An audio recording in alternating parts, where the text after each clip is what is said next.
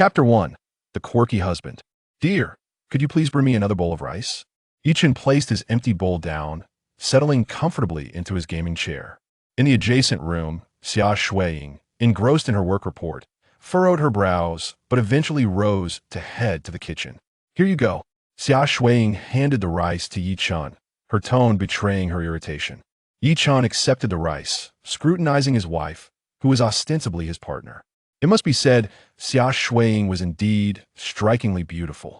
Her cascading black hair fell gracefully over her shoulders, and her delicate features could easily win the affection of any admirer. Her porcelain skin invited the desire for a tender kiss, and her shapely calves were both rounded and exquisite, exuding a refreshing and natural allure that was simply irresistible. Especially at this moment, adorned in a crisp white uniform and sporting a pair of glasses, she embodied the quintessential office lady. Chen found himself slightly parched just gazing at her. However, after 2 years of marriage, he had remained detached and indifferent, living separately and devoid of any marital intimacy. What are you staring at? Xia Shuiying retorted, exasperated. What? Is it a crime to admire my own wife? Chen, could you possibly find a job? It's been 2 years, and all you do is play that game. Caton, what else are you even capable of? Caton was a game akin to Monopoly. All right, go back to your work. Chen replied, picking up a piece of stir-fried meat to savor with his rice. Xia Shuiying nearly exploded with frustration as she glanced at Chen's computer screen. Ah, another 5 billion, I see. Chen smiled nonchalantly. Just a trivial matter. Chen, do you not realize I am mocking you? 5 billion. If it were 5 billion in real money, I might understand your pride, but what can 5 billion in game currency do? Can it buy a green onion or a steam bun? Chen, I beg you, please find a job. Xia Shuiying pleaded earnestly. Yet, Chen remained unfazed, his right hand clicking the mouse. Congratulations, you have successfully acquired Minxing Technology Group. Appeared on the screen. Chen clicked confirm with an air of indifference. Xia Shuiying could only manage a wry smile, having grown accustomed to such scenes. Whenever friends or female acquaintances inquired about her choice to marry such an eccentric husband, she could only fabricate various excuses to evade the question. Reflecting on her marriage to Chen, she felt a tinge of helplessness. Having just graduated from university, everything in society felt novel and exciting. One day, after a night of revelry at a high-end banquet with friends, she drunkenly proclaimed her desire to marry a handsome man. And before she knew it, she had brought Chen home and taken her household registration book directly to the Civil Affairs Bureau. By the time she sobered up, it was too late to turn back. Just then, the sound of the door opening announced the return of her father, Xiao Weiman. Xia Shuiying hurried out. Dad, dinner is ready. Please eat. How can I have an appetite? Xia Shuiying frowned. What's wrong? Tomorrow evening, the East China Chamber of Commerce is holding an auction on the lake, and your grandfather insists I obtain a ticket. Given my status, where am I supposed to get one? Xiao Weiman's expression was one of despair. The Xiao family was merely a small clan in Liangzhou, and Xiao Weiman held the lowest position within the family hierarchy. Then just tell grandfather you can't go, Xia Shuiying suggested. Xiao Weiman shook his head. Your uncle and third uncle both secured tickets. If I fail to do so, I will lose face in front of them. How did they manage to get tickets? Well, they have good sons-in-law. At this point, Xiao Weiman grew even more frustrated. Had I known, I would have never let you take the household registration book. Why did you marry such a useless man? Xia Shuiying forced a bitter smile. Dad, let me find a way to handle the ticket issue. Just then, her phone rang, and upon seeing the caller ID, her excitement surged. Hello, Grandpa. Shuiying, if you have time, please come to Qinghai Garden. I need to discuss something with you. With that, he hung up. Since Grandpa is calling me, there must be some hope. Xia Shuiying thought eagerly. Xiao Weiman's voice was laced with concern. Shuiying, I know your grandfather well. I fear that him summoning you may not bode well. Don't worry, I will do my utmost to gain his approval. With that, Xia Shuiying tidied herself up and stepped out. After finishing a bowl of rice, Xiao Weiman also left, presumably to procure a ticket for the auction. As the sound of the door closing echoed in the room, Chen's smile immediately vanished. He minimized the Caton game and opened several WeChat chat groups. In the God of Wealth group, the head of the Four Seasons Consortium, wrote, Boss, you finally logged on. Chun, the CEO of Blue Sky Group, added, Brother, you finally returned. The company's revenue quintupled last quarter. Zheng, the president of the East China Chamber of Commerce, noted, "Sir, I have identified several companies, and the qualifications have been sent to your email for your review." Qin, the general manager of Minxing Technology Group, chimed in, "Boss, I am Qin Jinhua, the general manager of the Minxing Technology Group you just acquired. Do you have any instructions?" Additionally, various companies, including those in pharmaceuticals, media, and jade, were represented in the group. There were over 100 members. Yi Chun chuckled softly, then typed, "You all may proceed as you see fit." He then opened a chat group titled, "Eye of the Heavenly Emperor." Yi Chun gently tapped the keyboard. "How are the investigations I assigned progressing?"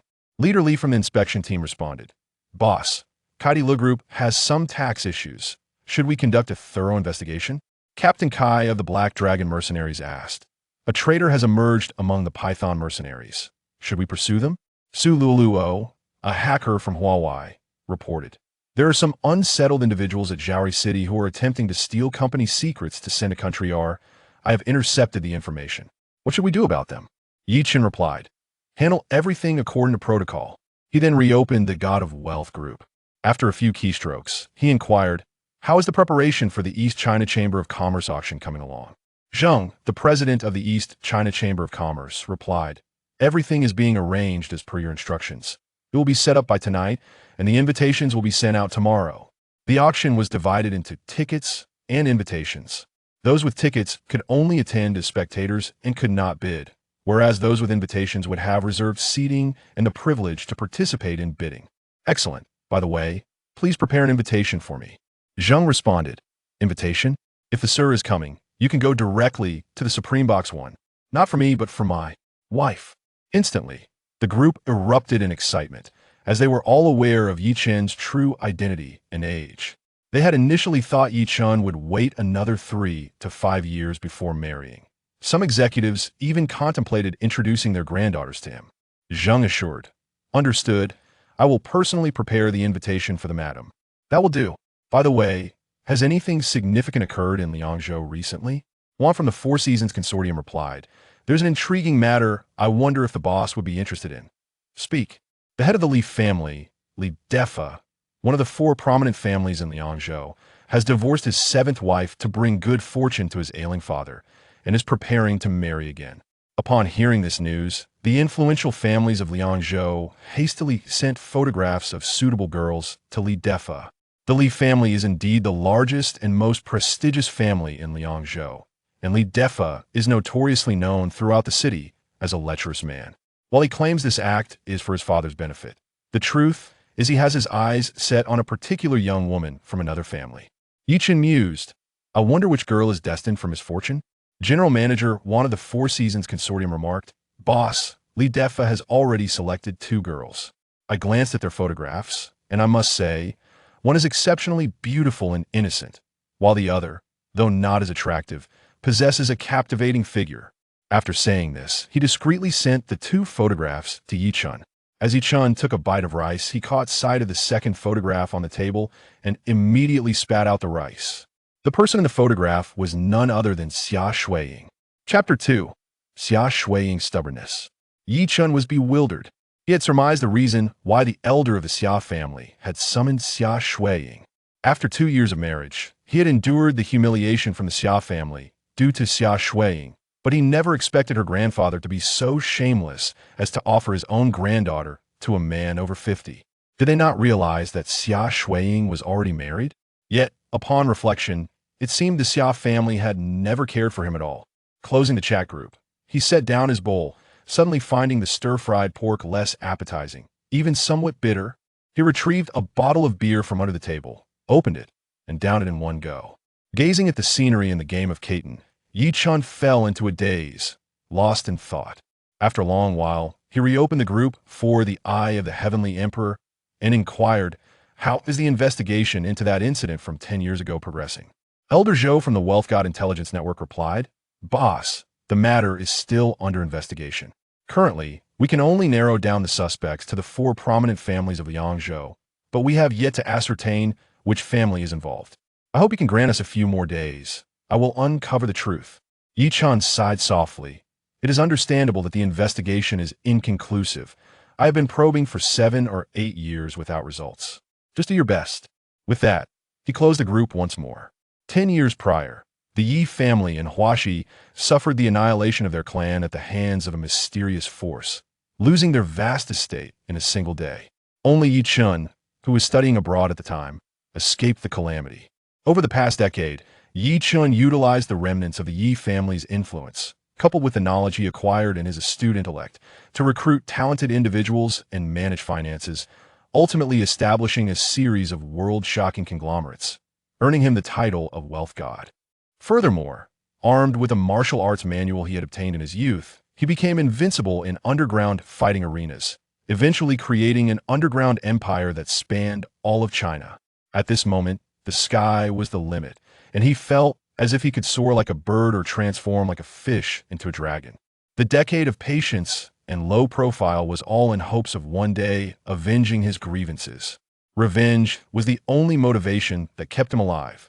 It was only 2 years ago that he managed to narrow down his enemies to Liangzhou. On his first day in the city, he was ambushed by mysterious individuals and nearly lost his life, ending up unconscious by the roadside. By chance, he encountered a drunken Xia Shuiying, who, for reasons unknown to him, dragged his unconscious form home to retrieve her household registration book and took him to the Civil Affairs Bureau. On the way there, Yi Chen regained consciousness. Upon arriving at the bureau, he hesitated for a moment, but ultimately decided to enter with Xia Shuiying. He needed an identity to conceal his true purpose while investigating the incident from 10 years ago. Throughout these 2 years, although Xia Shuiying had always looked down upon him, she treated him fairly well, and gradually, he began to consider this place as his home.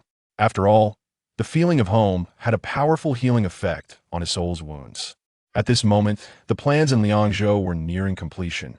Yet unexpectedly, this new predicament emerged. Yi Chen realized he had developed feelings for Xia Shuiying, and upon hearing that her grandfather intended to marry her off to Li Defa, his heart was a tumult of emotions. Meanwhile, Xia Shuiying had arrived at the Qinghai Garden. In the living room of the Xia family's villa, Xia Shuiying sat across from her grandfather. "Shuiying, do you know why I summoned you?" Xia Shuiying felt a bit uneasy. This was her first time having such a close conversation with her grandfather. "Grandfather, is there something you need me to do?" "Haha, you have always been clever." The elder's praise was lukewarm. Then he continued, "Indeed, there is something you must do. You know Li Defa from the Li family, right?" Xia Shuiying nodded. "Yes, he is the head of the Li family, one of the 4 prominent families in Liangzhou." "Correct. But the reason I called you here is not to ask if you know him.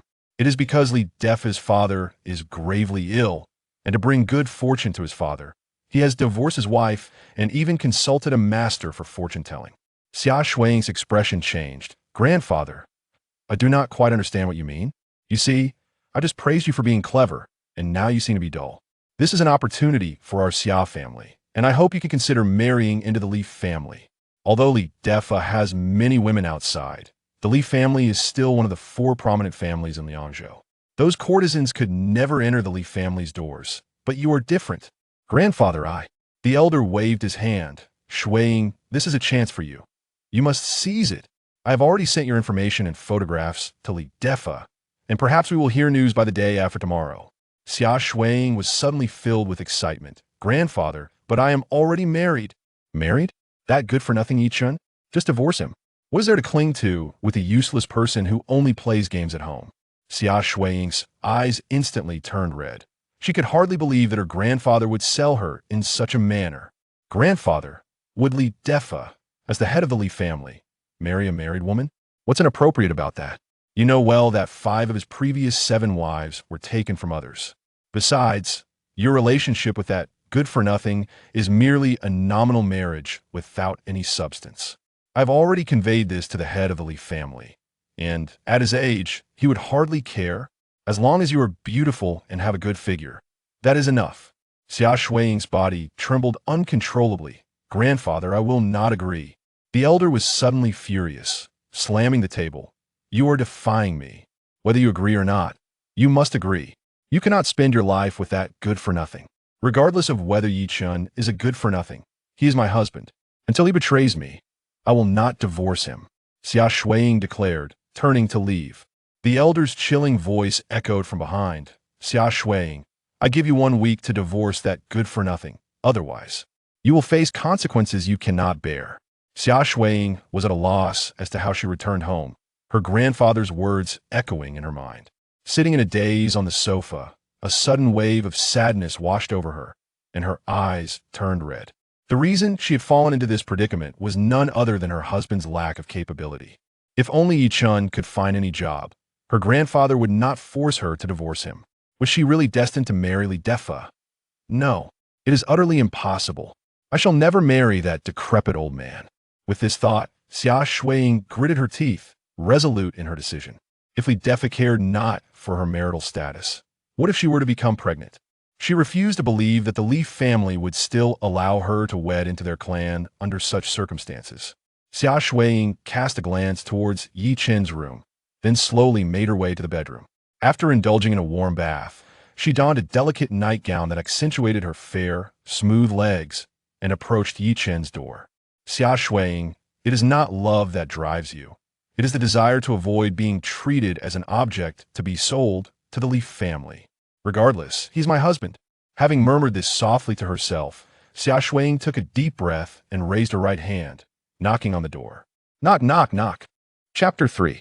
Temptation. Upon hearing a knock at the door, Yi Chun hastily closed the WeChat group and discarded the empty bottle into the trash bin, softly uttering, "Come in."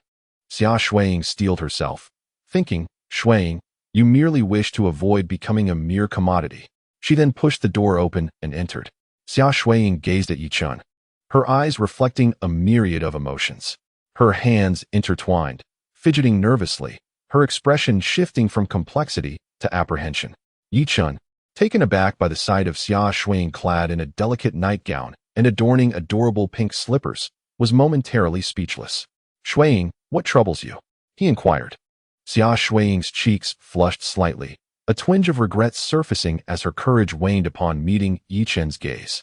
Observing her demeanor, Yi Chen rose, asking, "Are you unwell?" He reached out to touch her forehead. Xia Shuiying stepped back, her delicate nose crinkled. "Have you been drinking again?" Yi Chen chuckled awkwardly. "I merely finished dinner and felt a bit parched. Besides, we're not kissing, so it shouldn't affect you. Drink less, it's detrimental to your health." Xia Shuiying gently admonished. After a brief pause, she added, "And smoke less too." Yi Chen was taken aback. This was perhaps the first time she had shown such concern for him. Subsequently, Xia Shuiying glanced at Yi Chen's desk before perching herself on the computer table, her fair legs swaying enticingly before him. Yi Chen could not suppress a gulp, feeling a sudden dryness in his throat. After 2 years of cohabitation, it was the first time he beheld Xia Shuiying in such a manner. "My birthday is approaching." Yi Chen nodded. "I am aware. Your birthday gift is already prepared." At his words, Xia Shuiying sighed inwardly. Though Yi Chen spent his days gaming at home without ever asking her for a penny, he consistently surprised her with thoughtful gifts on special occasions. In addition to roses, plush bears, and inexpensive bags, he would present her with a purple gold bank card, albeit one for an online game. Each card contained millions, yet they were mere game currencies, unusable in the real world. He could not possibly rely on gaming as a lifelong means of sustenance. However, as a husband, he was quite commendable, remembering every anniversary without fail. Yet, his lack of a stable income rendered it impossible for him to elevate their living conditions. Contemplating the prospect of being wed off to Li Defa by her grandfather, Xia Shuiying felt a lump form in her throat, on the verge of tears. To mask her emotions, she descended from the table and approached the door, then turned. Casting a sultry glance at Yi Chun, "Stop playing games and come to my bedroom." With that, she bit her lip, exuding an irresistible allure. Before retreating to her own room, Yi Chun felt a tremor in his heart at her bold insinuation. What on earth was happening to her? How could her temperament have changed so abruptly? What could have provoked such a transformation? Yi Chun closed the game and approached the door of Xia Shuiying's bedroom, hesitating before knocking. He held deep affection for Xia Shuiying, yet over the past 2 years, her feelings for him had remained confined to friendship. At most, he had gifted her a bouquet on her first birthday, which elicited a fleeting smile from her. Could it be that his consistent gifts on significant dates had moved her? That seemed implausible. Xia Shuiying was a rational person, unlikely to open her heart without reason.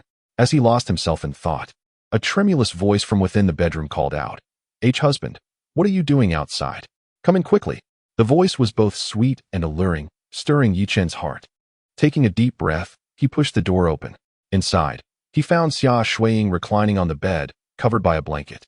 Her sleepwear carelessly tossed to the foot of the bed. Upon seeing Yi Chen enter, her cheeks flushed with increasing shyness. A recently opened bottle of red wine sat on the nightstand, suggesting she had taken a few sips. The lighting was a warm, soft red, creating an intoxicating atmosphere that quickened Yi Chen's breath. He approached the bed slowly and sat down. Xia Shuiying closed her eyes, her body tense, her breathing nearly halting. As shameful images flooded her mind, Yi Chen's voice suddenly broke the silence. "Is the old man calling you for dinner? Does he have something to discuss?" Xia Shuiying's eyelids fluttered as she opened her eyes to meet Yi Chen's gaze, yet she remained silent. Even if she spoke, what could Yi Chen do to intervene? He was merely a useless son-in-law, while the old man was the patriarch of the Xia family, whose word was law. Recalling her earlier resolve, she bit her lip and abruptly threw off the blanket, leaving only her intimate attire. With a flushed face, she urged, "Enough of this, hurry up." It must be said, in this moment, Xia Shuiying was truly captivating. Coupled with the intimate ambience, any man would find it difficult to remain unaffected. Observing her, Yi Chen sighed inwardly and leaned closer, gazing down at Xia Shuiying. She hurriedly shut her eyes, a rosy hue spreading across her face. Seeing this, Yi Chen couldn't help but smile, playfully brushing his fingers against her delicate nose. She jolted in surprise, revealing her underlying nervousness. Ah, this foolish girl. Her tension completely undermined the romantic atmosphere. Surely, her demeanor was influenced by the old man's conversation with her. If he were to take advantage of her vulnerability, it would undoubtedly break her heart. Xia Shuiying waited in anticipation, yet Yi Chen remained still. Just as she was about to open her eyes, his voice resonated softly beside her. "My foolish wife, please refrain from such behavior in the future. If there is anything on your mind, simply share it with me. I shall undoubtedly assist you, for you are my beloved spouse. Now, do take a restful slumber." With that, Yi Chen gently tousled Xia Shuiying's hair before departing her bedroom, closing the door softly behind him. Xia Shuiying's eyelids fluttered slightly before she opened her eyes, acutely aware of her embarrassment. Hastily, she donned her pajamas and covered her flushed face with her hands. "Xia Shuiying, what are you doing?" However, once she regained her composure, she cast a fierce glare towards Yi Chen's room. Despite her overt advances, he had left without hesitation. Did she possess no allure for him at all? Yet, recalling Yi Chen's words before he left, her heart swelled with gratitude. Although he might not be financially prosperous, he treated her with great kindness. Nevertheless, with the patriarch's decision already made, how could a mere son-in-law assist her? Suddenly, a notification pinged, and Xia Shuiying quickly opened the family chat group. To her dismay, she saw her aunt-in-law, who had always belittled her family, boasting about her son-in-law's prowess, claiming he had even secured tickets to the auction. "Oh, how could I have forgotten about the tickets?" Xia Shuiying hurriedly rose, tidying her clothes as she prepared to head to the Huadong Chamber of Commerce, hoping to devise a plan to acquire a ticket. However, upon opening the door, she found Yi Chen standing before her. "Where are you off to? Allow me to accompany you." The memory of their earlier encounter made her cheeks flush anew. "No, I can manage on my own. I insist on accompanying you." Yi Chen's tone was akin to that of a sovereign issuing a decree, leaving no room for dissent. With that, he swiftly took her hand and led her out. Chapter 4. The Purple Gold Invitation. The two of them arrived at the Huadong Chamber of Commerce's branch, the Rich Sun Building, by taxi. Gazing at the towering edifice before her, Xia Shuiying inhaled deeply. This building had been purchased outright when the Huadong Chamber first established its presence in Liangzhou, a testament to their immense wealth. "You need not enter. It's of no concern to you." Xia Shuiying turned to Yi Chen. Yi Chen replied, "Are you worried I might lose you?" His tone was nonchalant, and with that, he turned to walk away. Xia Shuiying watched his retreating figure, biting her lip, yet ultimately shook her head. Yi Chen had always been this way. While he lacked the ability to earn, he excelled at vexing her. In truth, if he would simply pursue a steady job, it would bring her great joy. But 2 years had passed, and he showed not the slightest ambition. She glanced back at the hall within the Rich Sun Building and entered. Inside, a long queue had already formed. Although she did not recognize any of the individuals in line, their attire suggested they were either affluent or of noble standing. Their sole purpose for queuing was to obtain a ticket to the auction. Should they be fortunate enough to procure a ticket and subsequently gain the admiration of the East China Chamber of Commerce, they might just soar to great heights.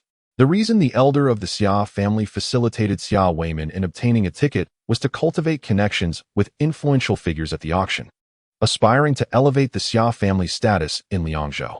At noon, when the sun blazed fiercely, Yi Chun observed Xia Shuiying, who was waiting in line, shook his head, and turned towards the other side of the building, where a private elevator awaited him.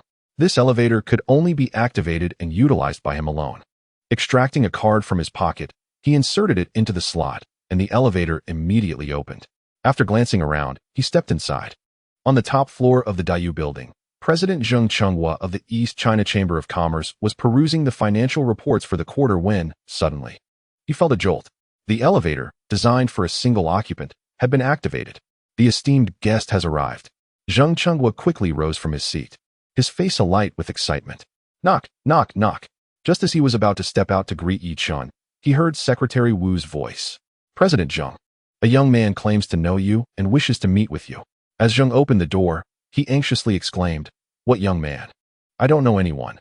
Hurry, and, upon seeing Yi Chun behind Secretary Wu, Zheng's body trembled violently. With a clatter, the glasses in his hand fell to the floor, and tears welled in his eyes. Sir, is it truly you? I have missed you dearly. As he spoke, his legs began to buckle, nearly bringing him to his knees. Yi Chun stepped forward to steady him, then glanced around, stating nonchalantly, Let us discuss this inside. Zheng, unable to contain his tears, nodded fervently. Secretary Wu, observing the visibly emotional President Zheng, felt perplexed. Who exactly was this young man that could stir such a reaction from him? In the office, Yi Chun sat in the chair while Zheng Chenghua stood at the desk, his head slightly bowed, his eyes still red from the recent bout of tears. Sir, why did you come so suddenly? You should have given me a heads up so that I could prepare a proper welcome for you. Yi Chun smiled calmly. There is no need for any grand reception. By the way, I glanced at this quarter's financial report, and it appears quite promising. Moving forward, we should focus on expanding southward. The East China Chamber of Commerce is currently the largest in the eastern region of China. To continue its growth, it must venture in new directions. Zheng nodded, eager to follow the directives of his esteemed guest. How is the auction preparation coming along? Sir, everything has been meticulously arranged. Zheng replied with a smile, pulling a purple invitation from his drawer and handing it to Yi Chun. Sir, this is the purple invitation for your wife. Do not give it to me. My identity must remain concealed. My wife is currently waiting in the lobby downstairs. Please invite her up and personally deliver it to her. Zheng Chenghua was aware that Yi Chun was investigating the tragic incident from a decade ago, and given the current critical juncture, it was indeed imperative that he concealed his identity. At that moment, Secretary Wu entered, carrying 2 cups of daunting Biluakun tea. Xiao Wu, please invite the lady up. Secretary Wu paused, puzzled. The lady? You mean the master's wife? The photograph has already been sent to your phone. After a quick glance at her phone and a nod, Secretary Wu exited the office. Casting a furtive glance at Yi Chun, her curiosity piqued regarding the identity of the young man. Once Secretary Wu had departed, Zheng Chenghua retrieved a long box from a drawer on the other side. Sir, this is a painting I acquired earlier. Titled Peony and Banana Stone. I know you have a fondness for collecting such pieces. Yi Chun raised an eyebrow. Su Wei's Peony and Banana Stone. As he spoke, he opened the box and unfurled the scroll, a wave of history enveloping him. Yi Chun nodded appreciatively. Indeed, you are quite thoughtful. Zheng Chenghua's delight was palpable, akin to a father reveling in the joy of a late-born child. Yi Chun carefully stored the painting and proceeded towards the exit. In the hall, Xia Shuiying, who was waiting in line, saw 3 individuals emerging from the elevator. Her expression soured immediately. It was her third aunt, Liang Chuier, along with her cousin Xia Xuehui and her cousin's husband, Fu Jun. Oh, isn't this Shuiying from the second brother's family? What brings you here in line? Oh, I forgot. The old man requested each family to secure a ticket, but it seems the tickets at the front desk are nearly exhausted. By the time it's your turn, they'll likely be gone, so you might as well head back. Liang Chuier remarked with a sharp and sardonic tone. Xia Shuiying, unwilling to engage further with Liang Chuier, forced a smile. Aunt, perhaps it will just be my lucky day. Huh, such wishful thinking. I just heard the front desk say there are only 21 tickets left for today, and there are still over 30 people ahead of you. Do you really think you stand a chance? Unlike Fu Jun, who was just recruited by the Huadong Chamber of Commerce and has already ascended to a mid-level management position. The company values him highly and has prepared an inner hall ticket specially for him. As she spoke, she produced a light gold ticket from her bag. The auction tickets were categorized into two types: outer hall tickets, which provided only a small stool, and inner hall tickets, which offered more luxurious seating. However, even outer hall tickets were a rare commodity in Liangzhou. Fu Jun, hearing Liang Chueyer's comments, feigned humility with a smile. "Mom, I merely received an inner hall ticket. There's nothing to boast about." Liang Chueyer, however, waved the ticket in the air. "Nothing to boast about? Fu Jun, you are far too modest. I hear there are only 200 individuals in Liangzhou who can obtain this inner hall ticket." Turning her gaze back to Xia Shuiying, she continued, "Shuiying, it's not that I mean to criticize you, but sometimes it is wise to keep your eyes open, especially when searching for a partner. Aim for someone decent, who can ensure your comfort. Otherwise, if you settle for less, you may find yourself enduring hardships daily." Aunt San, in truth, Yi Chun is quite remarkable. However, remarkable? Shuiying.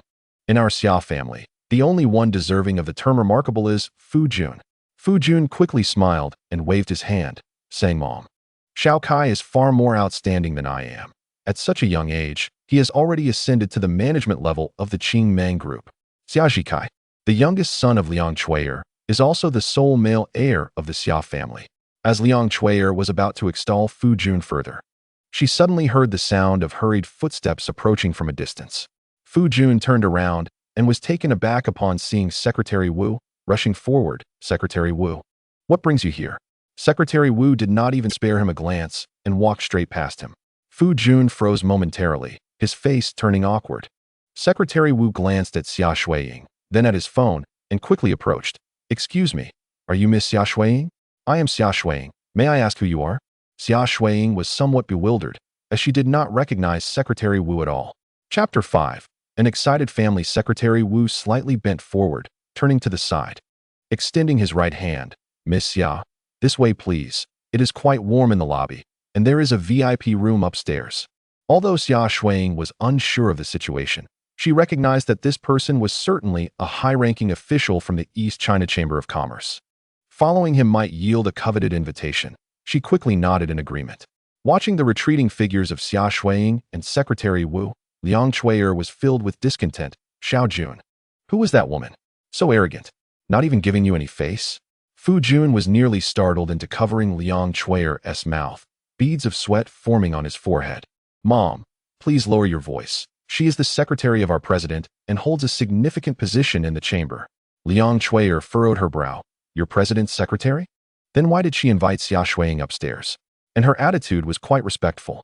"I am not certain. Perhaps it was a case of mistaken identity. Let's head home. The old man is still waiting for us." Meanwhile, Xia Shuiying was led to the VIP room by Secretary Wu, feeling somewhat restless as she glanced around. The atmosphere here made her a bit uncomfortable. It was too silent, uncomfortably so. Just then, the door of the VIP room creaked open, and a middle-aged man with an imposing demeanor entered, followed closely by Secretary Wu. Secretary Wu stepped forward to introduce, "Miss Xia. This is President Zheng of our East China Chamber of Commerce." Xia Shuiying was taken aback, quickly rising. "President Zheng." Zheng Chenghua promptly replied, "No need for such formalities. Just call me Zheng Chenghua." Xia Shuiying was puzzled. Why was President Zheng being so courteous to her? "Can I call you Uncle Zheng?" she inquired tentatively. Zheng Chenghua hastily waved his hand. "Please, do not refer to me as Uncle Zheng. I cannot bear such a title. Just call me President Zheng. If Yi Chen were to find out that you called me uncle, I would surely be in trouble." Observing the unusual demeanor of Zheng Chenghua, Xia Shuiying felt a surge of confusion within her. However, this presented a splendid opportunity. After all, she had encountered President Zheng of the East China Chamber of Commerce. Would it be too audacious to request an admission ticket? Just as she was about to speak, Zheng Chenghua produced a beautifully crafted envelope.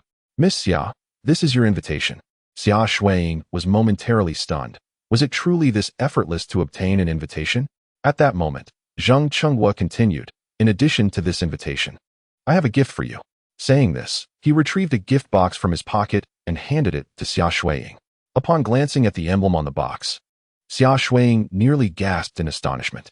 "Harry Winston, the epitome of the world's finest jewelry. Do open it," Zheng Chenghua urged with a smile. Xia Shuiying's hands trembled as she opened the box. With a soft click, she revealed a necklace nestled within.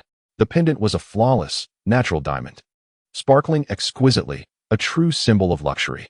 Most notably, the diamond was impressively large, boasting several carats, and was of impeccable quality.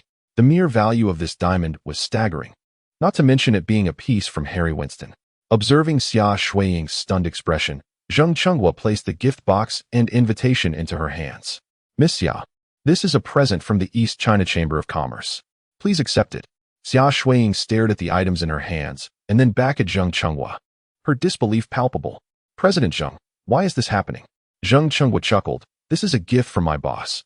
Your boss? Indeed. Without my boss, it is unlikely I would hold the position of president here at the East China Chamber of Commerce. Xia Shuiying was taken aback. She had assumed Zheng Chenghua was the head of the organization, only to discover he was under the influence of a more powerful figure. May I be so bold as to inquire why your boss has chosen to bestow these gifts upon me? Zheng Chenghua shook his head with a smile. Miss Xia, I cannot divulge the details, but rest assured, my boss harbors no ill intentions towards you. Xia Shuiying's mind raced with uncertainty. A powerful individual she had never met not only provided her with an invitation to the auction, but also gifted her a Harry Winston necklace, which left her in a whirlwind of speculation. After a moment's hesitation, she resolved, President Zheng, I can accept the invitation, but this necklace is far too extravagant. I cannot accept it. To her surprise, Zheng Chenghua waved his hand dismissively. Miss Xia, the gift has been presented. To refuse it would be to slap my face. A tremor of apprehension coursed through Xia Shuiying. Should she offend Zheng Chenghua, the Xia family might face dire consequences. With no other option, she reluctantly took the invitation and necklace, her heart heavy as she stepped out of the building. At that moment, Yi Chen awaited her by the roadside. Noticing Xia Shuiying's expression, he felt a chuckle rise within him but managed to suppress it. What is the matter? Yi Chen feigned curiosity as he inquired. Xia Shuiying was startled by Yi Chen's sudden voice, her body shuddering before she recounted the earlier incident. Upon hearing her narrative, Yi Chen's expression remained unchanged. Xia Shuiying furrowed her brow, asking, Aren't you angry? Yi Chen was taken aback. Why should I be angry? Someone gifted your wife a necklace. And you are still not upset? Xia Shuiying retorted before huffily stepping into a taxi. Yi Chen stroked his chin, pondering whether Xia Shuiying was inciting her own ire. With a chuckle, he shook his head and took a seat in the passenger side. Half an hour later, the pair returned to their apartment building. Xia Shuiying needed to charge her electric bike, so she urged Yi Chen to go upstairs first. As he opened the door, he was met with the sight of his father-in-law, Xia Weiman, and mother-in-law, Tang Huilan, seated on the sofa. Upon noticing Yi Chen's arrival, Tang Huilan's expression darkened instantly. You still know how to come back? Yi Chen, can't you find a job? The neighbors are constantly gossiping. Can't you at least save some face for me? Yi Chen smiled and replied, Mom, I can actually earn money at home. Earn money? You really know how to talk, Tang Huilan scoffed. Then noticing the gift box in Yi Chen's hand, she scolded again. All you know is to waste money on these worthless trinkets. Mom, this is not worthless. This painting is quite valuable, he asserted, changing into his slippers and taking the gift box into the room, shutting the door behind him. Tang Huilan's face turned ominously dark. Earning money at home? Is it from those games you're playing for virtual coins? What can those coins do? After 2 years, you haven't even saved enough for a car. Beside them, Xiao Weiman shook his head. It's been 2 years, and you still don't know him? He is a hopeless case. What good is there to say about him? Tang Huilan's eyes reddened. Isn't it just frustrating? Our Shuiying has such good prospects, yet she ended up with a useless husband. Xiao Weiman sighed, regretting daily why he hadn't intervened to prevent Xia Shuiying from marrying him. At that moment, the door opened again, and Xia Shuiying entered, her face alight with excitement as she waved a purple gold invitation. Dad, Mom, look what I have. Xiao Weiman and Tang Huilan quickly took the invitation, exchanging glances of exhilaration. Is this an invitation to the auction?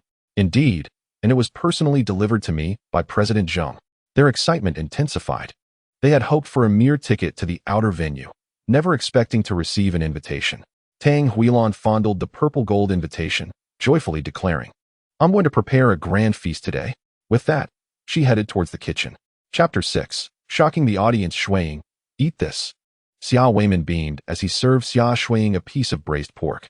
He was genuinely thrilled. With this purple gold invitation, The old man would surely regard him with newfound respect, perhaps even allowing him a position within the management of the family business. Xia Shuiying was also brimming with excitement. With this invitation in hand, perhaps her grandfather would reconsider marrying her off to that Li Defa. Today's family banquet would allow them to hold their heads high for once, as Tang Huilan remarked with a smile. Xia Weiman nodded, inquiring, by the way, "Have you purchased the gift I asked you to prepare?" Tang Huilan nodded, though her expression was somewhat grim, as their family was not particularly affluent, and they had only managed to buy a set of health supplements for the old man. Tonight marked the Xia family's semi-annual banquet, yet this occasion was particularly special, celebrating the 10th anniversary of their company's establishment. Each family was expected to present a tribute to the venerable founder of the Xia company. In the past, the Xia Weiman family had often been the subject of ridicule at these gatherings, enduring taunts from others without a strong son-in-law to support them. Reflecting on Yi Chen, Xia Weiman and Tang Huilan exchanged glances, shaking their heads, their eyes filled with disappointment and anger. Truly a useless person. Alas, Shuiying marrying him felt akin to a flower blooming amidst dung. Xia Shuiying managed a wry smile as she filled a bowl with rice, adding a few pieces of braised pork and a bowl of braised ribs, and entered Yi Chen's room. "Eat something and tidy up a bit. We must leave soon for the family banquet. This time, we certainly won't be ridiculed." The purple invitation filled her with confidence. Yi Chen smiled lightly. He had no desire to attend these family banquets, finding it utterly tedious to listen to young people, fresh out of their adolescence, boast about their trivial achievements. Yet, he felt obligated to go. Otherwise, he would be unaware if Xia Shuiying were bullied. Gazing at the bowl of braised ribs, warmth spread through his heart. After finishing their meal, Xia Weiman drove the family to the grand villa of the Xia family. Others had already arrived, merrily chatting in the hall, the atmosphere lively and joyous. At the head of the table sat the venerable old man of the Xia family, who would soon celebrate his 65th birthday in 3 months. To his left and right were Fu Jun and Xia Xuehui. Previously, these positions had belonged to Xia Shuiying's cousin and her husband, but fortune had favored Fu Jun, who had secured an inner ticket, leaving the uncle's family to gaze at the pair with envy. Upon the arrival of Xia Weiman's family, the smile on the old man's face instantly vanished. He cast a cold glance at Yi Chen. For today's gathering was not only a family banquet, but also an internal company event, and outsiders had no right to enter. Xia Shuiying stiffened. Aside from Yi Chen, everyone else was employed by the family company. Turning back to glance at Yi Chen, she feared he might cause a scene. After all, during the last banquet, he had retaliated against someone who insulted him, sending them to the hospital. Noticing Xia Shuiying's worried gaze, Yi Chen smiled indifferently and stepped outside. Seeing the troublesome individual depart, the old man's expression softened as he turned to Xia Shuiying. "Shuiying, have you thought about that matter?" Xia Shuiying clenched her teeth, resolutely declaring, "I cannot agree, Grandpa." The elder Xia was instantly filled with fury. With a resounding bang, he slammed his palm on the table, startling everyone into a shudder. The elder Xia gazed at Xia Shuiying, enunciating each word with disappointment. "You have greatly disappointed me." Xia Shuiying defiantly met his gaze. Xia Weiman sensed the tension in the air and was about to interject when he noticed the elder Xia's expression turn cold. "When the Huadong Chamber of Commerce officially established itself in Liangzhou, we failed to seize the opportunity, causing the Xia family to lag significantly. We cannot afford to miss this auction. If we can establish connections with those influential figures, our Xia family will flourish rapidly." After speaking, he surveyed the room, feeling a sense of satisfaction with the Xia family's current standing under his leadership. However, as a businessman, he was not content with their present status. Meanwhile, Liang Chuier, who had been preparing her remarks, quickly stood up, saying, "Dad, rest assured, Xiao Jun has secured an inner hall ticket this time. Though it's merely in the 7th row, it is adjacent to the heads of the second-tier families in Liangzhou. We can leave this matter to Xiao Jun. I guarantee he will accomplish the task." An inner hall ticket in the 7th row was enough to make Fu Jun the brightest star at today's family banquet. Fu Jun, hearing Liang Chuier's praise, humbly waved his hand. "Mom, you flatter me too much. There are only 2 types of tokens for the Huadong Chamber of Commerce auction: tickets and invitations. The tickets are divided into outer and inner hall tickets, and I merely obtained an inner hall ticket." The others continued to extol his humility. "Xiao Jun is truly modest. I heard there are only 200 inner hall tickets in total." Indeed. Moreover, I've heard there are only 20 invitations. The elder Xia looked at Fu Jun with appreciation. We are in the 7th row. We must seize the opportunity to connect with those in the first 5 rows of the inner hall. As for the invitation holders, we can only rely on fate. If we can befriend even one, our Xia family will soar to new heights. Meanwhile, Xia Weiman's family was pushed to the outer edges. Upon hearing the elder Xia's words, Xia Shuiying quickly raised the envelope in her hand. Grandpa, I also have an invitation. Everyone turned to look at her in disbelief.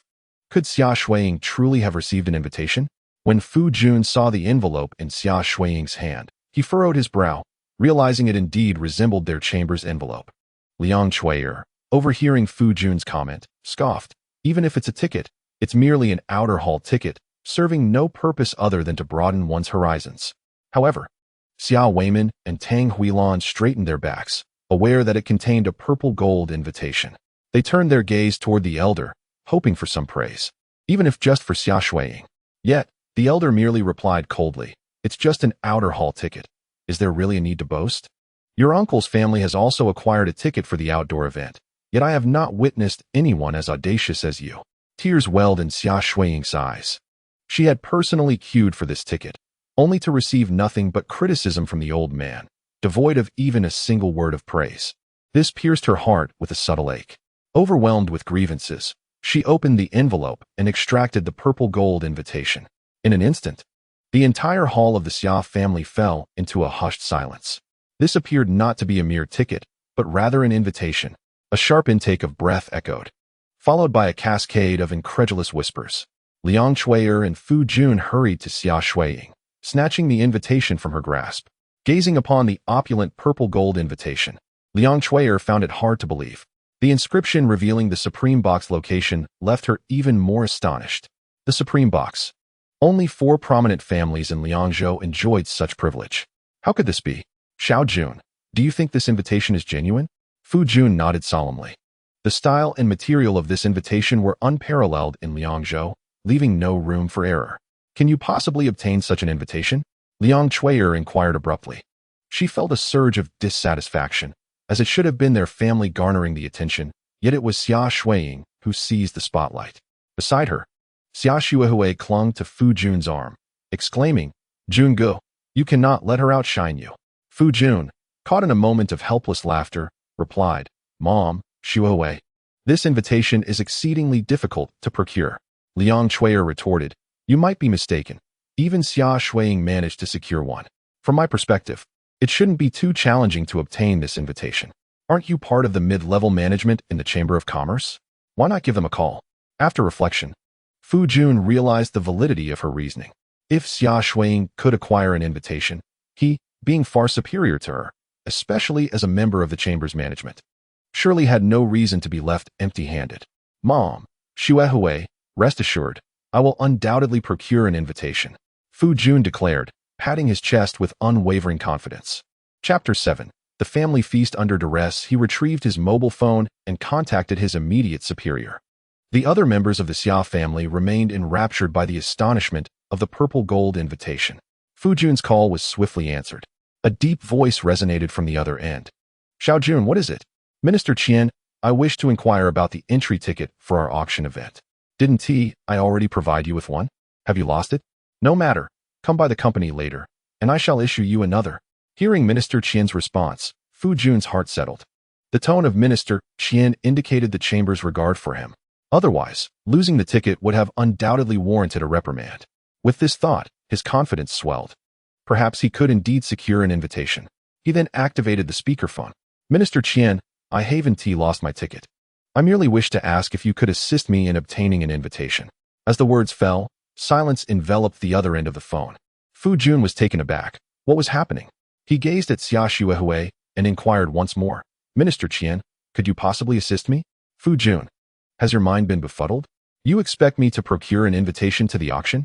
I myself could only secure a ticket for the 2nd row of the inner venue. How naive can you be to think I could obtain a ticket for you? Let us not forget, you and I are merely employees of the Chamber of Commerce. Insignificant in the eyes of President Zheng. If you desire an invitation, you must be a leader among the 4 great families or the 8 major groups. But do you hold such a status? To put it bluntly, do you possess the qualifications to receive an invitation?" With that, Minister Qian ended the call.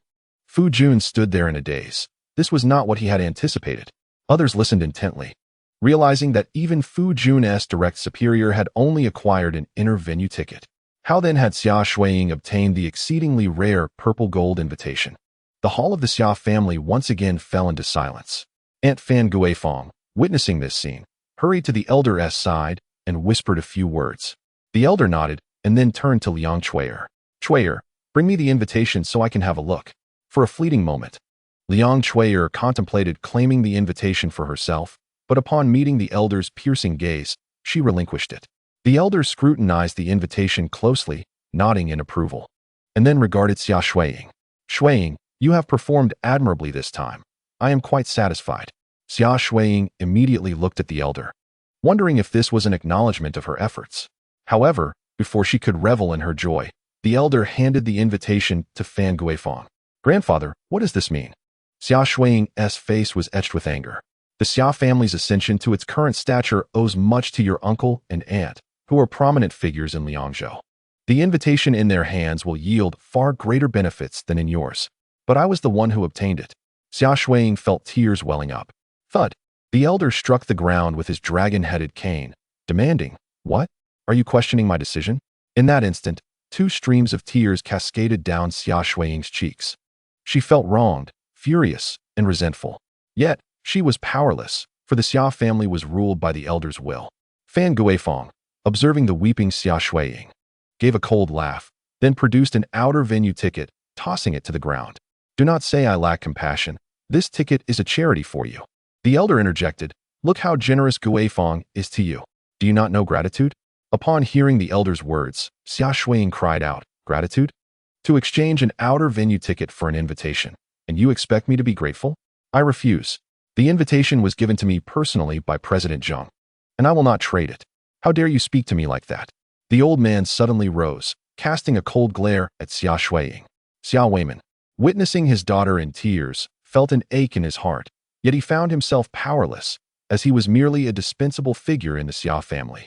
Meanwhile, Tang Huilan, whose health had been compromised during her pregnancy with Xia Shuiying, nearly fainted at the sight of so many people bullying her daughter. Grandfather, I did not intend to provoke you, but I will not exchange this invitation. Xia Shuiying defiantly met the old man's gaze. The old man raised his right hand, his dragon-headed cane pointing at Xia Shuiying. Listen well, you must exchange this invitation. There is no room for negotiation. Weiman, what do you say? Xia Weiman trembled at the old man's piercing look and instinctively stepped in front of Xia Shuiying. Fists clenched, his voice choked with emotion. Shuiying, please just agree. After uttering those words, tears welled up in his eyes. He felt suffocated but could not express his frustration. Xia Shuiying gazed at her father, closed her eyes, and let her tears flow freely. After a moment, she opened her eyes and offered him a bittersweet smile. Dad, I will listen to you. With that, she picked up the ticket that lay on the ground.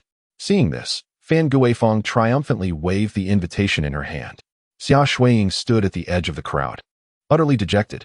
Now that the matter of the invitation had been settled, let us officially commence today's family banquet, the old man declared, as servants of the Xia family entered with various dishes, beginning to set the table. Fu Jun, observing this, picked up a nearby box, opened it, and revealed a vase. Grandfather, today marks the 10th anniversary of our family business. This is an antique I specifically asked a friend to procure for you. Please take a look. The old man hastily accepted it, examining the vase's mouth and the intricate patterns on its body, his face lighting up with delight. This appears to be from the Song dynasty, does it not? Fu Jun smiled and nodded. Indeed, grandfather, your discerning eye is commendable. This vase is from the Song dynasty. Although it did not originate from a renowned kiln, its patterns are certainly comparable to those of the 4 great official kilns. Excellent, excellent. I am quite fond of this gift. Fu Jun's heart soared with joy at his grandfather's approval. However, the old man handed the vase to the butler and turned to Fu Jun, inquiring, What is it? Fu Jun glanced at Liang Chuier, feeling somewhat hesitant to voice his thoughts. Noticing Fu Jun's gaze, Liang Chuier promptly approached the old man. Father, look at how capable Jun is. Having secured a position in the mid-level management of the East China Chamber of Commerce, yet he remains merely a team leader in our company. Isn't this somewhat inappropriate? The old man pondered for a moment and nodded in agreement. You are right. Let's do this. I recall that the position of Human Resources Director is still vacant. Let us appoint June to that role. Xia Shuiying's expression changed drastically. She had been working tirelessly, hoping to secure the position of Human Resources Director for herself. No, grandfather. That position, silence. The elder reprimanded sharply, then turned to Xiao Weiman, asking, "Is this the daughter you have raised? Am I not entitled to speak without her interjecting? Just like her mother, she has no manners." Xia Shuiying was immediately filled with indignation, raising her head to meet her grandfather's gaze. "Grandfather, you may criticize me, but you cannot speak ill of my mother." Xiao Weiman tugged at Xia Shuiying's sleeve, urging, "Shuiying, cease your words." Humph, not even knowing the company's 10th anniversary. Arriving empty-handed, what a shameful display. Liang Chui interjected sarcastically. After speaking, she provocatively glanced at her sister-in-law, Fan Guifeng, fully aware that she too had prepared a gift, albeit surely not as valuable as the vase purchased by Fu Jun. Liang Chui felt quite unsettled by the elder giving the invitation to her elder brother's family. But fortunately, Fu Jun had prepared the vase, seizing the position of Human Resources Director. Unexpectedly, Fan Guifeng merely smiled calmly and turned to her son-in-law. "Xiao Jiang, where's the gift you prepared?" The elder brother, Jiang Haoze, beamed as he stepped forward, holding a gift box and casting a disdainful glance at Fu Jun before opening it. Inside lay an exquisite teapot. "Grandfather, this is a 6-petal round pot by Master Gong Chen." Upon uttering these words, the elder was instantly filled with excitement. Gong Chen, the progenitor of purple clay teapots. Chapter 8. Who gave you the audacity? Anyone who has studied purple clay teapots would undoubtedly recognize the significance of Gong Chen. The elder, obsessed with making money, had a deep passion for collecting such trinkets, especially antiques. When Jiang Haoze revealed the 6-petal round pot, everyone was taken aback. Though the vase Fu Jun prepared was precious, it paled in comparison to the 6-petal round pot. "Xiao Jiang, quickly, let me see it." The elder beckoned excitedly to Jiang Haoze. Observing the elder's fervent expression, Jiang Haoze exchanged a knowing glance with his mother-in-law. Fan Guifeng immediately understood and addressed the elder. "Father, the company's success is not solely due to our family, but we have certainly contributed 70%. However, Xiao Jiang is still just a team leader. Could you consider?" As her words fell, Liang Chui and Fu Jun's faces darkened immediately. Fan Guifeng cast a disdainful look at Liang Chui, thinking, "Compete with me? You are still too inexperienced." The elder, hearing Jiang Haoze's suggestion, hesitated momentarily before looking at Fu Jun. "Xiao Jun, did I say anything to you earlier?" Fu Jun shuddered. "Grandfather, just now you mentioned the company's." The elder waved his hand, interrupting, "I was a bit muddled earlier and forgot what I said. How about this? I recall the position of sales manager is still vacant. Why don't you take that role?" Fu Jun's expression immediately changed. The disparity between the roles of Human Resources Director and Sales Manager was considerable. Moreover, the vase was procured at a considerable expense, and he cannot allow the position of Human Resources Director to be usurped. "Grandfather, do you not aspire to be the Sales Manager? Indeed, you are now part of the mid-level management of the East China Chamber of Commerce, and may find the company's position beneath you." As these words fell, Fu Jun's expression grew increasingly grim. Liang Chui tugged at Fu Jun's arm and whispered resignedly, "Being the sales manager is better than nothing, currently. Your uncle's family enjoys the most favor from the old master, and we must accept our fate." She too recognized that among the 3 brothers of the Xia family, it was the eldest who was treated like a favored son by the patriarch. Fu Jun clenched his fists, bowing his head in frustration and anger. Yet, he felt powerless, much like Xia Shuiying had moments ago. The old master was indifferent to Fu Jun's sentiments and beckoned Jiang Haoze once more. "Xiao Jiang, you have been with the company for 7 or 8 years. This position of Human Resources Director was originally reserved for you." A smile immediately spread across Jiang Haoze's face. "Thank you, grandfather." He then approached the old master, cradling a 6-petal round vase. Fan Guifeng, standing beside the old master, offered a slight nod to Jiang Haoze, who reciprocated in kind. As Jiang Haoze passed by the downcast Xia Shuiying, he purposefully twisted his right foot, making physical contact with her, causing his hands to tremble. With a resounding crash, the 6-petal round vase shattered. The old master jolted, quickly rising from his seat to reach the shards scattered on the ground. His face etched with sorrow as he picked them up. You, Shuiying, how could you do this?" Jiang Haoze accused, his face contorted with anger. Pointing at Xia Shuiying, she abruptly lifted her gaze. Brother-in-law, what do you mean by that? What do I mean? Surely, you are not oblivious. It must be because of the invitation issue that you harbor resentment, thus intentionally colliding with me as I approached. You may have bumped into me. But what of the broken vase? Xia Shuiying hastily shook her head. Brother-in-law, it was clearly you who bumped into me. How could it be the other way around?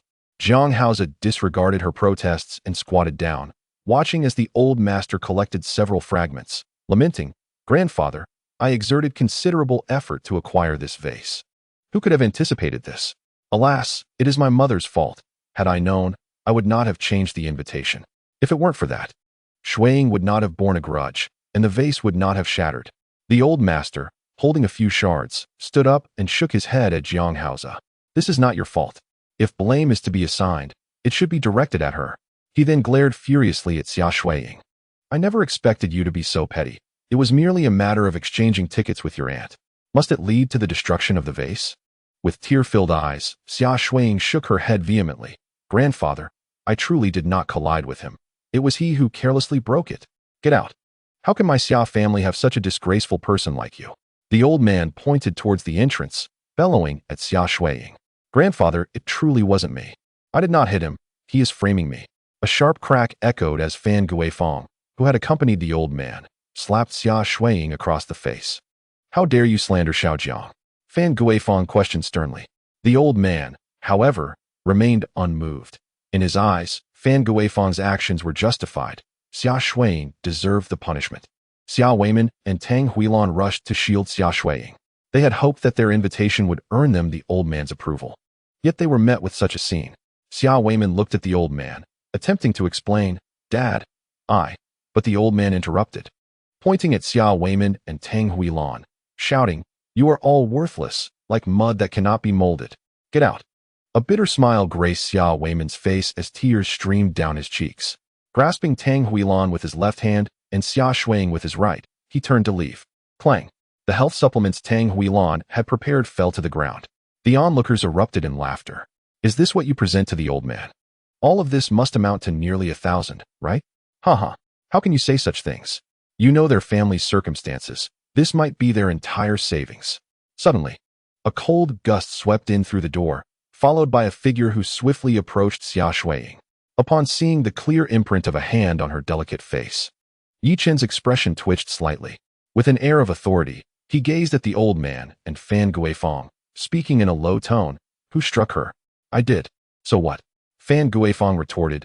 Xia Shuiying dared to slander Xiaojiang. She deserved to be punished. Not only her, but your whole family should be punished for breaking the 6-petal round jar prepared for the old man. Yi Chen cast a glance at the shards in the old man's hand. Clap. The sound of another slap rang out as Yi Chen's hand swiftly struck Fan Guifeng's face. You dare strike my wife over this counterfeit? Who do you think you are? Chapter 9. You are finished. Yi Chen showed no mercy, and Fan Guifeng's face immediately swelled. She screamed, Yi Chen, you worthless wretch, how dare you hit me? Do you believe? Without hesitation, Yi Chen retaliated with another slap, scoffing, Why shouldn't I hit you? The Xia family was left stunned by Yi Chen's fierce demeanor. Stepping forward, Yi Chen surveyed the surroundings with a piercing gaze, declaring, No matter who you are, if you dare to strike Shuiying, be prepared to face my wrath. Fan Guifeng, intimidated by Yi Chen's presence, hastily sought support from the old man. Old man, you must stand up for me. How can a junior dare to hit me? If he has no respect for his elders today, he will dare to strike you tomorrow. The old man was already in a fit of rage, and upon hearing Fan Guifeng's words, he slammed the dragon head down fiercely onto the ground. Xia Weiman, is this your esteemed son-in-law? How dare he strike Guifeng? Do you wish to drive me to my grave for the sake of inheritance? Do not forget, the reason you live in such comfort is due to the Xia family. And this is how you repay me? Beside him, Jiang Haoze chimed in, Grandfather, perhaps we should reclaim their house and cut off their salaries. Jiang Haoze's wife, the eldest granddaughter of the Xia family, Xia Xiyun, also stepped forward, angrily shouting at Xia Weiman's family, You are a disgrace to the Xia family. With just a word from grandfather, you will lose everything. Observing the dramatic performance of his aunt's family, Yi Chen shook his head with a smile. What are you laughing at? Do you believe I won't call the police to arrest you? Fan Guifeng retorted, hiding behind the old man. Call the police? Do you dare? Fraud is a serious crime. If you report it, your precious son-in-law will end up behind bars. Fan Guifeng and Jiang Haoze trembled, then shouted, "Who are you calling a fraud?" Master Gongshun was from the Ming dynasty. The term huaxia manufacturing could not possibly exist back then. You used a fake antique to secure the position of HR director in the company. What else could that be but fraud? Yi Chun replied with a smile, picking up a shard from the ground. This shard happened to be from the inner wall of a 6-petal round jar. It bore a small seal, upon which 4 characters were discernible: huaxia manufacturing. The expressions on Fan Guifeng and Jiang Haoze's faces shifted dramatically. They never anticipated such a thing would be found at the bottom. The old man's countenance darkened instantly as he looked at Jiang Haoze. "Jiang Haoze, can you explain this to me?" Jiang Haoze appeared flustered, his hands gesturing wildly. "Grandfather, you must believe me. When I purchased it, the seller assured me, if it's fake, I will compensate you tenfold." Yi Chun scoffed, "Huh? Tenfold compensation? Use your brain for once. There is only one 6-petal round jar. How could he offer you a tenfold replacement? You dare to buy something without comprehending the words? I believe you knew this 6-petal round jar was a counterfeit, which is why you deliberately collided with Shuiying to frame her, hoping to prevent grandfather from discovering this forgery." The old man trembled with rage upon hearing Yi Chen's words. "Jiang Haoze, you have disappointed me gravely. Do not even think about the position of HR director. The company will not entrust such an important role to someone who deceives me." After saying this, the old man forcefully threw the shard to the ground. Jiang Haoze's expression changed, and he glared resentfully at Yi Chun. Not only Jiang Haoze, but the entire family of the ant glared at Yi Chun in fury. Yi Chun met their gazes without a hint of fear.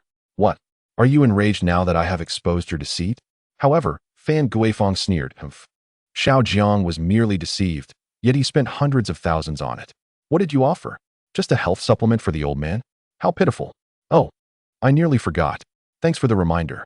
That health supplement was merely intended to bolster the old gentleman's health. The true gift lies here." As Yi Chun spoke, he produced a beautifully wrapped gift box from behind him and addressed the elder, saying, "Esteemed elder, this is Su Wei's peony and banana plant with rock painting. I know of your keen interest in antiques, and I came across this by chance. Seizing this opportunity, let it be a gift from our family to you. Su Wei's peony and banana plant with rock." The elder's eyes widened in astonishment. This is a masterpiece from ancient times. The elder hurriedly accepted the long box and unfurled the scroll.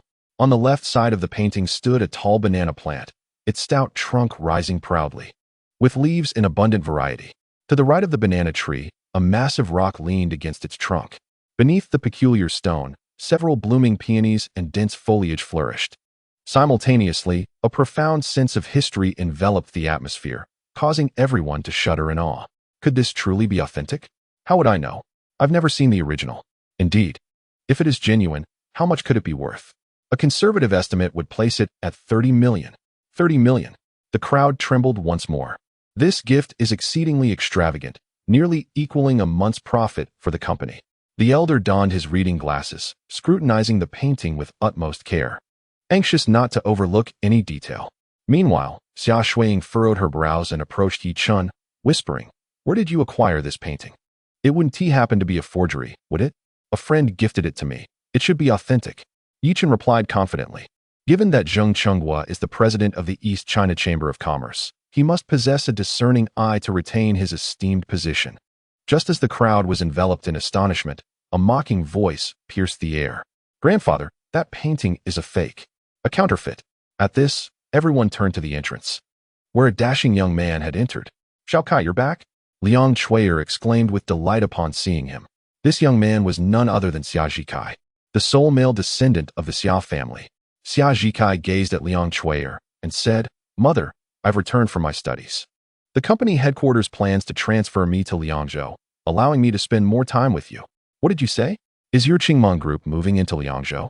The Qingmong Group, established less than a year ago, had already made a formidable impact upon listing, ranking among the top 100 enterprises in China. Its strength rivals that of the East China Chamber of Commerce. Indeed, the company will likely come to scout locations next month, and I will be one of the management team here. Upon hearing Xia Zhikai's words, the crowd's demeanor shifted to one of admiration. However, Yi Chun wore a peculiar expression, for the Qingmong Group was the very enterprise he had just established. Old man Xia looked at Xia Zhikai, unable to suppress his admiration. "Xiao Kai, You have indeed not disappointed me. The company may very well depend on you in the future. Xia Zhikai donned a humble expression and said, Grandfather, it is your teachings that have brought me this far. Otherwise, how could I have possibly entered Qingmong Group? The old man nodded with a cheerful demeanor and replied, Xiaokai, what was it you said when you entered just now? Xia Zhikai's countenance immediately darkened as he turned to Yi Chun and exclaimed, I just heard you mention that this is Su Wei's peony and banana stone painting. The old man handed the scroll to Xia Zhikai, who, without hesitation, flung it to the ground, declaring, Grandfather, influenced by your wisdom, I too have developed a passion for collecting antiques. I possess a profound understanding of Su Wei's peony and banana stone painting. Upon my return to Liangzhou, I stumbled upon some intriguing news regarding this very piece. Xia Shuiying tightened her grip on Yi Chen's hands, fearing that Xia Zhikai would reveal the information that might lead to their expulsion from the old man's presence. Yi Chun turned to Xia Shuiying and smiled reassuringly. Rest assured, everything is fine. Observing Xia Shuiying's anxiety, Xia Zhikai smirked and continued. This information is sufficient to prove that this painting is a counterfeit. Your family is doomed. Chapter 10. The fake invitation information? What information? The old man inquired urgently. In truth, it was no grand secret. Su Wei's peony and banana stone painting had previously fallen into the hands of Russians. However, just days ago, the painting's owner held an auction in the country featuring mostly domestic artifacts, including this very piece, which was subsequently purchased by a mysterious individual for a staggering 37 million. Mysterious individual? 37 million? The old man was taken aback. Xia Zhikai nodded and pointed at Yi Chun, stating, as far as I know, he has been playing video games at home. How could he possibly be that mysterious buyer? Moreover, as a good-for-nothing, where would he procure the funds to acquire such a renowned painting? Indeed, we were so captivated by the beauty of the painting that we overlooked the fact that he is utterly broke. Who would have thought we had been deceived? The disdain and mockery in their words were palpable. The old man glared at Yi Chun and Xia Shuiying. You scoundrel! How dare you use a counterfeit painting to mock an old man like me? It truly disgusts me. Xia Shuiying, is this the good-for-nothing you chose? Remember what I said about that matter. You have only 2 days. Feeling the weight of the ridicule from those around her, Xia Shuiying wished for a crevice to hide in. Yi Chun, I told you that grandfather has a profound disdain for fake antiques. Why did you persist in this charade? Do you not think we have endured enough humiliation? Observing the expressions of those around him, Yi Chun shook his head with a smile, weary of the need for explanation. He turned to Xia Shuiying and said, It was my good intentions that inadvertently led to this misfortune. I take full responsibility. Acknowledging your mistake now is too late. You shall not attend the family banquet. Be gone. And Xia Shuiying, mark my words, if you do not comply with my demands within 2 days, your family's residence and salaries will be reclaimed. The old gentleman spoke while kicking a piece of the peony banana stone painting on the ground. By a stroke of misfortune, it landed right in front of Jiang Haoza. Glancing at the seal, Jiang Haoza, as if compelled by an unseen force, picked it up. Xia Shuihui, having witnessed this, immediately scoffed, Brother-in-law, what are you doing? Do you have such an affinity for counterfeit antiques? Just bought one, and now you've picked up another? Jiang Haoza paused momentarily before responding with a smile. Since this is a fake, it must be destroyed. I have always harbored a deep disdain for those who fabricate counterfeit antiques to deceive others. It is unfortunate that I lack expertise, which is why I fell victim to such fraud. With that, he rolled up the peony banana stone painting. Yi Chun observed the scene without uttering a word. Following the old gentleman's directive, Xiao Weiman lowered his head and led Xia Shuiying and Tang Huilan out of the hall, with Yi Chun trailing behind. Upon returning home, Xiao Weiman and Tang Huilan entered the house directly, occasionally interrupted by the sound of Tang Huilan's quiet sobs, while Xia Shuiying, her expression vacant, retreated to her room. Yi Chun shook his head, reflecting on how the Xia family members were truly a peculiar lot. The following morning, Xia Shuiying received a call from the old gentleman, requesting her presence at the Xia family estate. Without much thought, she gathered her belongings in preparation for the visit. Hearing the commotion outside, Yi Chun opened the door. What is the matter? Grandfather said he needed me to come over. Yi Chun furrowed his brow. Wait a moment. I'll accompany you. He quickly changed into a fresh outfit, tidied his hair, and together with Xia Shuiying, made their way to the Xia family estate.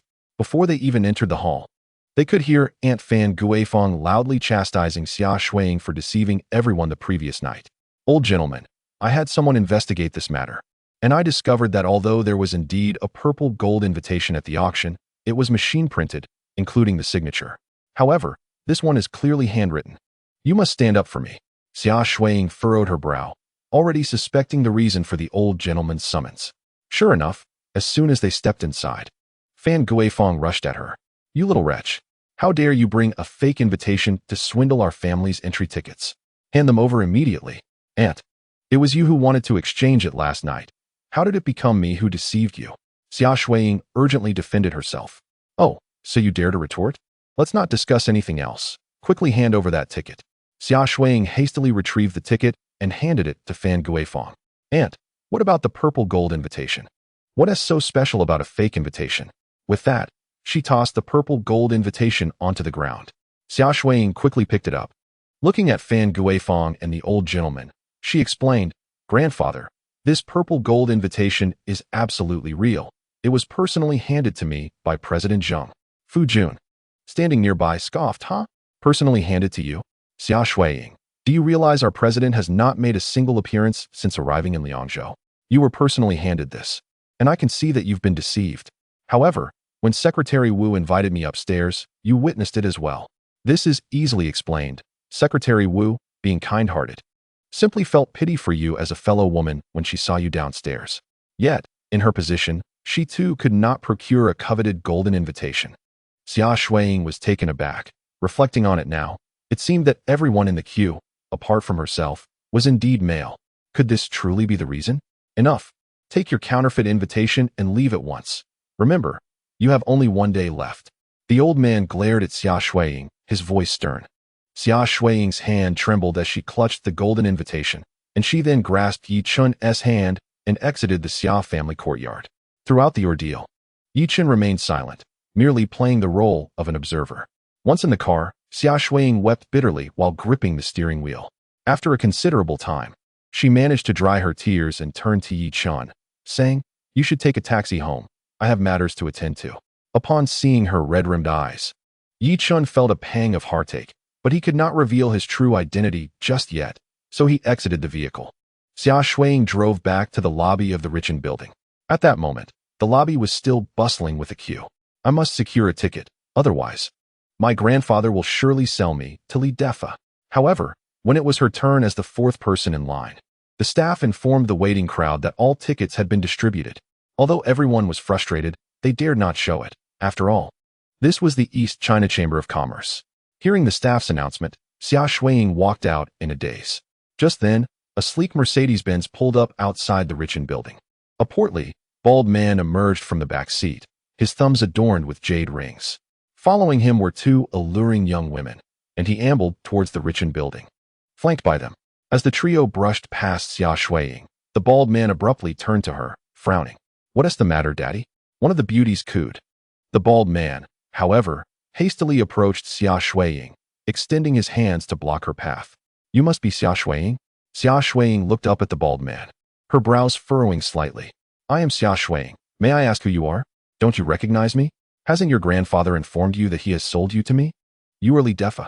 Xia Shuiying's heart raced. She never anticipated encountering Li Defa here. Li Defa extended his right hand, showcasing several gold rings, and as he spoke, his mouth revealed several gold teeth. Indeed, I am Li Defa. How could you not recognize me? He glanced at the dispersing crowd behind him and inquired once more. Have you come to collect a ticket? But I suppose there are no spots left now? Xia Shuiying took a step back and nodded. Haha. I suppose that is the case. Nevertheless, it matters not, for I possess 3 coveted tickets to the inner sanctum.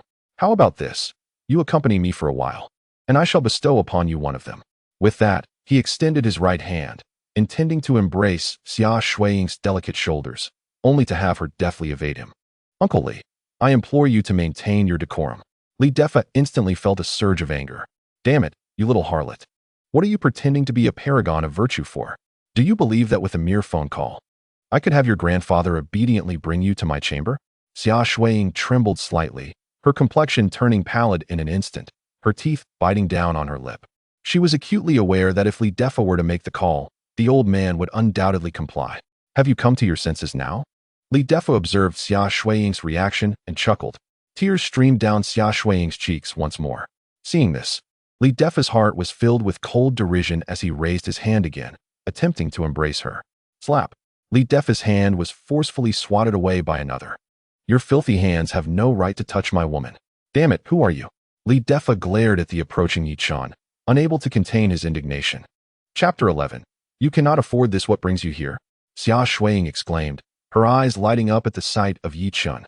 Yi Chen offered her a gentle smile and said, you should leave. I will handle this. Xia Shuiying shook her head, glancing at the brooding Li Defa. What would happen to Yi Chen if she departed? Be good and listen, all right? Return home and await my arrival. Yi Chen tenderly ruffled Xia Shuiying's hair and spoke softly. Can you truly resolve this? Yi Chen promptly assured her, rest assured, it will be fine.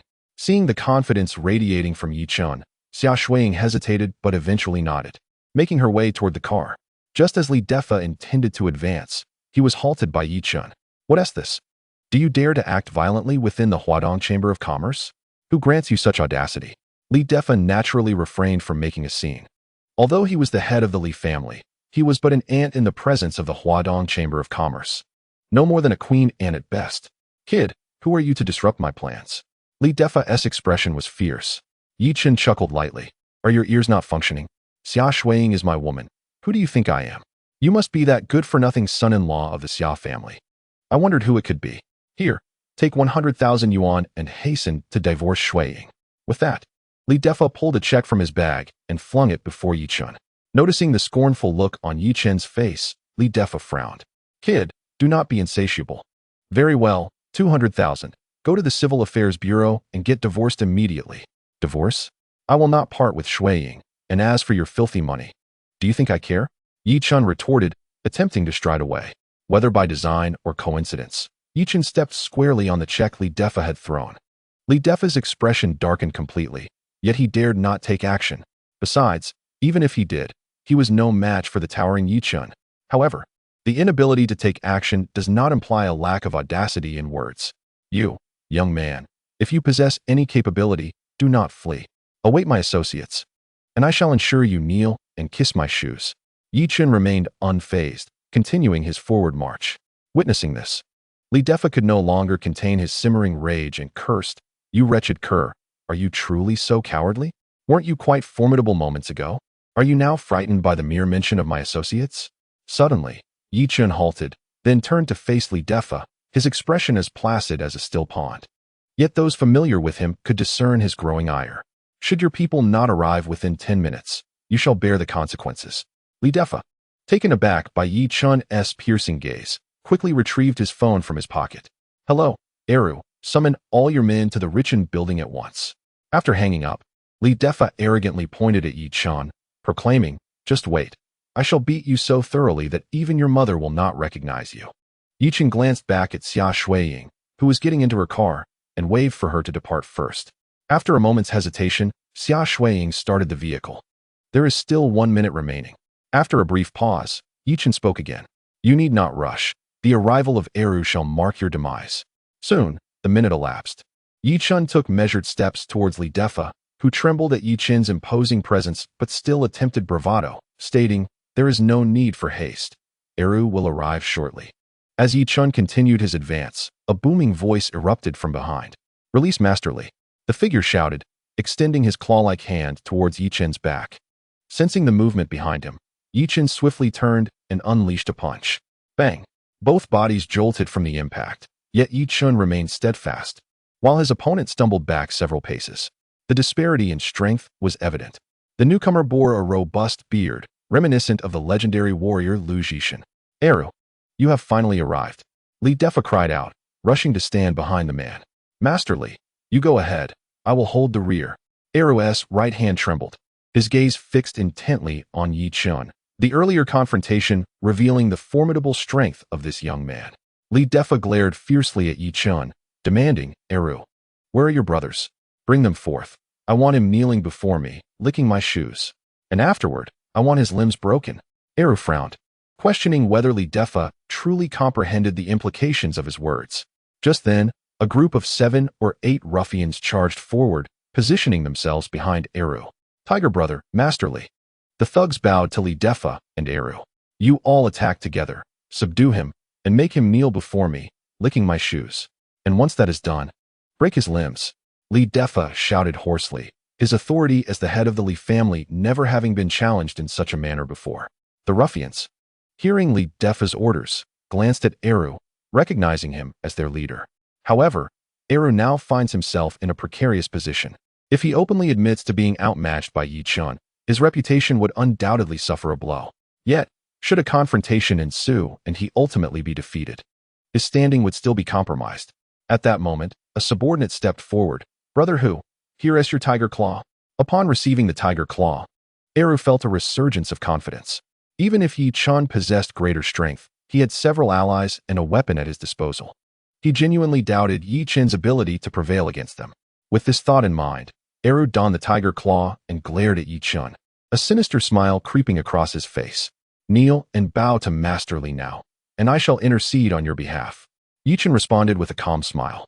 Beckoning with his right hand, "Come at me. You seek your own demise. You have no one to blame but yourself," Eru declared as he charged at Yi Chen, followed closely by his gang. Yi Chen, unfazed, showed no sign of panic. He had encountered far greater chaos before, and this mere scuffle did not warrant his concern. In just 5 minutes, a multitude of bodies lay sprawled across the ground. Eru and his henchmen. Li Defa stood nearby, utterly stunned by the spectacle. He could scarcely fathom how a young man could possess such formidable prowess. Eru, renowned as the undefeated champion of the underground boxing arena, was felled by a single blow from Yi Chen within mere moments. Yi Chen took a wet wipe from his pocket to clean his hands before approaching Li Defa. Upon seeing Yi Chen advance, Li Defa trembled uncontrollably, an unpleasant odor suddenly wafting from between his legs, followed by a yellow stain trickling down his pant leg. He had been so intimidated by Yi Chen that he had lost control. Yi Chen frowned, covering his nose with his left hand while his right hand formed a fist, which he directed at Li Defa's eyes. Bang! Li Defa's eyes transformed into dark circles of fear, and in a panic, he crouched down, clutching his head, trembling incessantly. "Were you not the one who demanded that I kneel and lick your shoes?" Yi Chen looked down upon Li Defa with disdain. Immediately, Li Defa fell to the ground, weeping and begging for mercy. "My lord, I failed to recognize your greatness. Please, spare me." "Ah, spare you? That could be arranged. But I've just demonstrated a few moves to your men. Should you not express your gratitude?" Li Defa, taken aback, looked up at Yi Chen in confusion. "Express gratitude? Is my time truly so worthless?" Yi Chen reiterated. Finally grasping the situation, Li Defa hurriedly produced a bank card. "My lord, this card contains 5 million. Consider it a fee for your invaluable instruction." Yi Chen remained indifferent, not accepting the card. Li Defa, trembling, then retrieved another card. "My lord, this one holds 30 million. Let it serve as my tribute to you." Yi Chen's expression softened slightly as he casually accepted the 2 cards and tossed them into his outer pocket. "Should you dare to bully Shui Ying again, the consequences will be beyond your capacity to bear."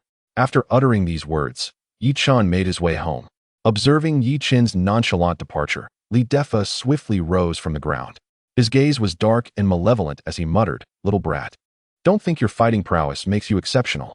I have a myriad of ways to bring about your demise." With that, he pulled out his phone and made a call. "Just wait and weep." Subsequently, he was assisted by 2 beauties as he strode towards the exit. Today, he had initially come to negotiate some collaborative matters with President Zheng of the East China Chamber of Commerce, but in his current state, he would likely become the subject of ridicule before even meeting President Zheng. Chapter 12. Expulsion from the Xia family. Not far into his journey, Yi Chen spotted Xia Shuiying anxiously waiting by the roadside, her car parked beside her. Upon seeing each other, Xia Shuiying hurried over. "Are you all right?" she asked, her expression filled with concern. She had witnessed a group of menacing individuals entering earlier, and it was evident that they were the thugs employed by Li Defa. After her inquiry, she circled around Yi Chen, inspecting him. Feeling warmth in his heart, Yi Chen smiled and reassured her, "Don't worry, I'm fine. They didn't trouble you." "Did they?" Xia Shuiying, somewhat skeptical, asked. "Really? They didn't cause you any trouble?" "No. After I appealed to their sense of reason and emotion, they didn't lay a finger on me. Besides, that was on the turf of the East China Chamber of Commerce. They wouldn't dare to act." Xia Shuiying nodded. Though she remained somewhat doubtful of Yi Chen's account, nevertheless, she was relieved that he was unharmed. "Let us get in the car. It's too hot out here," she said, her cheeks flushed. Yi Chen nodded in agreement. Once seated inside the car, Xia Shuiying turned her gaze towards him. Is there something on my face? Yi Chen asked, taking out a mirror to check himself. Exasperated, Xia Shuiying rolled her eyes and said, "Oh, if only you could go out and find a job." Yi Chen replied earnestly, "I am indeed earning money. You know that." Yi Chen, those game tokens aren't real money. What good are they? Well, they do have some utility, he argued. Xia Shuiying rolled her eyes again, realizing that discussing work and finances with Yi Chen was futile. It would only serve to frustrate her. Suddenly, the phone rang, and Xia Shuiying glanced at the caller ID, furrowing her brows. What's wrong? It's grandfather calling, she said as she pressed the answer button. Xia Shuiying, you wretched girl. Where are you and your useless husband? Hurry back. The old man hung up abruptly after his tirade. Yi Chen and Xia Shuiying exchanged glances and swiftly made their way to the Xia family estate. Moments later, they entered the courtyard. Before even entering the hall, the shrill voice of Aunt Fan Guifeng echoed once more. Old man, that wretched woman and the good-for-nothing dare to provoke Li Defa. Are we to face ruin as the Xia family? Liang Chuier's voice followed suit. Sister-in-law is right. Old man, if this is not handled properly, the Xia family may cease to exist. Upon hearing their words, Xia Shuiying's complexion changed dramatically, her body trembling uncontrollably. As she took a step forward, she nearly stumbled to the ground. Fortunately, Yi Chen, with quick reflexes, steadied the about-to-fall Xia Shuiying, whispering softly in her ear, "I am here for you." Xia Shuiying looked at Yi Chen and nodded in acknowledgement. Upon entering the hall, all eyes immediately converged upon them. Yi Chen scanned the room and noted that Xia Weiman and Tang Huilan had already arrived, supporting Xia Shuiying as they stood behind them. "Dad, Mom," Xia Shuiying called out, her voice quivering. Xia Weiman gazed at her and let out a heavy sigh before closing his eyes, aware that today was an unavoidable calamity. "Humph. You wretched girl have finally arrived. And you, the only one capable of causing trouble." Fan Guifeng approached the two with an aggressive demeanor. Yi Chen fixed his gaze sharply on Fan Guifeng, stating, "If you dare to insult Shuiying again, I assure you, you will lose all your teeth." Startled, Fan Guifeng quickly recoiled. She knew Yi Chen was a hothead, and his words were not mere threats, as evidenced by his behavior at yesterday's family gathering. "Humph. Yi Chen, do not be so arrogant. Your entire family is doomed. How could you provoke Li Defa? Do you not realize he is the head of the Li family?" "And then what?" Yi Chen replied calmly. Observing Yi Chen's nonchalant demeanor, Fan Guifeng was momentarily amused by her anger. "Do you not understand that with a single word from Li Defa, our Xia family could vanish from Liangzhou?" Yi Chen responded indifferently, "As long as I am here. That will not happen." "Huh, am I hearing this correctly? Who do you think you are? You say it won't happen. Why not proclaim yourself the president of the East China Chamber of Commerce while you're at it?" Enraged, she thought to herself, "This pretentious person will be the death of me. He acted all high and mighty before us yesterday, and fortunately, Shao Kai saw through him. How could the Xia family be represented by someone so boastful?" In an instant, the entire Xia family began to mock Yi Chen. He chose not to defend himself. He had already made his stance clear, and whether they believed him or not was of no concern to him. Xia Weiman turned to Yi Chen and chastised, "You should be silent. It is because of you, this good-for-nothing, that our family has endured ridicule from the other clans." Tang Huilan, having likely already shed tears, spoke with a choked voice, "Yi Chen, I do not ask for you to make our family wealthy, but I implore you, spare my Shuiying. She endures too much suffering by being with you. Enough. Your family should cease this charade. We must address the pressing matter at hand." The old man interjected, leaning on his dragon-headed cane as he stood. "Did you provoke Li Defa at the Rich Sun building?" The elder turned his gaze towards Yi Chen, who merely nodded, offering no explanation. Observing this, the elder shifted his attention to Xia Shuiying, asking, "You were present at that time, weren't you?"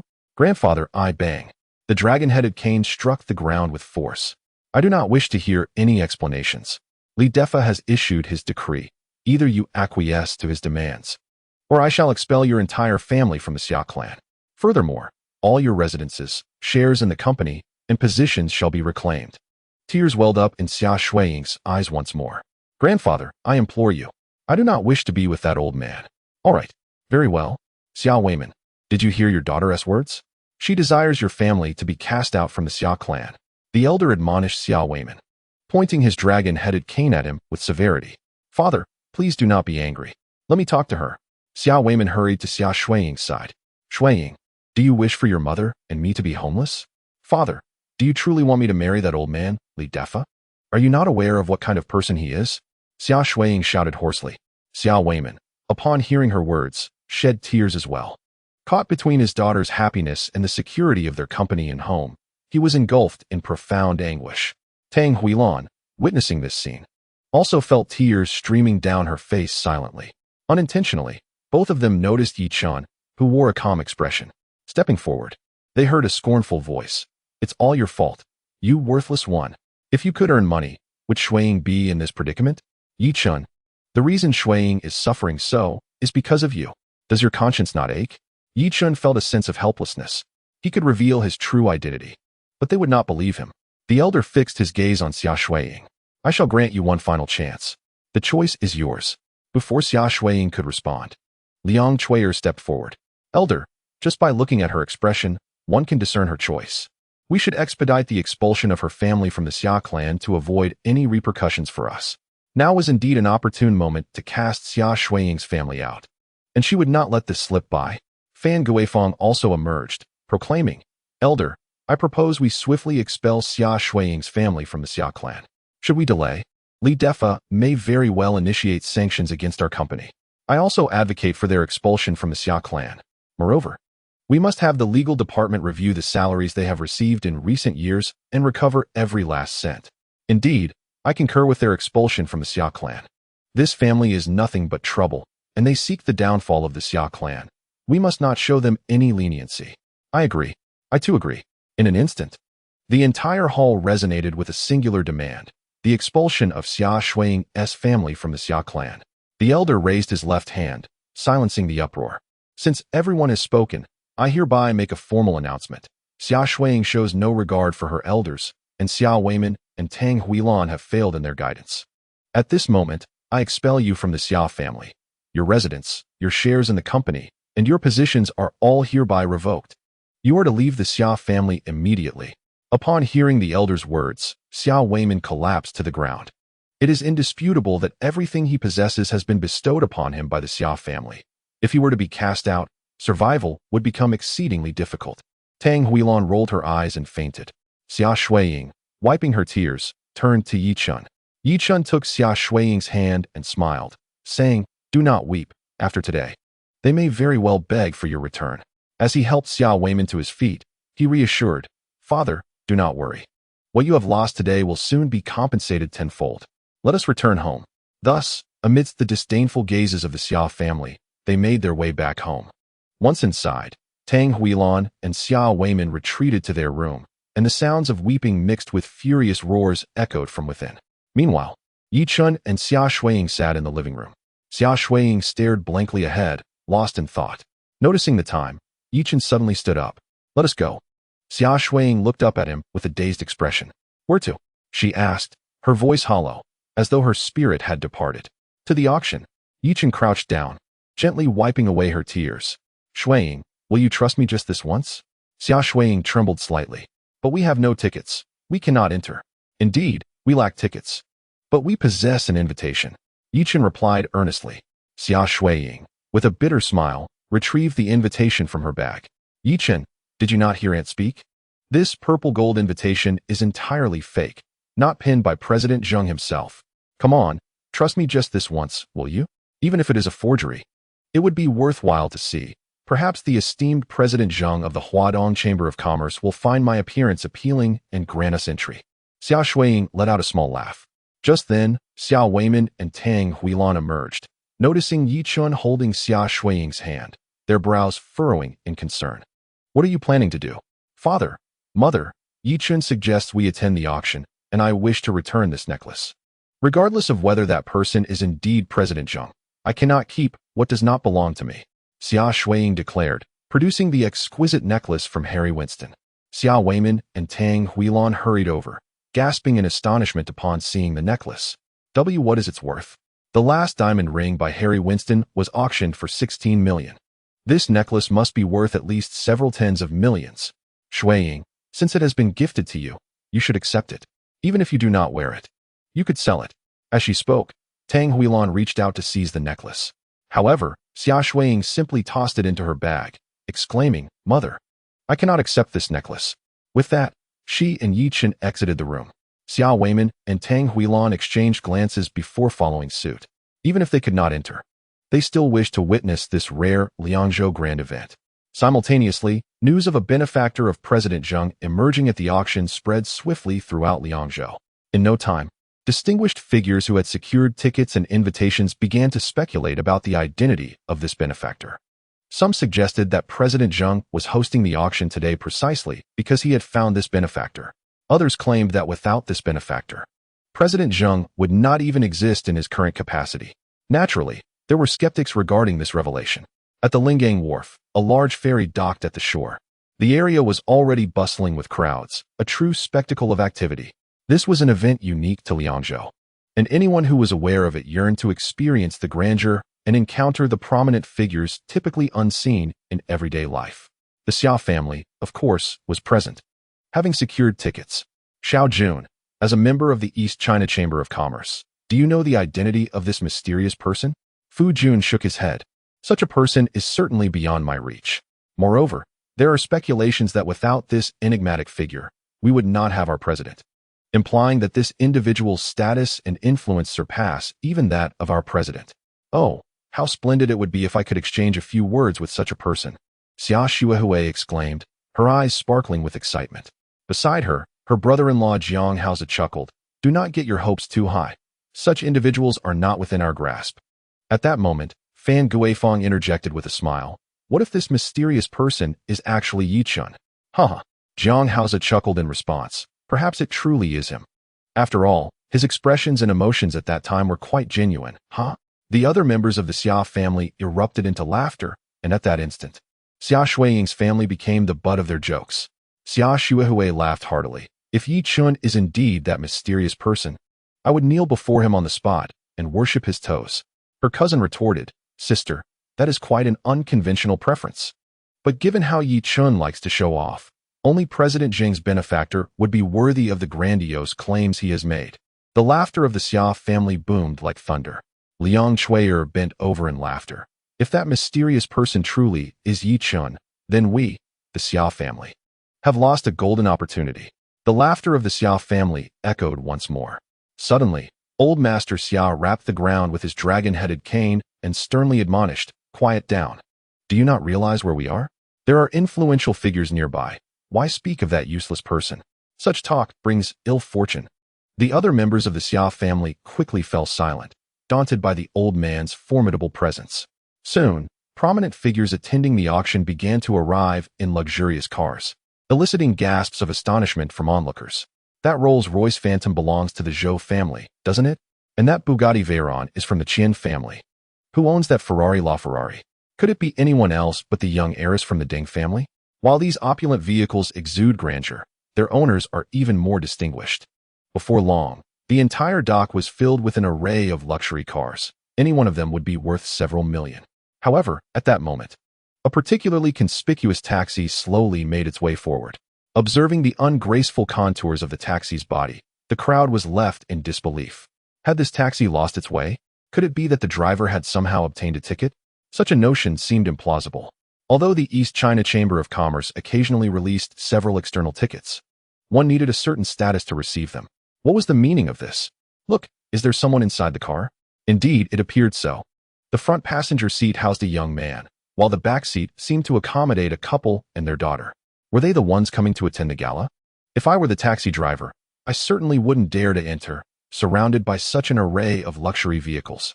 The crowd murmured among themselves, their comments tinged with mockery, as if arriving by taxi were a grave sin.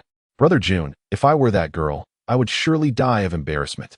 Xia Shuihui laughed, clinging to Fu Jun's arm. Haha, the girl is one thing, but if I were that man in the passenger seat, I would absolutely refuse to get out. It would be utterly humiliating. Yet, the taxi drove directly in front of them, and the door swung open, revealing 4 figures stepping out. The Xia family members were momentarily stunned before bursting into uproarious laughter. Ha ha ha, it's actually Xia Shuiying and Yi Chen's family. They truly came. They couldn't believe that Xia Shuiying might genuinely think that invitation was authentic. This is too amusing. I can't take it anymore. The Xia family roared with laughter. Xia Shuiying, at the very least, we grew up together. Let me give you a heads up. This is the auction organized by the East China Chamber of Commerce. Did you see that row of guards down by the dock? They were dispatched from the military district, and they carry real weapons. If you wish to live, you better scram. Exactly, Xia Shuiying, don't embarrass yourself here. Why should we care? If they want a court disaster, that's their business. Can't we just enjoy the show? Indeed, to be honest, I particularly detest that Yi Chun. At the family banquet, I genuinely thought the painting he presented was real. Who knew their entire family was just a bunch of braggarts? The Xia family members chimed in their scornful remarks. Xia Shuiying gazed at the members of the Xia family before her, her body trembling slightly. Upon seeing the elderly patriarch, she respectfully bowed her head and addressed him, grandfather. However, the old man merely scoffed, turning his head away as if he wished not to behold her presence. Xia Shuiying lowered her gaze, feeling a pang of sorrow. She had never imagined that those bound to her by blood could exhibit such coldness and cruelty. Noticing this, Xia Shuihui quickly stepped forward with a smile, clarifying, please do not misunderstand everyone. The Xia Shuiying family is no longer part of the Xia clan. Just this morning, my grandfather expelled them from the family. From this day forth, their actions have no connection to us. The elder nodded in agreement, addressing the crowd that had gathered. Though our Xia family may be small, we will not tolerate such individuals attending the Huadong Chamber of Commerce auction, arriving in a taxi no less. It is truly laughable. Liang Chuier chimed in. To all the esteemed partners of the Xia family, please do not let the disgraceful image of this family tarnish our reputation. A barrage of mocking gazes fell upon Xia Shuiying, and she felt an overwhelming sense of grievance, wishing to retreat to a quiet place to weep. Reflecting on the situation, she questioned why she had heeded Yi Chen's words and followed him here in such a muddled state. Why must she endure this scorn? Her eyes reddened as she looked at Yi Chen, silently asking, why? Though she did not voice her thoughts, Yi Chen could decipher the turmoil in her gaze. Xiao Weiman and Tang Huilan also bore eyes filled with indignation. Why had they chosen to accompany her? Now, they had become the laughingstock of the Xia family, and soon, the entire Liangzhou. By dawn, they would surely be the talk of the town. Their names splashed across the headlines of the Liangzhou Morning Post. The abandoned daughter of the Xia family arrives at Lingang port by taxi, foolishly attempting to attend the Huadong Chamber of Commerce auction. Yet, Yi Chun remained unfazed, exuding an air of calm indifference. Tang Huilan, witnessing Yi Chen's smile amidst the humiliation, felt a surge of anger. What are you laughing at, you good-for-nothing? Your wife is being humiliated, and you still dare to smile? Xiao Weiman joined in the condemnation, pointing at Yi Chen. If it weren't for your incompetence, would we have been expelled by the old man? If not for you, perhaps Huilan and I would have been living a good life by now. Others around them, witnessing Xiao Weiman and Tang Huilan venting their frustrations at Yi Chen, erupted in laughter. This family is truly amusing. Indeed, the abandoned daughter and the waste, a perfect match. I heard that man is a son-in-law of the Xia family. Yes, it caused quite a stir in Liangzhou back then. After all, Xia Shuiying was once regarded as the most beautiful woman in Liangzhou. As these words reached her ears, Xia Shuiying's hands twisted together, her body trembling uncontrollably from the weight of grievance and fury. At that moment, a pair of warm hands grasped the back of her hand. Xia Shuiying lifted her gaze to meet Yi Chen's eyes. Yi Chen gently whispered, Shuiying, why pay heed to those barking like dogs? Just come inside with me. In that instant, all of Xia Shuiying's previous grievances and indignation evaporated, as she beheld the profile of Yi Chen and felt the warmth radiating from his hands. An overwhelming sense of security enveloped her. Perhaps it was Yi Chen's calm and composed demeanor that instilled in her the determination to follow him, even to the extent of occasionally defending him, believing he had committed no wrongdoing. Perhaps this was what the elders referred to as the harmonious partnership of husband and wife.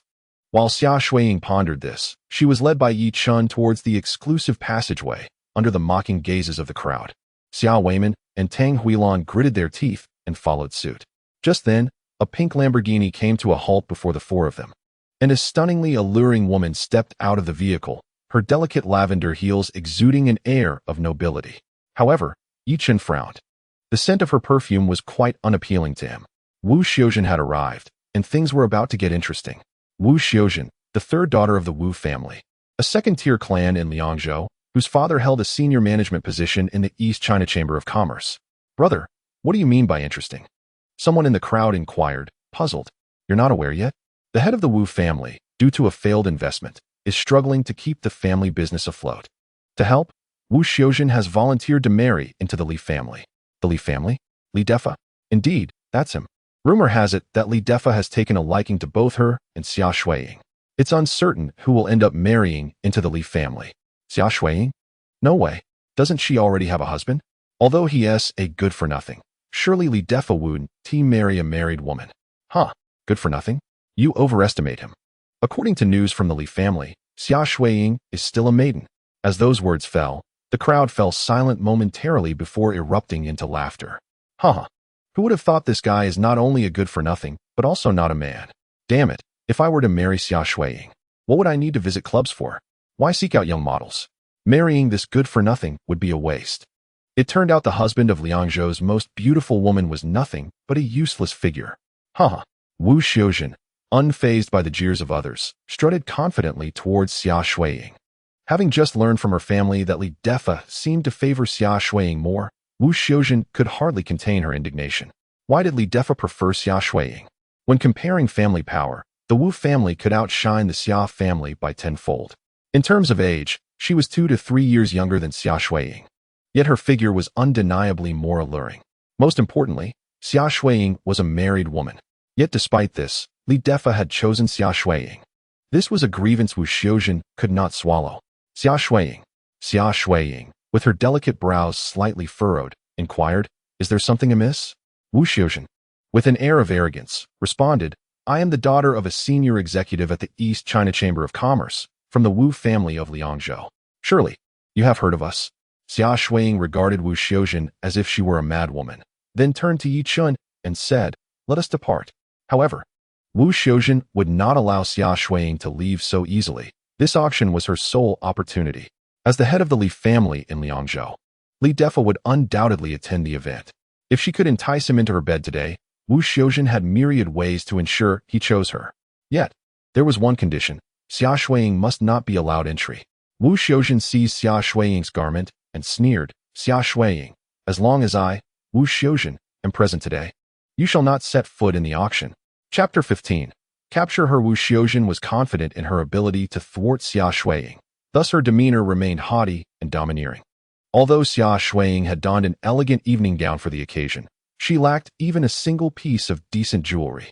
Wu Xiaojun stepped forward, showcasing her exquisite Van Cleef Arpels bracelet, Cartier earrings, and Tiffany necklace. These few adornments alone were worth over $1 million. While Xia Shuiying did wear some jewelry, they were merely the 3 gold pieces purchased for her wedding, collectively worth perhaps only 20 to 30,000. "Did you purchase that gold from some hardware store?" Wu Xiaojun mocked. "With such attire, you dare to compete with me? It's utterly laughable." Xia Shuiying, let me make it clear. If you wish to cling to the Li family, you must first surpass me. Yi Chun, observing the insufferably arrogant Wu Xiaojun, frowned. Where had this lunatic emerged from? He stepped forward, positioning himself protectively in front of Xia Shuiying, towering at 187 centimeters. Casting a dangerously intense gaze upon Wu Xiaojun, Xia Shuiying quickly tugged at Yi Chen's arm and whispered, "Yi Chen, please don't cause trouble. This woman's father is a senior executive at the East China Chamber of Commerce. Let us simply leave. We needn't embarrass ourselves. Let us pretend we never received that counterfeit invitation." Wu Xiaojun, overhearing their exchange, burst into laughter. "Huh, Xia Shuiying, you truly have audacity, daring to forge a counterfeit invitation. Do you realize this auction is hosted by the East China Chamber of Commerce? Li Defa is nothing before them, yet you dare present a fake invitation? It's utterly preposterous." Yi Chen scrutinized Wu Xiaojun, noting her expensive yet overpowering perfume, her lavish evening gown, and her opulent jewelry. He concluded, this woman was vain and excessively materialistic. Such a woman, he would never glance upon a second time. Grasping Xia Shuiying's hand, Yi Chen gently wiped away the tears that had gathered in her eyes and offered a calm smile.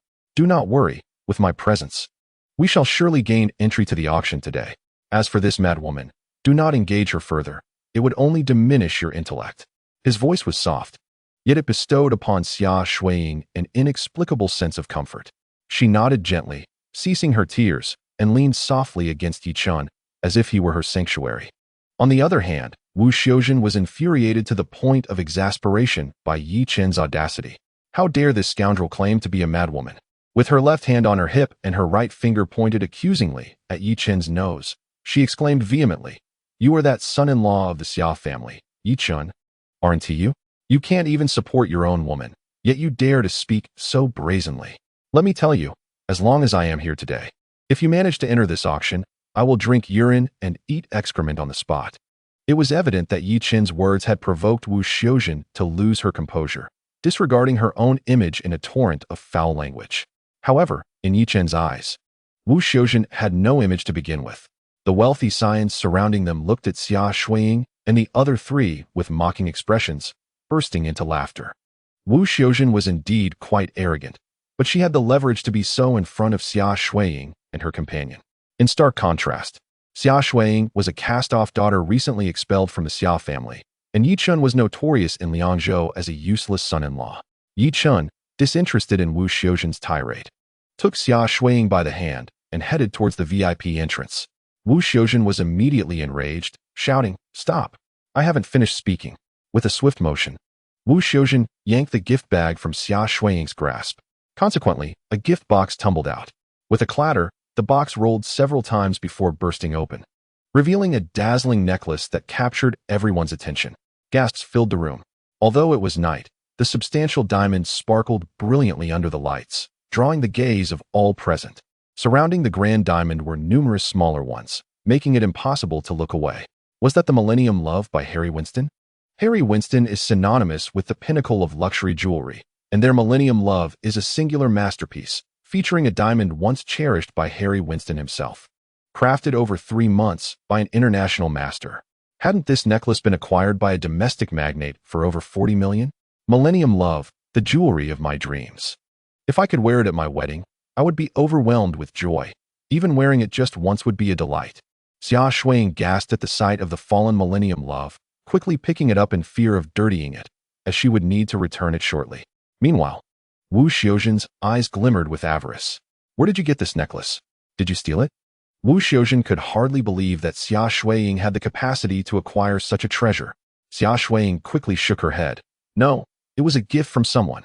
Wu Xiaojun paused, then let out a cold laugh. "Xia Shuiying, I never realized that you had such capabilities. I thought your useless husband was silent because he was cowardly, but it seems you have attached yourself to a powerful ally. Behind the facade of charm, she entices other men while yearning for a pristine reputation. What a seductress." Before I could finish my thought, I noticed a tall man striding toward me. Wu Xiaojun, frightened, stumbled backward. Upon witnessing this, Yi Chen scoffed. "The Millennium Love was a gift for Shuiying. Do you have any objections?" "What? The Millennium Love was bestowed by this worthless fool upon Xia Shuiying? Impossible. He probably couldn't even afford a single tiny diamond from it." Laughter and derision erupted from the onlookers, all expressing disbelief. Yet, Yi Chen remained unfazed, firmly grasping Shuiying's hand as they continued down the VIP passage. Shuiying tugged at Yi Chen's sleeve, casting a weary sigh at the man before her. "Please, never do this again, all right?" Yi Chen paused, bewildered. "What? Don't lie anymore. The previous painting, Peony and Banana Stone, and this Millennium Love, you deceived me. I hope this is the last time." Disappointment clouded Shuiying's gaze as she continued. "Though you once lacked ambition, you weren't as deceitful as you are now." With a gentle smile, Yi Chen shook his head and led Shuiying toward the VIP passage. At that moment, an announcement resonated throughout the venue. "Welcome, everyone, to the auction hosted by the East China Chamber of Commerce. Today, I am honored to introduce the benefactor of President Zheng, who is also the secretive owner of the Four Seasons Consortium and Qingmong Group, the ruler of the entire underground empire." The voice, while reminiscent of Zheng Qinggua's, was not entirely his. Yi Chen shook his head in bemusement, having urged Zheng to maintain a low profile, yet here was this grand spectacle. This man was admirable in many respects, yet he never could quell his desire for recognition. Yi Chen urged Shuiying forward. "Come on, they're beckoning us inside." Shuiying's brow furrowed. "Yi Chen, I just told you not to lie. How could you possibly be President Zheng's benefactor?" Laughter erupted among the crowd. Was this worthless son-in-law truly so deluded as to claim he was the benefactor of President Zheng? Not only that, but had they not just heard the announcement? He was portrayed as the clandestine owner of several major groups, and the monarch of the underground realm. The Xia family erupted in laughter at Yi Chen's audacity. Xia Shuihui clutched her stomach, tears streaming from her eyes as she gasped. This is too much. This guy is an absolute braggart. If left unchecked, he would probably claim most groups as his own, even the East China Chamber of Commerce. My goodness, how hilariously absurd. Thankfully, I distanced myself from him earlier, otherwise I would surely be the subject of ridicule. Yi Chen paid no mind to the jeering voices, guiding Shui Ying toward the VIP passage. Only one person stood to welcome them, impeccably attired in a suit, exuding an extraordinary demeanor.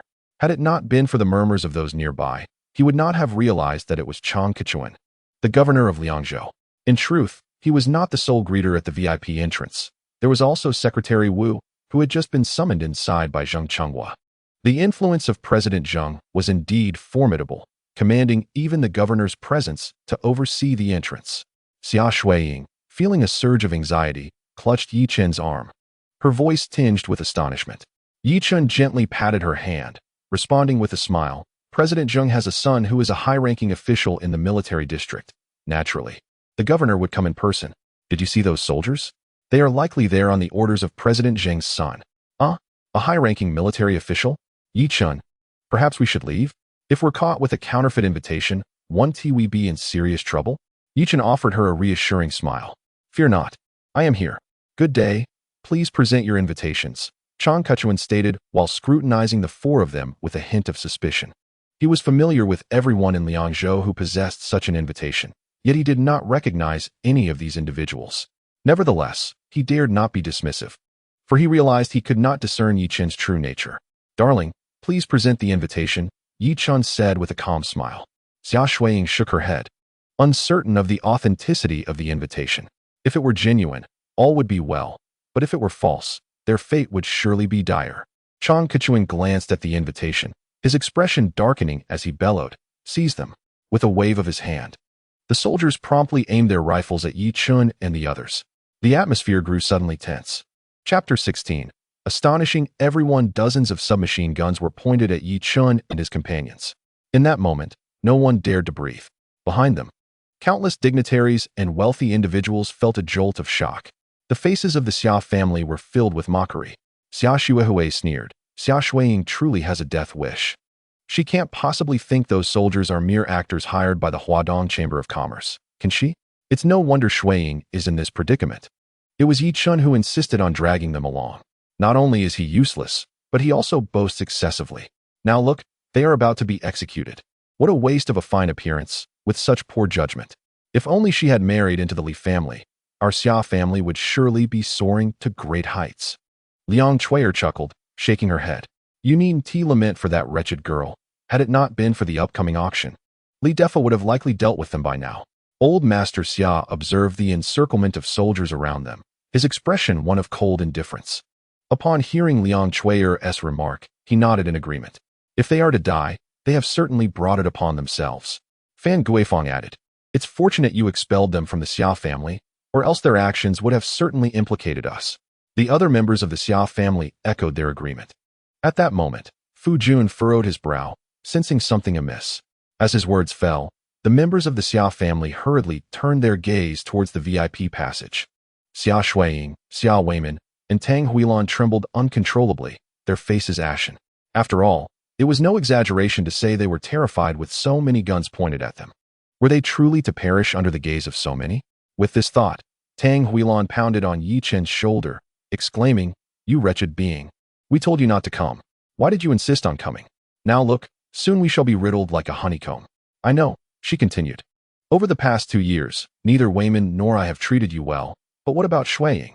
Has she not been kind to you? Why would you wish her harm? Beside her, Xia Weimin glared at Yi Chen with a mix of fear and resentment.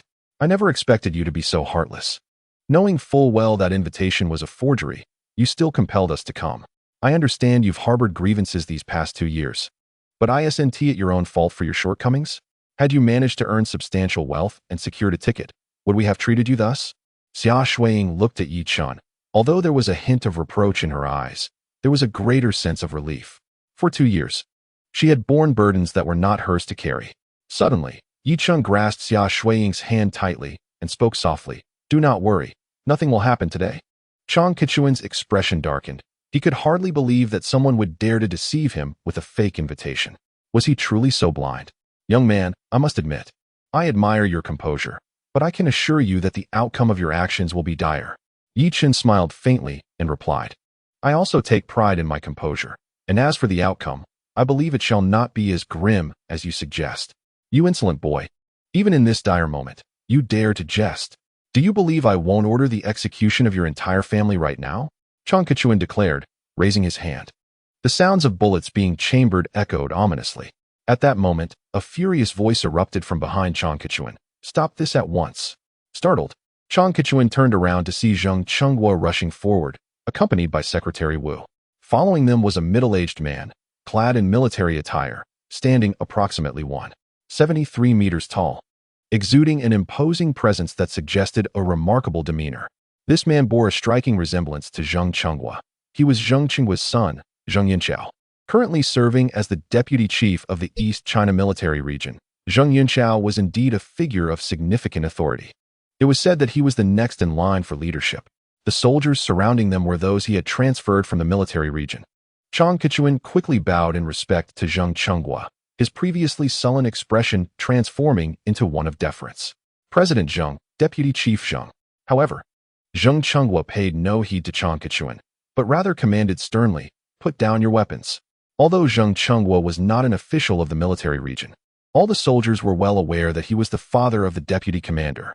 Upon hearing Zheng Chenhua's words, the soldiers promptly stowed away their submachine guns. When they glimpsed the dark expression on Zheng Chenhua's face, a sense of foreboding washed over them. Chang Qichuan felt a wave of unease. Before he could speak, he sensed the icy gaze of Zheng Chenghua fixed upon him. Chang Zhoushu, who do you intend to execute?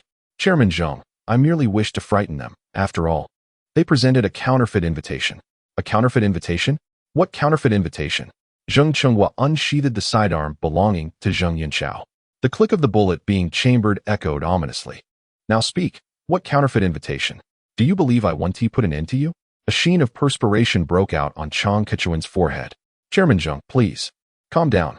There are so many witnesses. If you harm Chang Zhoushu, it would hinder our efforts to expand the commercial association. Zheng Chenghua inhaled deeply, realizing the truth in Wu's words. Killing a secretary in front of such a crowd would cast a significant shadow over the Huadong Chamber of Commerce, which did not solely belong to him, but rather to Yi Chen. Contemplating this, his right hand lowered slightly. Chang Qichuan immediately cast a grateful glance towards Wu. Wu continued to clarify, Chang Zhoushu, the invitation in Miss Xia's possession is not fake. It was personally delivered by Chairman Zheng. Furthermore, Mr. Yi Chen is the benefactor of Chairman Zheng. Years ago, when Chairman Zheng suffered a sudden illness, it was Mr. Yi who rescued him from the brink of death. Hearing this, Chang Qichuan trembled, grappling with the gravity of his actions. How could he dare to threaten the benefactor of Chairman Zheng? Observing his reaction, Wu could only laugh helplessly. There is no need to be so fearful, Chang Zhoushu. Mr. Yi is a very approachable person. If you simply apologize, he is unlikely to hold a grudge. Chang Qichuan looked at Yi Chen, his fear palpable, stammering. Why Mr. Yi, I didn't know you. His nerves made his speech falter, but it was understandable. Though he was the provincial secretary of Liangzhou, he paled in comparison to Zheng Chenghua. And Zheng Yinqiao was even less significant. In truth, he felt quite aggrieved. Wu undoubtedly knew both Yi Chen and Xia Shuiying, yet Zheng Chenghua had abruptly summoned her inside. It was just a few minutes, and Yi Chen and his companions had arrived. How unfortunate he was. Yi Chen, observing the situation, waved his hand dismissively. It's merely a trivial matter. There's no need for such fear. Chang Qichuan quickly bowed deeply, tears of gratitude spilling from his eyes. Thank you for sparing my life, Mr. Yi. However, Zheng Chenghua coldly interjected, Chang Zhoushu, in the future, conduct yourself with greater humility. There are individuals you cannot afford to provoke. Yet at that moment, Yi Chen once again raised his hand, directing his reprimand at Zheng Chenghua. Shouldn't you take responsibility for this? Why must you create an invitation that differs from the others? Had it been the same, how could Chang Zhoushu have misunderstood? In an instant, the entire dock fell into an eerie silence. Although Yi Tian was a benefactor of Zheng Chenghua, how could he dare to speak to him in such a manner? However, the next moment left everyone utterly astounded. The invitation from a benefactor, of course, must not be treated like that of any ordinary person. It must reflect the noble status of the benefactor. Zheng Chenghua spoke with trepidation. While Chang Kechuan wholeheartedly agreed with Yi Tian's assertion, he dared not voice his support, fearing a scathing rebuke from Zheng Chenghua. As for the onlookers, their hearts were already churning with tumultuous waves. Yi Chun was indeed the benefactor of President Zheng. Moreover, his identity extended beyond merely being the benefactor. The announcement had just revealed that even the Four Seasons Consortium and Qing Mang Group were under his purview. How absurd.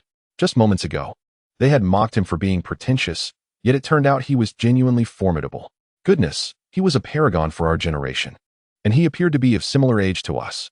How could he possibly manage such a multitude of enterprises while I merely engage in indulgence and revelry? Could this truly be real? How dare you still question President Zheng?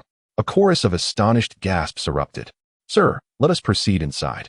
Zheng Chenghua shot a glare at Chang Kechuan and then bowed respectfully. Yi Chen nodded, taking the still-dazed Xia Shuiying by the hand as they moved indoors. Xia Weiman and Tang Huilan exhibited similar reactions, their minds struggling to comprehend the situation. That once bullied, seemingly useless son-in-law was actually the benefactor of President Zheng? Moreover, he was the hidden proprietor of that conglomerate, leaving them with a surreal sense of disbelief. However, as they turned to leave, a sharp voice pierced through the air. Xia Shuiying, you wretched creature, stop right there. Chapter 17. The troublemaker Wu Xiuzhen. At the sound of the voice, the crowd collectively paled. Who would dare to provoke Xia Shuiying now? Were they courting death? After all, Yi Chun was the benefactor of President Zheng. What kind of audacious individual would dare to insult Xia Shuiying? The crowd turned to identify the source of the voice, and their expressions became peculiar.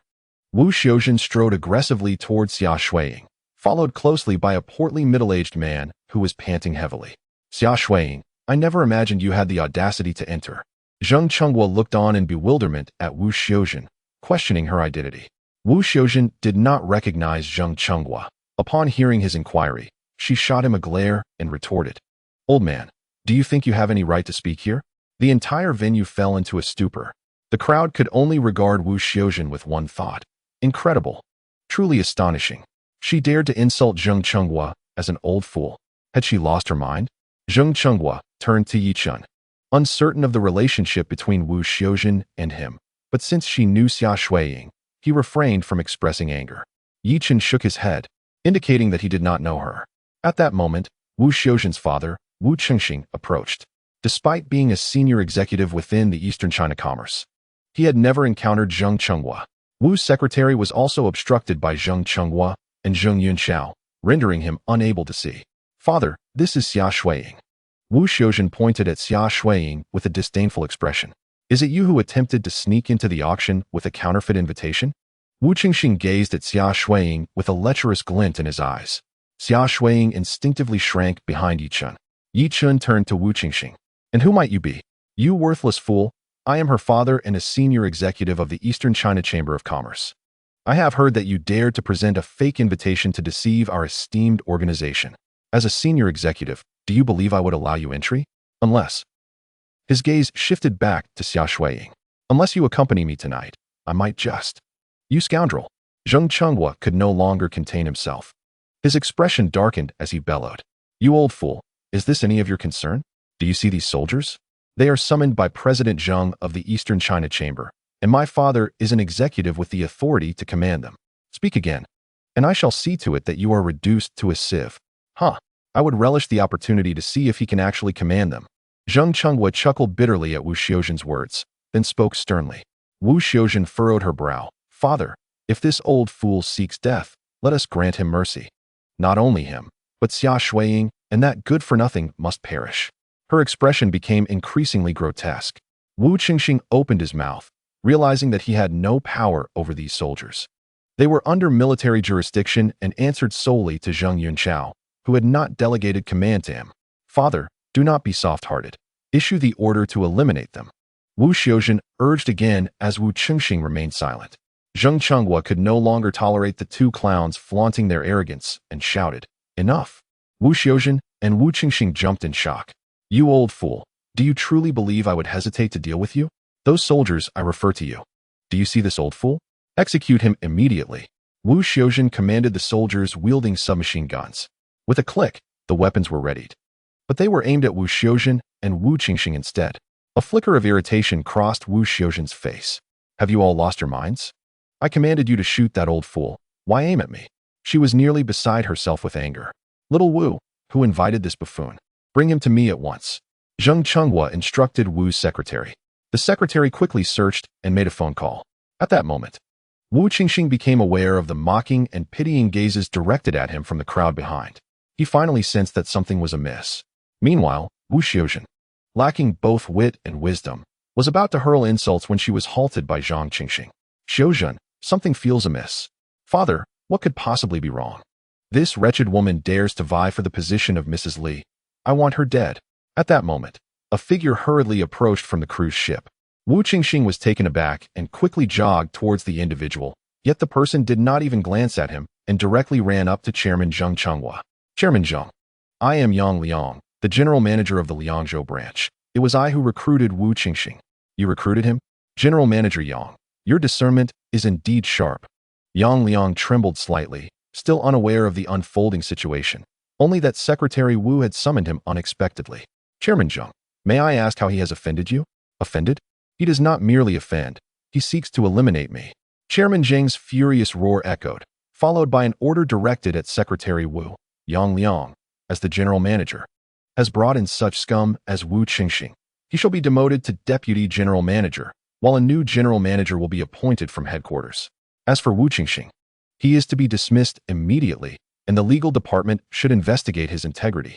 Upon hearing this, both Wu Qingxing and Xiuzhen were filled with dread. This elder was none other than Chairman Zheng of the East China Chamber of Commerce. How could they dare to insult him so?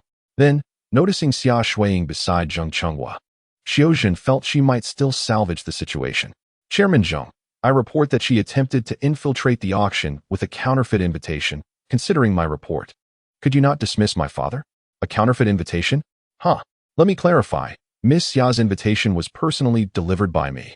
In that instant, Xiuzhen and Wu Qingxing felt utterly bewildered. Who was Zheng Chenghua? The president of the East China Chamber of Commerce. A true aristocrat. His son, Zheng Yanchao, was the deputy commander of the East China Military District. And what of Xia Shuiying? Merely a discarded daughter used by the Xia family as a bargaining chip.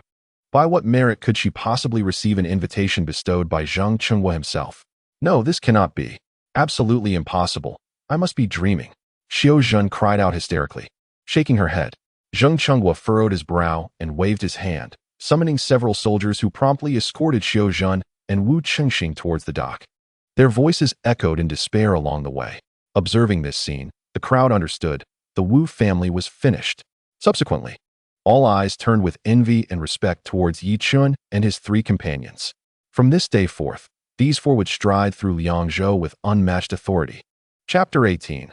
Leave immediately amidst the countless envious gazes. Yi Chun embraced Xia Shuiying's slender waist and softly inquired, My dear, do you relish this feeling of standing at the pinnacle? After a moment of contemplation, Xia Shuiying replied, I do, but I also feel a sense of trepidation. Yi Chun was puzzled. Trepidation? Xia Shuiying nodded. Because all of this feels so surreal. This pinnacle feels dreamlike. And I fear that one day I may awaken from this dream, only to plummet into the abyss. Yi Chun was acutely aware that his true identity felt rather distant to Xia Shuiying, rendering it unreal and insecure for her.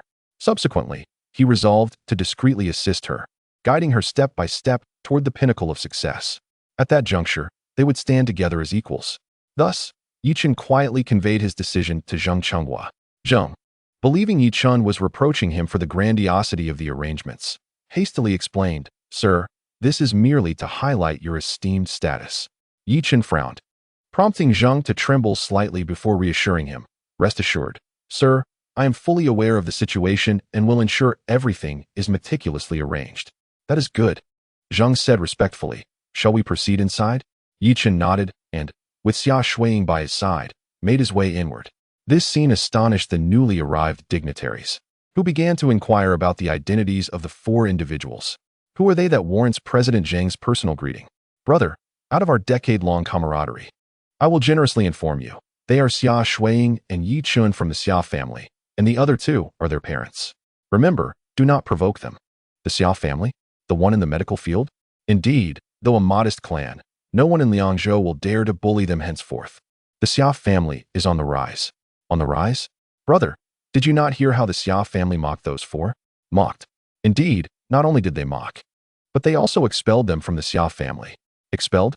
Have the Xia family members lost their minds? The crowd began to murmur, every word striking the ears of the Xia family like a heavy blow. Thud. Liang Chui'er was so startled that she knelt on the ground.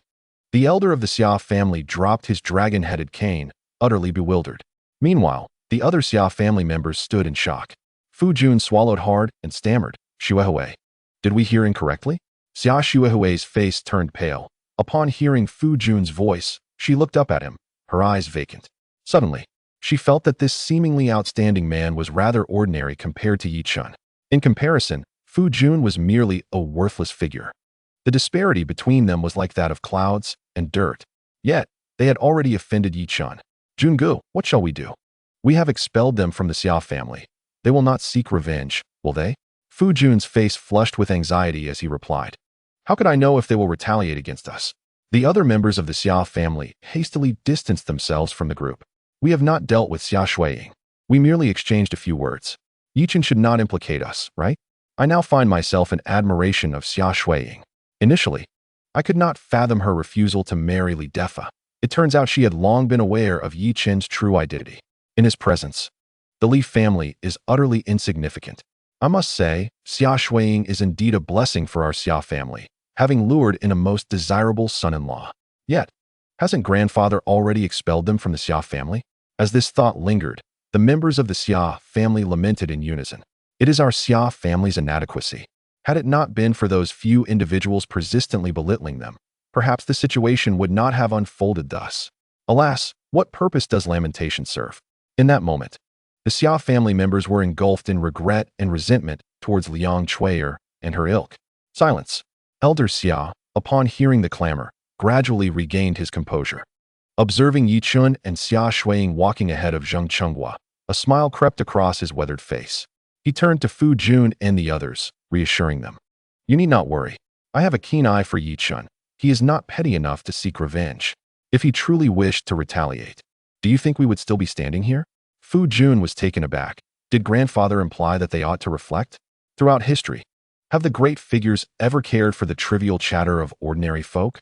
Elder Xia picked up his dragon-headed cane and continued with a smile, to Yi Chen. Our humiliations are akin to a child's play. How could he possibly take them to heart? Upon hearing this, Fu Jun and the others began to see the wisdom in his words. Would an elephant concern itself with an ant biting its toe? The answer is a resounding no. Just as the elder stated, if Yi Chen truly intended to exact vengeance, they would not be standing there at all. With this realization, the other members of the Xia family were suddenly filled with joy. The reason Yi Chen had not instructed Zheng Chenghua to turn them into a beehive was precisely this. It appeared that Yi Chen truly had not taken those matters to heart. Grandfather, what shall we do now? Xia Xuehui inquired, gazing at the elder. The elder, observing Yi Chen and the others nearing the ferry, hurried over. We shall attend the auction, and we must secure a place in the VIP box. As they walked, their demeanor exuded confidence. Their slightly stooped backs now held straight. The other members of the Xia family quickly followed suit, heading towards the ferry. This was a splendid opportunity to elevate the Xia family's reputation. Remarkable, Xia Shuiying had brought fortune to the Xia family. A grand procession of them advanced forward. Onlookers exchanged glances, their curiosity piqued, wondering what Elder Xia was scheming this time. Before long, under the elder's guidance, the Xia family arrived at the entrance of the VIP passage. What are you doing? Halt! Two soldiers brandishing submachine guns commanded, pointing them at the members of the Xia family. Impudence! Open your eyes and see who I am. Elder Xia thundered, brandishing his dragon-headed cane at the soldiers. The soldier was taken aback, his expression darkening instantly. This was an auction hosted by the father of the deputy commander, and such raucous behavior from outsiders was utterly intolerable. With a click, the submachine gun was swiftly loaded, aimed directly at the brow of the elderly Mr. Xia. Old man, are you courting death? Elder Mr. Xia, watching Yi Chen and the others nearing the entrance, felt an overwhelming anxiety. The distance was too great for his voice to carry. So he turned to the two soldiers and reprimanded them. Am I seeking death? Do you not realize that the benefactor of President Zheng is my son-in-law, Yi Chen? Xia Shuiying is also my granddaughter. Given your earlier actions, do you believe I won't have Yi Chen eliminate you? Indeed, Yi Chun was the son-in-law of our Xia family. Disrespecting the elder was tantamount to disrespecting Yi Chun. Do not assume that wielding that submachine gun grants you superiority. Let me assure you, at Yi Chun's command, your heads would roll. Be wise and step aside quickly. Later, I shall speak a few kind words for you in front of Yi Chun, and I guarantee you will ascend effortlessly within the military ranks. As he spoke, he advanced forward. The commotion drew the attention of others, and as all eyes turned toward the Xia family, they stood tall, their faces reflecting a sense of pride. Are you truly relatives of Mr. Yi? The soldiers regarded the Xia family with skepticism. What nonsense! Am I not his relative? Are you? The soldiers exchanged glances, and one stepped forward, stating, if you are indeed Mr. Ye's relatives, please call him. Otherwise, we cannot discern the truth of every claim made by those who arrive. Elder Mr. Xia was immediately exasperated. Pointing at the soldiers with ire, you have a mind of a wooden block. He then turned to his family behind him. Who has Yi Chen's number? Call him and tell him his grandfather is waiting here. However, the Xia family exchanged uncertain looks. Yi Chun was regarded as a disgrace within the Xia family. Who among them would have his phone number? Witnessing this, laughter erupted among the crowd. Elder Xia, let it go. Just moments ago, you claimed Yi Chun was not your son-in-law. Did you not personally expel Mr. Yi and Xia Shuiying from the Xia family? Now that you see Mr. Ye's esteemed status, have you forgotten your earlier mockery? With a series of rapid gunshots, several soldiers fired at the ground near Elder Mr. Xia's feet, sending dust flying and causing the Xia family to recoil in alarm. How dare you shoot at me? Do you believe I won't have Yi Chun deal with you? Old man, do you think I haven't heard you? You actually dared to expel Mr. Yi from the Xia family. You'd best get lost. Otherwise, I will shoot you. The elderly matriarch of the Xia family was left speechless, pointing at the soldiers and stating, all right, you will pay for this. She then dashed towards the Xia family estate, fearful of being shot by the soldiers. Chapter 19. Are you in need of money? As the members of the Xia family fled, the opulently adorned ferry prepared to commence its auction. On the top deck, a freshly constructed stage was adorned with a resplendent crimson carpet, beneath which lay an array of seating options. The most striking features were undoubtedly the 20 private boxes, each representing an exclusive invitation. However, the central box stood apart from the rest, illuminated by a lavish purple and gold chandelier, showcasing its unparalleled prestige. This was the supreme box, the only one of its kind for this auction. Were it not for Yi Chen's presence, it is likely that even this box would not have existed. Today, as protagonists were the esteemed occupants of these 20 boxes, for only those within the boxes were permitted to bid. Suddenly, the lights dimmed, and a stunning woman clad in a red gown ascended the stage, microphone in hand. Esteemed guests, welcome to the auction hosted by the East China Chamber of Commerce. I am Zhou Xiaoyu, the appointed auctioneer of the chamber. In the supreme box, Yi Chun embraced the dazed Xia Shuiying, comfortably seated on the plush Natuzi sofa. Xiao Weiman and Tang Huilan appeared equally bewildered. Smack! Tang Huilan abruptly slapped Xiao Weiman across the face. Startled, he exclaimed, "What was that for?" "I'm wondering if I'm dreaming," Tang Huilan replied, somewhat dazed. Meanwhile, Zheng Chenghua and Secretary Wu stood respectfully at Yi Chen's side, while Zheng Yinchao had stepped away to attend to other matters. "Sir, this is premium pu tea sourced from Pingzhou. Please have a taste." Yi Chun waved his hand dismissively. Silence. Zheng Chenghua promptly closed his mouth. At that moment, Zhou Xiaoyu concluded her opening remarks. "Dear guests, we shall now proceed to the auction phase. Let us unveil the first item for bidding." Following her words, a hostess approached with a zeatonwood tray. Upon seeing the contents of the tray, Zhou Xiaoyu paused, quietly inquiring of the hostess. "Isn't the first auction item supposed to be a piece of blue and white porcelain?" The hostess, looking somewhat helpless, replied, "Someone suddenly brought this painting over, insisting it should be auctioned. They claimed that if it sells, our chamber would receive a 10% commission. The manager deemed it feasible, so this painting was substituted as the first auction item." Handing Zhou Xiaoyu a note containing details about the painting, the hostess stepped back. Zhou Xiaoyu nodded, accepting the note. Having served as an auctioneer for many years, she was no stranger to such situations. Regaining her composure, she announced, "Ladies and gentlemen, the first item for auction is Su Wei's peony and banana stone painting." As her words echoed, a wave of astonishment rippled through the ticket holders in the back of the boxes. Although Su Wei may not have been as renowned as some ancient masters, he was a distinctive figure in the realm of ink wash painting and the progenitor of the Qingting school. Many admirers of ink wash painting are familiar with this Ming Dynasty artist. The artwork titled Peony and Banana Stone is considered Su Wei's most celebrated masterpiece. It is said that this painting fell into the hands of foreigners over a century ago, and numerous individuals have sought to acquire it. Yet it remained unsellable until its unexpected appearance at this auction. There is no doubt regarding the painting's authenticity, as this auction is hosted by the East China Chamber of Commerce, which guarantees all auction items. To auction a counterfeit would cause irreparable damage to the chamber's reputation. They would not be so reckless. The starting bid for Peony and Banana Stone is set at 28 million, with each increment not less than 500,000. 30 million. 32 million. In the VIP box, Zheng Chengwei stared blankly at Peony and Banana Stone displayed on the stage. He then turned to Yi Chun and hesitantly inquired, "Sir, are you in need of funds?" Yi Chun smiled and shook his head, about to explain when he heard Tang Huilan exclaim loudly, "Isn't that painting a gift from Yi Chun to the old gentleman? And wasn't it dismissed as a forgery by Xia Zhikai?"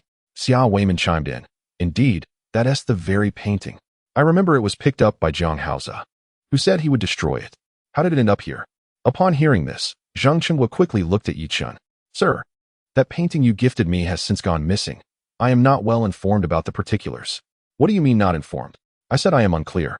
But the painting is no longer in my possession. Do you understand?"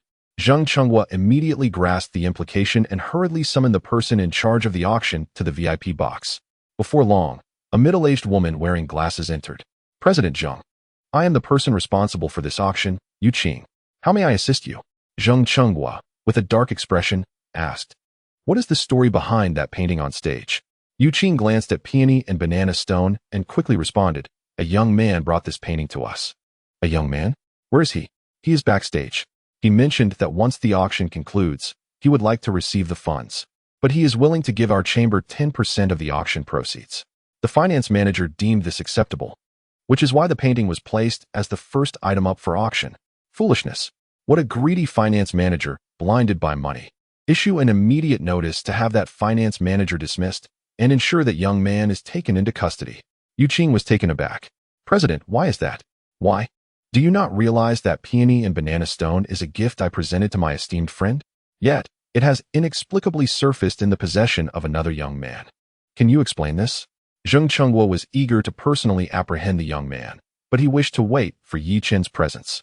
Upon hearing Zheng Chengwa's words, Yu Qing's expression shifted slightly, and she quickly nodded, saying, "Rest assured, President Zheng, I will ensure this matter is handled appropriately." In the backstage of the auction, Jiang Haoze listened intently as the bidding price for the Peony and Banana Stone painting soared, his face brimming with excitement. Upon seeing Yi Chen's arrival, he exchanged a few mocking remarks and then casually concocted an excuse to venture into the auction's backstage, where he approached the person in charge. In exchange for a mere 10% of the auction proceeds, he presented the painting for sale. Reflecting on the moment, he stumbled upon the artwork at a family banquet. Jiang Haoze felt that his luck was nothing short of extraordinary. To his astonishment, the painting he had unwittingly acquired turned out to be genuine. He couldn't believe that such a treasure had come into the possession of someone he deemed a waste. After all, a person like him was hardly worthy of owning such a piece. As the bids outside reached over 50 million, the corners of Jiang Haoze's mouth involuntarily curled into a smile. Just then, for security personnel from the East China Chamber of Commerce entered abruptly. Ignoring them, he continued to gaze at the display screen with unrestrained joy. Unexpectedly, the four men headed straight for him. "You are Jiang Haoze, correct?" A moment of surprise crossed his face. "Yes, that is indeed me. The painting on stage was brought by you for sale, wasn't it?" Jiang Haoze nodded. "Then there is no mistake. Please come with us." Before he could inquire about the reason, the four men seized him and began to escort him outside. "What are you doing? Let me go? Are the East China merchants attempting to abscond with my painting?" Jiang Haoze shouted, struggling against their hold. One of the security personnel scoffed, "Stop pretending. Just now, Director, you personally informed us that you stole that painting. Any explanations can be given to the police once we reach the station." Chapter 20. The banquet. Meanwhile, a hostess hurried over to Zhou Xiaoyu and whispered a few words. Zhou Xiaoyu furrowed her brows slightly and then inquired quietly, "Is this the president's intention?" The hostess shook her head. "It is Director Yu's suggestion. However, Director Yu was just summoned to the Supreme Box by the president, so I believe this reflects the president's wishes as well." Zhou Xiaoyu nodded, I understand. She then turned to the crowd, her expression apologetic as she addressed everyone. I regret to inform you that the provenance of this painting is somewhat dubious, and thus we have decided to retract this auction item. With that, the hostess promptly removed the painting.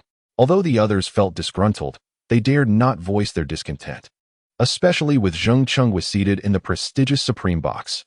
Now, the next auction item is a piece of blue and white porcelain from the Qing dynasty. Rest assured, there are absolutely no issues with this item. Time swiftly passed, and soon the auction concluded, yet no one departed, for the auction was merely a prelude. The subsequent banquet was the true highlight. After the last item was sold, Zheng Chengwa emerged to announce that the Hall of the Fairy had been prepared and invited all guests to proceed there. Sir, please, Zheng Chengwa said respectfully to Yi Chen. Yi Chen turned to Xia Shuiying, shall we go? Before Xia Shuiying could utter a word, Xia Weiman and Tang Huilan eagerly interjected, why not go? This is a moment of honor for us. President Zheng, since Yi Chen is your benefactor, we would be delighted to sit at the main table with you. Wouldn't we? Zheng Chengwa quickly responded with a smile. Of course, it is my intention to have my benefactor seated at the main table. What about us? Let us not forget that we are his parents. You two shall also be seated at the main table, Zheng Chengwa affirmed. And Miss Xia shall likewise be at the main table. Upon hearing her parents' insistence, Xia Shuiying felt compelled to comply, nodding toward Yi Chen. Seeing this, Yi Chen embraced Xia Shuiying and stood up, glancing at Zheng Chengwa. He gently urged, what are you waiting for? Lead the way. Yes, sir, please follow me. Under Zheng Chengwa's guidance, the group made their way to the banquet hall. At the main table, in addition to Zheng Chengwa, Yi Chen, and the four others, there were two additional guests, Zheng Chengwa's son, Zheng Yunqiao, and Yu Qing. As the other guests settled in, the banquet commenced. One by one, the influential figures of Liangzhou sought to make Yi Chen's acquaintance, coming forth to offer toasts. Yet, Yi Chen persistently served Xia Shuiying with delicacies, leaving the others to retreat awkwardly. Li Defo approached to toast as well, but Yi Chen disregarded him, which secretly relieved Li Defo. If Yi Chen had taken an interest in him, the Li family would likely face ruin. At that moment, a middle-aged man stepped forward. Mr. Yi, I am Zhou Qi, the head of the Zhou family. Allow me to propose a toast. Yi Chen, who had been serving Xia Shuiying, paused momentarily, placing his chopsticks down to regard Zhou Qi. Suddenly, a smile broke on Yi Chen's face. He would certainly give face to the head of the Zhou family. Upon concluding his words, the crowd looked on enviously at Zhou Qi. Yi Chen had shown no deference to anyone else, yet he honored Zhou Qi, even lifting his glass in acknowledgement. Yi Chen's respect for Zhou Qi stemmed not from gratitude, but from a shared enmity. Although the incident from a decade ago remained unresolved, Yi Chen had narrowed his focus to the four prominent families, with the Zhou family being the most probable suspect. Zhou Qi, taken aback by Yi Chen's courtesy, quickly warmed up. Mr. Yi, let me share a rather amusing tidbit. The head of the Li family, Li Defo, is using the pretense of seeking a wife to bring joy to his father. The ridiculous part is that many families have sent suitable women's photos to the Li family, and it seems Li Defo has taken a liking to a married woman. Isn't that comical? As Zhou Qi's words echoed, the atmosphere in the hall momentarily stilled. Being the last to arrive at the auction, Zhou Qi did not recognize Xia Shuiying. He merely knew that Yi Chen was Zheng Chengwa's benefactor and that he had a larger conglomerate under his command. Yi Chen looked at Zhou Qi and nodded with a smile. I am indeed aware. To my surprise, Mr. Yi is also aware of this matter. However, what is even more amusing is that the woman's husband is utterly useless, and indeed, a dependent son-in-law. I have heard that her family has pressured her to divorce him. Yi Chen's smile became increasingly charming, and he chuckled, finding the situation quite humorous. Yet, Zhou Qi, I am indeed the so-called waste you speak of. Zhou Qi momentarily froze, and Yi Chen raised his right hand, gently tapping Zhou Qi's face. That's enough, it's just a trivial matter. I will personally seek you out in a couple of days. Zhou Qi's body stiffened, and he walked away with a pale face. After this brief episode, no one dared to approach Yi Chen for a toast any longer. As the event neared its conclusion, Zheng Chengwa suddenly stood up. Ladies and gentlemen, this is my son, Zheng Yunqiao. I trust you are all aware that tomorrow his daughter, my granddaughter, will likely come to develop a project. I hope you will extend your support to her. His tone was gentle, and his words were courteous. Yet, everyone understood what was expected of them. They promptly rose to express their commitment to support Zheng Chengwa's granddaughter's project. Once the gathering dispersed, many couldn't help but reflect on the unexpected revelation. Who would have thought that the so-called useless son-in-law of the Xia family was actually the savior of Zheng Chenghua? The attitude towards Xia Shuiying and her parents would surely need reconsideration. Yi Chun and his companions were escorted home by Zheng Chenghua's associates. Zheng Chenghua wished to personally see them off, but having celebrated with several glasses of liquor, he could hardly maintain his balance as he walked. Once they left, the news spread, causing quite a stir in Liangzhou. Yi Chun, the so-called waste, was indeed the savior of the president of the East China Chamber of Commerce. And he was the son-in-law of the Xia family. Just as many were planning to visit the Xia family, they learned that the elder of the Xia family had expelled Yi Chun. Instantly, the entire Liangzhou was mocking the elderly Xia's astute decision. Upon returning home, Yi Weimin and Tang Huilan's demeanor towards Yi Chun underwent a dramatic transformation. Yi Chun, come, sit down quickly.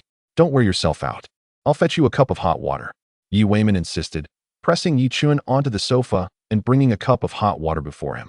Tang Huilan was even more extravagant, bringing a basin of hot water, saying, Here, Yi Chun, soak your feet and relax. Xia Shuiying looked at the two of them, who were so eager to please, shaking her head in disbelief. Yi Chun smiled, responding, Mom, Dad, your sudden change is a bit overwhelming. What is so overwhelming about it? You are Shuiying's husband, and that makes us family. What is wrong with treating family this way? Tang Huilan replied with a smile. Yi Weimin then looked at Xia Shuiying with a beaming face, saying, Shuiying, I have always regretted not stopping you from taking the household registration. Now, it seems fortunate I didn't. Otherwise, where would I find such an excellent son-in-law like Yi Chun? Xia Shuiying gazed at Yi Chun, feeling somewhat dazed. Yet the sight of their harmonious family brought her immense joy. At the banquet, it seems you both did not enjoy your meal, did you? Should I prepare something for you? Yi Chun quickly waved his hand, saying, Mom, it's unnecessary. I've eaten plenty today. What do you mean plenty? Look at how thin you are. In my opinion, someone of your stature ought to have a belly like those high-ranking officials. However, Xia Shuiying interjected, Mom, Yi Chun is perfectly fine. He shouldn't eat anymore. Just then, a sudden knock echoed through the room. Chapter 21. The countenance of the Xia family. Tang Huilan cast a glance at Xia Weimin, who promptly went to open the door, a task that was previously Yi Chen's. Upon opening the door, Xia Weimin found Mrs. Tang from next door and a bespectacled young man standing at the threshold. The youth appeared somewhat refined, occasionally adjusting his spectacles. His name was Yu Changle, and he was currently a department head at a publicly listed company. Old Xia is Shuiying at home. Xia Weimin was taken aback, although their families were neighbors. They had hardly exchanged pleasantries. Mrs. Tang's sudden inquiry about Xia Shuiying left him perplexed. Who is it? Tang Huilan inquired upon noticing no one had entered. Hearing her voice, Mrs. Tang dragged Yu Changle into the room. Sister Huilan, it's wonderful to see you both at home. Upon entering, Mrs. Tang immediately settled next to Xia Shuiying, inadvertently pushing Yi Chun aside. Yi Chun, however, remained unfazed, offering a calm smile. Tang Huilan's expression darkened as she remarked, Mrs. Tang, your presence is rather imposing. For Yi Chun was her treasured gem, and she would not permit anyone to belittle him. Unperturbed by Tang Huilan's tone, Mrs. Tang continued, Sister Huilan, I have long been aware of your reservations regarding this ineffectual son-in-law. After all, Shuiying is considered one of Liangzhou's beauties, and Changle has just reached marriageable age. I thought I might discuss the possibility with you. Tang Huilan abruptly stood, pointing to the still open door, and coldly declared, Mrs. Tang, you must take your son and leave immediately, or I shall not hesitate to be impolite. Both Mrs. Tang and Yu Changle were left bewildered by her reprimand. Sister Huilan, you might not be aware, but Changle is currently the RD supervisor at Gallion Group, earning over $1 million annually. And the company even provided him with an Audi A6. Although Shuiying is already married, it's quite common nowadays for second marriages. Our family would not mind. As long as Shuiying agrees to marry him, she would certainly enjoy a life of luxury with Changle. Yu Changle, standing tall, addressed Tang Huilan, Aunt Tang. While I am merely a supervisor now, I assure you that in 3 years, I will ascend to a managerial position, and my salary will undoubtedly double. By then, should Shuiying wish to live in a big city, financial concerns will be the least of her worries. Before Yi Chun, these two had the audacity to propose to Xia Shuiying. Observing Yi Chun's expression, Xia Shuiying couldn't help but stifle a laugh. She harbored not the slightest concern that Tang Huilan would arrange her marriage to Yu Changle. Indeed, Tang Huilan likely cherished Yi Chen more than anyone else. As anticipated, upon hearing the words of Aunt Tang and Yu Changle, a look of utter disdain crossed Tang Huilan's face. You two should promptly vanish from my sight. Given your family's circumstances, you are nothing but a mere trifling matter in Yi Chen's presence. Regardless of your position as a supervisor or even as a manager in your company, should Yi Chen utter a word, you would be compelled to leave at once. And as for your claim of being indifferent to Shui Ying's second marriage, let me clarify. Our Shui Ying shall never divorce Yi Chen. Wherefore the notion of a second marriage? Depart at once. The more Tang Huilan spoke, the more irate she became, nearly ejecting Aunt Tang and Yu Changle from the premises. Both were left utterly bewildered by her tirade. Subsequently, Aunt Tang rose, pointing an accusatory finger at Tang Huilan, exclaiming vehemently, "You dare to speak to us in such a manner, Tang? You shall come to regret it. Let Shui Ying live with that useless man for the rest of her life. Xiao Weiman, are you a ghost? Hurry and see them off." Tang Huilan rebuked Xiao Weiman, who, despite his imposing stature, brandished a broom and approached the two. Realizing this, Aunt Tang quickly ushered Yu Changle away in a hasty retreat. With a cheerful demeanor, Tang Huilan turned to Yi Chen, saying, "Little Yi, these two are simply lunatics. What is Yu Changle, after all, but a mere supervisor at a company? He cannot even compare to the tip of your finger. Do not let this trouble you." Yi Chen waved his hand dismissively, replying, "Mother, how could I take it to heart? Their visit merely signifies that Shui Ying is beautiful." Summer Shui Ying rolled her eyes at Yi Chen. Tang Huilan chuckled, "As long as you're not troubled, that's good to hear. By the way, has the water cooled? If it has, I'll add some hot water." "No need, Mother, I've already prepared it." At that moment, Xiao Weiman, who had just closed the door, approached, wearing an expression of hesitation. "Father, do you have something to say?" Xiao Weiman nodded. "Yi Chen, there's a matter I need to discuss with you." "Father, feel free to speak. There's no need for formalities," Yi Chen responded with a smile. "Well, I shall be frank. Just now, the old man called me, requesting that our family pay him a visit." As he spoke, Xiao Weiman closely observed Yi Chen's expression, noting that he did not appear angry. He continued, "Tomorrow, the old man will host us with fine food and drink, and he mentioned wanting to apologize to you and Shui Ying." However, Tang Huilan interjected with a scoff, "Xiao Weiman, do not forget that we were expelled from the Xia family by the old man." Xiao Weiman grimaced in response. "The old man has rescinded his decree, claiming he is of advanced age and prone to folly." Yi Chen and Summer Shui Ying exchanged glances before nodding in agreement. The following morning, the four members of the Yi family arrived at the Xia family estate. Upon entering the courtyard, they were greeted by a scene adorned with festive decorations, with smiles illuminating the faces of everyone present, including the servants, who were all beaming with joy. In the grand hall, the elder commanded his servants to serve the dishes and arrange the table. "You all better be sharp today. Yi Chen is President Zhang's savior. If you offend him, I shall not spare you," he exclaimed. "Shui Hui, quickly wipe the chairs for your sister and brother-in-law. Xiao Jun, hurry and fetch my treasured Maojian tea. Prepare a pot for Yi Chen." Under the elder's directives, the entire Xia family busily organized the setting. Just then, Fan Guifeng rushed in. "Elder, Yi Chen and Shui Ying have arrived." The elder promptly called for everyone to set aside their tasks and join him in welcoming them. The Xia family hurriedly followed the elder out of the hall. Upon seeing Yi Chen and the others, the Xia family's gazes were filled with reverence, a stark contrast to the previous disdain they had shown. The elder quickly approached, grasping the hands of Yi Chen and Xia Shuiying firmly. "Yi Chen, Shuiying, please come in. The dishes are ready, and I've even asked Xiao Jun to brew you a fine pot of Maojian. You have no idea how busy I've been this morning in preparation for your arrival. Indeed, the elder has been preparing since last night to welcome you. By the way, please do not take our previous actions to heart." Such words. We are all family. Yi Chen certainly wouldn't hold any grudges. Yes, you're right.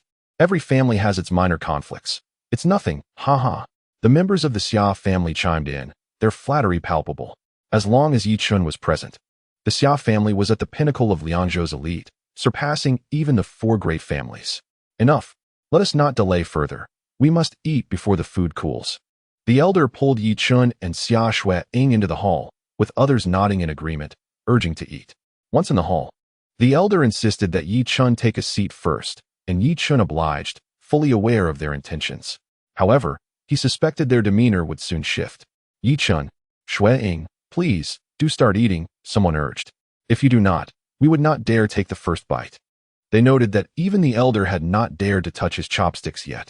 The Xia family members were fawning over Yi Chen, while Xia Shui-ing observed the scene with a bitter smile. Their current facade struck her as exceedingly insincere. Just yesterday, the elder had expelled them from the Xia family, subjecting them to relentless humiliation. When they were confronted by soldiers aiming submachine guns in the VIP passage, they had reveled in their misfortune. Yet, now only a day later, they were deferential to Yi Chen, and even the elder treated him with utmost respect, fearful of inciting his displeasure. The drastic shift in their attitude stemmed entirely from Yi Chen's identity being revealed. In that moment, Xia Shui-ing felt a wave of sorrow wash over her, lamenting the reality of living in such a family. In a family, if one possesses power and influence, all will flatter and curry favor with them.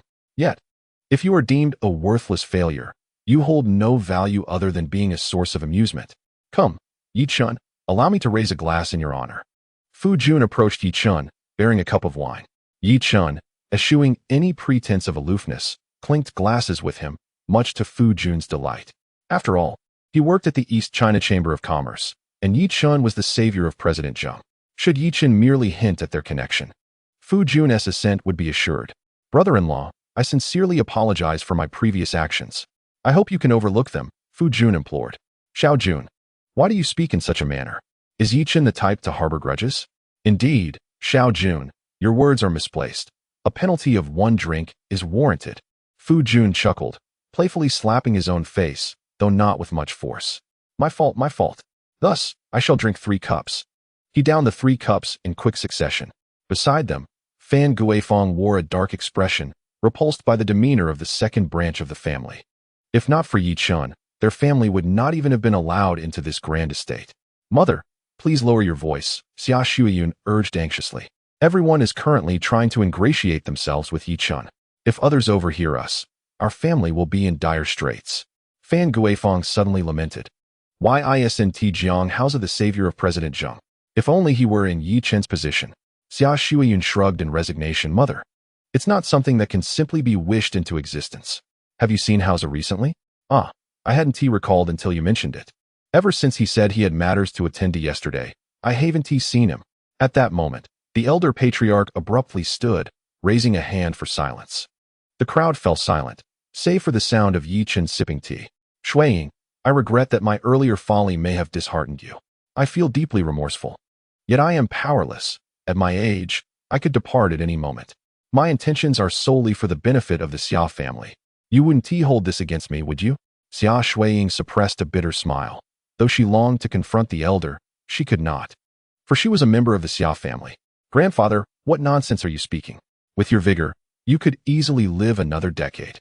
The elder chuckled, Shui-ing. I simply enjoy hearing your voice. Yet, I am indeed aging. The company is still in its infancy, and I hope for its growth, as well as for the Xia family to reach the pinnacle of Liangzhou's hierarchy.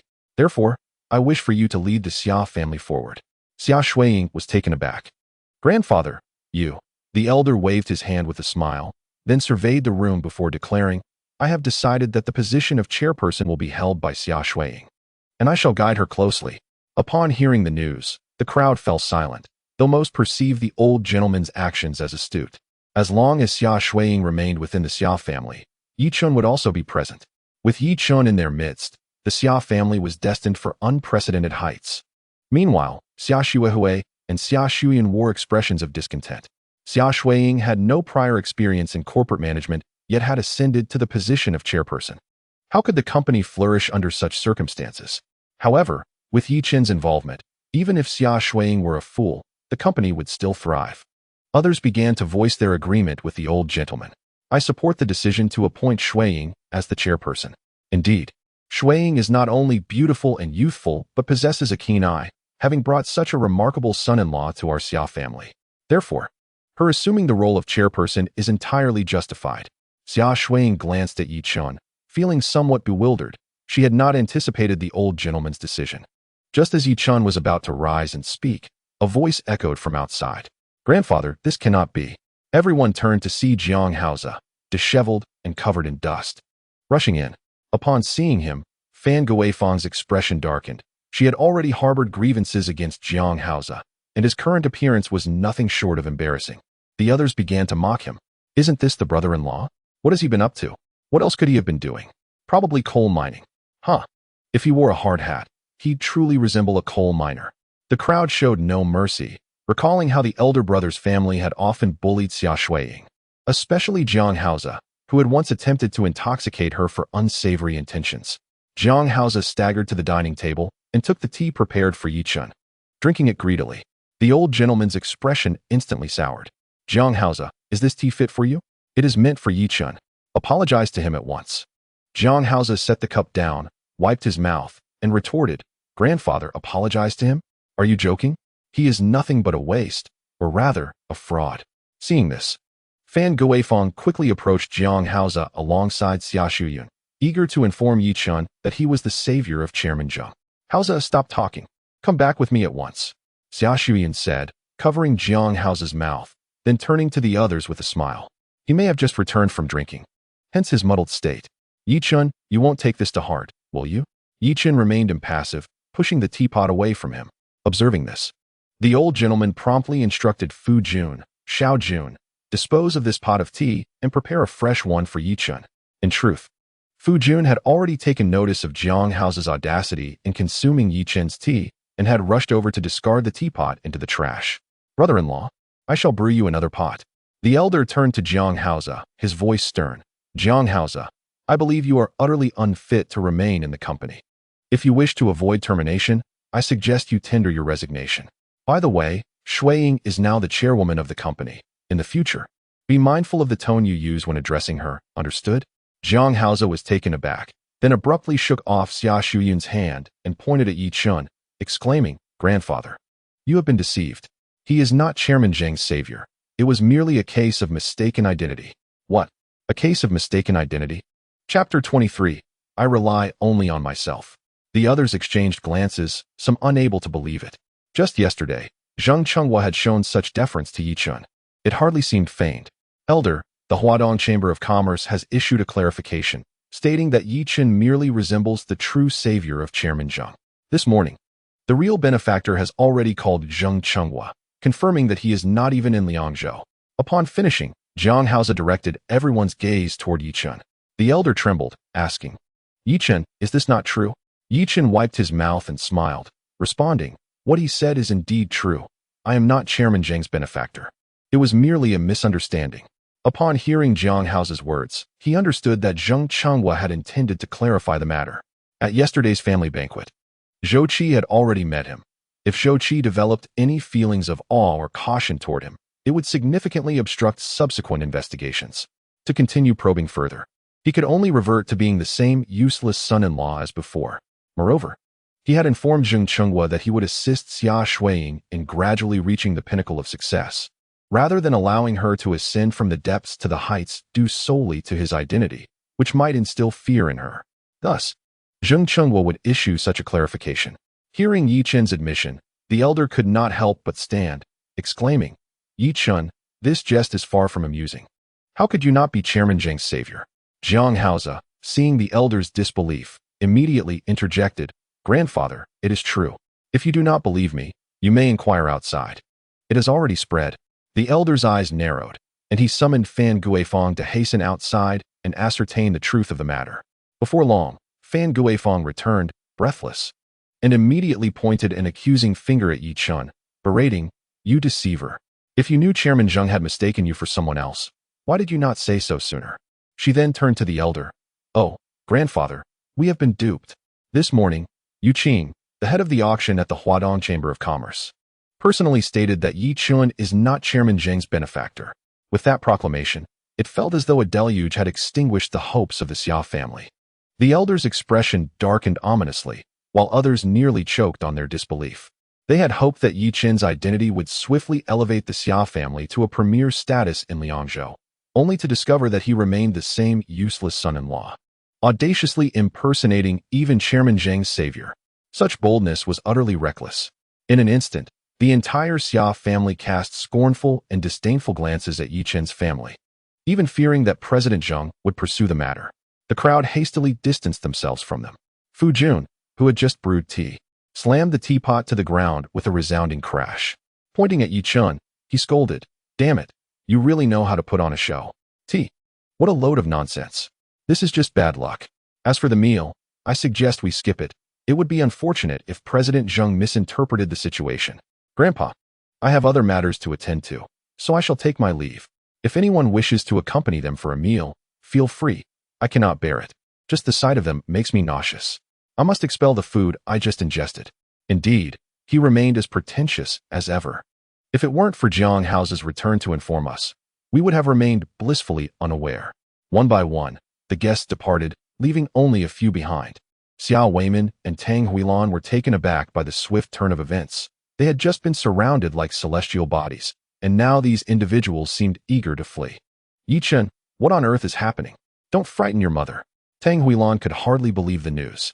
With a loud bang, the old man fiercely slammed the dragon-headed cane onto the ground, pointing at Yi Chun and his companions. "You four, stand up. Useless is as useless does. All you do is boast and show off." Xiao Weiman and Tang Huilan hastily complied, standing up in fear. Yi Chun turned to Xia Shuiying and smiled. "Are you feeling disappointed?" Xia Shuiying shook her head with a smile. "Not at all. If you truly were President Zheng's savior or a hidden benefactor of those conglomerates, I would be frightened. This is quite the opposite." Jiang Haoza, who had spent a night in confinement, was fuming with rage. "You little wretch, even at this moment, you still dare to smile." With that, he attempted to slap her. The onlookers observed the unfolding drama with detached amusement. However, before Jiang Haoza's hand could reach Xia Shuiying's face, Yi Chen struck him squarely in the face. Bang! Jiang Haoza stumbled backward uncontrollably, his left cheek swelling, and his cheekbone caved in from the pain, nearly bringing him to tears. Xia Shuiying rushed forward. "Haoza, are you all right?" Meanwhile, Fan Guifang pointed at Yi Chun and angrily berated him. "You little bastard, are you seeking death? Do you really think you can take on Haoza? Have you forgotten that he is from the Jiang family? With just a word, he could have you four crippled." Yi Chen replied calmly. "If he dares to call for help, I will be here waiting. Moreover, I, Yi Chun, have never relied on others. I depend solely on myself. So what if I am not President Zheng's savior? Whenever I wish, I can have Shuiying reside in a villa in the Grand City, driving a limited edition luxury car. I, Yi Chun, am my greatest support. You may insult and scold me, but for Shuiying's sake, I can forgive you. However, should you dare to harm her, I will ensure you regret it." As he spoke, his tone grew increasingly frigid, causing the temperature around them to plummet several degrees. Jiang Haoza felt as though he had plunged into an icy abyss, lowering his head, unable to meet Yi Chen's gaze. The old man let out a cold snort and said, "Yi Chun, you possess quite the audacity. Not only do you dare to impersonate Chairman Zheng's savior, but you also have the gall to speak so brazenly in my presence and even strike Haoza. Do you take me for a fool? Grandfather, it was my brother-in-law who attempted to strike me, and Yi Chun merely intervened. This matter is not his fault." Xia Shuiying stepped forward to defend Yi Chun. "You insolent wretch, do you even have the right to speak? You foolishly married such a man. And regarding that matter, you have until today to contemplate your decision." The old man concluded, his expression devoid of emotion as he sat down, surveying the four before him with disdain. "What? Are you not leaving? Do you wish for me to expel you myself?" Xia Shuiying and Yi Chun exchanged glances before taking each other's hands and walking outside. With Xiao Weiman and Tang Huilan trailing behind, heads bowed. Seeing the four depart, Fan Guifang approached the old man. "Old master, since Yi Chun is not Chairman Zheng's savior, you ought to expel them from the Xia family once more." The old man shot a glare at Fan Guifang. "Do I require your guidance in my affairs?" Fan Guifang immediately shrank back. The Xia family was still under the old man's dominion. The old man gazed into the distance, his expression dark. Expelling someone from the family was no trifling matter. In recent days, he had already expelled Yi Chen's family and then rescinded that decision. If he were to expel them again, it might have adverse repercussions. However, with time, he could easily fabricate a reason to oust them from the Xia family. Chapter 24. Secretary Wu seeks assistance at this moment. Within the Li household, Li Defa slumped on the sofa, a visage of deep concern etched upon his face. He had never anticipated that Yi Chun would turn out to be Zhang Qingguo's benefactor, and even more, the mastermind behind several conglomerates. Some of these groups had close ties with the Li family, and should Yi Chun harbor resentment, A mere few words from him could bring the Li family to its knees. The other members of the Li family, witnessing this, dared not utter a word. Li Defa's eldest son, Li Enming, spoke in a hushed tone. Father, perhaps you should go and apologize to Mr. Yi? Indeed, father. It would be wise to prepare a generous gift and hurry to the Xia family to express your contrition. Otherwise, our Li family may face ruin. Li Defa's youngest daughter, Li Tong, added in agreement. Li Defa, however, shook his head with a bitter smile. I am the one who attempted to take his wife. Even if I were to apologize, do you think he would forgive me? Perhaps he might, father. Did you not hear? Even when Yi Chun was expelled from the Xia family, he did not let Zheng Chunghua take action against them. I believe Mr. Yi is not so petty. Precisely, father. You should prepare a gift and pay him a visit. After contemplating for a moment, Li Defa finally nodded. Go and retrieve the 500-year-old ginseng and that pearwood carving from the secret chamber. Li Enming hurried towards the secret chamber. Though the 500-year-old ginseng and the pearwood carving were immensely valuable, they paled in comparison to the foundation of the Li family. At that moment, the steward, Kai Mini, rushed in, exclaiming, Master, Master. Li Defa frowned and reprimanded. Shao Kai, you have been by my side for so many years. Yet you are still so rash in times of crisis. Panting heavily, Kai Mini joyfully replied, Master, I just heard news that Yu Qing, the head of the Eastern China Chamber of Commerce's auction, made a clarification this morning, stating that President Zheng is rather advanced in age and his eyesight is failing. Yi Chun is certainly not President Zheng's savior. It was merely a case of mistaken identity. What? A case of mistaken identity? Indeed. I have dispatched someone to the Eastern China Chamber of Commerce to verify the authenticity of this news, and they should be returning shortly. No sooner had he spoken than a servant rushed in, declaring, Master, Steward Kai, the matter you inquired about is indeed true. It was said directly by Director Yu. Li Defa trembled all over. Are you saying all of this is true? Master, this is absolutely certain. Early this morning, the so-called savior of President Zheng called to say he is not even in Liangzhou. It was President Zheng who mistook the person. Yi Chun, fearing ridicule, had no choice but to feign that he was indeed President Zheng's savior, hoping to leverage President Zheng's influence to soar to new heights. It is unexpected that the true savior of President Zheng is also paying attention to our auction in Liangzhou, thus exposing Yi Chun's deceit. Ah, how enlightening! Li Defa exclaimed. Father, that Yi Chun is finished. Not only will he not soar to greatness, but he may also find himself in President Zheng's crosshairs. Li Defa chuckled heartily. Wonderful, splendid. Now, let us see how that little wretch, Xia Shuiying, can escape my grasp. And that Yi Chun, I shall make him wish he were never born. How dare a mere boy without a single hair on his chin challenge me? The shadows that had loomed over the Li family dissipated in an instant. At that moment, Li Enming rushed in holding 2 gift boxes. Father, we must leave at once. Li Defa found this amusing. Leave? Where to? Li Enming was taken aback.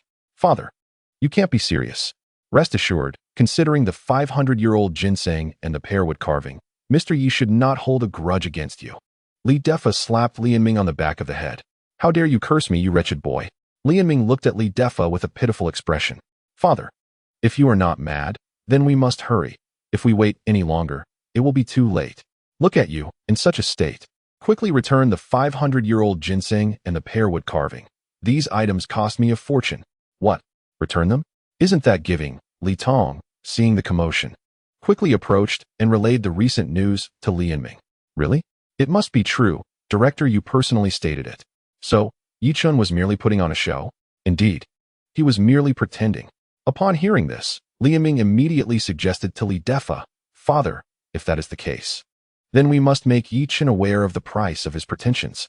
Did you not wish to marry his wife? Without delay, let us go directly and seize him. I refuse to believe he would dare to obstruct us. Li Defa chuckled while shaking his head, expressing no urgency. Yi Chun has just deceived President Zheng, and he will surely face repercussions. We merely need the East China Chamber of Commerce to take action. If we intervene, it would be akin to slapping President Zheng in the face. Indeed, the only downside is that it would benefit that scoundrel. If he were to fall into my grasp, I would ensure he wishes for death but cannot attain it. Meanwhile, Yi Chun and his companions returned home. Upon entering, Tang Huilon wore a grim expression as she addressed Xia Shuiying. Shuiying, regardless of your thoughts, you must divorce this good-for-nothing. Staying with him only brings you suffering and ridicule from others. Xia Shuiying shook her head. Mother, do not forget. Just last night you praised Yi Chun as your good son-in-law. A good son-in-law? If he were truly President Zheng's savior, then he would be a worthy son-in-law for our family. But he is not. Not only is he not, but he has also deceived us. He even dares to trick President Zheng. If we do not divorce him now, the East China Chamber of Commerce will soon arrive, and it will be too late to sever ties. Xiao Weiman regarded Yi Chun with disdain and disgust, as if his mere presence sullied the air. Seeing Yi Chun silent, Tang Huilon pointed angrily at him, scolding, "You worthless fool. If you had spoken up sooner, would I have expelled Sister Tang? Compared to Chong Lo, you are nothing but refuse. If Shuiying were to marry Chong Lo, we would surely live a life of ease. Now, after my harsh words yesterday, this situation has become untenable, and it is all your fault. What are you standing there for? Hurry and buy some gifts to apologize to Sister Tang." Tang Huilon commanded Xiao Weiman. He nodded hurriedly. "All right, but you must give me some money. How can I buy gifts without funds?" Yi Chun found amusement in his father-in-law's predicament, a smirk forming on his lips. It seems the Xia family is quite under the thumb of their wives. Tang Huilon, noticing this, became even more furious. "What are you laughing at? You worthless wretch. What gives you the right to smile? You've lived off us for 2 years, and now it's time for you to leave. Go obtain the divorce certificate tomorrow." Xia Shuiying, wanting to defend Yi Chun, was stopped by him. "Your mother is in a rage. The more you try to reason with her, the angrier she will become. I will step outside for a moment. You should take the time to talk to her." Casting a glance at Tang Huilon, Xia Shuiying reluctantly nodded. "All right, then I will have to trouble you for a while." Yi Chun gently tousled Xia Shuiying's hair, speaking softly, "Silly girl, I have no grievances as long as you are safe." With that, Yi Chun donned a jacket and stepped outside. Just as he reached the ground floor, a phone call came through. It was Secretary Wu calling. Yi Chun raised an eyebrow in curiosity. Why was she contacting him? Upon answering, he immediately heard Secretary Wu's urgent voice. "Mr. Yi, could I trouble you for a favor?" Chapter 25. An awkward treatment. Secretary Wu, how did you come to have my phone number? Well, President Zheng had to return to headquarters unexpectedly, and before leaving, he shared your number with me, mentioning that if you needed anything, I should do my utmost to assist you, and that you were also available to help if needed. Yi Chun pondered for a moment. Since he had nowhere else to go, he replied, "Just tell me a time and place, and we can meet to discuss."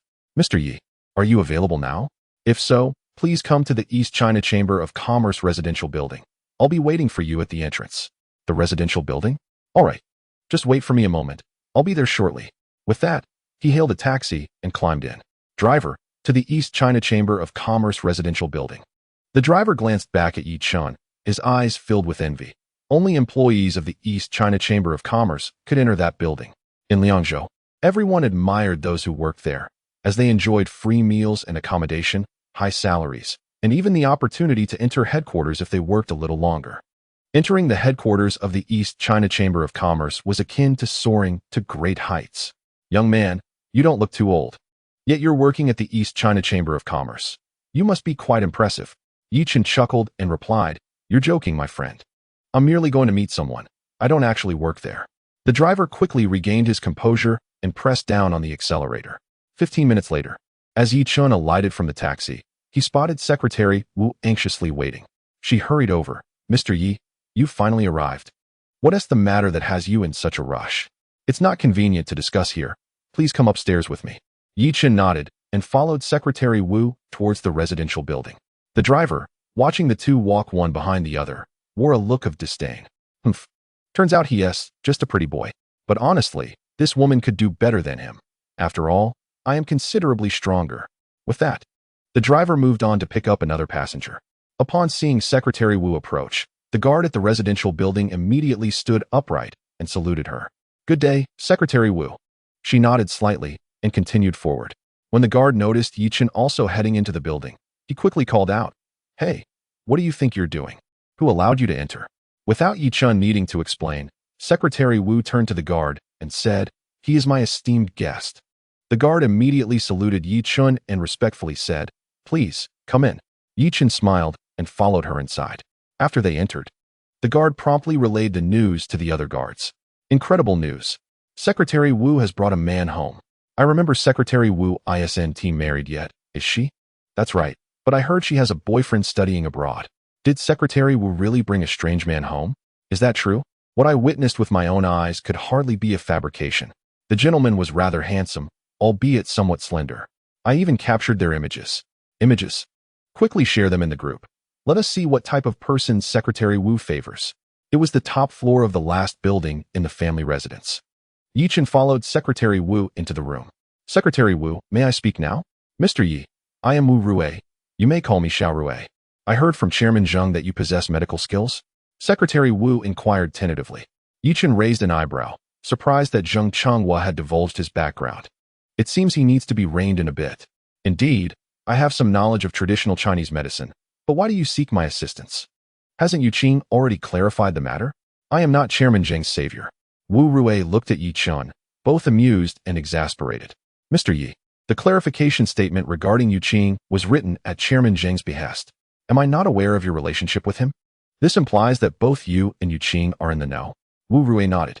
Yi Chen felt speechless. This old man Zheng was far too careless. The more individuals who are aware, the greater the risk. Noticing his concern, Wu Rui quickly reassured him. There is no need for worry, Mr. Yi. Yu Qing has already accompanied Chairman Zheng back to headquarters. I believe I am the only person in Liangzhou who knows of your relationship with him. Very well. When will the old man return? He should be back in a couple of days. Yi Chen nodded. What brings you to seek me? Well, I have a friend who is unwell and has been unable to recover. Even specialists in large cities are at a loss. So I was hoping you could take a look. I can assist, but I won't be leaving Liangzhou.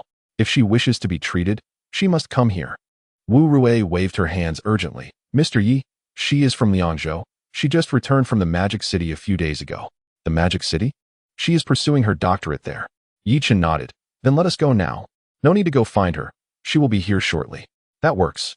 I still need to return home to prepare dinner later. Mr. Yi can cook? Wu Rui's eyes sparkled with admiration. I can only manage a few simple dishes, and they are rather mediocre. I wonder if I will ever have the opportunity to taste Mr. Ye's culinary skills. Yi Chen smiled, opting to remain silent. Just then, Wu Rui's phone rang, and Yi Chen glanced at the screen. It was a call from someone named Li Ruyu. Hello, Xiao Yu, where are you? All right, I'm on my way. Wait for me.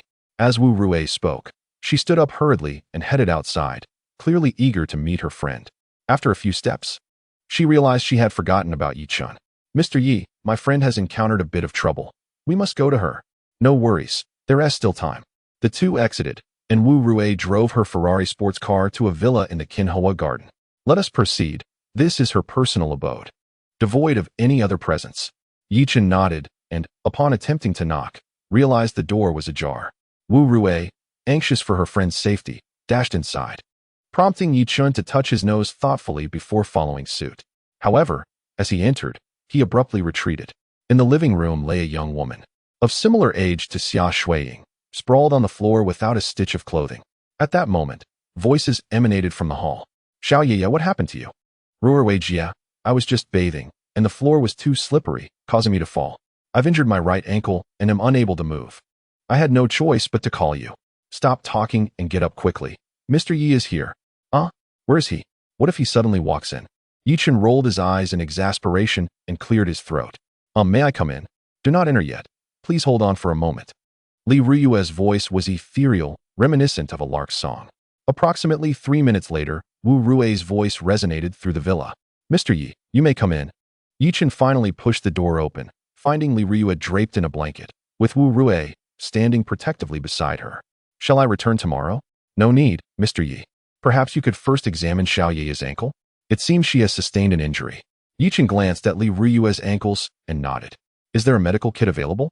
He inquired, approaching her. Li Ruyue shook her head. I live here alone. There are many things I do not possess. If there is none, then so be it. But you must endure a bit of pain. As he spoke, Yi Chen grasped Li Ruyue's right ankle with his right hand, while his left index and middle fingers pressed upon the ankle bone. It must be noted that Li Ruyue's skin was as smooth as snow, tender and pristine. Yet Yi Chen harbored no improper thoughts. As she felt his fingers apply pressure, a blush crept across Li Ruyue's cheeks, and her body twitched slightly. Does it hurt? Wu Rui inquired with concern. Li Ruyue shyly shook her head. It doesn't hurt, just a little. At that moment, Yi Chen suddenly increased the pressure, applying it to the Taishi and Shinmai acupoints. A gasp escaped Li Ruyue's lips, rendering her immediately embarrassed as she hastily covered her mouth, her head bowed low, unable to meet Yi Chen's gaze. Chapter 26. A dangerous game, all right. Try to stand and take a few steps, Yi Chen said nonchalantly.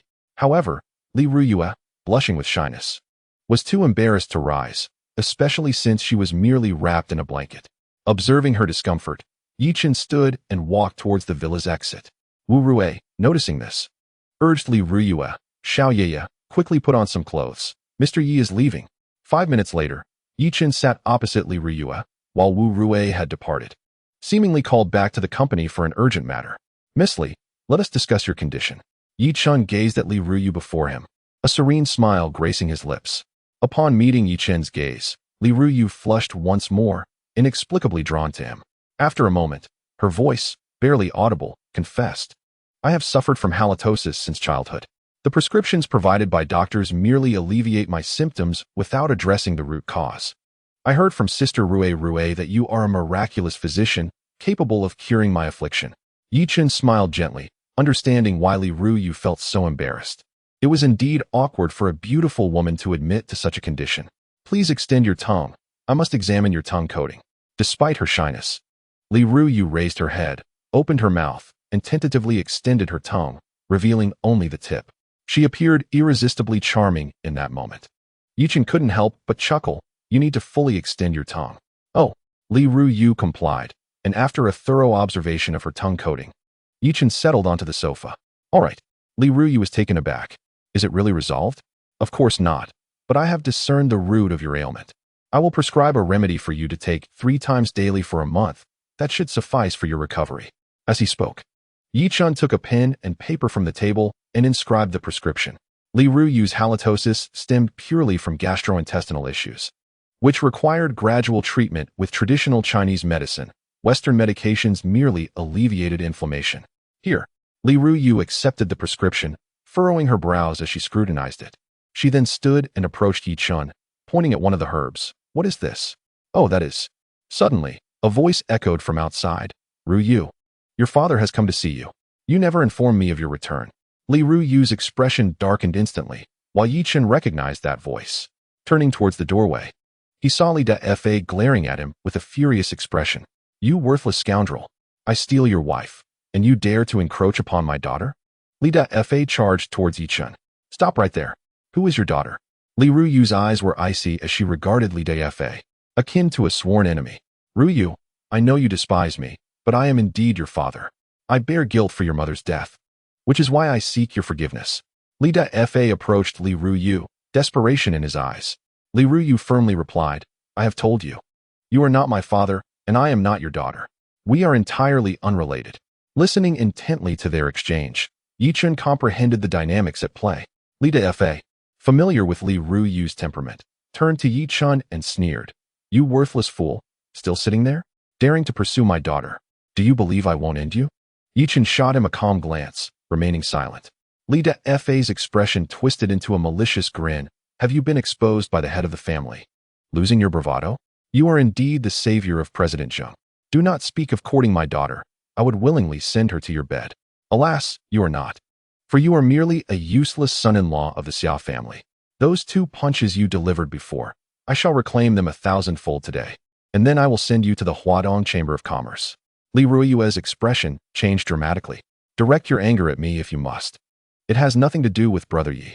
Ruyue, he is nothing but scum. Today, I shall unveil his true nature to you. He is nothing but a despicable dog. Before Li Defa could finish his words, Yi Chen struck him with a resounding slap, sending him sprawling backward. Bang! Li Defa collided with the door before crashing to the ground. Spurt! As he attempted to prop himself up with his hands, he coughed up a mouthful of blood, a testament to the sheer force of Yi Chen's blow.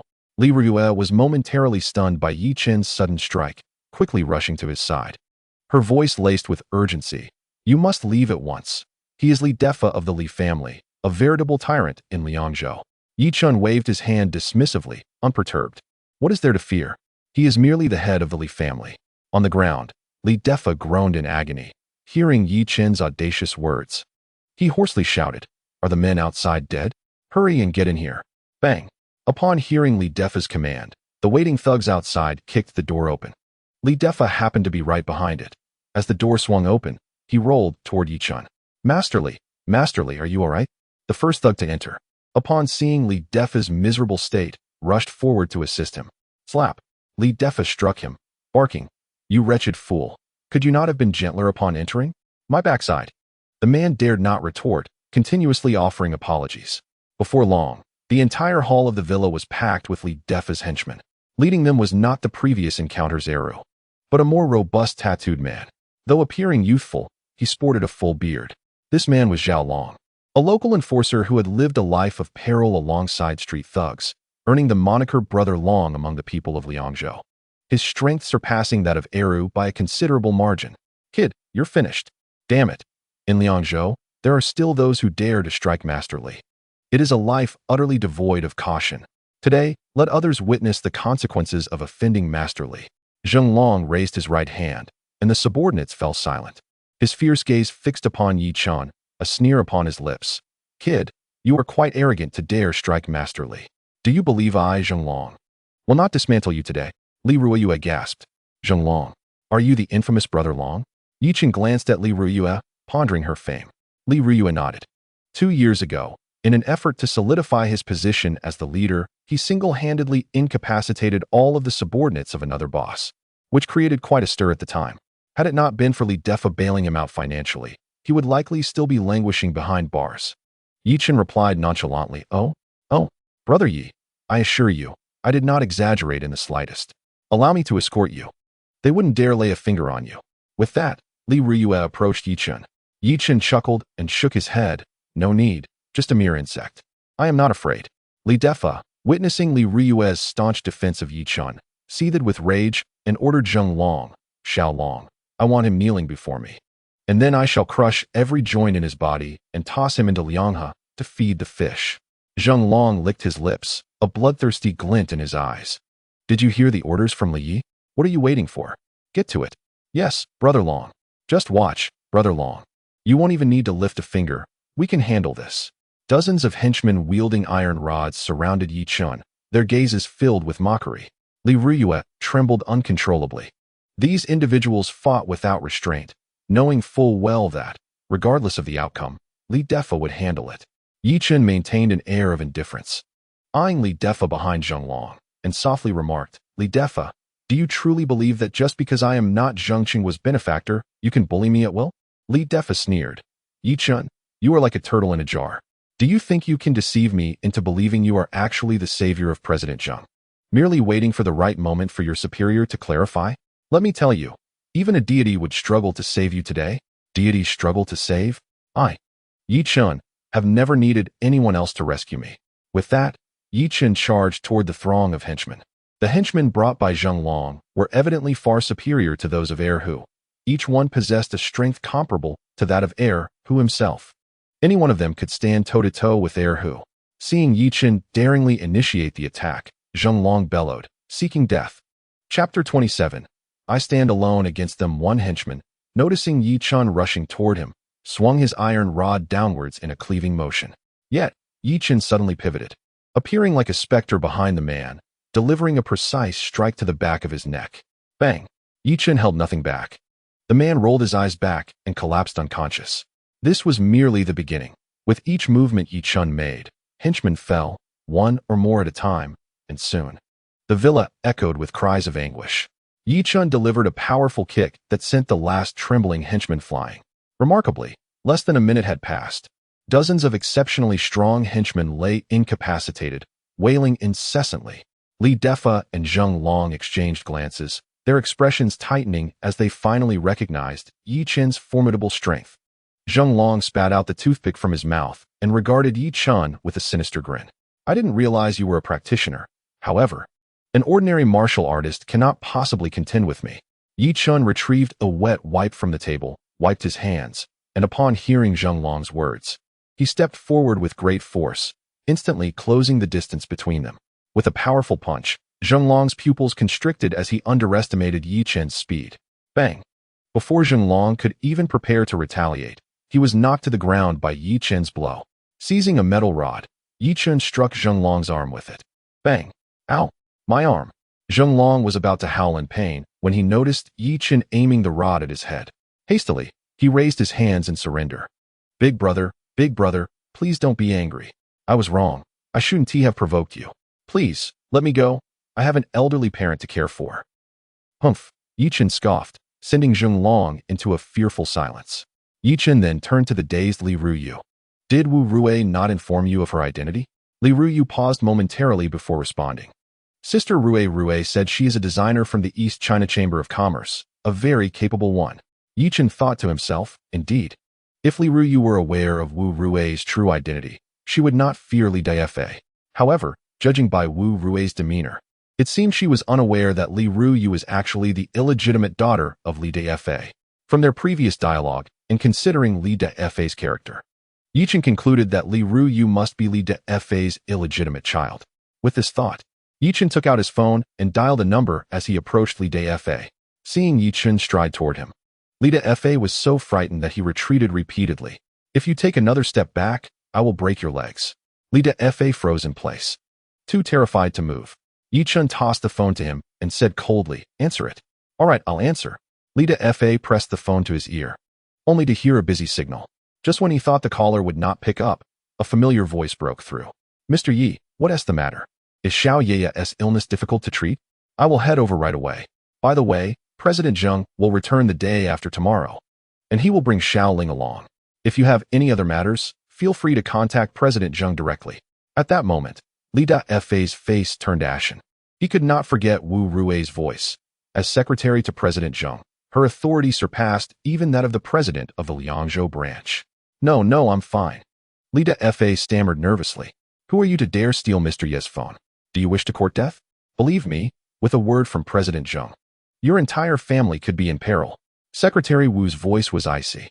Li Daifei trembled, responding with utmost respect. Secretary Wu, it's me, Li Daifei, Mr. Yi is right here beside me. Yi Chen extended his right hand, prompting Li Daifei to hastily return the phone to him. Secretary Wu, I'll hang up now. I will come find you shortly. Upon hearing Yi Chen's voice, Wu Rui finally exhaled in relief. If anything were to happen to Yi Chen while President Zheng was returning to headquarters, she would be left with an insurmountable burden of guilt. Well, as long as you are fine. By the way, can Xiao Ye's illness be cured? Yes, it's merely a gastrointestinal issue. All right, I'll hang up now. Okay. As Yi Chen tucked his phone back into his pocket, both Li Daifei and Zheng Long felt an immediate sense of relief. Zheng Long rubbed his right arm. His gaze towards Yi Chen filled with trepidation. Li Daifei wiped the cold sweat from his forehead and quietly inquired, Mr. Yi, what exactly is your relationship with President Zheng? It matters not what relation I have with him. If you seek to trouble me, I shall bear it alone. However, should you dare to lay a hand on Shui Ying, I will ensure your suffering is beyond measure. Now, what tricks do you have left? Show me the true capabilities of the Li family head. Call your people now. With that, Yi Chen hurled the iron rod in his hand. Swish. The rod flew like a bolt of lightning towards the wall. Bang.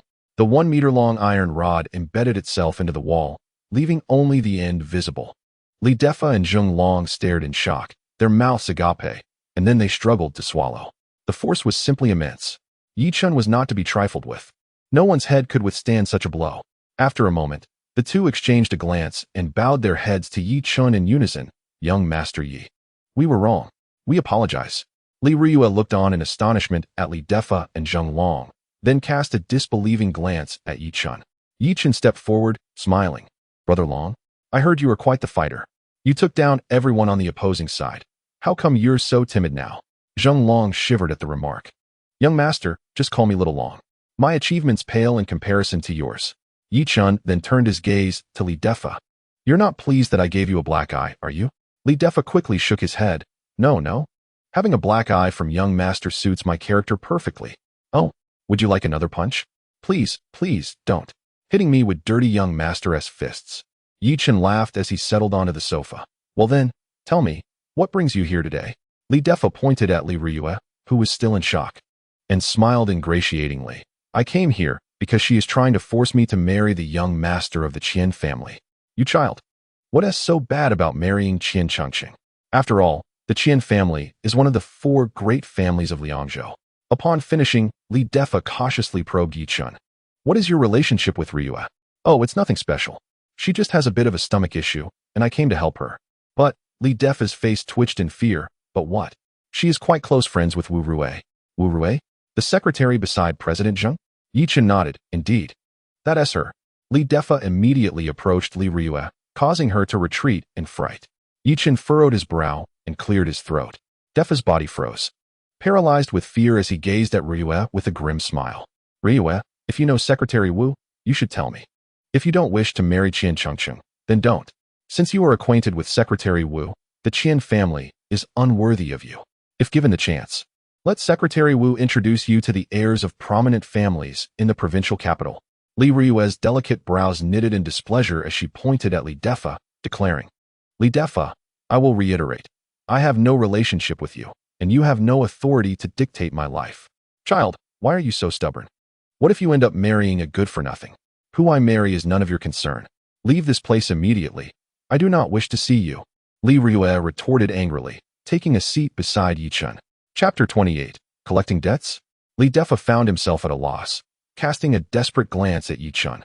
Young Master Yi, could you please speak to her on my behalf? Yi Chen chuckled coldly. Speak for you? Have you lost your senses? As Li Defa attempted to protest, Yi Chen waved his hand dismissively. Firstly, I am here today to treat her illness. Secondly, do not meddle in Rui's affairs from now on, understood? Illness? Rui, are you unwell? Why did you not inform me? Slap. Yi Chen rose and delivered a sharp slap to the back of Li Defa's head. The symptoms of Li Rui had clearly indicated her halitosis for many years, and as her father, he had failed to notice. One must admit, he was a rather inadequate parent. Li Rui looked at Li Defa's feigned concern with a sense of disgust.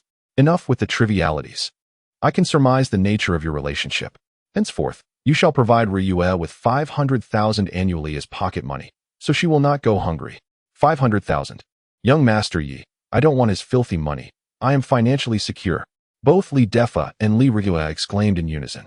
Yi Chen rolled his eyes, exclaiming, no wonder you two are related. Just follow my instructions. Transfer 500,000 to her each year. Whether she spends it is her business. But whether you provide it is yours, understood? Li Defa could only nod in agreement, but as long as it ensured that Li Rui remembered his kindness, it was all worthwhile. 500,000 was but a drop in the ocean for him, and if Rui could establish a connection with Wu Rui, the returns could exceed 500 million, even up to 5 billion. The higher the status of an individual, the more one could perceive the fearsome power of the Huadong Chamber of Commerce. Yi Chen turned to Li Rui, saying, from now on, no one shall bully you. If anyone dares to, simply inform me, or seek out your sister Rui. Seeing Yi Chen's genuine concern for Li Rui, a thought suddenly crossed Li Defa's mind. Young Master Yi, do you have feelings for Rui? Just say the word, even if it means having her as your mistress. Slap. Yi Chen delivered another slap to Li Defa, exclaiming, is this how you behave as a father? To treat one's daughter as a mere commodity? It is utterly outrageous. Li Defa, clutching his swollen left eye, dared not utter another word. By the way, today's incident must remain confidential. As a man, I have little to fear. However, if your actions tarnish Rui's reputation, I will not spare you. Furthermore, my identity must also remain undisclosed. Do you understand? Li Defa hurriedly assured. Rest assured, young Master Yi, I will certainly not speak of it. In addition, Zheng Long chimed in. Young Master Yi, from now on, little Long is at your service. Just give the word. And whether it be scaling mountains or traversing oceans, I shall not hesitate. Yi Chen waved his hand dismissively and said, enough of that. If there is nothing else, you may leave. And do not forget to provide her with 5 million each year. Young Master Yi, I will remember. Then why the delay in transferring the funds? Huh? What do you mean, huh? The 5 million for this year must be transferred today, is that not correct? Li Defa nodded vigorously. Yes, I will do it right now. Ding dong. Li Rui glanced at the notification on her phone indicating the funds had arrived, but said nothing. Despite residing in a villa, this was the only inheritance left to her by her mother, and as a doctoral student, she often found herself in need of money. Yi Chen spoke in a nonchalant tone. Once the funds are settled, you may take your leave. Shall I invite you for tea? Li Defa and Zheng Long quickly bowed and retreated. Before long, the villa was left with only Yi Chen and Li Rui. Thank you, Brother Yi, Li Rui said sincerely. Looking at Yi Chen smiled warmly. I am just glad you are well. Remember to follow my prescription. Now, I must take my leave. Allow me to see you off. Yi Chun waved his hand. Your ankle is just recovering. It is best not to exert yourself. Rest well. I will call a cab at the door. Li Ruyuan nodded. Goodbye, brother Yi. As she watched Yi Chen's departing figure, a fleeting thought crossed her mind, and a blush crept across her cheeks once more. Upon returning home, Yi Chen was promptly pulled into the Xia family estate by Xia Shuiying. In the hall, the elder, leaning on his dragon-head cane from the main seat, regarded the arriving Yi Chun and said coldly, Yi Chun, regarding the matter of your altercation with Hausa, I shall not pursue it. Yi Chun replied calmly, I appreciate your leniency, elder. We are family, and conflicts are natural. However, I have dissuaded Hausa from seeking revenge against you. Do you not think it appropriate to show me some gratitude? The elder said with a feigned smile. Xia Shuiying quickly interjected, Grandfather, please speak plainly. Xia Shuiying, do you perceive me as so mercenary? That my assistance comes with ulterior motives? You have truly disappointed me. Indeed, the elder has aided them, yet they view his kindness with suspicion, which is utterly contemptible. These two good-for-nothings do not know how to express gratitude. The members of the Xia family, witnessing Xia Shuiying and Yi Chen's composed demeanor, felt extreme displeasure and began to jeer. Silence. The old man spoke in a hushed tone before casting a disdainful glance at Yi Chun and Xia Shuiying. Since you both perceive me in such a light, it would be remiss of me not to assign you a task. Go and collect the debt owed to us. Yi Chun raised an eyebrow, puzzled. A debt? From whom? 3 years ago, when our Xia family was just beginning to flourish, Zheng Long from the eastern part of Liangzhou borrowed 500,000 from us, and to this day, he has yet to repay it. Go retrieve that sum. Xia Shuiying's countenance paled in alarm. Grandfather, you want us to confront Zheng Long for money? That would be courting disaster. The old man's smile vanished, replaced by a grim expression. What? Are you unwilling to handle such a trivial matter? How can you still bear the Xia family name? I warn you, if you fail to collect the debt, you will face the consequences. Indeed, the Xia family does not harbor ineffectual individuals. To be so frightened by the mere act of debt collection brings shame upon our family. Grandfather, if they truly cannot retrieve the money, I propose we expel them from the Xia family once more. Yes, if they refuse to pursue the debt. It would be a blatant defiance of your orders. Expelling them would be entirely justified. The members of the Xia family regarded Yi Chun and Xia Shuiying with scornful eyes.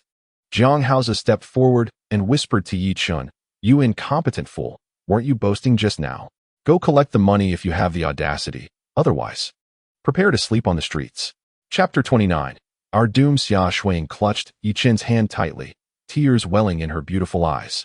She was reluctant to pursue the debt, fully aware of Zheng Long's nature. If they went, not only would they fail to retrieve the money, but they might also face a brutal beating, or worse, have their limbs broken. Yet, if they did not comply, the old man would surely be enraged. With tears glistening in her eyes, Xia Shuiying pleaded, Grandfather, do you not understand who Zheng Long is? It has been 3 years. How could we possibly reclaim that money? Fan Guifeng scoffed coldly. Whether you can retrieve it depends on your resolve. If you choose not to pursue it, you have no grounds to claim it is unattainable. You are nothing but two worthless individuals. How shameless to rely on the family for sustenance. Shameless? Do they even have the decency to feel shame? The old man, leaning on his cane, rose to his feet and fixed a plastic smile on his face as he addressed the two. Yi Chun, Xia Shuiying, will you go or not? Mark my words, refuse, and you will undoubtedly be expelled from the Xia family. Xia Shuiying quickly shook her head. Grandfather, Zheng Long has made it clear he has no intention of repaying the debt. I will not go. Yi Chun interjected, turning to the members of the Xia family, and softly remarked, a bunch of cowards who cannot even muster the courage to collect the debt. How pathetic. The Xia family members were momentarily taken aback. Then their anger surged. Damn it. Yi Chun, what are you playing at? If you can retrieve the money, I will gladly offer my head as a chamber pot. Yi Chun, if you are so confident, why not hurry and go? Yi, if you do not retrieve the money, you shall be deemed a worthless wretch, a mere scoundrel. Jiang Haoze and Fu Jun were seething with rage, for they had sought financial restitution from Zheng Long, but were met with hostility and threats. Should anyone else attempt to collect, they would surely suffer grievous harm. As the duo reflected on the harrowing encounter, a shiver ran down their spines, a chill creeping up from their very souls. How dare you speak so brazenly, you imbecile? Even if I were to pursue this money, I doubt success would be forthcoming. How could it be? Summer Jikai, equally incensed, interjected. It is your incompetence that has led to this. Yi Chen retorted with a calm smile. Summer Shuiying tugged at Yi Chen's sleeve, her face flushed with urgency. Do you not comprehend the terror that Zheng Long embodies? How dare you agree to this? Yi Chen sighed, responding, if I do not acquiesce, your mother would likely expel me from her home tonight. That cannot be the solution. If my mother forces you out, I shall follow suit. We need only to put on a facade for now. Upon our return, we shall claim that Zheng Long is currently devoid of funds and cannot repay. Auntie, observing the hushed exchange, interjected, Shuiying, do not presume to deceive the old master. He has stated quite clearly that unless you reclaim the money, your entire family shall be cast out from the Xia clan. Indeed, we cannot allow them to exploit the situation. It is imperative to send someone along. Otherwise, these two will undoubtedly resort to deceit. The old master concurred with Fan Guifang's assertion. Scanning the surroundings, he settled his gaze on Fu Jun Xiao Jun. You shall accompany them. Fu Jun's complexion paled instantly. Zheng Long had previously warned him that with each encounter, he would receive a beating. Yet, compelled by the old master's command, he had no choice but to reluctantly acquiesce. In the eastern part of Liangzhou, the Bishi City Real Estate Company served as Zheng Long's stronghold. Yi Chen and his companions arrived before the establishment. Fu Jun gazed inside. Panic etched across his features, and turned to Yi Chen with reproach. This is all your fault, you good-for-nothing. Had you not insisted on coming here, I would not be in this predicament. If anything goes awry, it will be on your head. His fear of Zheng Long was palpable, manifesting in a genuine trepidation that left him unable to meet the man's gaze. Yi Chen, observing Fu Jun's evident anxiety, chuckled, brother-in-law. Just yesterday you brewed tea for me and requested my assistance. Given our relationship, is it not entirely reasonable for you to accompany me? Bah, who is your brother-in-law? Do not presume such familiarity. I refuse to acknowledge you as my brother-in-law. Yi Chen exited the vehicle, wrapping an arm around Fu Jun's shoulders. Come now. It is merely a matter of obtaining some money. Must you be so anxious? Summer Shuiying watched the two enter, her heart heavy with concern. This is Zheng Long's territory. To dare request money from him is to be blissfully ignorant of the danger. As they approached the entrance, Fu Jun whispered, Yi Chen, you should speak for yourself. I will not enter. How can that be acceptable? The elder dispatched you to monitor me. Yet how could you ascertain the circumstances without entering? Yi Chen firmly grasped the retreating Fu Jun, guiding him into the company. Fu Jun, terrified, cried out repeatedly, let go of me, please. I do not wish to meet Brother Long. Goodness, brother-in-law, your cowardice is quite astonishing.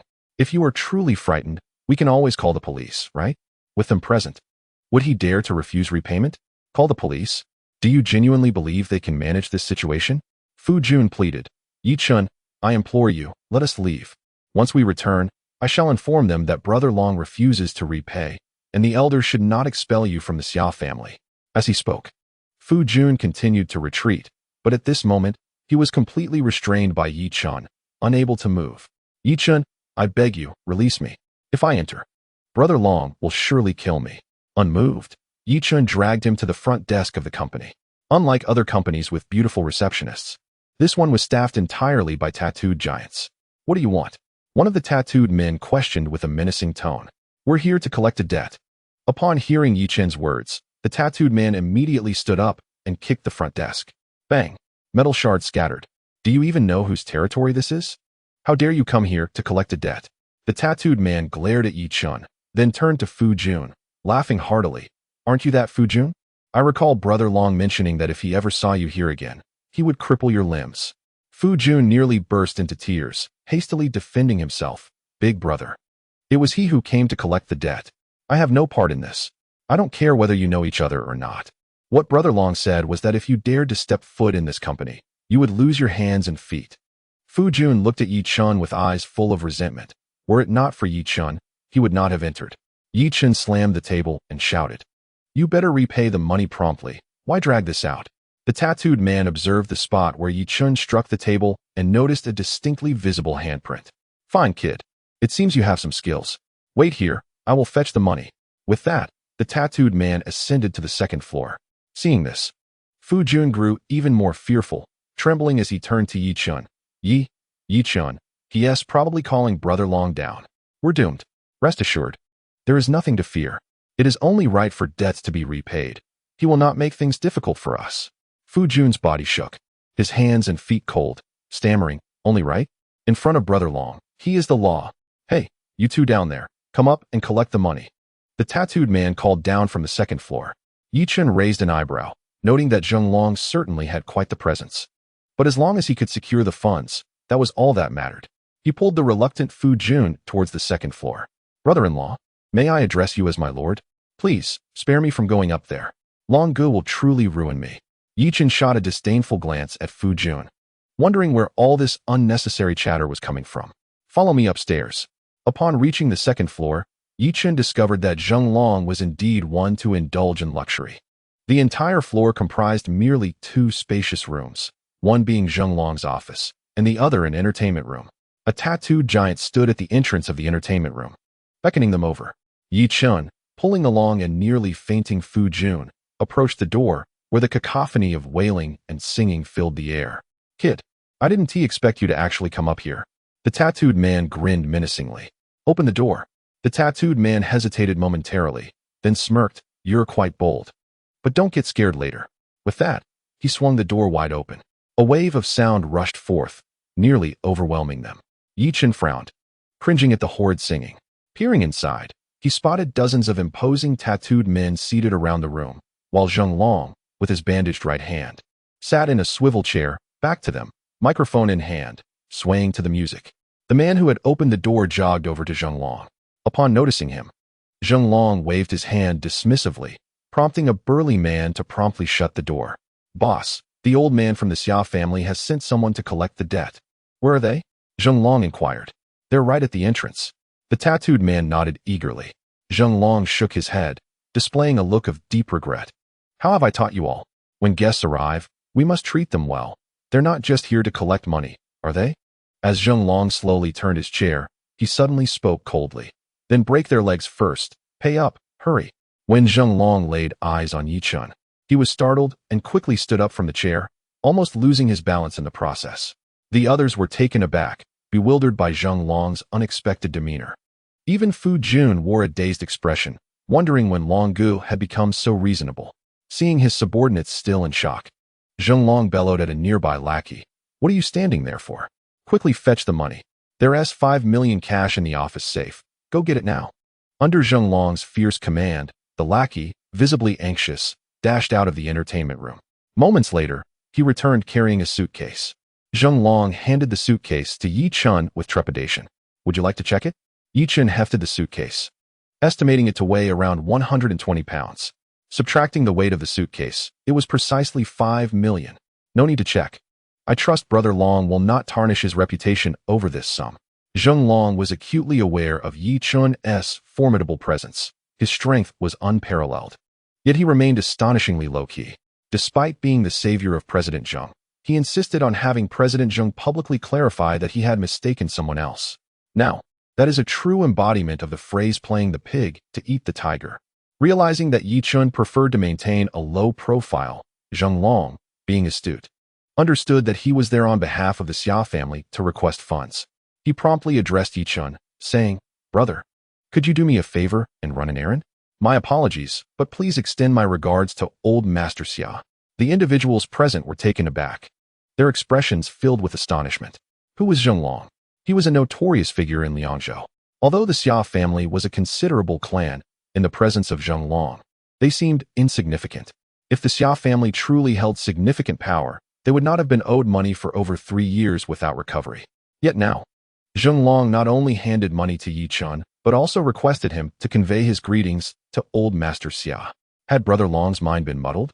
The younger brothers who usually followed Zheng Long were currently in the hospital, and none of them recognized Yi Chen, rendering them unable to comprehend Zheng Long's peculiar maneuver. Meanwhile, Fu Jun observed the suitcase in Yi Chen's hand, nearly experiencing a mental shutdown. Was it truly that simple? They had pursued this money multiple times, each time being forcefully repelled. During the most recent attempt, he and Zhang Haoze had nearly been beaten into a vegetative state. Was it possible that their previous approaches had been misguided? Yi Chen paid no heed to Fu Jun's thoughts, striding towards the exit with the suitcase. Waving back at Zheng Long, see you later, Brother Long. Zheng Long immediately bowed, saying, please take care, and remember to send my regards to old Master Xia. Rest assured, I will convey the message. And by the way, You should refrain from singing in the future. Your voice is quite unpleasant. After Yi Chen departed, Fu Jun followed closely behind, his mind a whirlwind of thoughts. Once Yi Chen was out of sight, Zheng Long wiped the sweat from his brow.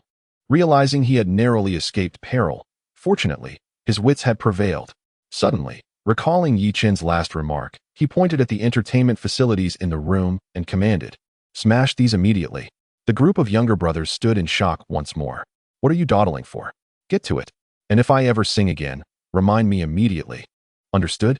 One of the younger brothers stepped forward, puzzled, and asked, "Boss, if we smash this, what will happen to the room? Should we convert it into an office?"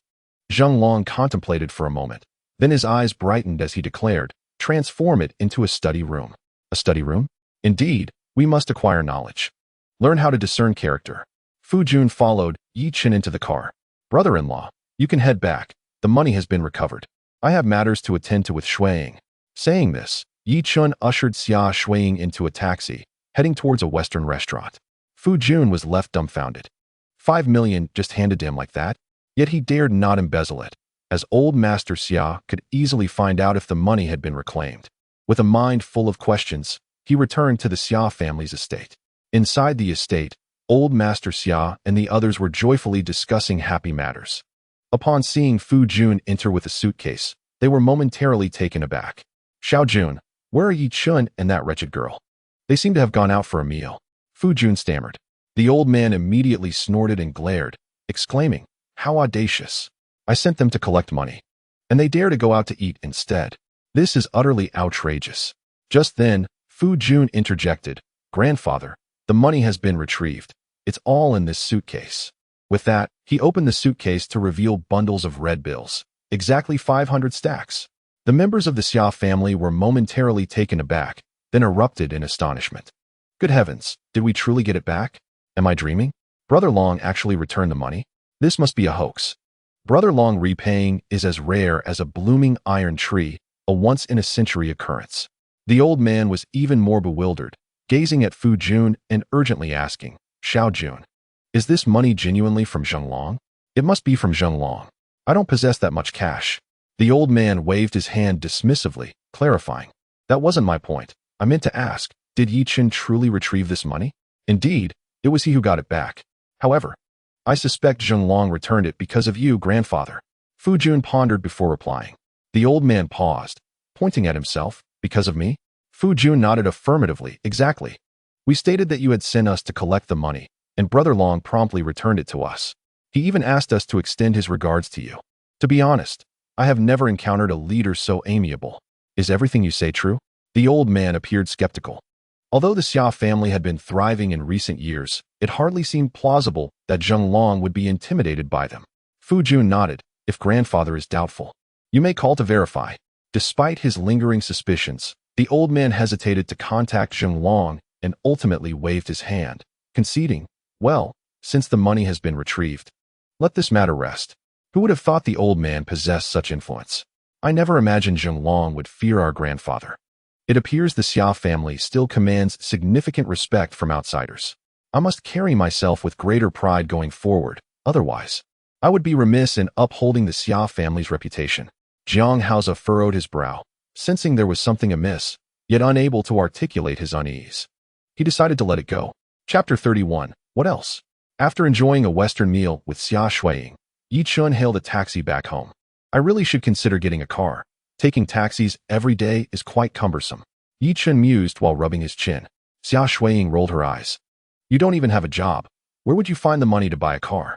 Yi Chen chuckled. "Previously, Li Defa provided me with nearly 35 million. That amount could easily purchase several sports cars. Acquiring a modest sedan would be a breeze. However, if he were to suddenly buy a car, Xia Shuiying would undoubtedly question the source of his funds. It seems the plan to purchase a car must be put on hold." At that moment, the roar of an engine approached from behind, and a white Aston Martin supercar came to a halt behind the two individuals. A burly man stepped out, holding a large burlap sack in his left hand while his right hand was bandaged, exuding an inexplicable charm. "Young Master Yi, today I personally made the trip, and I must admit I feel rather uneasy. This is merely a token of appreciation. Please don't be modest," he said, handing the burlap sack to Yi Chen. Yi Chen was taken aback. It seemed that Zheng Long was quite clever. However, accepting this money felt somewhat inappropriate, as one should not reap rewards without effort. To prevent Xia Shuiying from discovering his connection with Zheng Long, he pulled Zheng Long aside. Where did this money come from? Young master, you can take it. This money was obtained from Jiang Haoze and Fu Jun. You confronted those two? Zheng Long nodded with a grin. Young master Yi, I inquired about them and learned that these scoundrels have been bullying you. How could I tolerate that? To insult you is to slap my own face. So, I brought a few people to confront them. How much did you manage to take from them? Those two are quite impoverished. They only had 2 million. Yi Chen was further astonished, realizing that despite Zheng Long's robust appearance, he possessed a rather meticulous mind. If all of it had been given to him, Yi Chen would have hesitated to accept, but taking money from these two did not weigh on his conscience at all. He took the burlap sack and waved his hand at Zheng Long. All right, you can head back now, and remember not to sing anymore. Rest assured, young Master Yi, I've transformed the entertainment room into a study. You are welcome to visit any time. Well done. Acquiring knowledge is never a detriment. Zheng Long, grinning, got back into his car and sped away. Xia Shuiying gazed at the speeding supercar, curiosity piqued, and inquired, Yi Chen, who was that? He must be quite wealthy, right? Oh, that is Zheng Long, known as Brother Long. He is a decent fellow with a good character, though his singing leaves much to be desired. Zheng Long's name startled Xia Shuiying. He is Zheng Long? Why is he so respectful towards you? Who knows?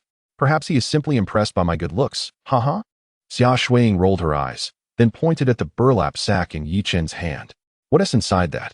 Yi Chen weighed it in his hand and replied nonchalantly, cash. Roughly around 1.5 million. Yi Chen, I've told you not to lie to me anymore, all right?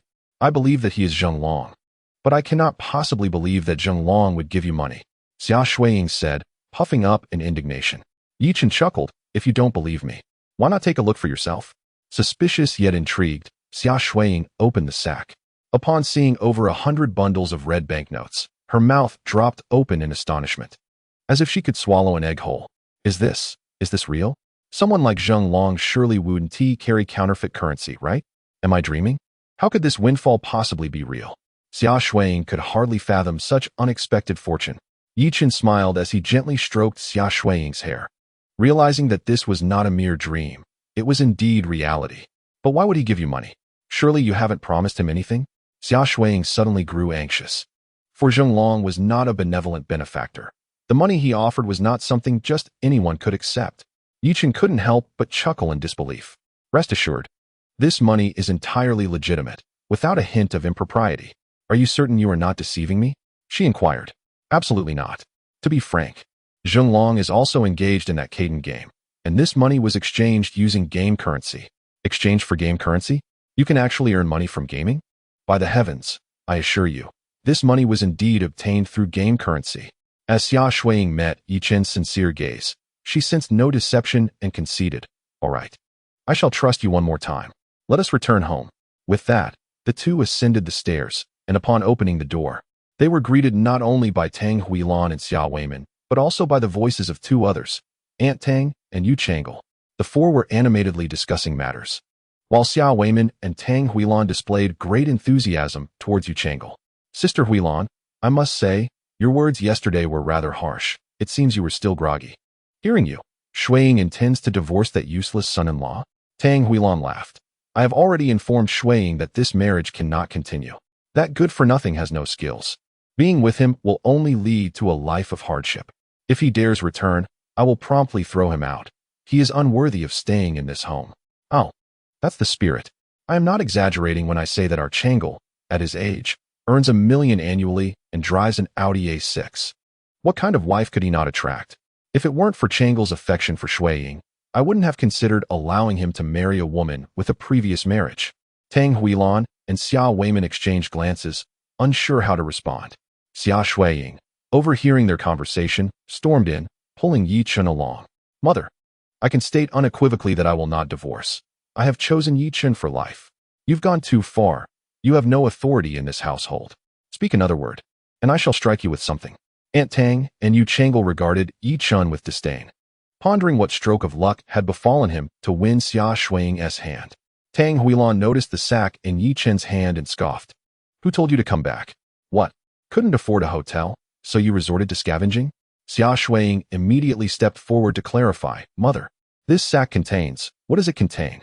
Just a bunch of rubbish, worth perhaps 10 yuan if sold, right? Tang Huilan interrupted, mockery dripping from her voice. She then commanded Xia Shuiying, Shuiying, your father, Aunt Tang, and I have already agreed.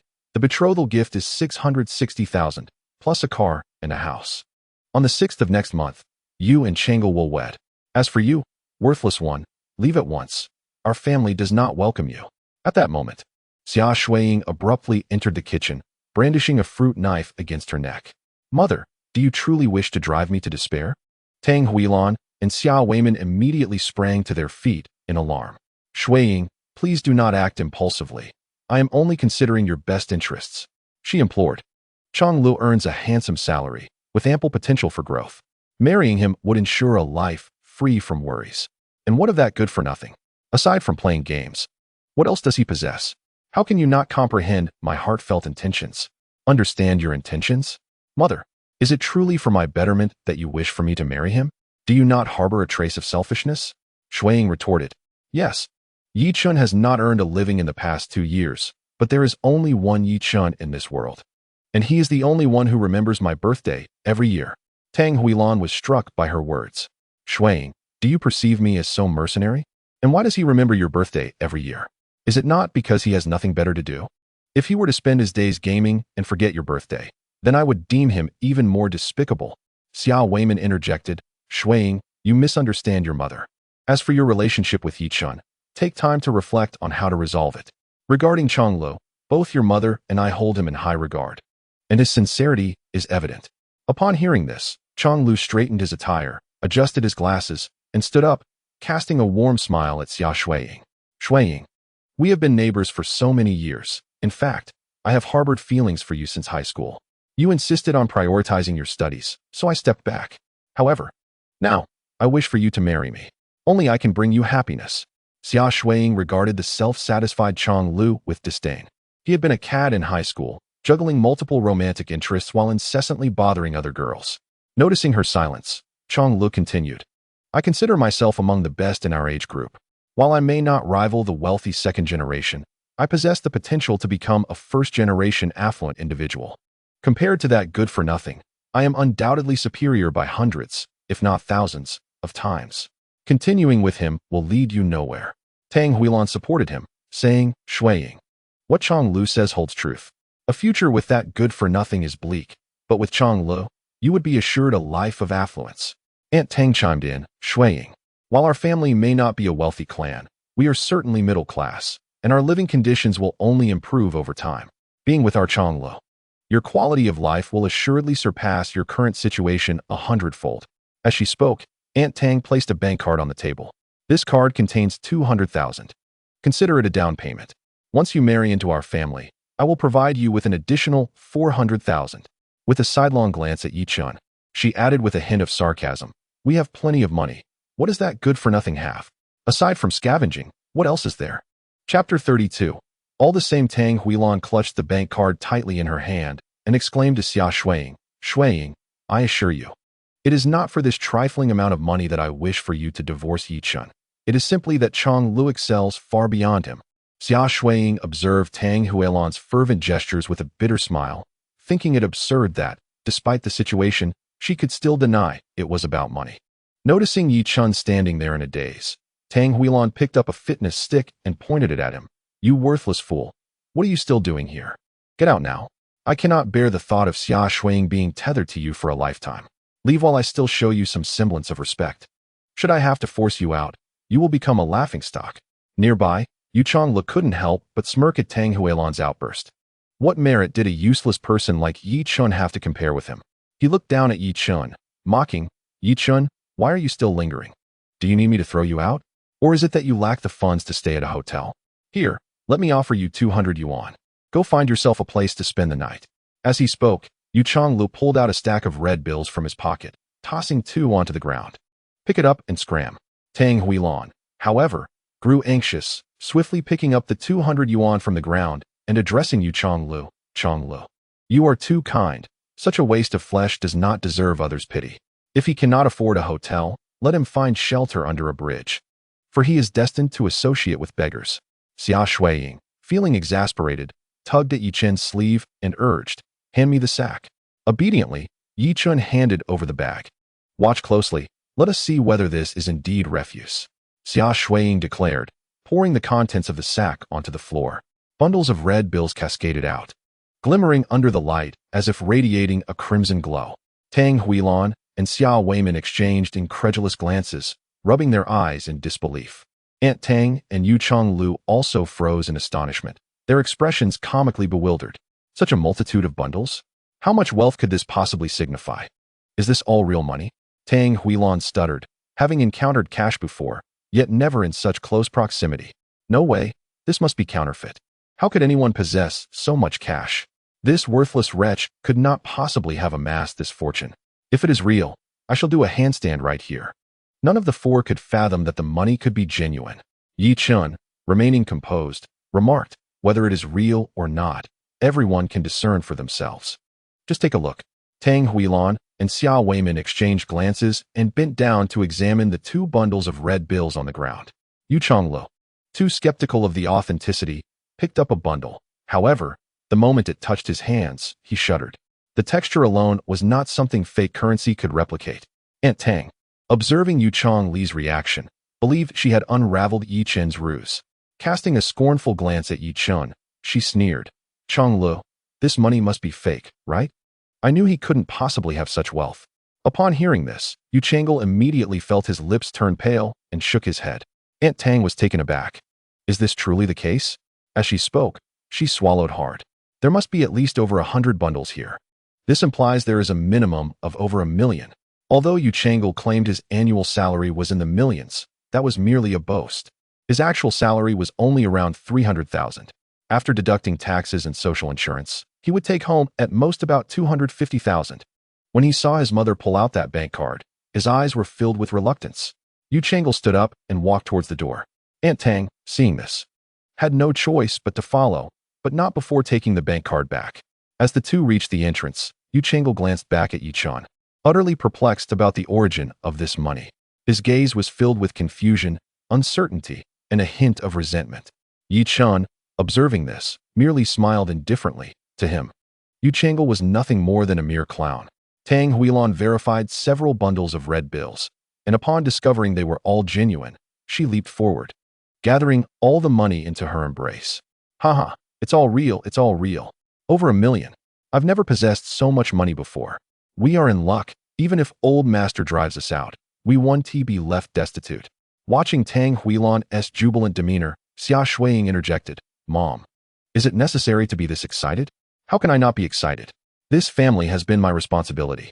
You have no idea how much daily expenses like food and necessities cost." Tang Huilan retorted.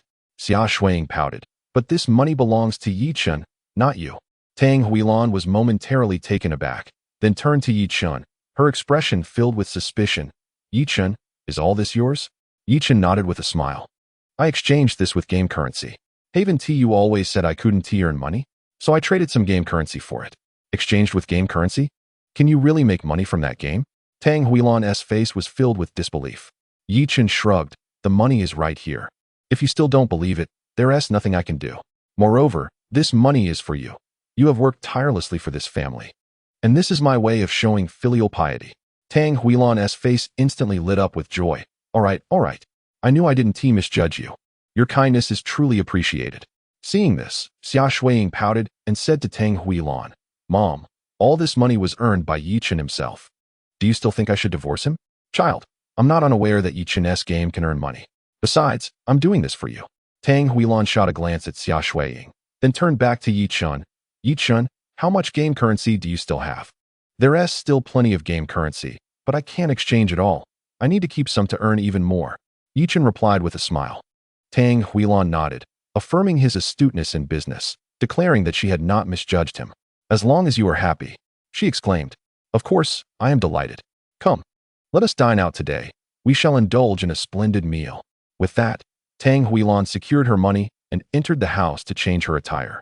Xia Shuiying tugged at Yi Chen's sleeve, inquiring, "Are you truly giving all this money to my mother?"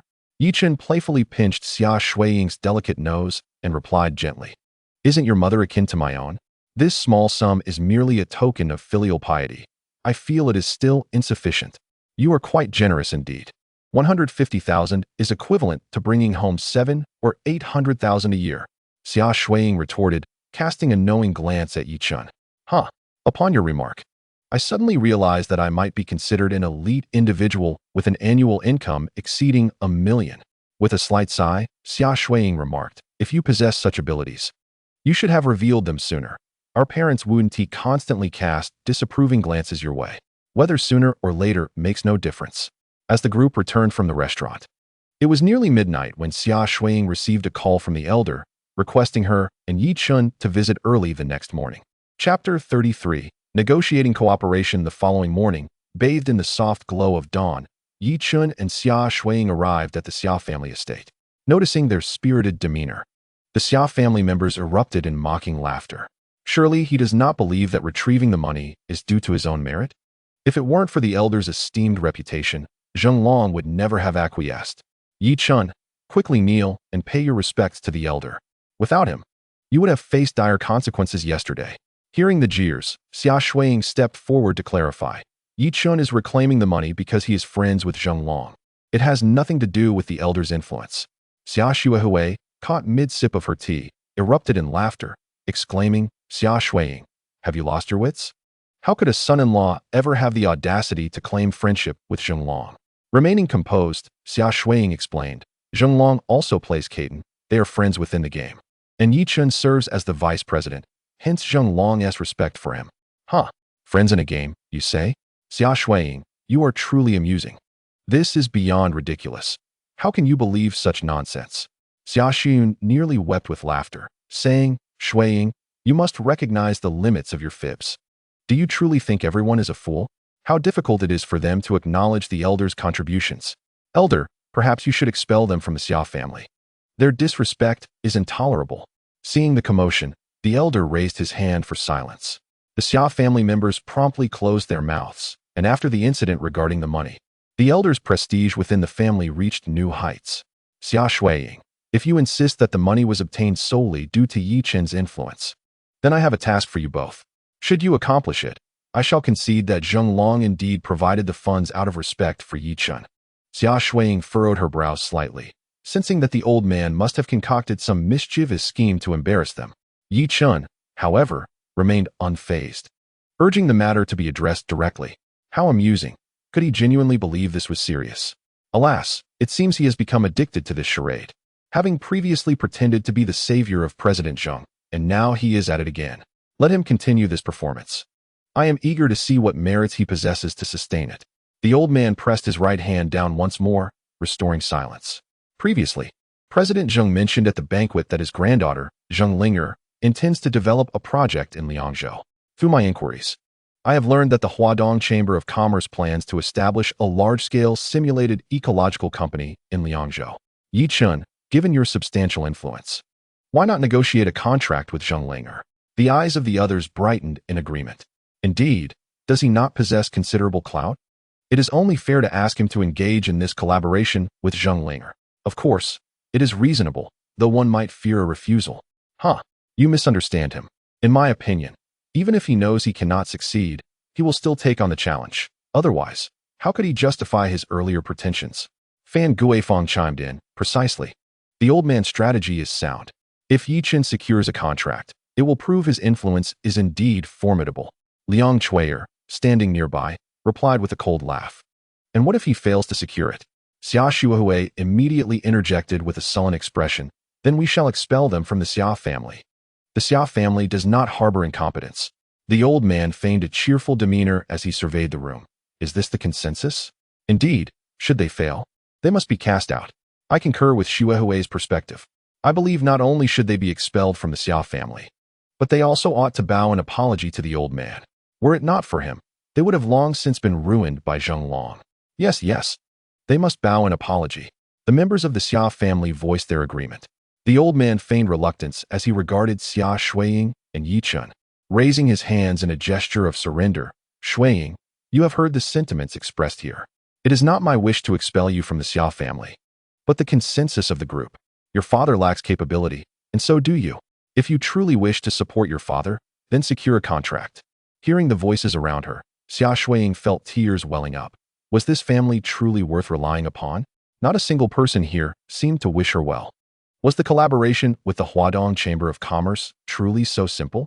Even the four great families might struggle to negotiate. Noticing Xia Shuiying's expression, Xia Xuehui stepped forward again, tauntingly saying, "You wouldn't be too frightened to go, would you? It's understandable. After all, Yi Chun did deceive President Zheng. If you approach, you may very well end up being beaten. Do not fret. I perceive that Chairman Zheng is not a petty individual. In light of your resemblance to his life-saving benefactor, there is a possibility that negotiations may indeed flourish. Indeed, Xuehui's assertion holds merit. You must hasten." The old gentleman waved his hand, urging Yi Chun and the others to depart.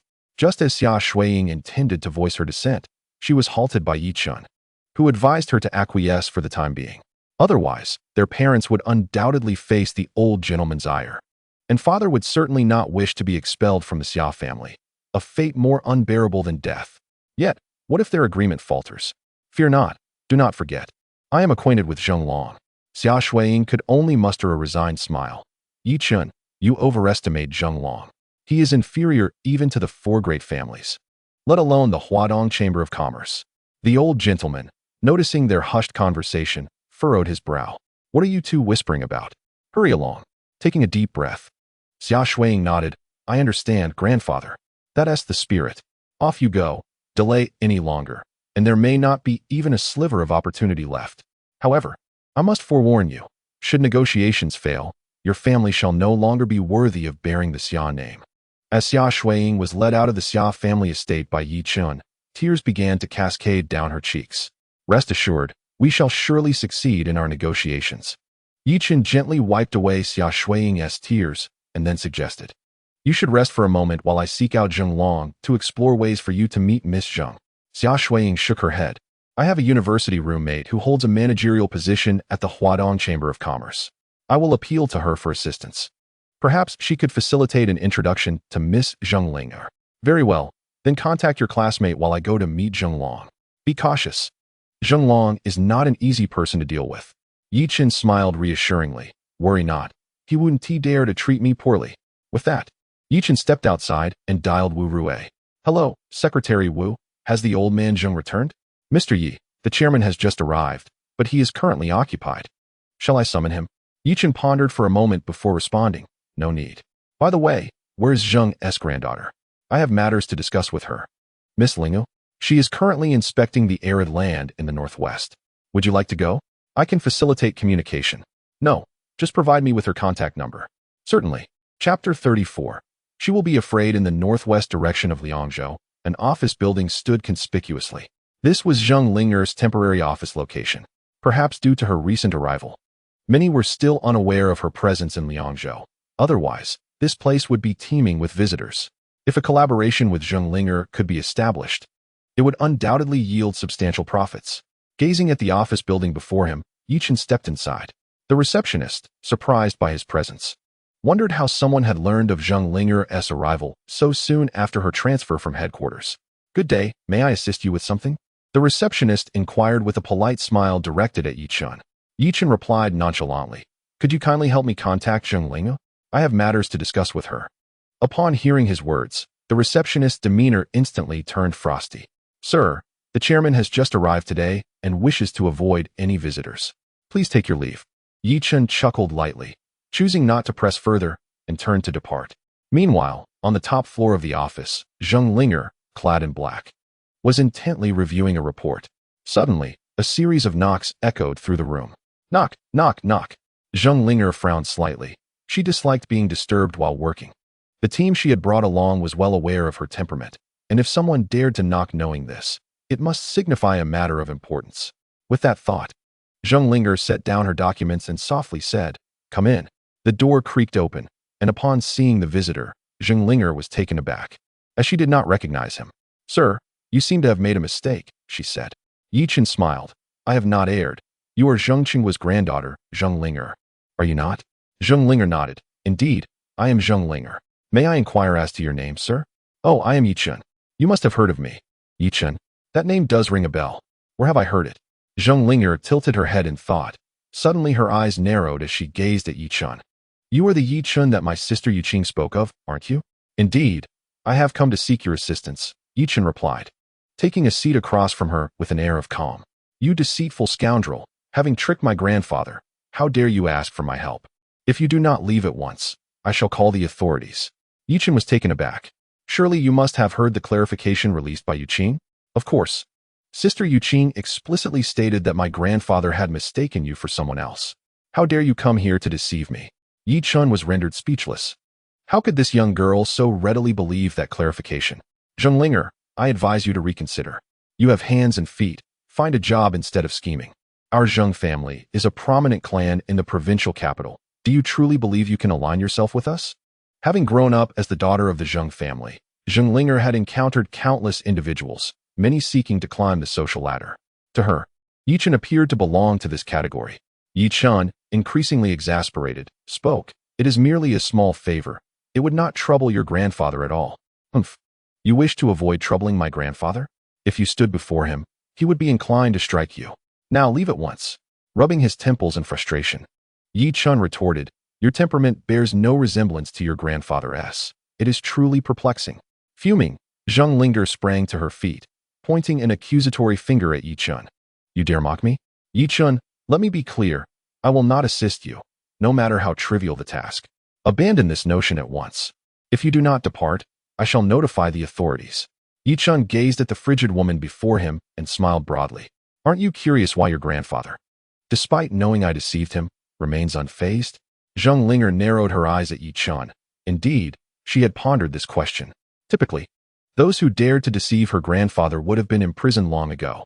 Yet, Yi Chen appeared to be thriving. Regardless of her confusion, it was clear from Yu Qing's clarification that Yi Chen was certainly not her grandfather's savior. This could only indicate that her grandfather was benevolent and chose not to pursue the matter. Yi Chen, consider this your final warning. If you do not leave, I shall truly call the authorities. Yi Chen shook his head with a smile. Is Zheng Chengwa truly gentle in nature? He once ruined an opponent so thoroughly that they were left destitute. Given this, Yi Chen resolved to employ another strategy to persuade Zhonglinger to assist him. Little Linger, if I can help you with your hidden ailment, would you agree to lend me a hand? Hidden ailment? What nonsense are you spouting? I am in perfect health. I have no hidden affliction. Zhonglinger vehemently refuted Yi Chen, yet the disarray in her eyes betrayed her inner turmoil. Upon entering, Yi Chen was immediately enveloped by an overwhelming scent of perfume. An ordinary person might use only a couple of sprays, but it seemed as though an entire bottle had been exhausted here. This excessive use was likely an attempt to mask some unpleasant odor, which, as Yi Chen surmised, emanated from Zhonglinger herself. Is it not true that each morning you awaken with unbearable abdominal pain, that your limbs feel weary and you break into cold sweats? Yi Chen suddenly directed his words at Zhonglinger. She shuddered, staring at him in shock. How do you know this? With a smirk, Yi Chen replied, do not concern yourself with how I know. Just understand that I can cure your hidden ailment. After all, you wouldn't want to carry perfume and air fresheners everywhere you go, would you? Zhonglinger trembled. Do you truly possess a method to heal my hidden ailment? While others might find it challenging, for me, acupuncture is a simple task. Zhonglinger fixated her gaze on Yi Chen, trying to discern whether he was merely boasting. Yet, soon she relented, for she found him inscrutable. To her, he was like an unfathomable ocean. Very well, if you can cure my hidden ailment, I shall agree to assist you. Yi Chen shook his head. You have it backward. You must first help me, and then I shall provide you with acupuncture. All right. What do you need? Today, my wife, Xia Shuiying, should come to discuss a collaboration with you. All you need to do is agree. He paused for a moment before continuing. This matter is of great importance to her, so please engage with her sincerely, and of course, do not let her know I am involved. Zhonglinger was taken aback, looking at Yi Chen with confusion. Why not? Yi Chen countered, why not? Everything you do is for her. Why should she remain unaware? Yi Chen reminisced about the words previously spoken by Xia Shuiying, a tender smile gracing his lips as he remarked, because that might frighten her. Chapter 35, Refusal Frightened? Zhonglinger questioned, her large, glistening eyes filled with confusion. It's pointless to explain. Just promise me you'll comply. Once the contract is signed, I will come to assist you in healing your hidden affliction. Zhonglinger gazed at Yi Chen, responding with an enthusiastic, no problem. Yi Chen replied with a smile, thank you then. With that, he descended the stairs. Upon reaching the reception, the staff were incredulous, rubbing their eyes in disbelief at Yi Chen's sudden appearance from the elevator. How had he ascended? Noticing their astonishment, Yi Chen offered them a friendly smile before stepping outside. Suddenly, his phone rang. "What's the matter, my dear? Have you missed me after a brief separation?" "Yi Chen, I have wonderful news. My roommate has managed to contact Miss Zheng. Where are you right now? We must hurry over. Once we sign the contract, grandfather will not expel us from the Xia family." Summer Shuiying's voice resonated with excitement through the phone. Yi Chen furrowed his brow, having just left Zheng Linger. He hadn't encountered anyone during that time. How was Summer Shuiying's roommate able to reach her? "Where are you? I shall come to fetch you." He was eager to unveil any secrets surrounding Summer Shuiying's roommate. "I'm just coming down." "All right, I'll wait for you. I'm on my way." Yi Chen concluded the call and flagged down a taxi. Before long, the taxi arrived at the community entrance. Upon seeing Summer Shuiying's attire, Yi Chen was momentarily taken aback. Perhaps in preparation to meet Zheng Linger, she had adorned herself exquisitely. The elegant purple dress accentuated her grace, with her lustrous dark hair cascading over her shoulders. Absolutely stunning. Simply breathtaking. "What are you staring at?" Summer Shuiying's cheeks flushed as she noticed Yi Chen's lingering gaze. "How could I not admire how beautiful my wife looks today?" Yi Chen replied with a playful smile. Summer Shuiying feigned indignation. "What? Was I not beautiful before?" "Not at all. It's just that you appear even more radiant today." "You certainly know how to flatter. Let us hurry. My classmate has already arranged a meeting with Miss Zheng." Excitement danced across Summer Shuiying's face. Yi Chen chuckled, skeptical of her roommate's ability to secure an appointment with Zheng Linger, yet he refrained from voicing his doubts, knowing it would only displease Summer Shuiying. "Let us go meet your roommate and Miss Zheng." Yi Chen hailed another taxi. In a short while, they arrived at Zheng Linger's workplace. Yi Chen raised an eyebrow, contemplating whether Summer Shuiying's roommate had indeed managed to arrange a meeting with Zheng Linger. As they exited the vehicle, Summer Shuiying pulled out her phone to call her roommate. Approximately 15 minutes later, a woman with cascading waves emerged from the office building. Before she approached, a strong scent of perfume wafted through the air, causing Yi Chen to wrinkle his brow. When she laid eyes on Xia Shuiying, a flicker of recognition crossed her gaze, but upon seeing Yi Chen, her eyes betrayed a hint of disdain. As a university roommate of Xia Shuiying, she was well aware that Yi Chen was merely a slothful son-in-law. Approaching with a bright smile, she grasped Xia Shuiying's hands and exclaimed, "Shuiying, it's been such a long time." Xia Shuiying nodded enthusiastically, her excitement palpable. "Indeed. It's been a whole year since we last met. Who would have thought you've achieved so much? You've become the supervisor of the East China Chamber of Commerce. Among our dorm, you are the most successful." Tang Xiaoling felt a surge of joy from Xia Shuiying's praise, yet humbly replied, "Oh, it's just a supervisory role. As long as I can make ends meet, that's all that matters." "You're far too modest. By the way, Xiaoling, didn't you say you could arrange a meeting with Miss Zheng for me?" "Indeed, but to meet our chairman, you must first gain the approval of our manager." Tang Xiaoling responded, pulling Xia Shuiying toward the office building. Xia Shuiying paused, her voice dropping to a whisper. "Do I really need to see your manager?" "Of course. With my position, I can't directly meet our chairman. Come along." "But you mentioned that you had already set up a meeting with Miss Zheng yesterday?" Tang Xiaoling chuckled, shaking her head. "Shuiying, you're quite naive. The East China Chamber of Commerce is looking to expand in Liangzhou, and countless individuals are eager to get a piece of the pie. You must seize this opportunity." Xia Shuiying nodded, determination in her eyes. "Rest assured, I will seize this chance. That's the spirit. However, to obtain something, one must be willing to give something in return." Leaning closer to Xia Shuiying, Tang Xiaoling whispered a few words. Xia Shuiying immediately recoiled, maintaining a firm distance from Tang Xiaoling, declaring, "Absolutely not. I will never agree to that." Tang Xiaoling's expression darkened. "Shuiying, it's not that I'm criticizing you, but they don't even know you. Why should they assist you without any reciprocation?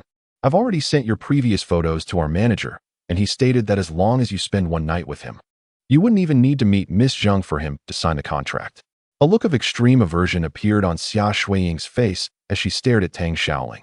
"Xiaoling, I regarded you as my close friend. How could you push me into such a predicament?" Tang Xiaoling replied impatiently, "Xia Shuiying, if you genuinely wish to sign the contract, your only option is to agree to the manager. Otherwise, with your current status, you won't even qualify to meet Miss Zheng. Think it over, and if you come to a decision, call me. I'll help you get in touch with the manager." With that, she turned and walked away, her figure swaying, provoking Yi Chen's desire to kick her. Watching Tang Xiaoling's retreating silhouette, Xia Shuiying felt tears welling in her eyes as she turned to Yi Chen, her voice choked with emotion. Yi Chen, am I truly a failure? Even a longtime friend wants to push me into a fire pit.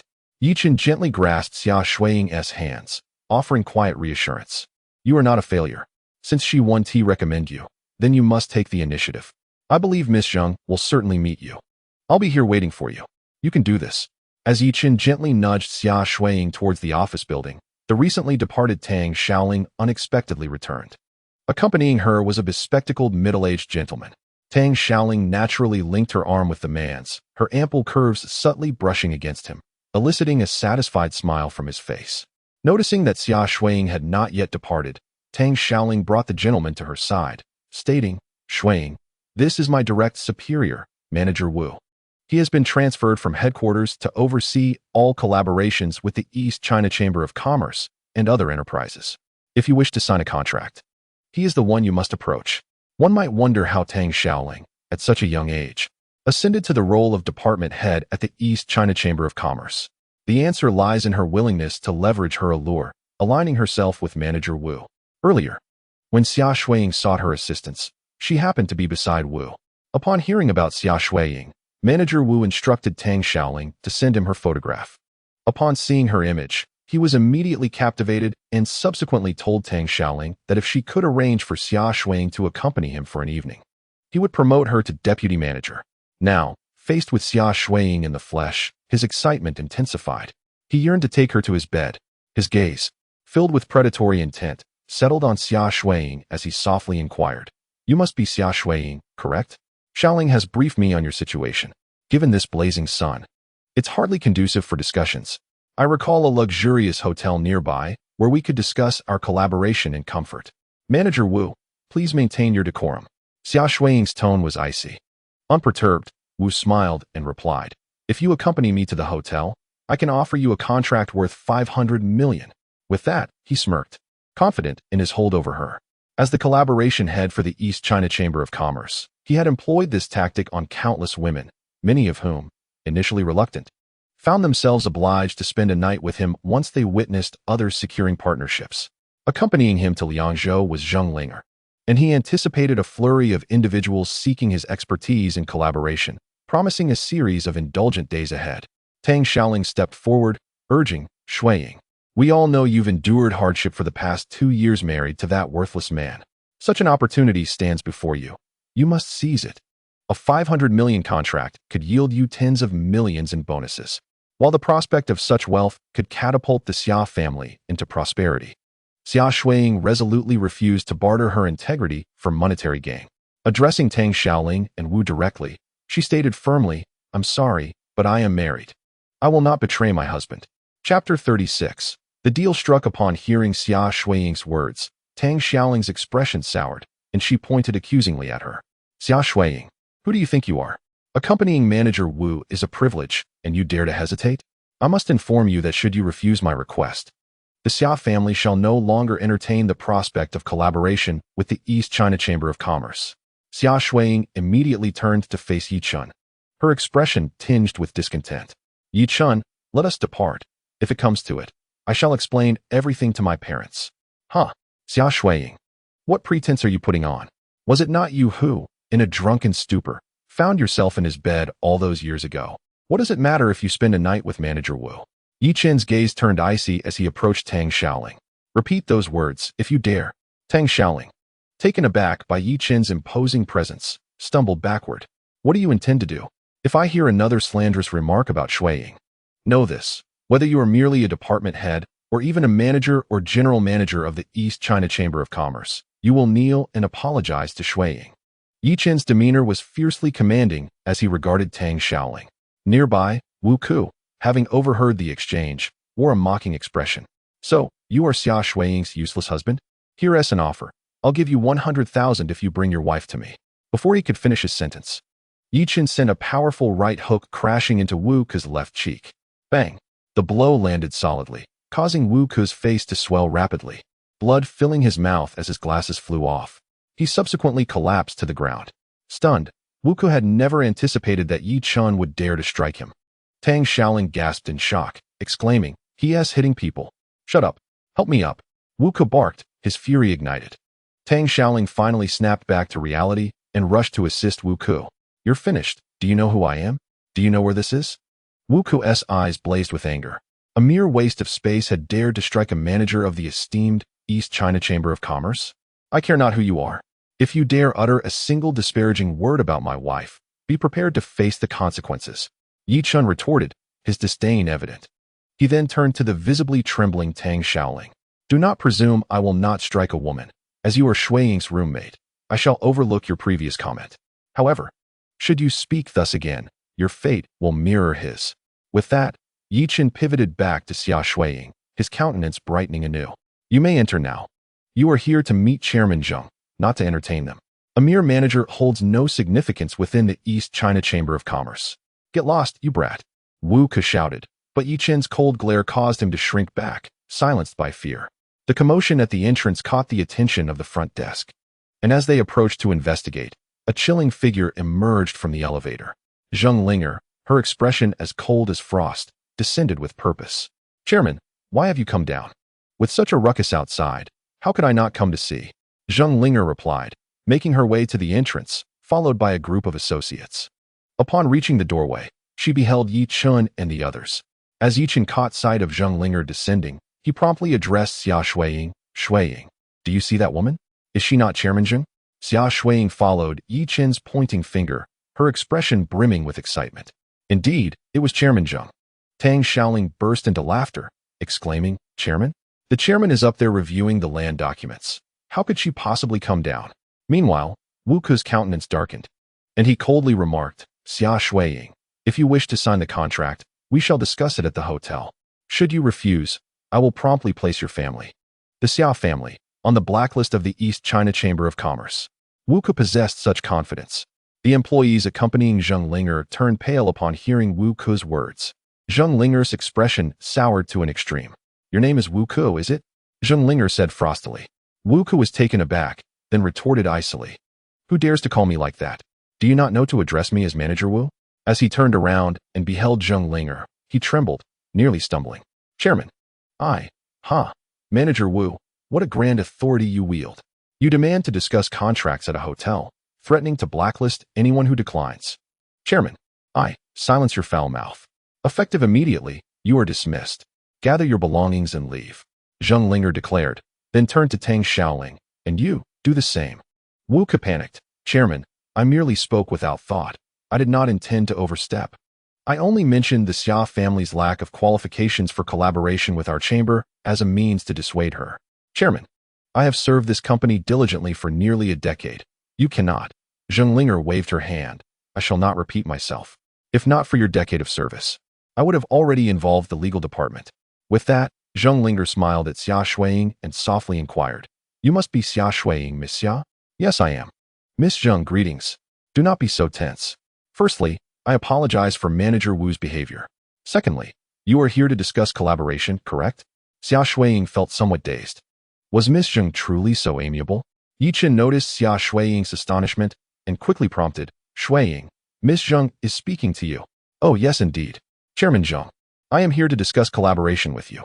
Zheng Linger beamed. "Miss Xia, you need not be anxious. Furthermore, you may simply call me Ling. That would be inappropriate." "You are. Then, I shall call you Shuiying, and you shall call me Ling." With that, Zheng Linger took Xia Shuiying by the hand and led her into the office building. Onlookers gaped in astonishment at the newfound intimacy between the two. Who exactly was Xia Shuiying to elicit such warmth from Zheng Linger? Yi Chun, witnessing the crowd entering, felt a sense of bemusement. Was Zheng Linger intentionally leaving him behind? Inside Zheng Linger's office, Xia Shuiying presented her previous market analysis report along with a detailed introduction of the Xia family company to Zheng Linger. Upon receiving the folder, Zheng Linger casually began to flip through its contents. However, after perusing just a few pages, she couldn't help but nod in approval. It was evident that Xia Shuiying had approached this report with utmost diligence. 15 minutes later, Zheng Linger closed the folder and then shut her eyes. In truth, she was quite astonished. Xia Shuiying's report was even more professional than that produced by the analysts specifically hired by the East China Chamber of Commerce. And it was significantly more detailed as well. Frankly, even if Yi Chun had not asked her for assistance, upon seeing this report, she would have chosen to collaborate with Xia Shuiying. Lingu? Xia Shuiying called out nervously. Zheng Linger suddenly opened her eyes and looked at Xia Shuiying, breaking into a radiant smile. Shuiying, I must say, your report has truly impressed me.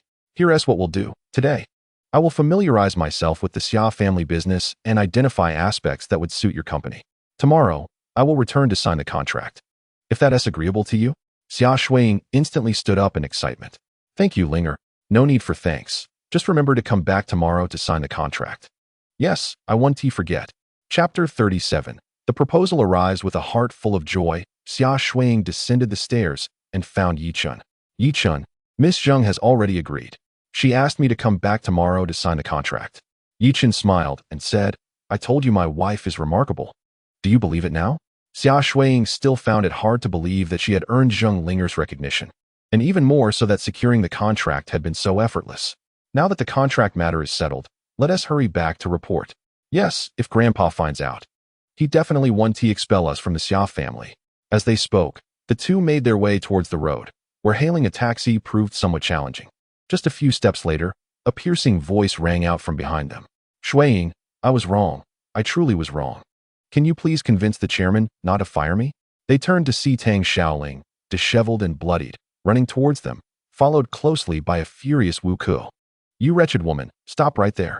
Damn it, if it weren't for you, I wouldn't be getting fired. If I don't kill you today, I won't be called Wu Ku. Tang Xiaoling ran ahead while Wu Ku pursued her. Seeing this, Xia Shuiying felt a surge of fear. Yi Chun pulled her behind him, observing the chaotic chase with an indifferent expression. After all, Tang Xiaoling was a woman, and having previously been brutally beaten by Wu Ku, she barely managed to run 2 or 3 steps before he caught up with her. Bang! Wu Ku showed no mercy as he delivered a brutal kick to Tang Xiaoling's back. The impact caused her to tumble to the ground. This was not the city center, and the ground was littered with sharp stones, as this was merely a temporary office building chosen by Zheng Linger. Damn it, you filthy bitch, why did you betray me? For a decade, I dedicated myself to the East China Chamber of Commerce, only to be dismissed by you, wretched woman. Wu Ku spat venomous words while unleashing his fists and feet upon Tang Xiaoling. Yi Chun, do you think this will end well? Xia Shuiying remarked, her gaze fixed on the violently assaulted Tang Xiaoling, a hint of concern lacing her voice.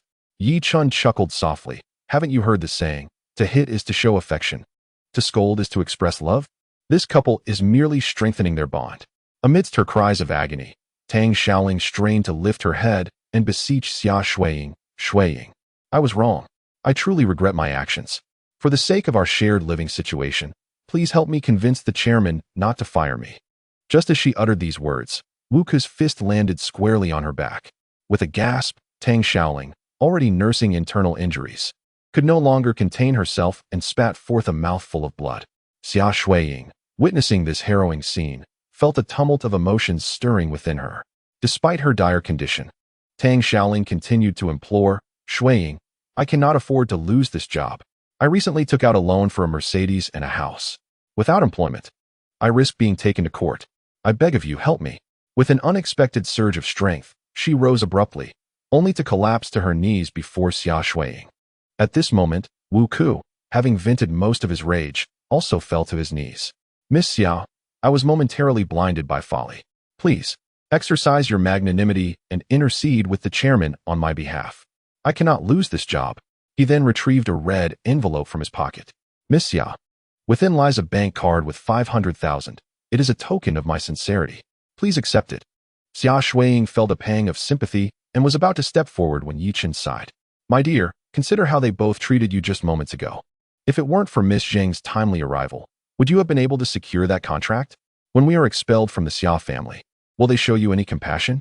Xia Shuiying froze, her indignation flaring as she recalled Tang Xiaoling's intent to accompany Wu Ku. Yi Chun's words solidified her resolve. Yi Chun, let us depart, she declared, turning on her heel. Yi Chun nodded with a smile. He was not one to harbor petty grievances, but when his boundaries were crossed, he would show no mercy. Xia Shuiying was not only his threshold, but also his Achilles heel. A dragon has its reverse scale, and to touch it is to invite death.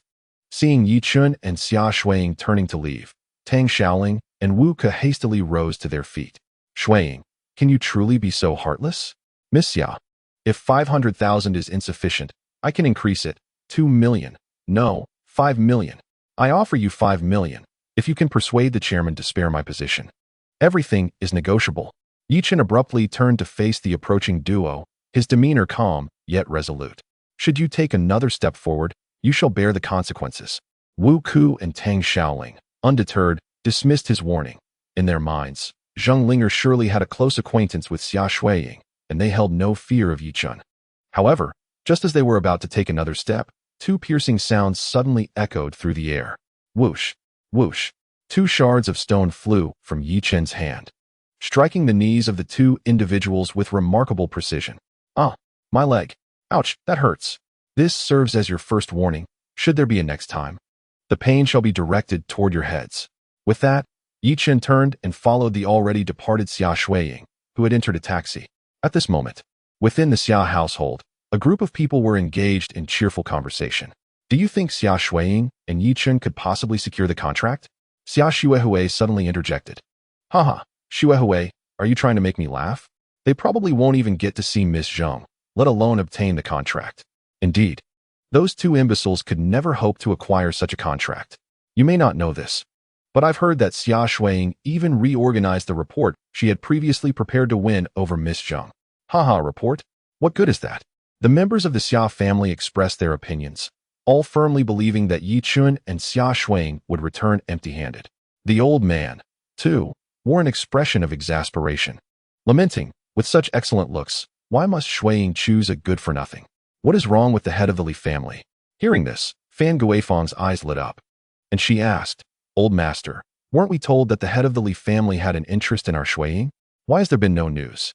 Ah, it's hopeless. Just yesterday, I had someone inquire, and it turns out Li Defa has gone mad. He directly married a social media influencer in her 20s, one with little fame. Shuiying's qualifications far surpass hers. The old man sighed, expressing his helplessness. At that moment, a servant rushed into the hall, announcing, Old master. Young master Li Enming from the Li family has arrived. The Xia family members were taken aback, quickly rising to head outside. Li Enming, the eldest son of Li Defa. He is considered the heir of the Li family. Though they were uncertain of his purpose, it was essential to greet him. The Xia family could not withstand any turmoil from the Li family. At the entrance, Li Enming, dressed impeccably in a suit and holding two gifts, greeted the Xia family members with a smile. Old master, you seem to be in fine spirits. Haha, this must be thanks to young Master Li. I wonder what brings you here today. No need for such formality, old master. I have actually come to propose. The Xia family members were momentarily stunned. Propose? Propose what? Hadn't Li Defa already married an influencer? The old master, perplexed, inquired. Young Master Li, forgive my old age. I do not quite understand your meaning. Look at you. At your age, still not understanding. I said I have come to propose. Li Enming exclaimed, raising the gifts in his hands. But hasn't the head of the Li family already married? Old man, are you confused? I am here to propose for myself. What does it have to do with my father? After Li Enming finished speaking, he strode into the courtyard of the Xia family, leaving the Xia family members in a state of bewilderment. Xia Shuihui gazed at the entering Li Enming, her mind struggling to comprehend the situation. Did Li Xiao just say he was here to propose to her? I believe I heard that too. Could it be that Li Xiao has taken a liking to one of the women in our Xia family? Who among us is fortunate enough to capture Li Xiao's affection? They are likely to enjoy endless wealth and glory in the future. The old man was also taken aback, a smile spreading across his face, causing his wrinkles to gather. Come, we must not neglect our family's son-in-law. The old man was right. This Li Xiao is indeed our Xia family's son-in-law, and he must be treated with respect. This group of people, unaware of whom Li Enming intended to propose to, had already regarded him as the Xia family's son-in-law. In their eyes, no matter whom Li Enming favored, she would certainly not refuse. This is not Li Defa. It is Li Enming, not to mention his distinguished status. Even his handsome appearance could captivate many women. As the crowd entered the hall, they found Li Enming comfortably seated in the main seat. The old man, seeing this, showed no sign of displeasure. Instead, he approached Li Enming with a flattering smile. Li Xiao, may I inquire which member of the Xia family has caught your eye? Rest assured, I am confident she would never decline. The old man said with a smile. Li Yanming chuckled. Was the old man so certain? Rest easy, Li Xiao. I am quite familiar with the Xia family. Oh, very well. I have taken a liking to Xia Shuiying. I came today to propose to her. Here is a 500-year-old ginseng, along with a piece of Wang Wali carving, as part of my betrothal gifts. The members of the Xia family were taken aback. Xia Shuiying? Could it be that Li Defa chose not to marry Xia Shuiying because he knew his son had feelings for her? In fact, their speculation was partially correct. When the old man had shown Li Defa a photograph of Xia Shuiying, Li Yanming was indeed astounded. However, he dared not contest his father for a woman. So he let it go. Yet, yesterday, when Li Defa suddenly married a social media influencer, it rekindled Li Yanming's previously subdued feelings. Thus, today he stealthily retrieved these two gifts from the family's secret chamber and came to propose. If this succeeds, he could later reclaim the gifts. And surely the Xia family would not dare to protest. Li Xiao, are you certain you mean Xia Shuiying? The old man still found it hard to believe. What charm does Xia Shuiying possess that has captivated both father and son of the Li family? Li Yanming nodded. Old man, please call for Shuiying. By the way, I heard that the useless one still lives with Shuiying, correct? Though nothing has transpired between them, from now on, let him leave the Xia family. Li Xiao. The two of them have gone to find Miss Zhengling. I instructed them to bring back a contract. Otherwise, they will be expelled from the Xia family. The old man spoke awkwardly. Li Yanming was taken aback for a moment. Then a hint of amusement appeared on his face. It seems they may return empty-handed. Oh, why do you say that, Li Xiao? Li Yanming replied with a smile. To be frank, our Li family has already established a connection with the Deputy General Manager of the East China Chamber of Commerce. From now on, any contracts from the East China Chamber of Commerce will be prioritized for our Li family. Only after we have made our selections will it be others' turn. I see. Then I shall call them back immediately. Just then, two figures entered the hall. No need, we have returned. Xia Shuiying exclaimed excitedly. Eager to share that she had met Zheng Linger and would be signing the contract tomorrow, but was interrupted by the old man. Shuiying, hurry and prepare tea for Li Xiao. Xia Shuiying glanced at Li Yanming, puzzled. Who is he? Why should I prepare tea for him? Impudent. How dare you speak to Li Xiao like that? Quickly apologize to him. At that moment, Li Yanming gazed at Xia Shuiying with an overt expression of possessiveness. Hearing the old man's reprimand, he waved his hand and said with a smile, Old man, why so fierce? Shuiying does not know my identity. Her words only demonstrate her sincerity. The old man immediately replaced his stern demeanor with a fawning smile. Li Xiao is correct. Then he turned to Xia Shuiying and said, Shuiying, I have wonderful news. Li Xiao has taken a liking to you and has come today to propose. Xia Shuiying's expression darkened. Grandfather, I have said I will not divorce Yi Chen. As for Li Xiao, he is beyond my reach. Let him leave. Li Yanming rose abruptly, commanding the old man. Old man, I do not care what method you use. Today I will take Xia Shuiying to get the certificate. If you fail to arrange this, do not think you can secure Miss Zheng's contract, as even collaborations with other family companies will face significant obstacles. Yi Chen frowned at the imposing Li Yanming and asked, Who are you? Who am I? Haha, let me tell you. I am the eldest son of the Li family. Yi Chen raised an eyebrow. The eldest son of the Li family? Is Li Defa your father? Presumptuous. How dare you speak my father's name so casually? Old man, hurry and throw him out. Yi Chen was momentarily speechless. It seemed that Li Defa had not kept his family in check. Boy, what is that expression? Kneel and confess now, and I may spare your life. Li Yanming said, casting a glance at the old man. The old man immediately understood, waving his hand, and several thugs from the Xia family stepped forward, encircling Yi Chen and Xia Shuiying. Seeing this, Xia Shuiying's expression changed, and she quickly said to the old man, Grandfather, I have already received Miss Zheng's promise. We only need to go tomorrow to sign the contract. What? You have obtained the contract? The old man looked at Xia Shuiying in disbelief. Xia Shuiying nodded, assuring him that Miss Zheng had promised her personally. Ah, what a jest. What qualifications do you two possess to meet Miss Zheng? Li Yanming scoffed. Yi Chen frowned and retorted, You must be the young Master Li, right? You should hurry back home, or you might find yourself on the receiving end of a beating. Chapter 39. Get back here immediately. The elders summoned Fu Jun. Xiao Jun, aren't you part of the management at the East China Chamber of Commerce? Call your manager and ascertain whether she has spoken falsely. Li Yanming, with keen hearing, immediately mocked. Old man, you can't possibly believe them. Can you? The Xia family is truly a bunch of fools. Instead of becoming angry at the insult, the elder wore a sycophantic smile. Young Master Li. I'm merely. Li Yiming interrupted impatiently. Enough of your nonsense. Immediately break his limbs and toss him out. I cannot bear to have him pollute my sight. What are you all standing there for? Did you not hear young Master Li? Quickly, break all his limbs and throw him out. The elder commanded the henchman sternly. Seeing this, Xia Shuiying stepped forward, shielding Yi Chun with her body. Grandpa, you previously stated that as long as I brought back the contract, we would not be expelled from the Xia family. Are you now planning to go back on your word? Moreover, the contract I retrieved is worth over 100 million. What? Over 100 million? That is impossible. Our Xia family's company is only valued at a few hundred million. At that moment, a man rushed in from outside, clutching a cell phone. Grandpa, something significant has occurred. What could be so momentous? Can't you see young Master Li is here? What a ruckus. Grandpa, a breaking news story just surfaced. Miss Zheng personally met with Xia Shuiying, and it appears they have negotiated a contract exceeding 500 million, he said, handing the phone to the elder. The elder quickly took it, and as he read the news on the screen, his body trembled with excitement. He hastily scrolled through the entire article and then turned to Xia Shuiying, a look of exhilaration and satisfaction on his face. Shuiying, I knew I had not misjudged you. You have indeed brought back an order worth over 500 million. Now, our Xia family can ascend to the ranks of the second-tier families in Liangzhou. Grandpa, what about Yi Chun? At that moment, two more individuals entered, Xia Weiman and Tang Huilan. When Li Yiming mentioned coming to propose to Xia Shuiying, the elder had promptly sent for them. Where is young Master Li? Tang Huilan eagerly inquired upon entering, astonished that Li Yiming had taken a liking to Xia Shuiying. Li Yiming, well aware that this was Xia Shuiying's mother, immediately stood with a smiling, humble demeanor. I am he. Young Master Li is indeed a fine young man.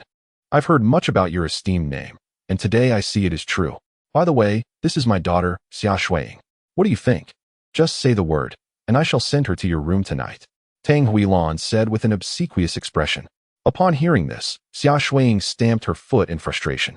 Mother, I am your own flesh and blood. How can you treat me this way? You still acknowledge me as your mother? Then why don't you go ahead and divorce Yi Chen? You spend all day with this good-for-nothing, causing me to be ridiculed by our neighbors. Mother, just yesterday you accepted over 1 million from Yi Chen. How can you simply turn your back on him?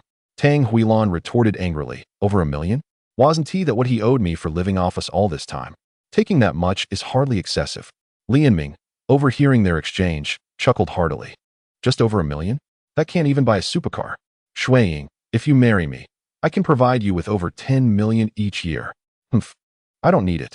I have already secured a contract with Miss Zheng, and my commission alone will net me several million. Xia Shuiying declared, lifting her chin defiantly. Commission? Do you really believe I couldn't make a single phone call to have the Huadong Chamber of Commerce cancel your collaboration? Li Yiming sneered. Xia Shuiying clearly doubted him. After all, the contract was negotiated with Zheng Ling, not someone Li Yiming could manipulate. What an absurd notion. Oh, I see you doubt my capabilities. Very well, since we've reached this point, allow me to extinguish your hopes. I shall call my father right now, Li Yiming proclaimed. Pulling out his phone, the old man hurriedly stepped forward to intervene. Young Master Li, how could I trouble your father over such a trivial matter? I can handle it myself.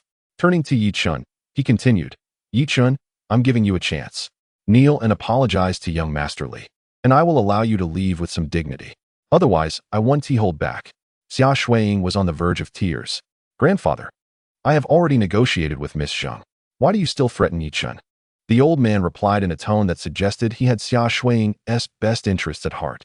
Shuiying, you said yourself that this contract is between you and Miss Zheng. What does it have to do with Yi Chen? Now, you should persuade him, or else these enforcers are not to be trifled with. Yi Chen, say something.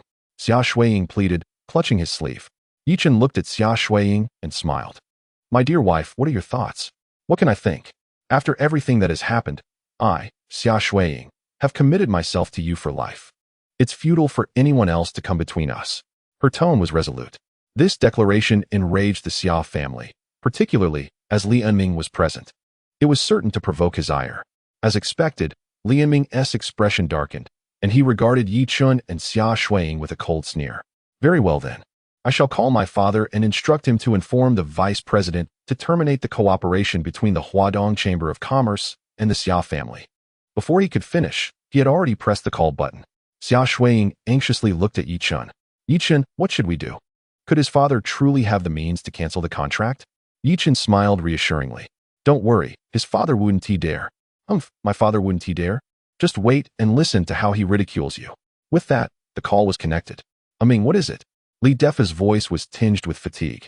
As if he had just completed a demanding task. Li Yiming intentionally switched to speaker mode, smiling as he said, Dad, I recall you mentioning that our Li family has connections with the vice president of the East China Chamber of Commerce, correct? Well, it's not exactly a connection. We simply paid him to handle a few matters. What is on your mind? Oh, I remember that Miss Zheng is planning to develop a proposed ecological project in our Liangzhou. And the vice president had promised you that all contracts would prioritize our Li family, right? Yes, that is indeed the case. What is bothering you? Upon hearing this, Li Yiming cast a sardonic smile at Yi Chen. Here's the thing. Someone from the Xia family claims they have secured the contract for the ecological project. However, I doubt their capabilities are sufficient to obtain it. Perhaps you could speak with the vice president and have that contract revoked? On the other end of the phone, Li Defa was taken aback, then cautiously inquired, the Xia family? Which Xia family? Father, which other Xia family could it be? You know Xia Shuiying, right? Li Defa immediately erupted in a flurry of curses. You little rascal, have you gone to cause trouble at the Xia family? Hurry back, right now? Li Yiming was bewildered. What was happening? Why did it seem that his father was so fearful of the Xia family? Meanwhile, the members of the Xia family were equally astonished. What did Li Defa mean by this? Chapter 40. Apologies, father. What's wrong? I merely came over to. I don't care what you went there for. Just get back here quickly. Li Defa retorted, attempting to end the call. Just then, Yi Chen interjected. Head of the Li family, your son has come to propose to Xia Shuiying. Why aren't you accompanying him? Li Defa's reaction was immediate, a sharp intake of breath. Young Master Yi MM? Yi Chen made a sound of inquiry. Realizing the implication, Li Defa quickly changed his tone. That scoundrel Ming actually dared to propose behind my back? Is he seeking death? He must apologize to Miss Xia and Mr. Yi Chen at once. Li Yiming was utterly perplexed. What on earth was going on? Why was his father so intimidated by Xia Shuiying? The Li family was one of the 4 prominent families in Liangzhou. Although they were not on par with the Zhou or Tang families, they were certainly not a family that the Xia family could provoke. You little rascal, speak up. Go apologize to them right now, or I'll deduct all your pocket money for the year. No, even if you apologize, you will still face a fitting punishment. Father, you insolent brat, do you wish to bring ruin upon your father? Just apologize without any more nonsense. Li Defa shouted furiously once more. At that moment, Yi Chen spoke again. Head of the Li family, isn't merely apologizing insufficient for wrongdoing? A gift alongside an apology is essential, is it not? Yes, mister. Yi is correct. You little rascal, hurry and buy some gifts. Remember, anything under 100,000 is unacceptable. Off you go. There is no need to purchase anything further. I see that your son is holding 2 gift boxes. One is likely a 500-year-old ginseng, while the other is a pear wood carving. In an instant, Li Yiming's complexion turned ashen. These 2 items were indeed pilfered by him, and if his father were to discover this, he would surely flay him alive. To his astonishment, however, upon hearing Yi Chen's words, Li Defa seemed to experience a sense of relief.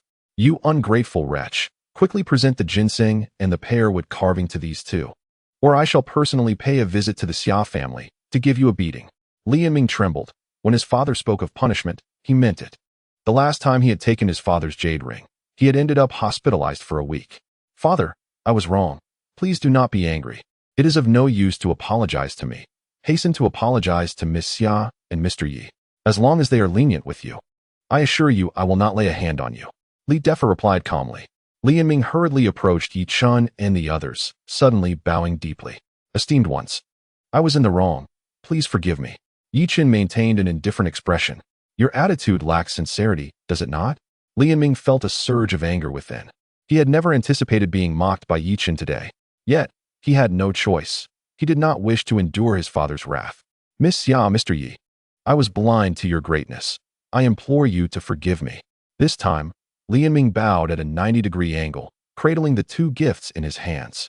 At this moment, Xia Shuiying remained utterly bewildered. How could Li Yinming call Li Defa only to be reprimanded by him? My dear, if you choose to forgive him, accept these 2 items. If not, let his father come and give him a beating, Yi Chen said with a smile. Xia Shuiying suddenly snapped back to reality. Upon hearing Yi Chen's words and seeing Li Yinming bowing before her, she felt somewhat at a loss. Before she could finish her thought, she noticed Li Yinming had suddenly knelt down. Thud. Miss Xiao, I was indeed presumptuous. It was my fault. I beseech you to forgive me, considering these 2 gifts. Li Yinming apologized once more.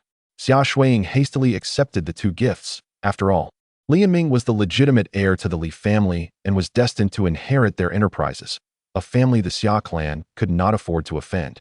As the gifts were taken from him, Li Yinming exhaled in relief, then stood up. Looking at Xia Shuiying and Yi Chen, he quietly inquired, "May I leave now?" Yi Chen waved his hand dismissively. "Fine, be gone." "Ah, I shall take my leave at once." With that, Li Yinming grabbed his phone and dashed out. Yi Chen, however, called out sharply, "I said to leave." In the midst of his hurried escape, Li Yinming suddenly halted, then fell to the ground, rolling towards the exit. The onlookers from the Xia family were left in shock at this spectacle. The next moment, they all exclaimed, "Heavens, what is happening? Is Li Xiao leaving just like that? Wasn't he supposed to marry Xia Shuiying? Can you not see?" Li Defa seems to hold a profound reverence for Xia Shuiying. Just a moment ago, I believe that Li Defa refrained from marrying Xia Shuiying due to Li Yinming's intentions, but it appears that is not the case. Rather, it is because Li Defa harbors a fear of her. The elders scrutinized Xia Shuiying with suspicion, inquiring, "Shuiying, do you possess some other identity?" Xia Shuiying could only manage a bitter smile, still in a state of shock. As for any alternative identity, how could that be possible? If there were another identity, she certainly would not be living such a strenuous life.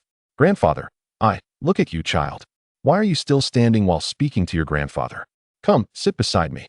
As he spoke, the elders settled into the main seat and beckoned for an additional chair. Xia Shuiying was momentarily taken aback, glancing at Yi Chen. Yi Chen chuckled softly. "Your grandfather has called you. You should go."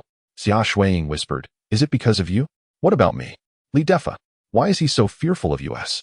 He probably remains unaware of the clarification issued by Miss Yueqing," Yi Chen casually suggested. Xia Shuiying found this reasoning rather tenuous. As the elite of Liangzhou were already aware of the clarification, how could the head of one of the 4 prominent families be oblivious? However, aside from this rationale, she could not conjure any other plausible explanation. Seeing Xia Shuiying hesitate to approach, the elder assumed she was upset and cheerfully remarked, "Shuiying, what troubles you? Are you still angry about what transpired earlier? How about this? Since you have secured contracts exceeding 500 million for the company, why not take the position of chairman?" "What do you say?" Xia Shuiying was momentarily stunned, her expression transforming to one of undeniable joy. "Grandfather, are you truly serious?" "Of course, with such remarkable abilities. Should I entrust the chairmanship to that child, Xia Shuihui?" Xia Shuihui, standing nearby, scoffed, initially believing today would culminate in Xia Shuiying's expulsion from the Xia family, only to be met with this unexpected turn of events. Xia Weimin and Tang Huilan also wore expressions of exhilaration, although their daughter was not to wed Li Yinming. Xia Shuiying ascending to the position of chairman was still a point of pride for them. Observing the trio's reactions, Yi Chen smiled calmly. Chapter 41. Have you understood? Following their meal at the Xia family estate, Yi Chen and the others returned home. "Yi Chen, you may go inside. We have matters to discuss with Shuiying." Upon arriving home, Tang Huilan instructed. Yi Chen said nothing further and retreated to his room, closing the door behind him. "Shuiying, come, let us go inside." Xia Shuiying looked at her parents in confusion. "Dad, Mom, what is going on?" Tang Huilan glanced at Yi Chen's room and led Xia Shuiying into the master bedroom. "Shuiying, tell me, why did Miss Zheng agree to sign the contract with you?" Tang Huilan questioned in an interrogative tone. "Mom, I truly do not know how it happened. I was rather confused when Miss Zheng invited me upstairs. After reviewing my reports, she simply asked me to come back tomorrow to sign the contract." Xia Shuiying shrugged her shoulders in response. Tang Huilan and Xia Weimin exchanged a glance. They were quite familiar with Xia Shuiying, who had never been known to utter a falsehood. If she claimed ignorance, then indeed, she was oblivious to the matter at hand. "All right, since you are unaware of this situation, could you enlighten me as to why Li Defa is so courteous towards you?" Tang Huilan inquired further. Xia Shuiying, caught between laughter and tears, responded, "Mother, not only are you perplexed, but I too am baffled. I have only encountered him once at the Rishin building. Beyond that, I have had no other interactions with him. That is indeed peculiar. Today, his tone suggested an extraordinary level of respect towards you, Tang Huilan pondered, unable to comprehend the situation. Father, mother, have you not considered that their behavior towards me might be related to Yi Chen? Xia Shuiying retorted, her eyes glimmering with intrigue. Him? A mere wastrel who only knows how to play games. Tang Huilan scoffed, her disdain evident. Xia Shuiying furrowed her brows. Mother, at the very least. Yi Chen has gifted you over 1 million. How can you speak of him so dismissively? You insolent girl. We have supported him for 2 years. Is a mere million too much to ask?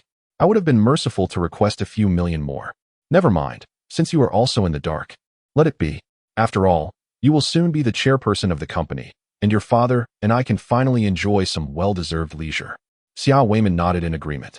Shuiying, now that you are the chairperson, allow me to assume the role of general manager. I have spent my days working under others. I have yet to manage anyone. Father, if I appoint you as general manager right after my assumption of office, people will surely gossip. I do not care. I simply wish to indulge myself. Even if I cannot be the general manager, I should at least be given the title of department head. Xia Shuiying felt overwhelmed and could only acquiesce with a nod. Meanwhile, in Yi Chen's room, he had just reclined when he received a call from Li Defa. Young Master Yi, I sincerely apologize for the misbehavior of my offspring today. Li Defa's voice dripped with flattery. It is of no consequence. After all, apologies have been exchanged. However, have you not imposed any restrictions on your family? Did you not wish to maintain a low profile? I assumed fewer people knowing would be preferable, yet that wretched child has acted with such audacity. I have thoroughly reprimanded him and assured you that he shall not trouble you or Miss Shuiying again. Yi Chen nodded internally, recognizing that aside from his slight lasciviousness, Li Defa was quite adept in navigating social dynamics. Very well, if there is nothing else, I shall take my leave and rest. I must accompany Shuiying to sign contracts early tomorrow. Understood. I shall not disturb your rest any further. Good night. Yi Chen chuckled softly, shaking his head before terminating the call. Simultaneously, in the Xia family courtyard, the elder sat in a position of authority, scrutinizing Fan Guifeng below him. Guifeng, how is the investigation proceeding? Sir, I have already dispatched individuals to look into it. News should arrive shortly. The elder nodded. Aware that Zheng Linger and Li Defa's attitudes towards Xia Shuiying and Yi Chen were indeed peculiar, and he felt compelled to uncover the reasons behind this anomaly. At that moment, a servant hurried in, exclaiming, Master, there is news. There is news. The elder immediately stood up, demanding, Speak quickly. Yes, master. I have learned that Miss Zheng signed a contract with Miss Xia Shuiying because the latter discovered a significant corruption issue involving a manager from the East China Chamber of Commerce. To express her gratitude, Miss Zheng invited Miss Xia to join her. The elder was taken aback. Is that so? Indeed it is. The servant assured fervently. And what of Li Defa? Why does he show such deference to Xia Shuiying and Yi Chen? The elder pressed. Ah, that is easily explained. I just learned that Li Defa left for another city right after the auction concluded, unaware of Miss Yu Qin's clarification. He still believes that Yi Chen is the savior of President Zheng, which is why he exhibits such respect. The elder's expression suddenly darkened. At that moment, Fan Guifeng, who had been listening, stood up and approached the elder. Master, what should we do? It is impossible for Li Defa to remain ignorant of that clarification forever. Will he not implicate our Xia family because of Xia Shuiying and Yi Chen? As for Miss Zheng, she is unlikely to assist since she has already agreed to sign a contract with Xia Shuiying, which she considers repayment. The elder harbored similar concerns. Yet he could not simply expel Xia Shuiying from the Xia family. You are quite right. Here is the plan. Tomorrow morning, summon Xia Shuiying to reclaim the position of chairman and have Shuihui replace her to sign the contract with Miss Zheng. This way, even if Li Defa seeks revenge on Xia Shuiying, it will not involve the contract. Fan Guifeng was displeased. Master, actually, Shuiyun could manage it as well. The elder shook his head. Shuiyun is not capable of bearing such responsibility. This is settled. You may leave now, as I wish to rest. The following morning, as Yi Chen awoke, he heard Xia Shuiying's voice resonating from the hall. Grandfather, what is the matter? All right, I will be there shortly. He then hung up the phone. Yi Chen, are you awake? Grandfather just called, saying there is something that requires our presence at the main residence.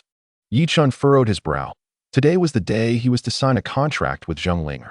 Why did Xia Shuiying need to go to the Xia family estate? After a brief preparation, Yi Chun and Xia Shuiying departed, taking a taxi to the Xia family manor. Just as they were about to enter, Xia Shuiying tugged at Yi Chun's sleeve. Yi Chun, I feel something is amiss. Yi Chun smiled reassuringly. Do not worry. I am here. Xia Shuiying nodded. And the two entered the courtyard. Upon reaching the hall, they found the elder meditating with his eyes closed, while Fan Guifeng and Liang Chui'er sat nearby. Xia Shuiying noticed Xia Shuihui looking at her with a mocking and somewhat triumphant gaze. Grandfather, we have arrived. Oh, you're here. Xia Shuiying. There is something I wish to discuss with you. Did we not mention yesterday that you would become the chairman of the company? Last night, I pondered deeply and realized that without prior experience in management, it would be rather challenging for you to assume the role of chairman. Thus, we shall leave this matter be. Xia Shuiying, filled with indignation, exclaimed, Grandfather, you explicitly stated this yesterday. How can you be so untrustworthy? Impudent child. Who gave you the audacity to speak to me in such a manner? If I declare this matter settled, then it is settled. Do you comprehend? Chapter 42. Accompany me on a shopping trip. Xia Shuiying looked at Yi Chun with a sense of injustice, tears welling in her eyes. Yi Chun's expression darkened. He was taken aback by the old man's shamelessness. Just yesterday, he had entrusted the position of chairman to Xia Shuiying, and now, early this morning, he had rescinded it. Old man, since you claim that Shuiying lacks management experience, if she cannot be chairman, surely she can at least be general manager? Yi Chun could no longer contain his frustration and spoke up for Xia Shuiying. The old man slammed his cane down with a thud, glaring at Yi Chun. You worthless wretch, what right do you have to speak? Say another word, and I shall have you thrown out. As Yi Chun opened his mouth to retort, Xia Shuiying grasped his arm. She knew her grandfather's temperament all too well. No matter what Yi Chun said, the old man would not heed his words. Yi Chun, let it go. Grandfather is not entirely wrong. I lack any management experience and do not possess the capability to be chairman, Xia Shuiying murmured softly. The old man nodded in satisfaction. Shuiying, I appreciate your obedience. You are a good child. Xia Shuiying forced a smile and then replied, Grandfather, if there is nothing else, I shall go meet Miss Zheng to finalize the contract. The contract, exceeding 500 million, would guarantee her a substantial commission, significantly improving her family's quality of life, even if she did not ascend to the role of chairman. However, the old man waved his hand dismissively. Shuiying, you have already been busy negotiating with Miss Zheng and were proposed to by young Master Li. You must be quite fatigued. Let Shuihui handle the contract signing. Xia Shuiying was taken aback and responded angrily. Why should she? I negotiated this contract. Why should she go? How dare you speak to me in that tone? Who goes to sign the contract is my decision to make. After all, Miss Zheng chose our Xia company, not you as an individual, understood? Now go rest. With that, the old man stood and walked towards the inner room of the courtyard, leaving Xia Shuiying with no opportunity for rebuttal. Unable to hold back any longer, tears streamed down Xia Shuiying's face. If the contract was given to Xia Shuihui, then the commission would naturally not be hers either. In other words, not only had she lost the position of chairman, but also the substantial commission. Suddenly, Xia Shuiying understood why Xia Shuihui had been looking at her with such smug satisfaction. Yi Chun, I feel like crying, Xia Shuiying said, and soon, she was weeping. Upon witnessing this, Xia Shuihui burst into derisive laughter. Look at her, crying over such trivial matters. It is simply shameless. Liang Chui'er also spoke up, lamenting the disparities among people. Though we are all juniors of the Xia family, some individuals cannot even be compared to our Shuihui. Mother, you wouldn't dare to compare me with her, would you? That would be too insulting. Yi Chun was instantly filled with rage, wanting to confront Xia Shuihui and her companions, but was stopped by Xia Shuiying. Yi Chun, let's leave. I wish to rest for a while. With that, she tugged at Yi Chun and led him outside. Her pitiful demeanor tugged at Yi Chun's heartstrings. Casting a glance back at Xia Shuihui and her group, he had already formed a resolution in his mind. You think you can take what rightfully belongs to Shuiying? You are not worthy. Once they returned home by taxi, Xia Shuiying secluded herself in her room, while Yi Chun stepped out. He stealthily arrived once more at Zheng Linger's office. Knock, knock, knock. Come in. The door isn't locked. Zheng Linger's voice called from inside. Yi Chun entered without hesitation. Upon seeing him, Zheng Linger was overjoyed. Have you come to treat me? Yi Chun shook his head. I have another matter that requires your assistance. If you agree, I can help you tomorrow. Zheng Linger immediately frowned, her expression darkening. Yi Chun, can you truly cure me? If you keep using this matter to make me assist you, do you think I will always trust you? Yi Chen felt helpless. Rest assured, this matter is merely a simple request for you. I don't care what it is. We initially agreed that I would sign a contract with the Xia family. And now you come asking for my help again. Do you really think Zheng Linger can be easily deceived? How about this? I can treat you halfway first. And then you agree to assist me, after which I will fully cure you. What do you say? Zheng Linger raised an eyebrow, questioning, can one truly treat halfway? Yi Chen smiled confidently. Others may not be able to, but I can. Are you certain? If you doubt it, I can treat you right now. As he spoke, Yi Chen moved closer to Zheng Linger. She quickly waved her hands. This is the office. If someone sees us, it will certainly tarnish my reputation. What do you propose then? We can't possibly go to a hotel. Yi Chen spread his hands in exasperation. Suddenly, Zheng Linger's face flushed, as if she had envisioned something. After some contemplation, she raised her gaze to Yi Chen. I will trust you once more. If you dare deceive me, you will regret it. Now, what do you need me to do? Xia Xuehui might come over soon to sign a contract with you. I hope you can refuse her and make it clear that your collaboration with the Xia family is solely due to your relationship with Xia Xueying. Xia Xuehui? Isn't that Xia Xueying? Zheng Linger asked, furrowing her brows. You need not concern yourself with the details. Simply agree to my request. Yi Chen replied softly. Zheng Linger readily agreed, stating, I will remember this. I shall arrange it shortly. Yi Chen nodded and then took a taxi back home. The door to Xia Xueying's room remained closed. After a moment of contemplation, Yi Chen approached and knocked gently. Dear, if you're feeling down, how about I take you out for a stroll? There was no reply. He continued, Beloved, it is they who are shameless. Do not punish yourself. Still, there was silence. With no other option, Yi Chen persisted. My love, I. Suddenly, the door creaked open, and a tearful Xia Xueying emerged, gazing at Yi Chen with determination. You are right. They are at fault. Why should I punish myself? Come, let us go shopping. A smile spread across Yi Chen's face. Absolutely. With that, the pair made their way to Jiulong Pedestrian Street. Chapter 43. 3 hours meanwhile, Xia Xuehui arrived at Zheng Linger's office with the printed contract in hand. Where is your chairman? She inquired haughtily at the reception desk. The receptionist frowned. The powerful elite of Liangzhou certainly knew this was Zheng Linger's domain. And yet no one had ever been so audacious. Uncertain of the visitor's identity, the receptionist maintained a professional smile, asking, Do you have an appointment? Appointment? Of course. I do. Chairman Zheng requested that I come early to sign the contract. Xia Xuehui declared, waving the document. Are you Miss Xia Xueying? The receptionist quickly stood, cautiously inquiring. She had just received notification from her superior that a Miss Xia Xueying was to arrive to sign a collaboration contract with the chairman. Xia Xuehui frowned. I am not Xia Xueying. I am Xia Xuehui. Xia Xuehui?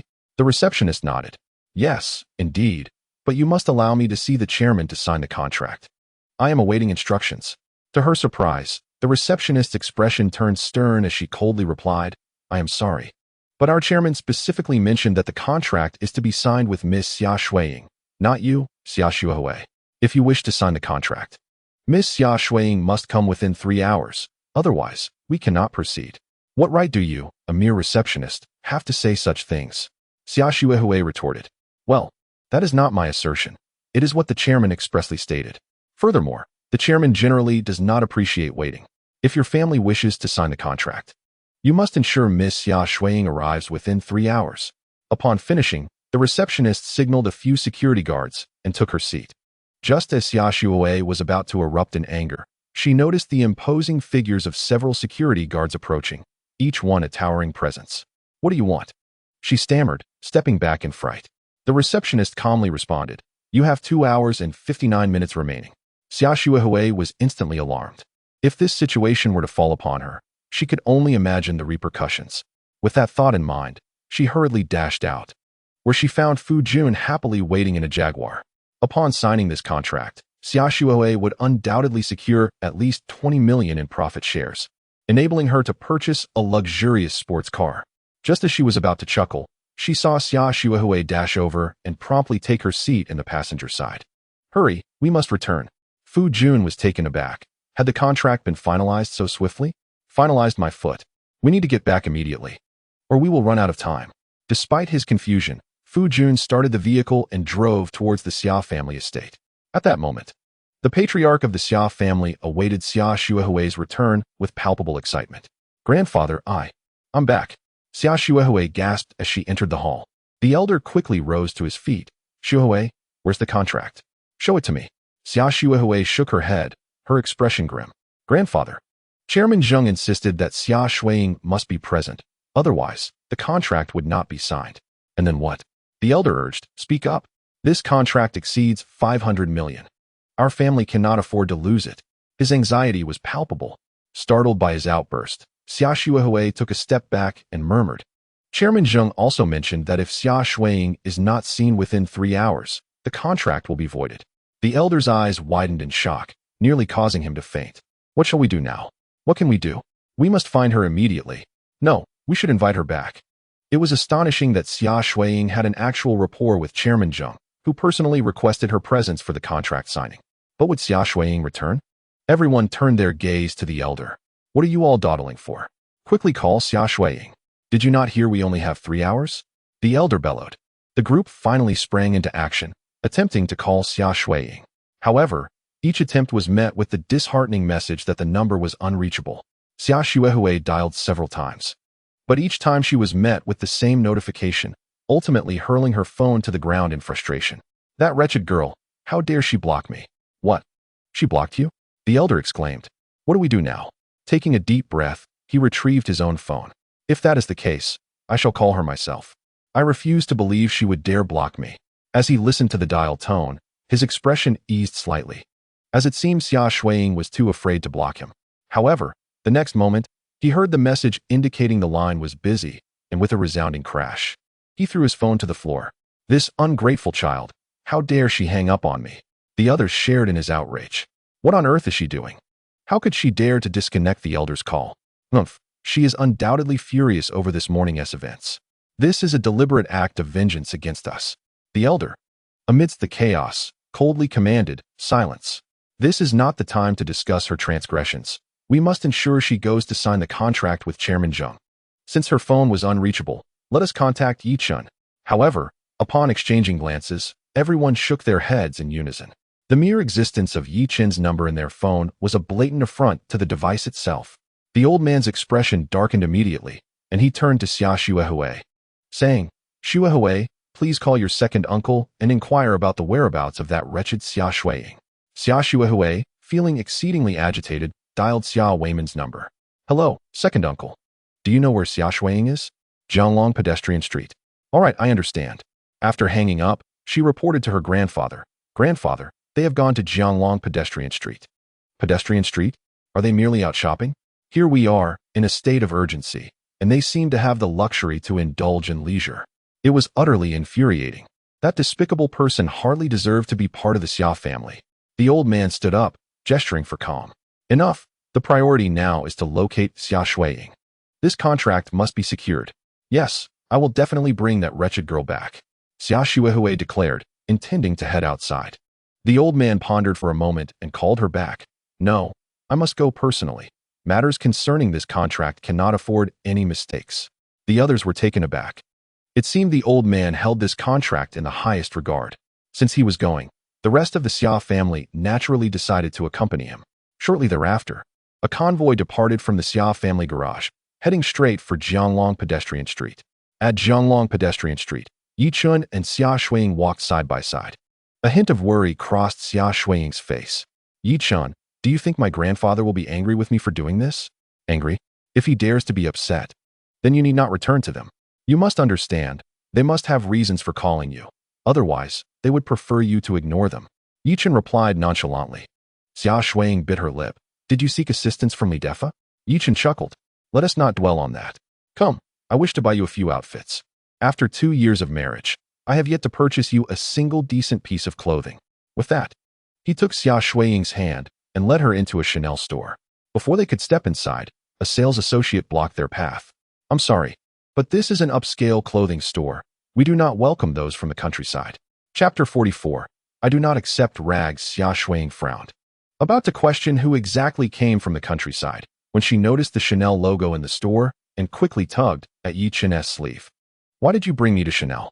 This is a renowned foreign women's clothing store. Even a single piece costs thousands." Yi Chen smiled lightly. So what if it's Chanel? What is wrong with buying a few outfits? He then turned to the sales associate. What gave you the impression that we are from the countryside? The female salesperson scoffed disdainfully. Our sales staff have undergone rigorous scrutiny, particularly in discerning the ability to purchase. Let me put it this way. We can gauge at a glance whether someone can afford to buy something, and frankly, I doubt you could even afford a single garment. Yi Chen glanced at himself, realizing his attire was indeed rather shabby, as he typically paid little mind to such matters. It was no wonder the salesperson regarded him with such contempt. What? You're not leaving? Do you wish for me to forcibly eject you? The salesperson, noticing Yi Chen's lack of movement, continued coldly. Do not linger. Even those shorts you see are worth more than 2 months of your salaries. Begone. Others in the store directed their mocking gazes toward them, some with an air of superiority. Yi Chen furrowed his brow, contemplating a retort, but was restrained by Xia Shuiying. Let us go? If you don't give that over 1 million to my mother, we won't be able to indulge ourselves in shopping. Right now, I only have a few thousand on me. Did you bring the game cards I gave you? Yi Chen inquired suddenly. Xia Shuiying shook her head. What would I need those game cards for? Yi Chen couldn't help but smile ruefully. Those were not mere game cards, but rather the Ziyun Dragon pattern cards, each containing a minimum of 50 million in funds. However, Xia Shuiying had always mistakenly believed they were just game cards. Although she hadn't discarded them, she certainly wouldn't carry them around. At that moment, 2 figures approached, linked arm in arm. The man wore glasses, while the woman was heavily made up, exuding a scent of rather cheap perfume.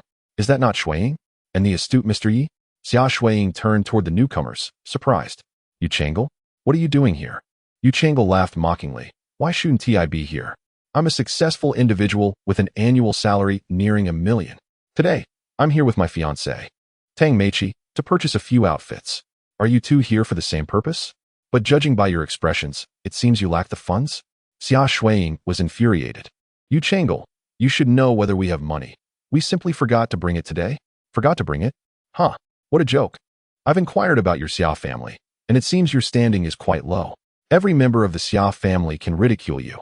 And that over 1 million Yi Chen displayed certainly isn't his own. I suspect it's merely misappropriated company funds. Xia Shuiying was provoked to laughter. Misappropriating company funds? Yu Changle, Yi Chen doesn't even work at our company. How could he misappropriate anything? You're just envious of him. Yu Changle found this notion amusing.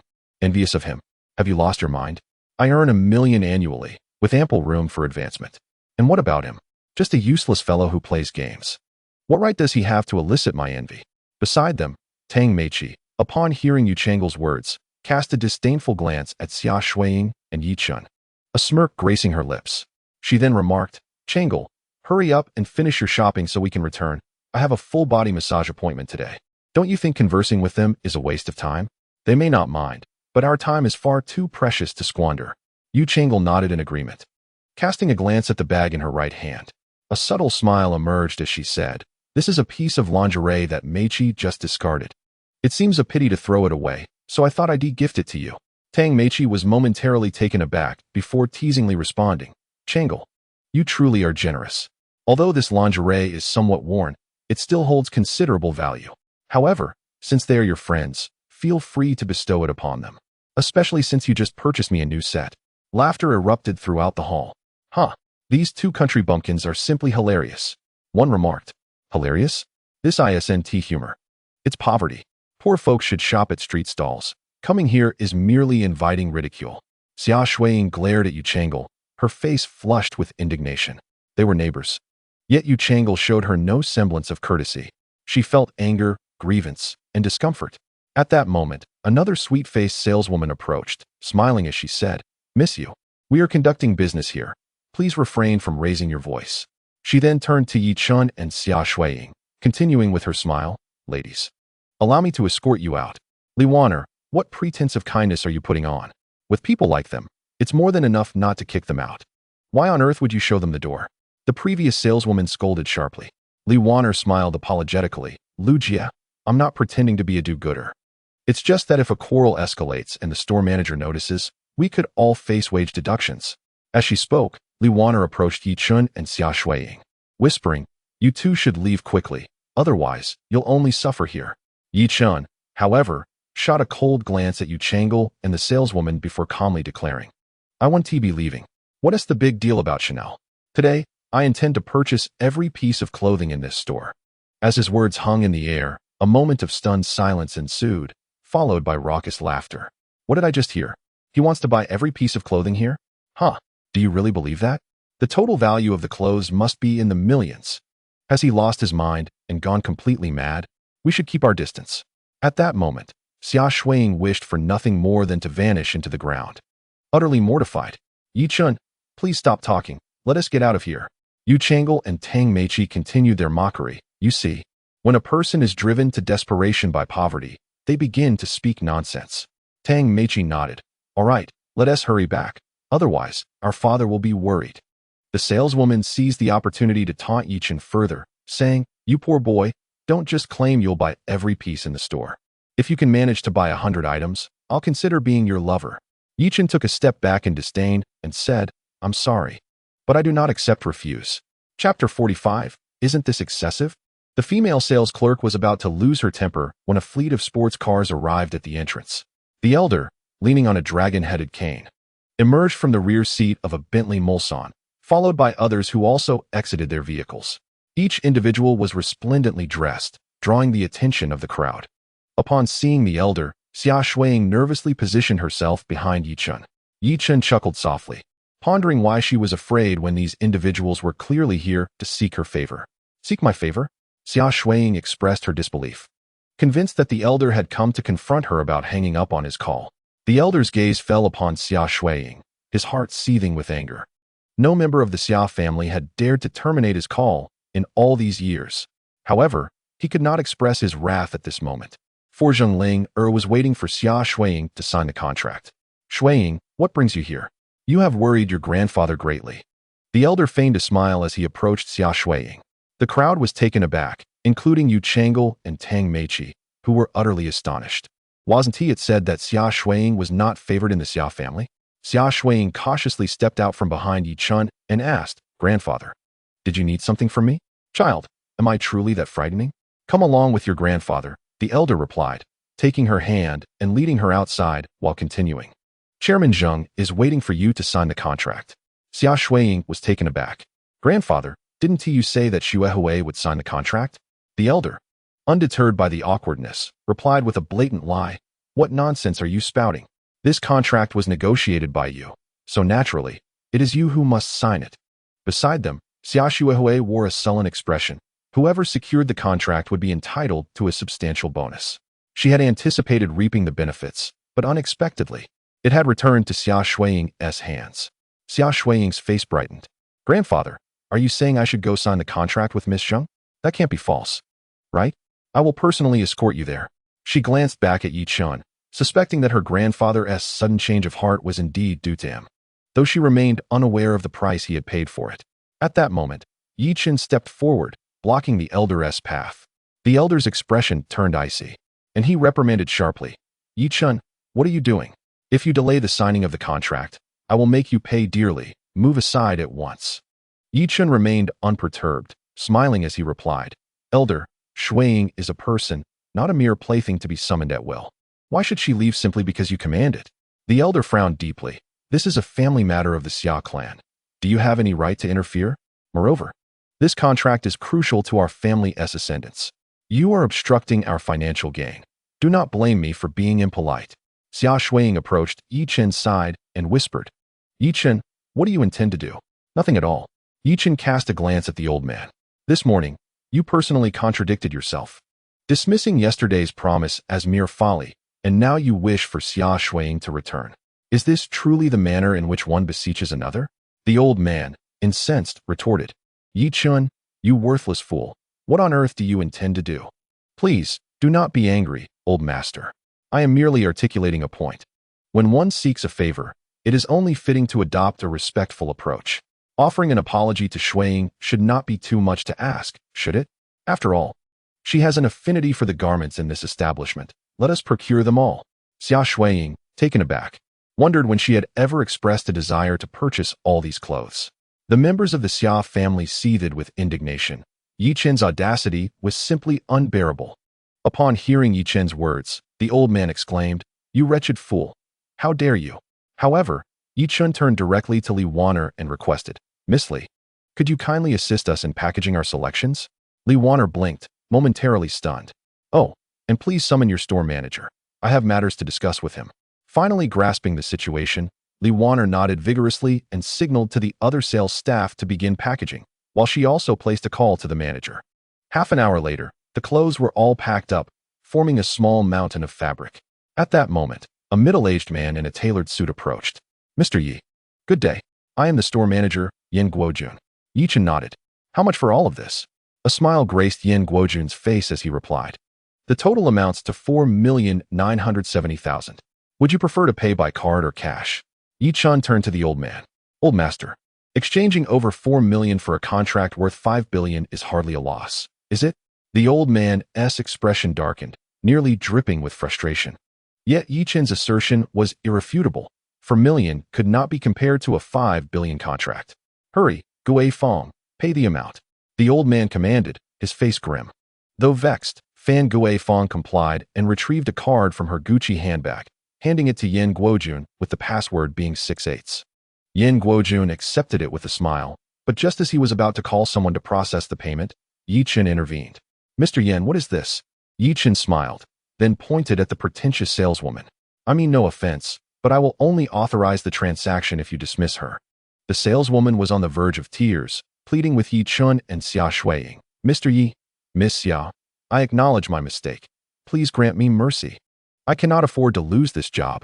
Yi Chen remained silent, directing his gaze at Yin Guojun. Yin Guojun, understanding the gravity of the situation, addressed the saleswoman directly. "Zhu Qing, you are hereby dismissed. Your wages will be deposited into your account." Turning back to Yi Chen, he smiled and asked, "Mr. Yi, will this suffice?" Yi Chen then gestured towards Li Wanner. "I find her quite capable. She ought to assume the role of your store manager." Yin Guojun frowned slightly. "Mr. Yi, we do not have a managerial position available in our store. Then why not create one?" Yi Chen replied nonchalantly. "Since Mr. Yi has spoken, I shall heed your every word. Li Wanner, from this moment forth, you shall assume the role of manager in this establishment, overseeing all sales personnel." Upon concluding this declaration, he handed a bank card to Li Wanner, who was instantly filled with exuberance. If she were to utilize this card, the resulting sales would be attributed to her name. With nearly 5 million in sales, her commission could amount to a substantial sum of 1 to 200,000.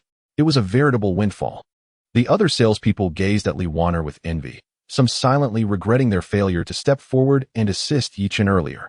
After completing the transaction, Li Wanner respectfully returned the bank card, saying, "Mr. Yi, thank you so much. May I have your phone number?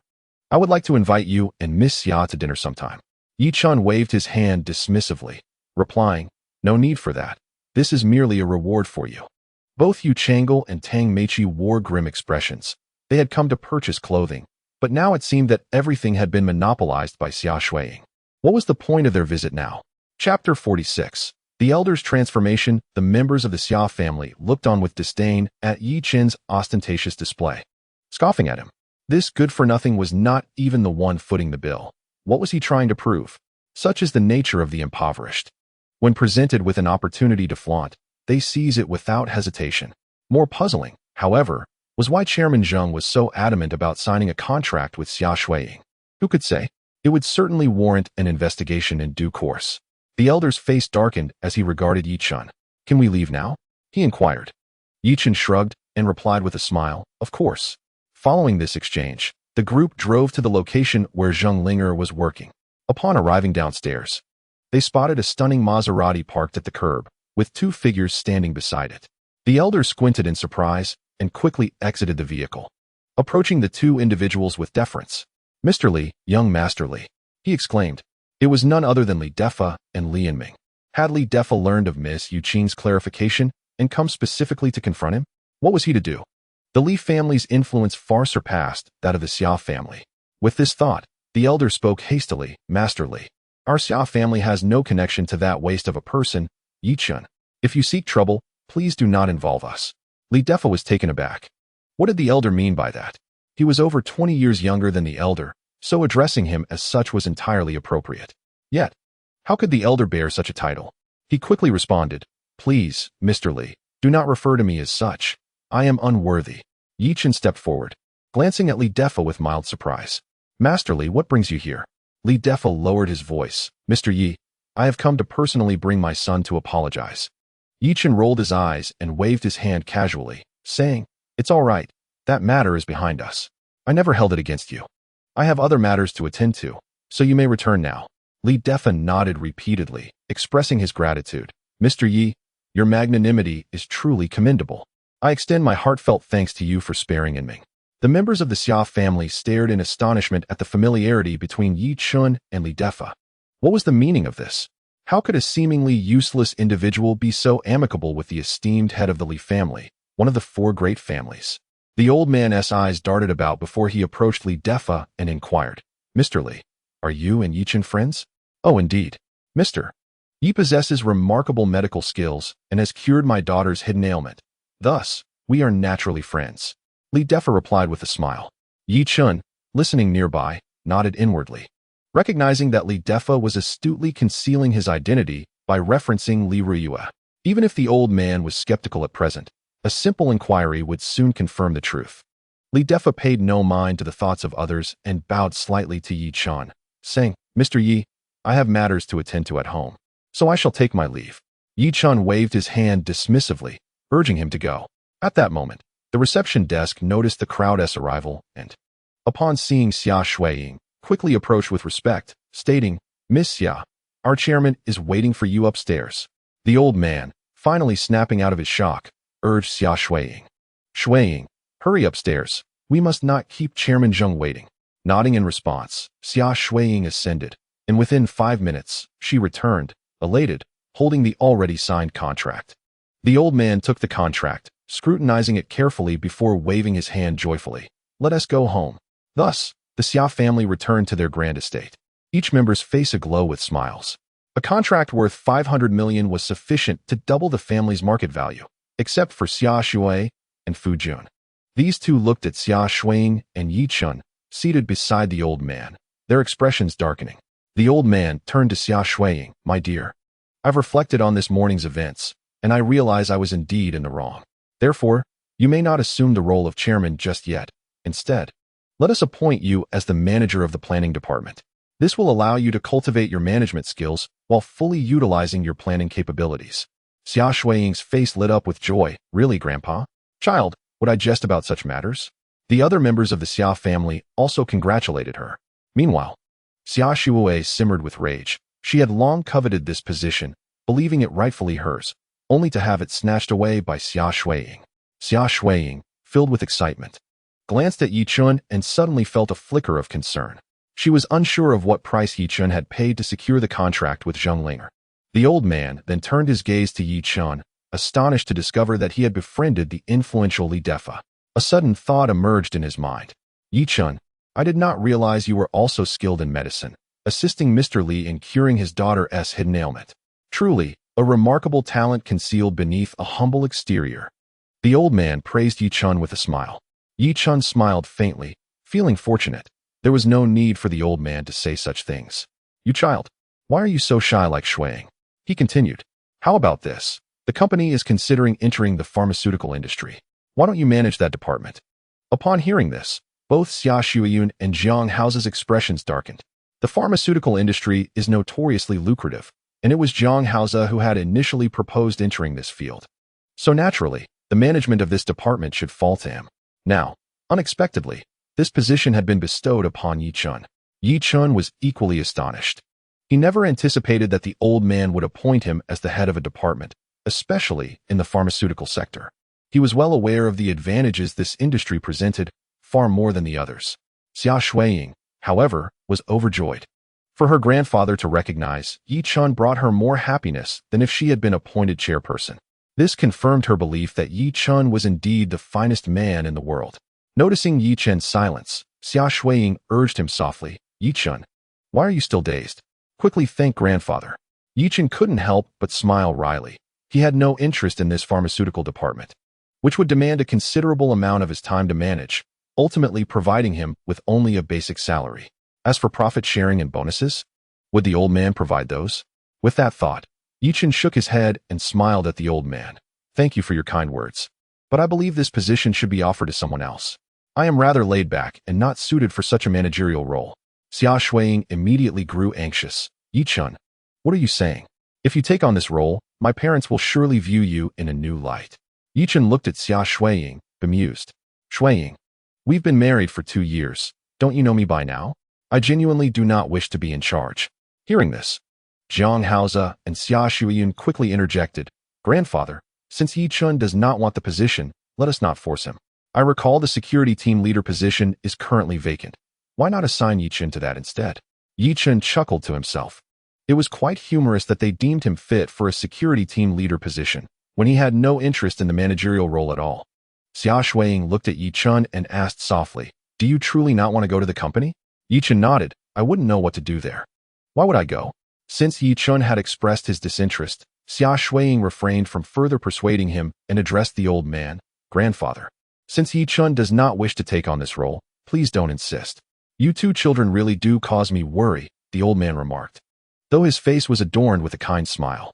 Since you both have expressed your thoughts, we shall leave it at that.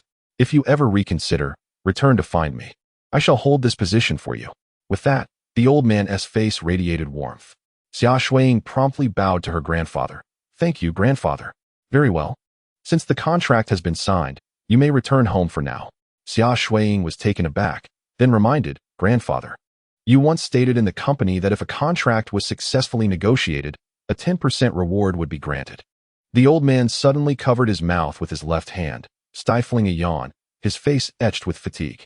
Shuiying, I rose early today and am feeling somewhat weary. You all should return home. We can discuss matters tomorrow. Xia Shuiying, unwilling to relinquish the potential tens of millions in commission, promptly interjected, Grandfather, your mere word would not hinder your rest. The old man cast a glance at Fan Guifeng, who immediately understood the implication and stepped forward, saying, Shuiying, do you doubt the old man? When has he ever treated you poorly? Liang Chuier joined in, affirming, Shuiying, the old man has lost sleep over the contract negotiations. Please, return home. Your rightful share will not be diminished. Feeling aggrieved, Xia Shuiying glanced at Yi Chen, whose expression remained unflinchingly placid. If they refused to grant the money, he had myriad ways to ensure they would regret it. Let us depart. I trust that grandfather is not the kind to go back on his word. After speaking, Yi Chen took Xia Shuiying's hand and led her out. Once the two had exited, the previously weary old man suddenly appeared invigorated, his demeanor transformed. Does Yi Chen believe that by aligning himself with the Li family patriarch, he can act with impunity? It infuriates me. By the way, how is the investigation progressing? The old man turned to Jiang Haoze. Jiang Haoze glanced at his phone and replied, Grandfather, it may take some more time. As long as we ascertain the relationship between Xia Shuiying and Chairman Zheng, as well as that between Yi Chen and the Li patriarch, I shall determine whether to grant them their share. Fan Guifeng and Liang Chuier chimed in. What the old man says is true. We cannot judge them solely based on one event. Indeed, if they possessed true capability, they would not have been oppressed by us for so many years. It seems they merely stumbled upon a stroke of luck. As they spoke, a servant rushed in with urgency. Jiang Haoze's expression turned serious.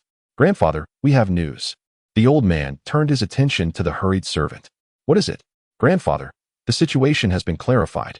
The reason Chairman Zheng insisted that Xia Shuiying sign the contract is tied to a previous matter. He had personally promised her a contract, and to avoid gossip, he insisted she attend. The old man was momentarily stunned, realizing that they were not truly friends. Grandfather, Chairman Zheng has never even visited Liangzhou. How could he possibly be friends with Xia Shuiying? The Xia family members seemed to awaken from a daze. Indeed, Chairman Zheng has never set foot in Liangzhou. It's unlikely he has even seen her before. Upon reflection, how could someone so inept as her possibly know Chairman Zheng? It was merely a coincidence that they crossed paths. They recalled her reaction earlier, immediately seeking rewards after the contract was signed. Her audacity was astounding. If we had not visited Julong Walking Street earlier, they would likely still be the subject of ridicule. Xia Shuiying truly lacks shame.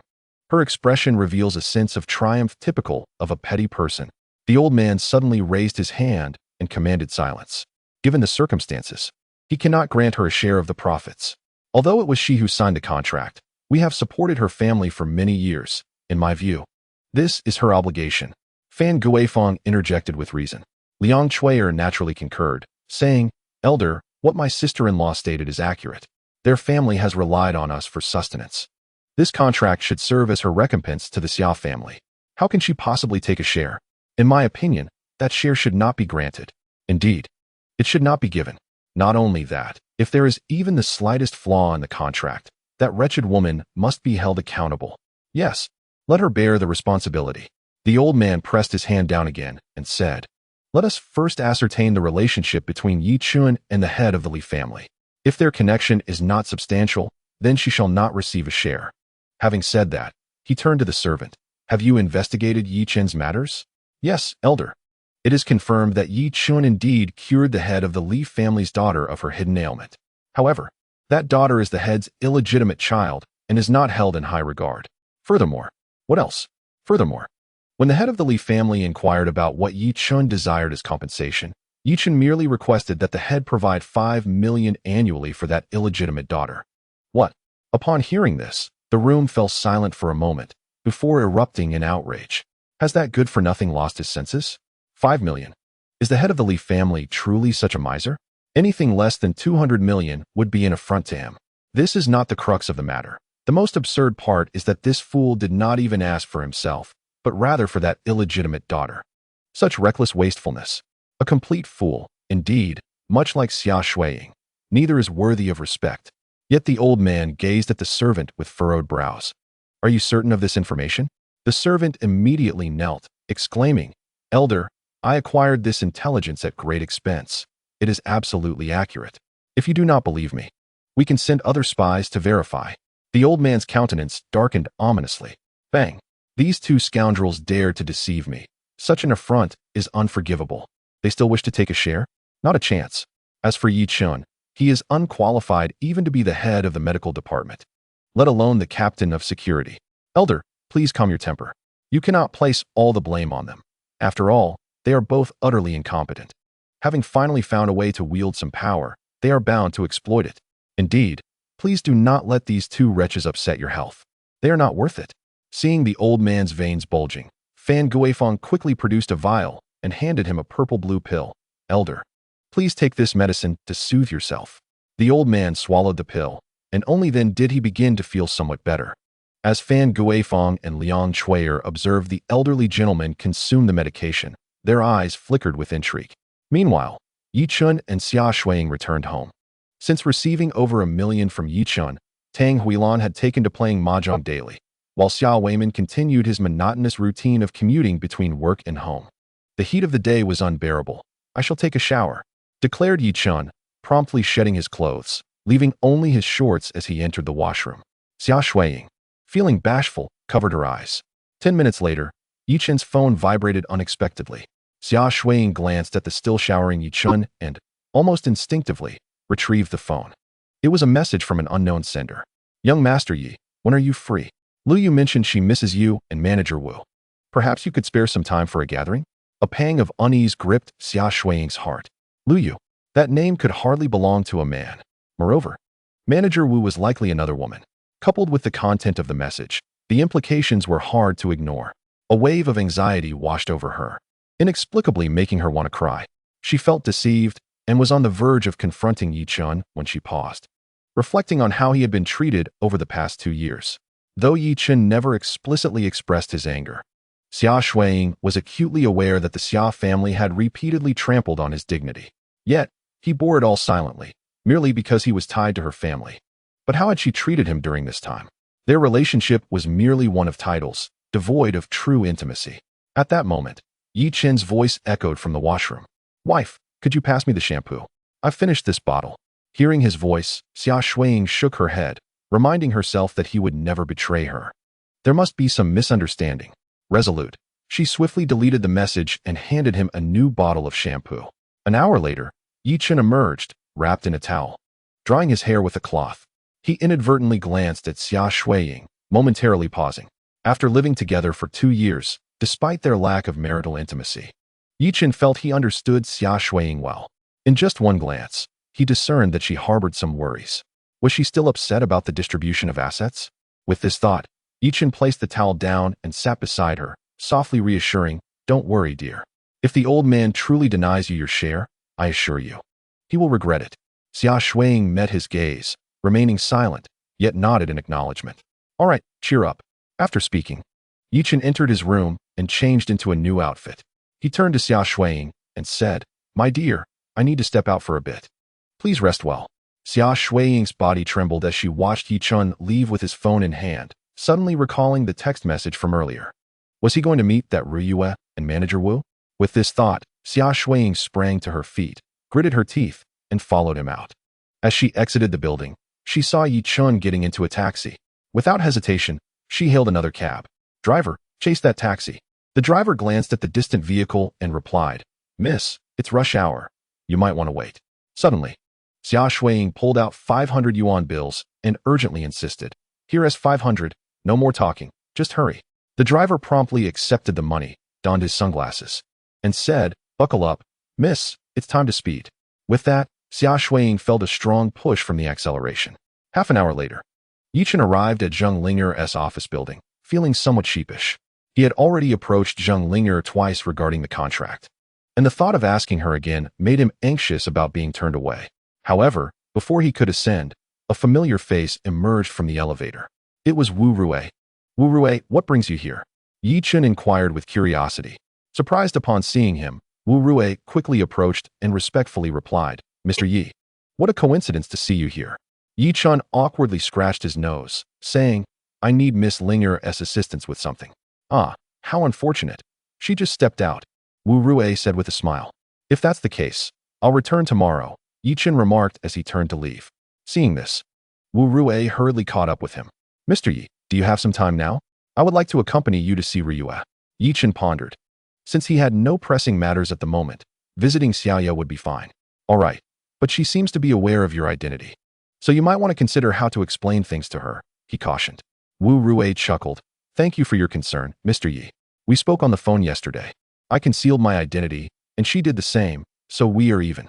As they exited the office lobby, Wu Rue thoughtfully opened an umbrella to shield Yi Chen from the scorching sun. After a moment's thought, Yi Chen took the umbrella and smiled. These matters are better handled by a gentleman. Wu Rue responded with a smile. I didn't expect Mr. Yi to be so considerate. Miss Xia is truly fortunate. Yi Chen smiled non-committally, reflecting that Xia Shuiying was still unaware of his true identity, so she wouldn't be overly excited about his actions. Sometimes it is indeed the case that, despite engaging in the same activity, the significance it holds varies drastically in the eyes of others due to differing identities. Two individuals walked side by side, arriving before a striking red LaFerrari, an extravagant sports car freshly acquired by Wu Rue. Subsequently, Wu Rue drove Yi Chen towards Li Ryue's villa. This scene was fortuitously witnessed by the newly arrived Xia Shuiying. Upon observing Yi Chen holding an umbrella for Wu Rue, she began to tremble, her eyes reddening with emotion. Miss, we've arrived. The driver gently reminded, noticing Xia Shuiying's reluctance to exit the vehicle. Yet, she remained fixated on the red LaFerrari, covering her mouth in an effort to suppress her tears. In that moment, a multitude of realizations dawned upon her. She recognized the urban woman accompanying Yi Chen. Zheng Qing's personal secretary. Although she did not know her name, Xia Shuiying was aware that her surname was Wu, the very same manager Wu mentioned in the text messages. It became clear to her why, after Yu Qing's clarifications, the Huadong Chamber of Commerce had not erupted in anger. It was undoubtedly subdued by Secretary Wu. It also explained why Zheng Ling'er had chosen to sign a contract with her. Yi Chen must have orchestrated the connection through Secretary Wu. Furthermore, it illuminated why Li Defa held Yi Chen in such high regard. He must have known of Yi Chen's relationship with Secretary Wu for quite some time. Driver, let us return, she instructed. The driver, taken aback, glanced at Xia Shuiying through the rearview mirror, observing her red-rimmed eyes and the deep struggle to contain her emotions, unsure of how best to comfort her. He simply nodded in acquiescence. Meanwhile, Yi Chen and Wu Rue arrived once more at Li Ryue's residence. Brother Yi, Sister Rue, you have come. Li Ryue exclaimed joyfully upon their arrival. Wu Rue, observing Li Ryue's improved spirits, remarked with a smile, It seems Mr. Ye's prescription is quite effective. Indeed, when I visited the pharmacy to pick up the medicine, the elderly traditional doctors there incessantly inquired about the author of the prescription. It nearly drove me to distraction. She said, casting an admiring glance at Yi Chun. Wu Rui looked at Yi Chun with similar admiration, fully aware of his true identity. How many could wield such substantial influence at his age? As the three settled onto the sofa, they began to engage in lively conversation. Concurrently, a news report abruptly graced the headlines of Liangzhou. The moment the news broke, the entire Liangzhou was set ablaze with speculation, redirecting attention towards the Xia family. Chapter 49. I want a divorce upon returning home. Xia Shuiying was engulfed by a sense of unease, uncertain of how to proceed. Just then, Tang Huilan unexpectedly arrived, brandishing her phone with an expression of fury, confronting Xia Shuiying directly. Shuiying, I told you to divorce that good-for-nothing, yet you refuse. Look at him. He is nothing but a scoundrel, gallivanting with other women while you are ostracized by your family. Xia Shuiying was taken aback, and then hurriedly snatched the phone from Tang Huilan's hand. Upon seeing the photos on the news, tears streamed down her cheeks. The phone displayed 5 or 6 pictures, depicting the scene from a few days prior when Yi Chun was brought back to the East China Chamber of Commerce's family residence by Wu Rui. The two appeared to be quite intimate, chatting and laughing together. Shuiying, surely this time you must heed your parents' advice? Quickly divorce that good-for-nothing. Li Chen from next door has just returned from abroad. I hear he is working at a publicly listed company. I can introduce you. Xia Shuiying paid no heed. Her mind flooded with memories of the past 2 years spent with Yi Chun. Finally, she closed her eyes. Tang Huilan attempted to say more, but Xia Shuiying stood up and retreated to her room, locking the door behind her. This child, why won't she listen? Tang Huilan lamented. That good-for-nothing is simply despicable, lacking any capability, living off a woman for a lifetime. Meanwhile, in the Xia family courtyard, Xia Shuihui also came across the news. Grandfather, take a look. Isn't that the useless Yi Chen? I can't believe that guy has become a kept man.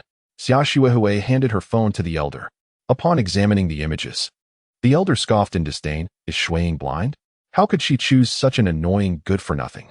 However, when he recognized the woman in the photograph, he paused, surprised. Isn't that Secretary Wu, who is always by President Zheng's side? Everyone was taken aback and quickly retrieved their phones to search for the news, enlarging the photo. It truly was Secretary Wu. It seems Yi Chun possesses quite the charm, having captivated Secretary Wu. Indeed, no wonder Xia Shuiying is reluctant to divorce him. She must be aware of their connection and is seeking her own advantage. Now that you mention it, it makes sense. Why else would President Zheng insist on signing a contract with that woman? It must be because Yi Chen asked Secretary Wu to facilitate it. Oh, I never expected that woman to be so scheming. The elder rapped his cane against the ground, demanding silence.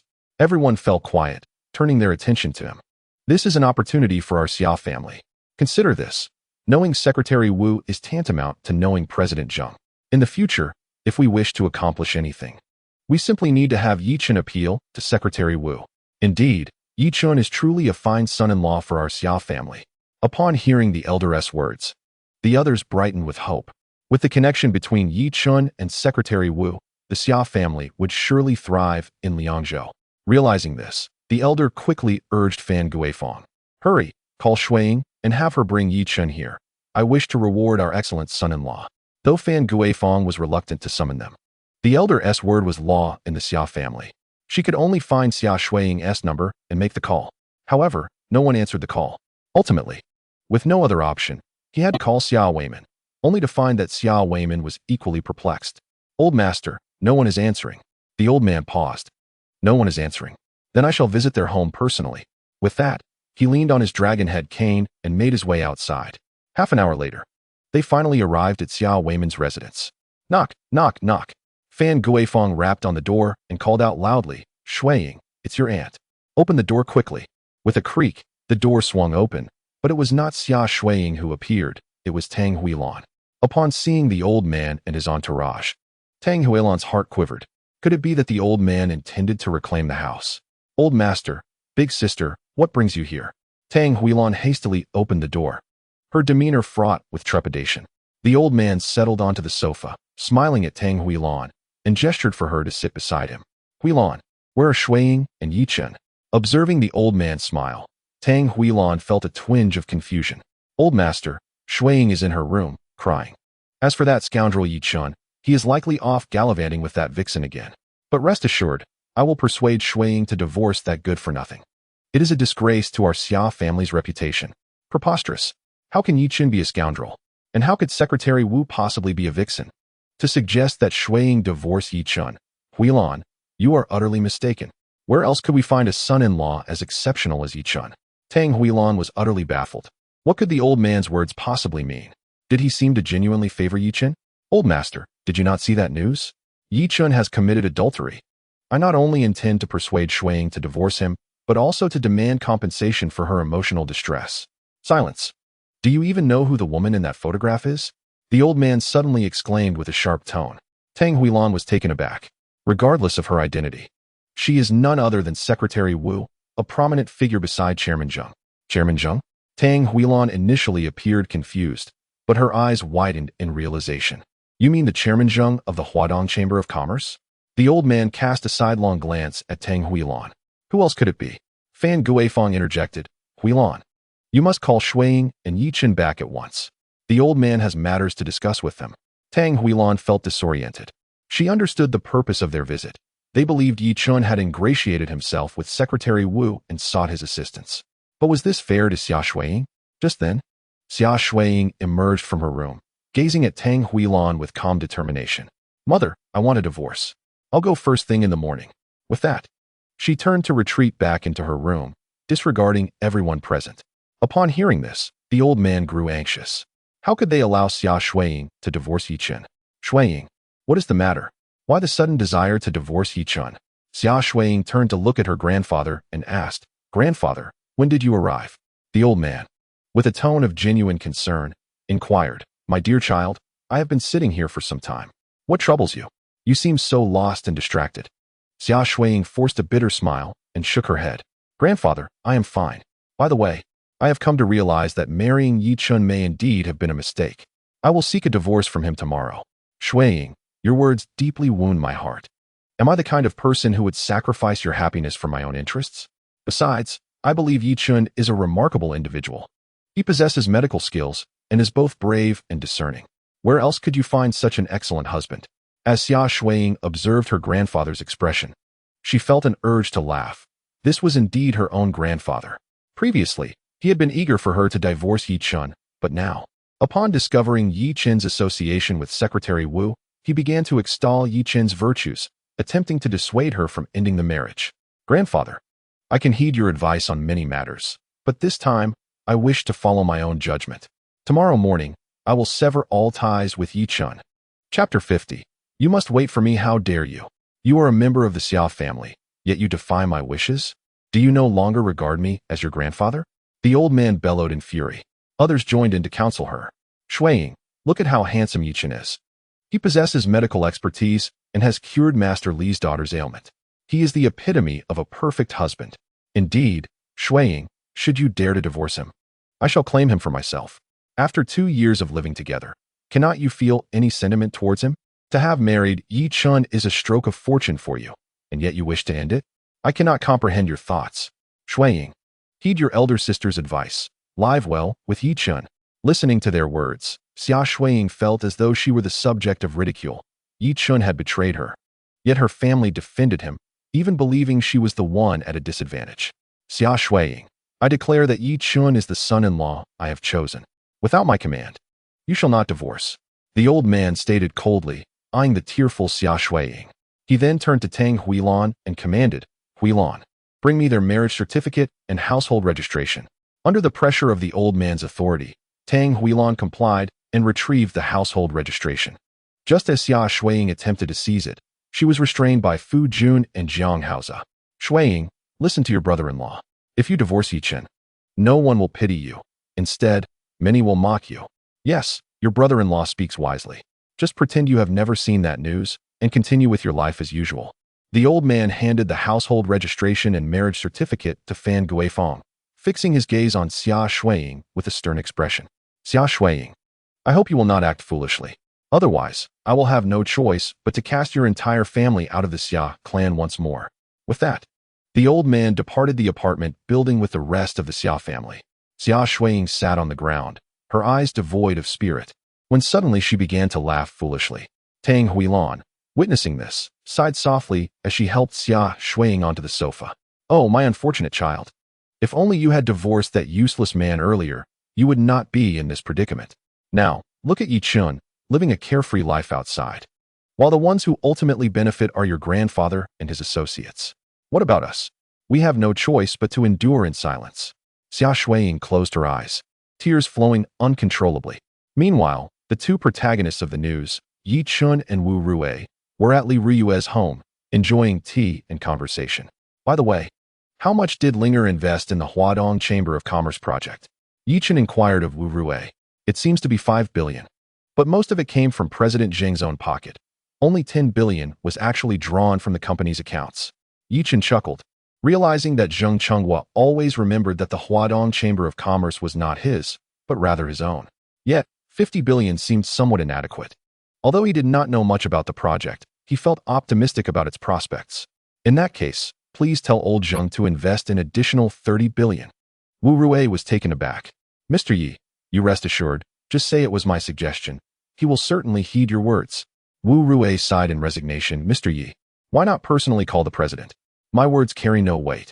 Yi Chun pondered for a moment, nodded, and then dialed Zheng Chenghua's number. As soon as the call connected, Zheng Chenghua greeted him with a laugh. Sir, if you fancy Wu Rui, just let me know. There's no need to make it newsworthy. Yi Chun was taken aback. Perplexed. Old Zheng, what are you talking about? Sir, haven't you seen today's news? News? What news? Didn't you go to the Huadong Chamber of Commerce's family building with manager Wu a few days ago? Yi Chun thought for a moment and recalled the incident, but questioned its relevance to the news. Zheng Chenghua sensed something was amiss and quickly warned, Sir, perhaps you should check the news. I fear that if Miss Xia sees it, something unfortunate may occur. Yi Chun's heart tightened. What news could be so troubling for Xia Shuiying? All right, I'll hang up. After ending the call, Yi Chun hurriedly checked the Liangzhou news. Upon seeing several photos of himself and Wu Rui in the news, his mind exploded with disbelief. Damn it! Who did this? He cursed vehemently, then quickly opened the chat group, instructing the various website companies under his command to take down the news immediately. He then turned to Wu Rui. He did not suspect her, knowing she was aware of his identity and would not dare. However, it was imperative for her to clarify the situation, otherwise, no one would believe it. Furthermore, the individuals responsible must be held accountable. Mr. Yi, what is wrong? Yi Chun did not explain, instead handing her his phone. After reviewing the situation, Wu Rui hastily clarified, Mr. Yi, I assure you it was not my doing. Yi Chun waved his hand dismissively. I understand it was not your fault. What is most pressing now is for you to swiftly prepare a statement.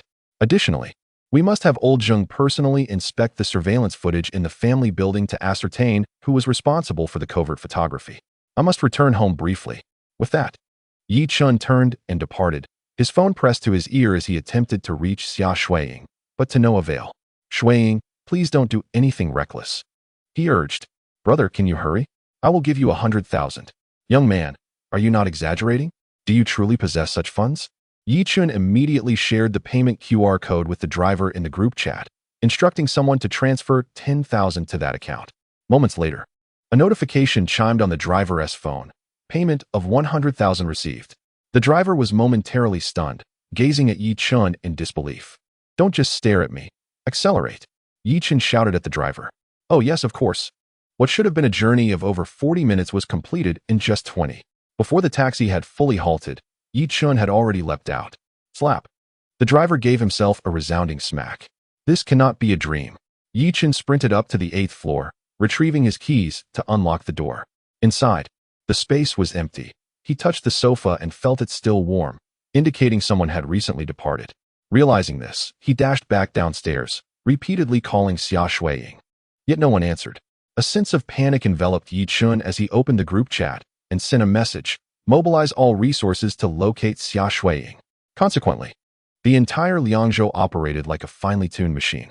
5 minutes later, news arrived. Xia Shuiying is by the banks of Qin Lake. Yi Chun bolted towards Qin Lake. Fear gripping him, he dreaded what Xia Shuiying might do. Wait for me. You must wait for me. I still owe you a grand wedding. He called out, his heart racing. Chapter 51. Interrogation. Qin Lake was merely a few hundred meters from Xia Shuiying's home, and Yi Chun arrived at the lakeshore in just a minute. Having sprinted the entire way, upon seeing the elderly chatting and laughing, he felt a slight relief. The absence of chaos suggested that Xia Shuiying had not yet acted foolishly. However, scanning the surroundings, His gaze suddenly sharpened. There sat Xia Shuiying, her eyes vacant, wearing cartoon sandals with her feet submerged in the water. Yet, he found solace in the presence of Tang Huilan beside her. Without hesitation, Yi Chen rushed towards Xia Shuiying. Hearing the commotion, Tang Huilan turned to look, and upon recognizing Yi Chen, she froze, her expression a complex mix of emotions. This is all due to that man, she thought, as Yi Chen called out, Shuiying. Xia Shuiying's body trembled, and she turned around. Upon seeing Yi Chen, tears cascaded down her cheeks. Yi Chen felt a sharp pang in his heart as he approached her. "Don't come any closer," Xia Shuiying suddenly yelled. Yi Chen's heart ached as he observed her in a state of distress, resembling an epileptic fit. He gently spoke, "Shuiying, please allow me to explain." Xia Shuiying abruptly covered her ears, exclaiming, "I do not wish to hear your explanations. Just leave." "Shuiying, I have no relationship with Secretary Wu. I was merely assisting Li Defa's daughter with medical care. If you doubt my words, you may call Li Defa. He would never deceive you, would he? Moreover, Secretary Wu isn't a relationship. Her boyfriend is simply studying abroad. Secretary Wu has already initiated an investigation to uncover who fabricated those false reports, and those responsible will be held accountable." Xia Shuiying continued to cover her ears, consumed by tears, oblivious to whether she comprehended Yi Chen's words. However, Tang Huilan gazed at Yi Chen, asking, "Is everything you said true? Are you certain you have not wronged Shuiying?" Yi Chen immediately raised his hand in oath. "Mother, I assure you that I have never wronged Shuiying, nor will I ever in the future." Tang Huilan scrutinized Yi Chen's expression, her lips twitching slightly, before she leaned down to whisper a few words into Xia Shuiying's ear. After hearing them, Xia Shuiying's emotional turmoil noticeably subsided. Seeing this, Yi Chen hastened forward. "Stop right there." Xia Shuiying pointed an accusing finger at him. With no other option, Yi Chen stood rooted to the spot. "Shuiying, everything I said is true. I have been slandered. You cannot deny me the chance to explain. I may not care about others' opinions, but yours matters to me deeply." Xia Shuiying regarded Yi Chen for a moment before suddenly requesting, "I need a moment alone. Shuiying, I am telling the truth. You must believe me." Yi Chen gazed at her earnestly, yearning for her trust. Yet, Tang Huilan waved her hand towards Yi Chen. "You should return for now. I will take care of Shuiying. She will be all right." Yi Chen felt a bitter pang in his heart.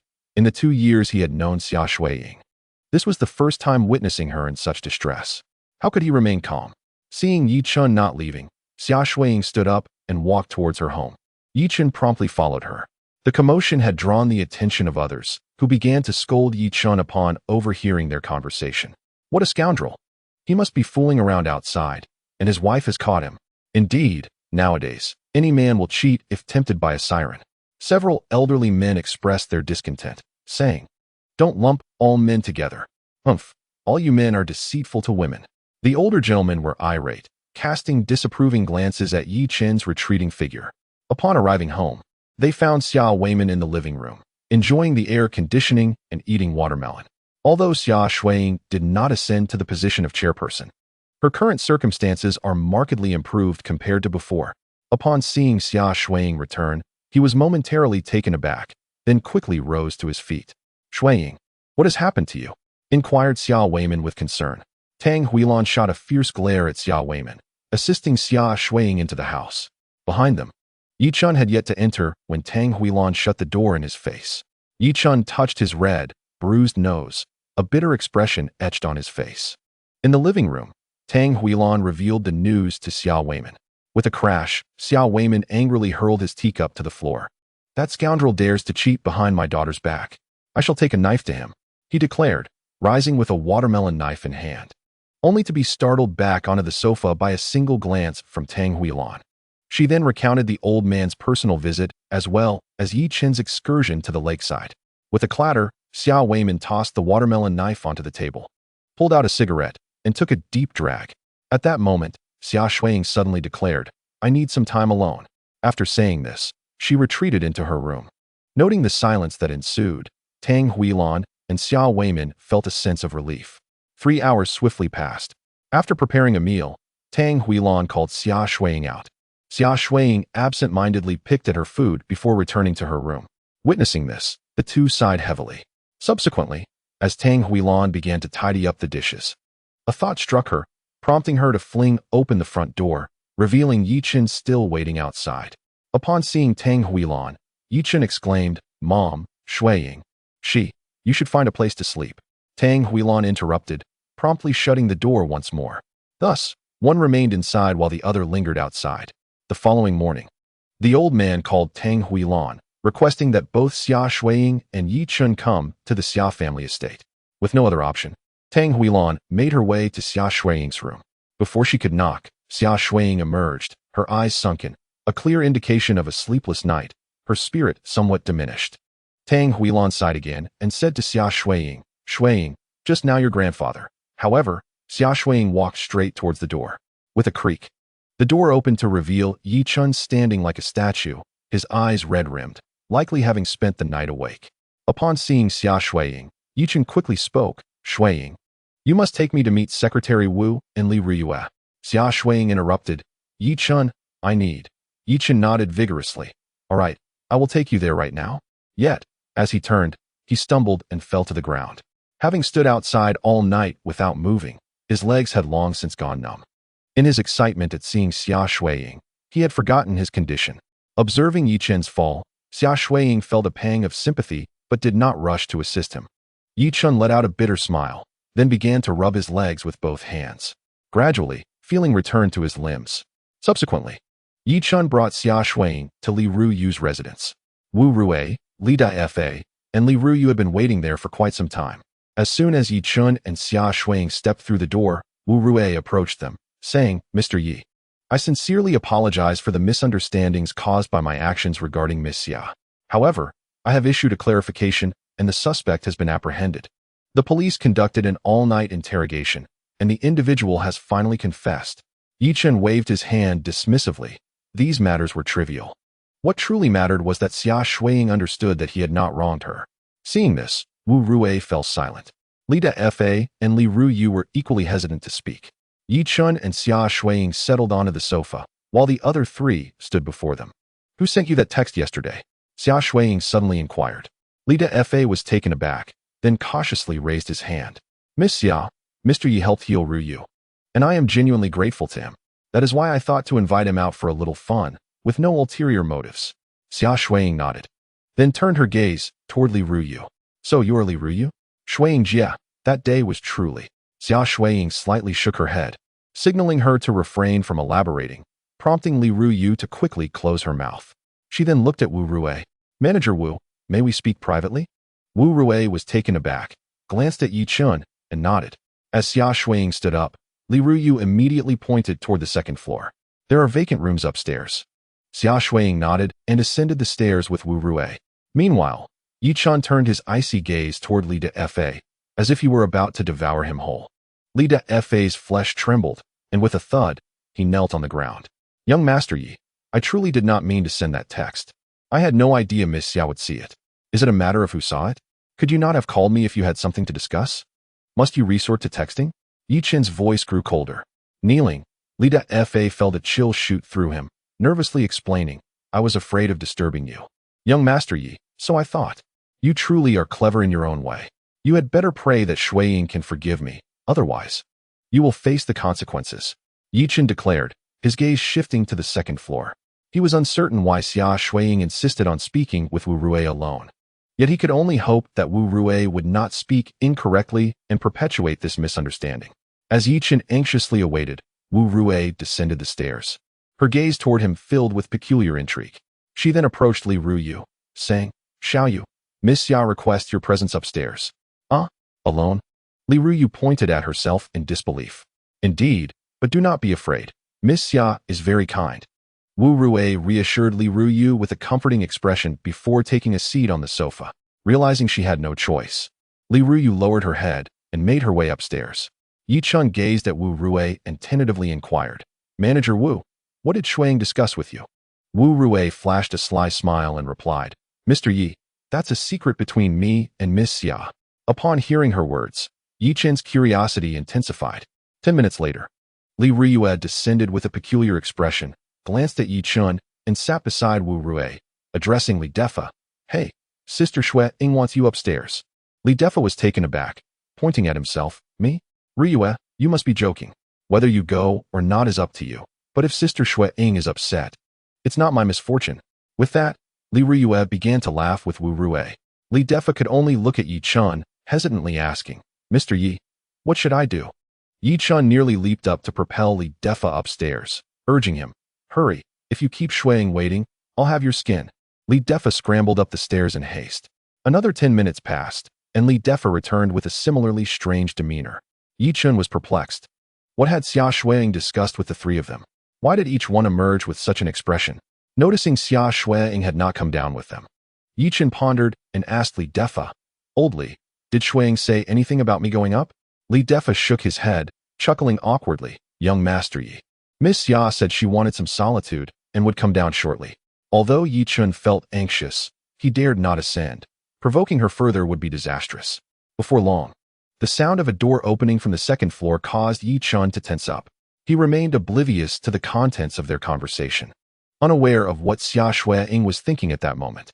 Xia Shuiying's demeanor had returned to normal as she entered the hall, nodding slightly to the three individuals, who immediately understood and all shook their heads. Yi Chun's confusion deepened. What riddle were they playing at?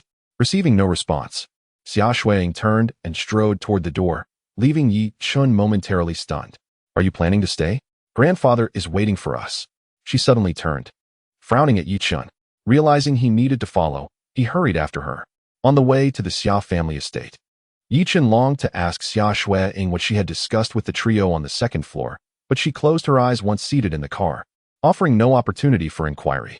In no time, they arrived at the Xia family estate. In the hall, the elder was in a fit of rage. That wretched woman dares to disregard my orders. I instructed her to come early, and it's nearly 10:30 without a trace of her. He continued. She simply does not want our Xia family to thrive. When Yi Chun was a nobody, she refused to divorce him. And now that he has the support of Secretary Wu, a prime opportunity to bolster our family's standing, she insists on a divorce. Have we not treated their family well? Yet they seek to bring our Xia family to ruin. As the situation unfolded, an elder voiced a stern admonition, urging to speak firmly with the newcomers. Just then, someone spotted Xia Shuiying approaching the hall, prompting a collective hush among the onlookers, who were eager to curry favor with Yi Chun. Shuiying, I thought I asked you to come early. Why the delay? The elder aimed to assert his authority over Yi Chun. Yet, to everyone's astonishment, Xia Shuiying remained unfazed. The elder's expression darkened, exuding an aura of unyielding authority. Xia Shuiying, did you not hear my words? Xia Shuiying extended her right hand toward the elder. Grandfather, please hand me the marriage certificate and household registration book. The elder's eyes widened in disbelief. No way. I will never allow you to divorce Yi Chun. Grandfather, I believe there's been a misunderstanding regarding Yi Chun. He has no relationship with Secretary Wu. The photos circulating in the news were taken when Secretary Wu asked Yi Chun to help treat the daughter of Li Defa, and she has since clarified the situation. The individuals responsible for the rumors have already been apprehended, Xia Shuiying explained softly to the crowd. What? Is that true? The elder leaped to his feet, his gaze fixed on Xia Shuiying. Xia Shuiying shrugged. If you don't believe me, you can inquire outside. Xiao Jun, go quickly and find out. The elder commanded. Fu Jun rushed out, leveraging the Xia family's connections to verify Xia Shuiying's claims. Half an hour later, Fu Jun stormed back in, his face flushed with anger as he spat at Yi Chun and Xia Shuiying. Bah, two liars. The elder's heart sank, urgency creeping into his voice. Xiao Jun, what on earth is happening? Grandfather, she speaks the truth. This morning, Secretary Wu issued a clarification, and simultaneously, the two security guards at the Huadong Chamber of Commerce were apprehended, confessing to spreading the rumors. With a resounding thud, the elder slammed his cane upon the ground, fuming. This infuriates me. This infuriates me. Chapter 53. You wouldn't be asking me for something again, would you? The elder pointed his cane at Xia Shuiying and Yi Chun, bellowing to vent his frustration. Others joined in the condemnation. What nonsense. If there was no infidelity with Secretary Wu, why didn't you say so sooner? These two are truly despicable. They clearly knew the truth and still put on a show for us. Infuriating. Elder, I petition for their expulsion from the Xia family. Indeed, they must be banished. This cannot stand. Xia Shuiying regarded the faces of those around her with a bitter smile, realizing that throughout this ordeal, they had been lost in their own fantasies, now blaming her and Yi Chun for not revealing the truth. The elder glared at Yi Chun and Xia Shuiying, his fury palpable. Do you two understand your crimes? Yi Chun turned to Xia Shuiying. What do you wish to do? Xia Shuiying cast him a sidelong glance before addressing the elder softly.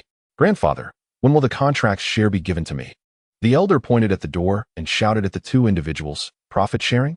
Is it not your duty to bring contracts back to the company? Reflect on these years. Had it not been for the family supporting you, you would have long been reduced to the streets. How dare you even think about profit sharing? Get out of here. Shuiying Xia remained unperturbed. Grandfather, are you certain you want to grant me a share?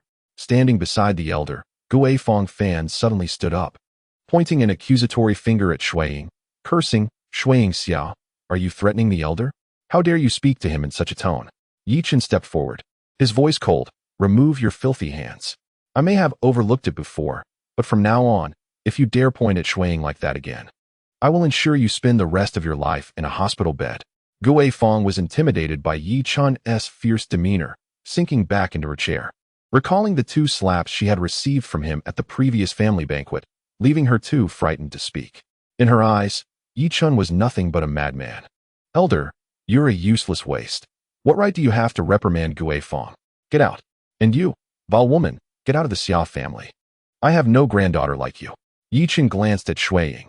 While he dared to confront Gui Fong, he had to tolerate the elder for Shuiying's sake. Shuiying looked at the elder with indifference. Hand over the household registration and marriage certificate. We shall leave immediately. Gui Fong, return that bothersome item to her. Gui Fong nodded, heading towards the room behind her. Soon after, she returned with the household registration and marriage certificate, presenting them before the elder. The elder waved his hand dismissively.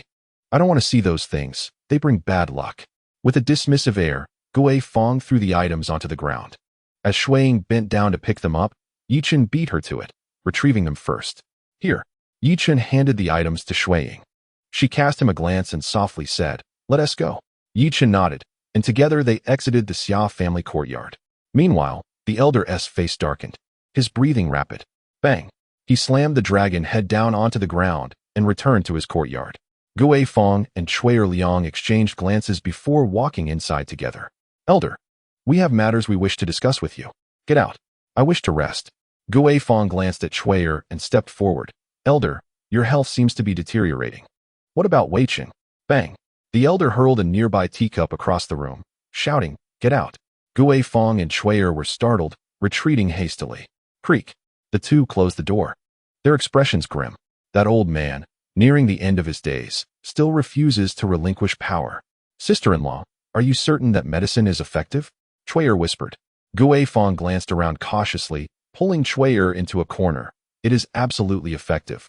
I acquired it from a wise individual, spending 100,000 on it. Yet it has been 2 days.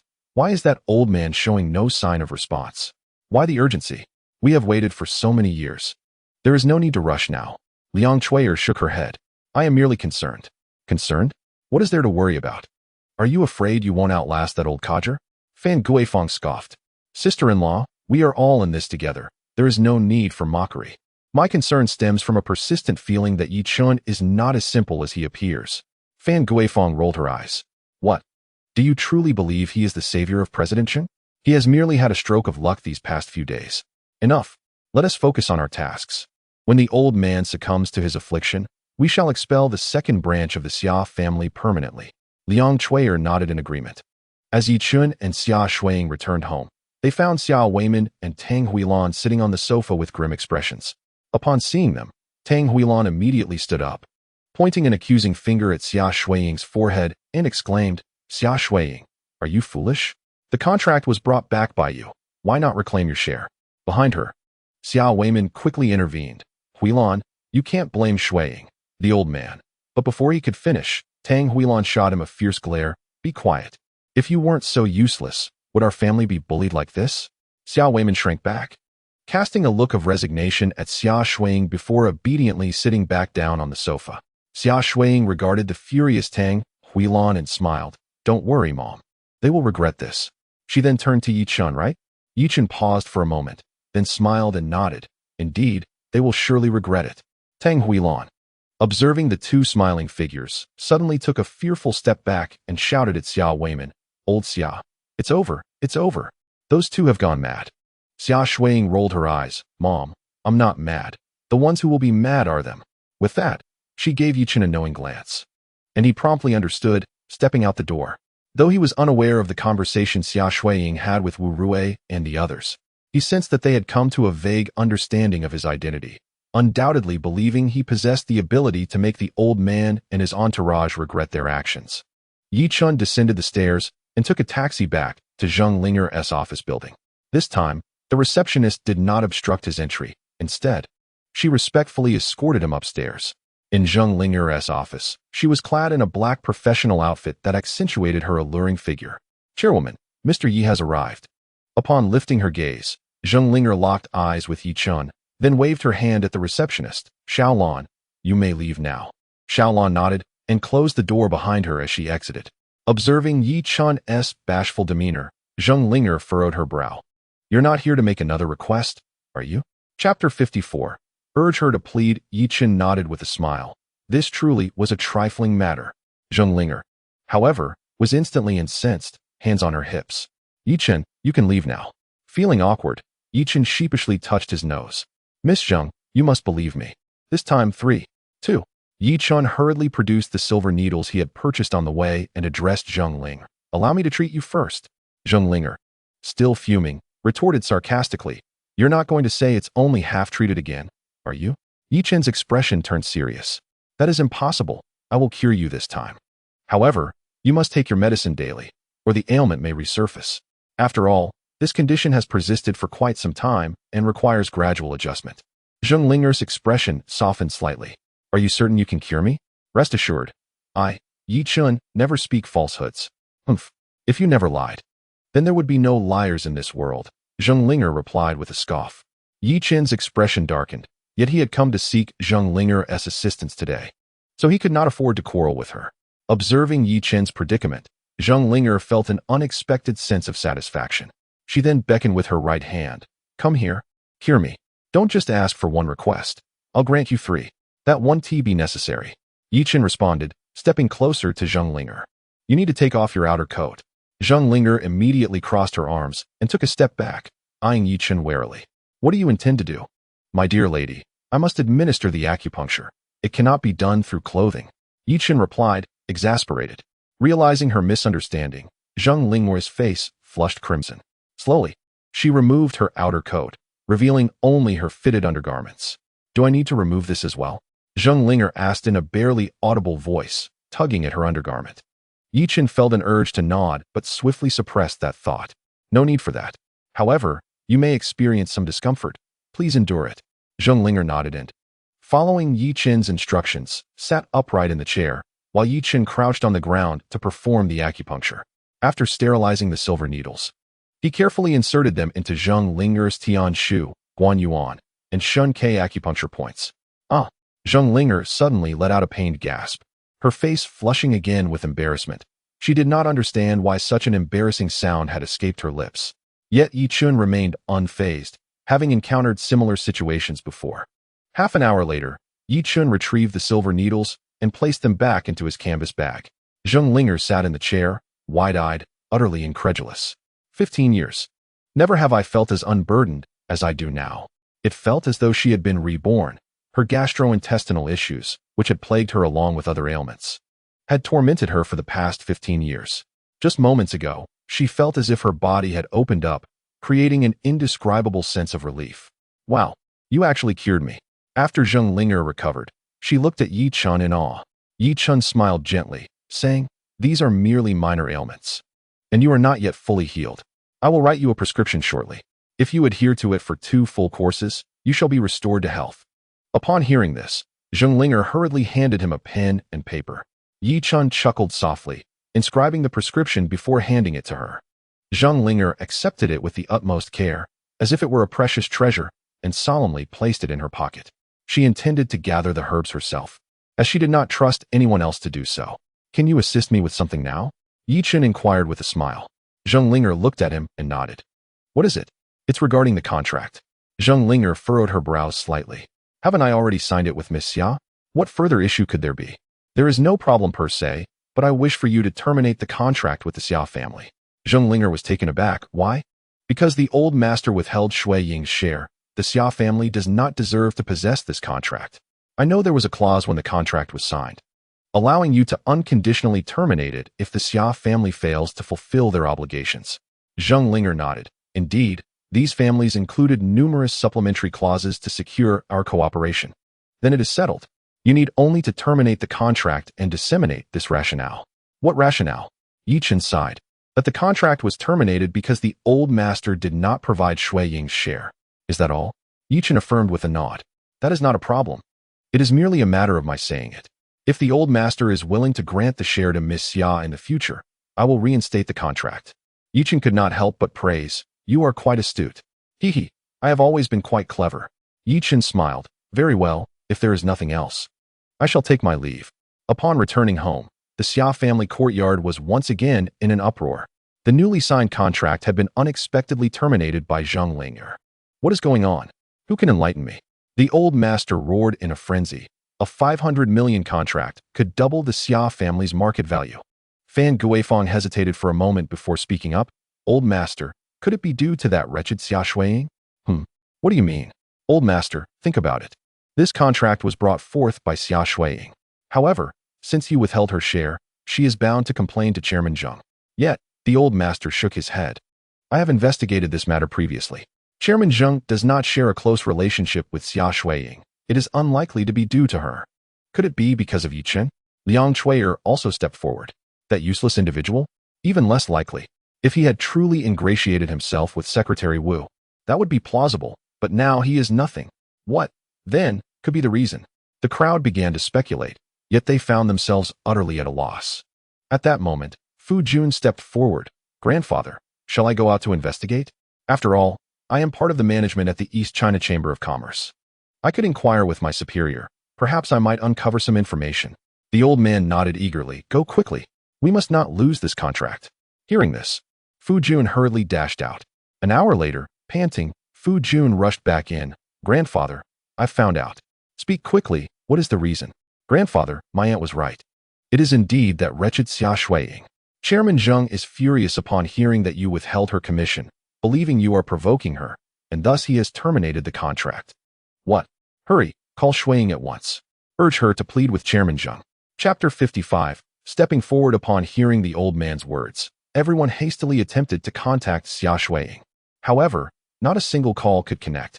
Even when the old man himself dialed, the call was abruptly cut off. This is infuriating. Absolutely infuriating. The old man trembled with rage, coughing violently as he spoke. Quick, let us go to the second son's house. The Xia family sprang into action, driving to the residential building where Xia Shuiying resided. The building paled in comparison to the Xia family estate, lacking even a proper security guard. Only a grand archway served as the entrance. The Xia family parked their vehicles at the intersection, unconcerned about others' passage, seemingly indifferent to any repercussions from passers-by. Those residing here, despite their wealth, likely earned just over $1 million annually.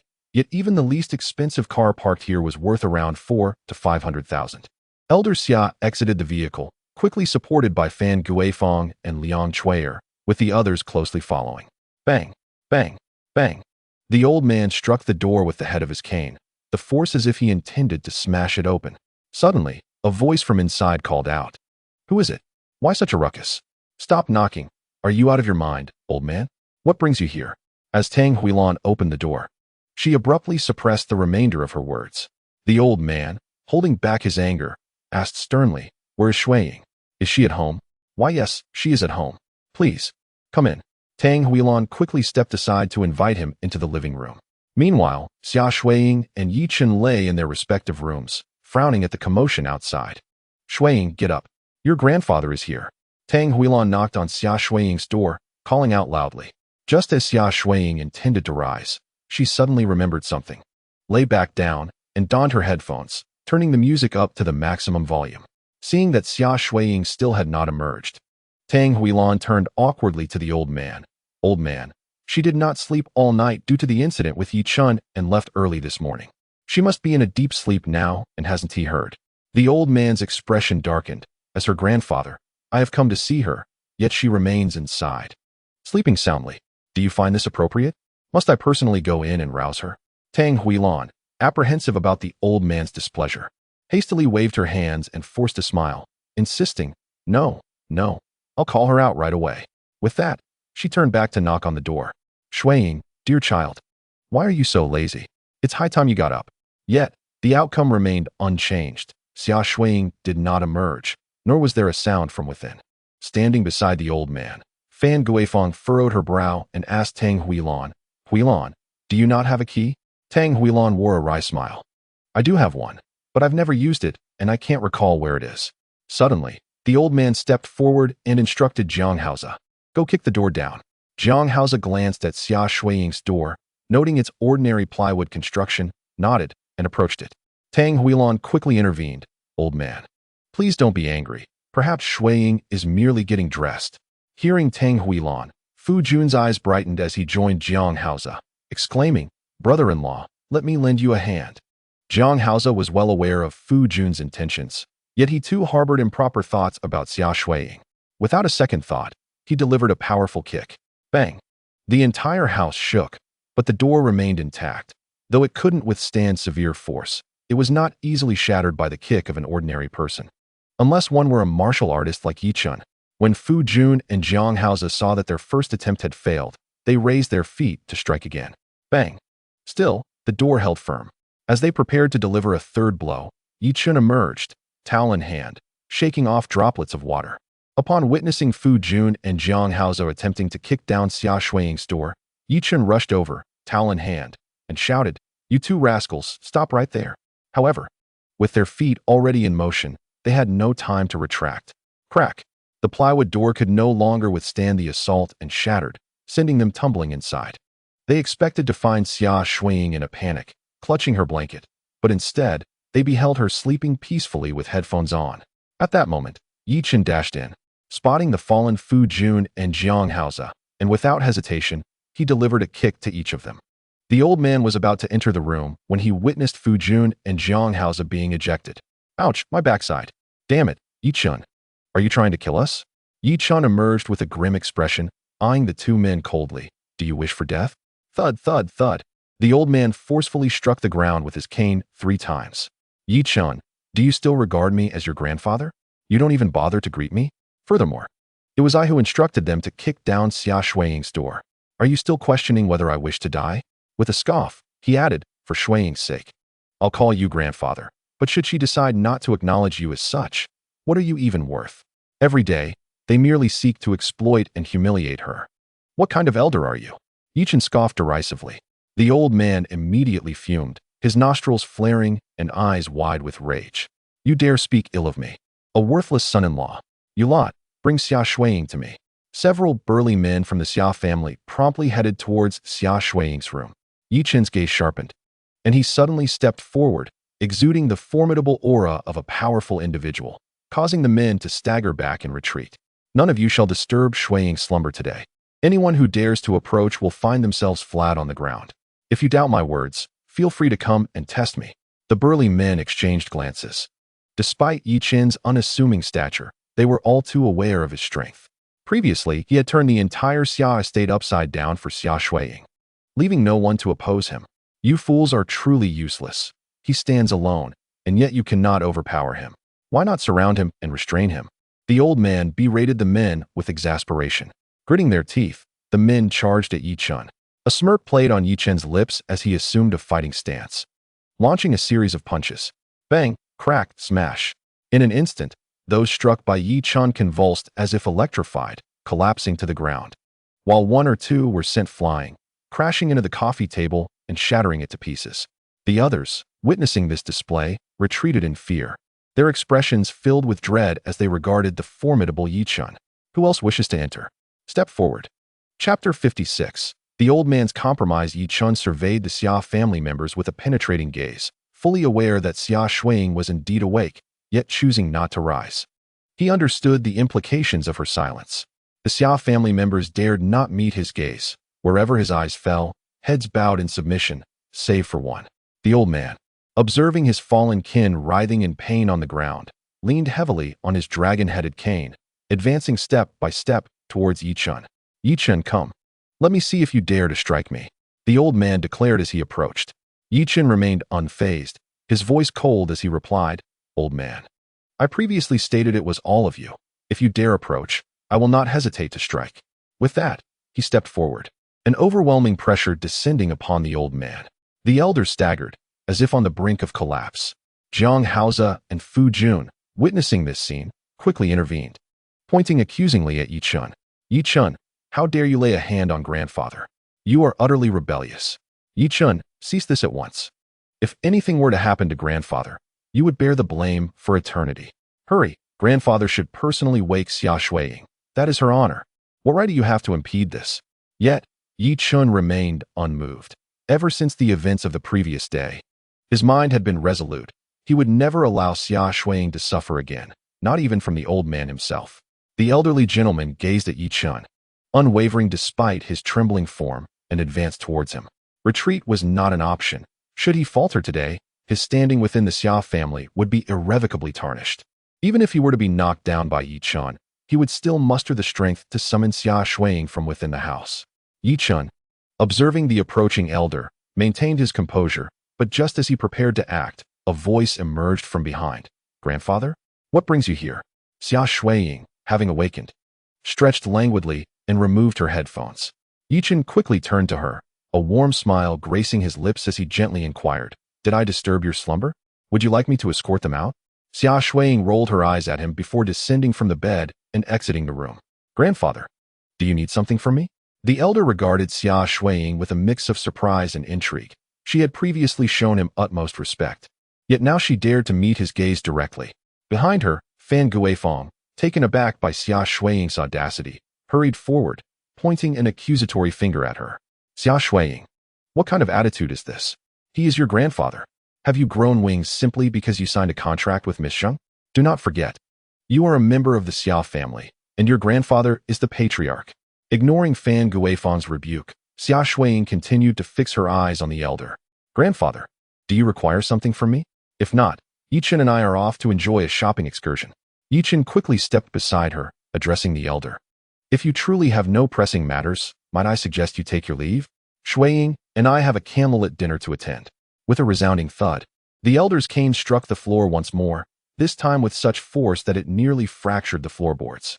Xia Shuiying, are you aware of Miss Zheng's contract termination? The elder inquired bluntly. Xia Shuiying shook her head. The elder's brow furrowed in confusion. If Xia Shuiying had not instigated the termination, who could have? He found it utterly implausible that Miss Zheng would terminate the contract without cause. I do not care whether you are aware or not. You must immediately call Miss Zheng and urge her to honor the contract. He commanded Xia Shuiying. Yi Chen stepped forward, locking eyes with the elder, and retorted, Elder, are you imploring Shuiying? This sounds more like a command. If it is indeed a command, why should she heed it? After all, the contract status bears no consequence for her.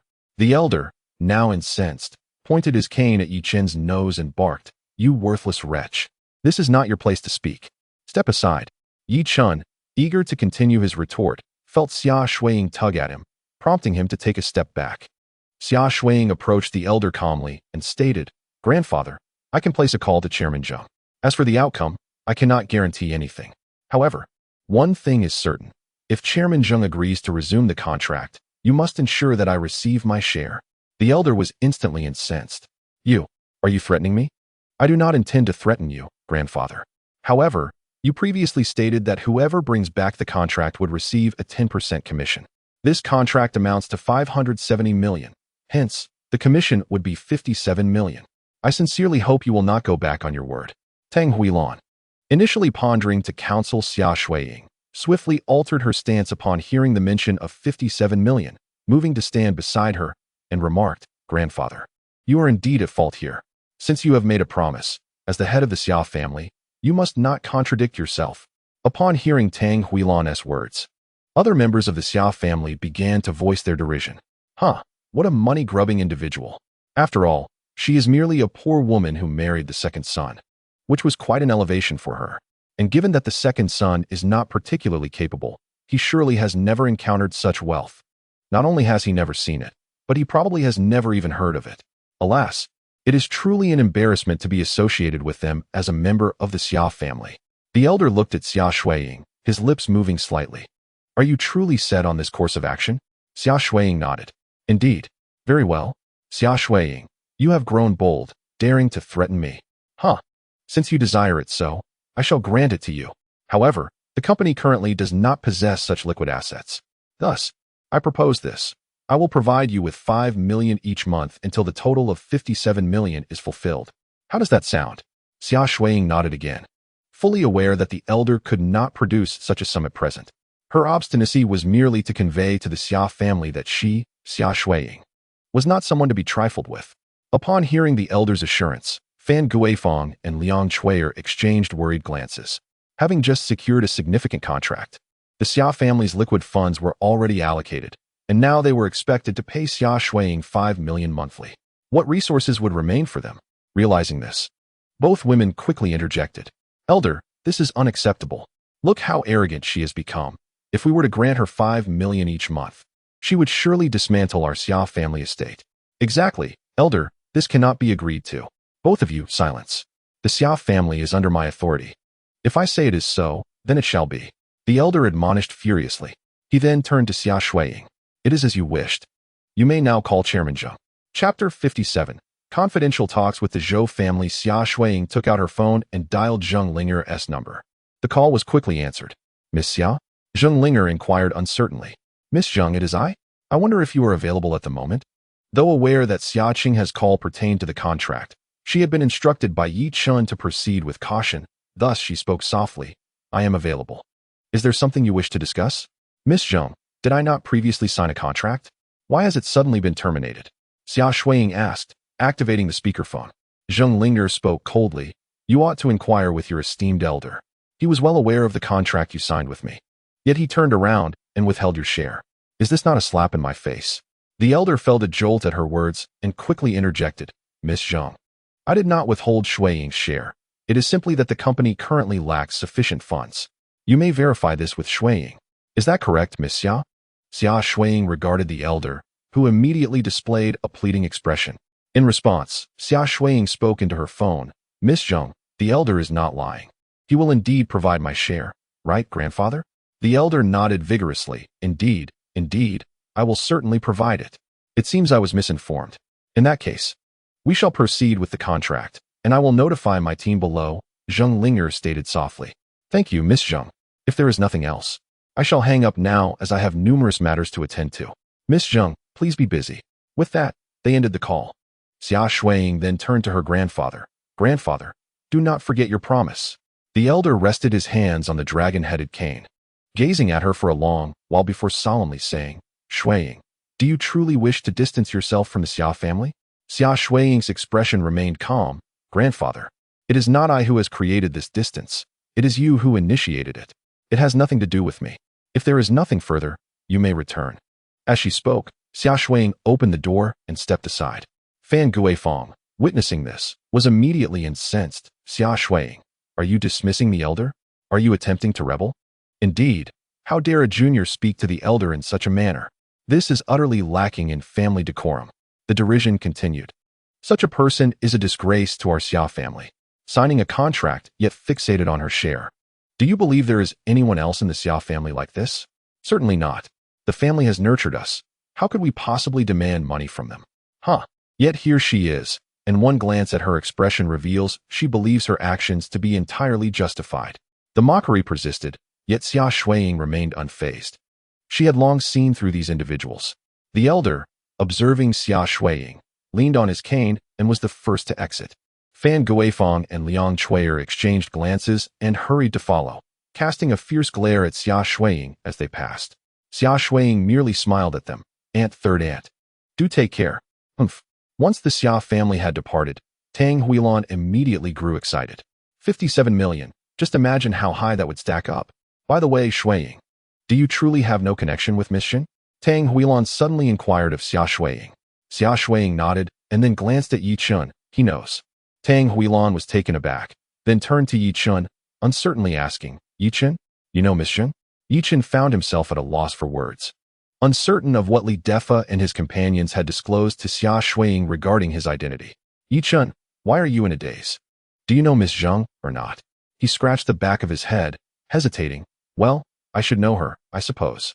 Tang Huilan furrowed her brow, bewildered by his vague response. Xia Shuiying interjected, tugging at her mother's sleeve. Mom, there's no need to press him. He is likely a senior executive of the East China Chamber of Commerce.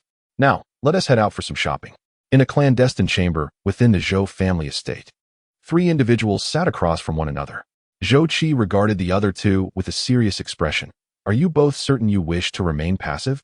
The East China Chamber of Commerce is on the verge of engulfing our 3 families, and yet you remain unmoved? Feng Tianzi glanced at Zhou Qi, sighing. What can we do? The East China Chamber is immensely powerful, and they haven't treated us too poorly, at least leaving us some scraps. Zhang Huayu nodded in agreement. Indeed. Since the East China Chamber established its presence in Liangzhou, our 4 families have seen diminishing returns. Yet what can we do? Besides, the chamber has engaged in various collaborations with us, which could be considered a silver lining. Suddenly, Zhou Qi slammed his hand on the table. You two are being foolish. Do you not comprehend the intentions of the East China Chamber? Feng Tianzi and Zhang Huayu exchanged glances, then shook their heads with resigned smiles. Brother Zhou, what does it matter if we understand? We must bow our heads under the eaves. There lies a singular opportunity for us to break free from the yoke of the East China Chamber. I wonder if you both can seize it? Zhang Huayu was taken aback. An opportunity to escape the chamber's oppression? Zhou Qi nodded affirmatively. Precisely, an opportunity to liberate ourselves. What opportunity? Pray enlighten us. Brother Feng, there is no need for haste. Allow me to elaborate. A few days ago, I made a special trip to the Magic City and joined the South China Chamber of Commerce, where I was appointed as their representative in Liangzhou. As Zhou Qi spoke, he produced a document and handed it to Feng Tianzi. Feng Tianzi accepted the document and began to peruse it, soon passing it to Zhang Huayu. Zhang Huayu examined it and exchanged a silent look with Feng Tianzi. Zhou Qi observed the two intently. What are your thoughts? What are your thoughts, Brother Zhou? Zhang Huayu countered. Zhou Qi replied earnestly. What I mean is, since the East China Chamber seeks to exploit us, we must resist. In the past, we were unable to contend with them, but now, by aligning ourselves with the South China Chamber, we can confront the East China Chamber, for after all, their presence in Liangzhou is merely a branch.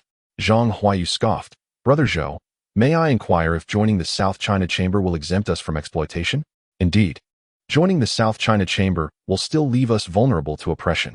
Why should we take such risks and provoke the East China Chamber? Feng Tianzi echoed the skepticism. Zhou Qi shook his head and remarked, you may not yet realize that the Huadong Chamber of Commerce is now striving to expand southward, encroaching upon the territory of the Huanan Chamber of Commerce. To counter this development, the Huanan Chamber has begun to establish a presence at the border of Huadong and Huanan. If we join the Huanan Chamber, we will only be required to pay an annual membership fee, without any exploitation. Really? I stake my conscience on its veracity. It is indeed true. Zhang Huayu and Feng Tianzi exchanged glances, yet both shook their heads in disbelief. Observing their continued reluctance, Zhou Qi adopted a stern expression and warned, Gentlemen, should you persist in your refusal, do not blame me when the Huadong Chamber engulfs you.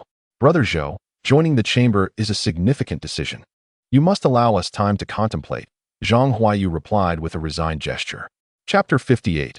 Establishing one's own company outside the Zhou family estate. Feng Tianzi and Zhang Huayu sat in a Mercedes-Benz van. Brother Feng, what are your thoughts on this matter? Feng Tianzi sighed. In the past, we were the rulers of Liangzhou, commanding respect and authority. Those were indeed glorious times. Now, ever since the Huadong Chamber has established a foothold in Liangzhou, we find ourselves constantly beholden to others. This existence is quite burdensome.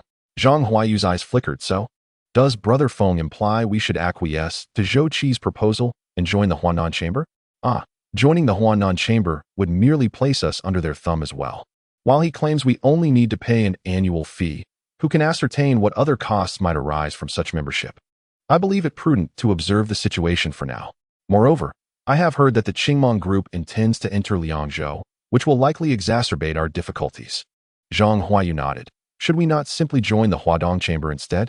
Feng Tianzi chuckled. Join the Huadong Chamber? What a jest! As a prominent regional chamber, entry is not something one can simply request. They must seek you out and deem you worthy of membership.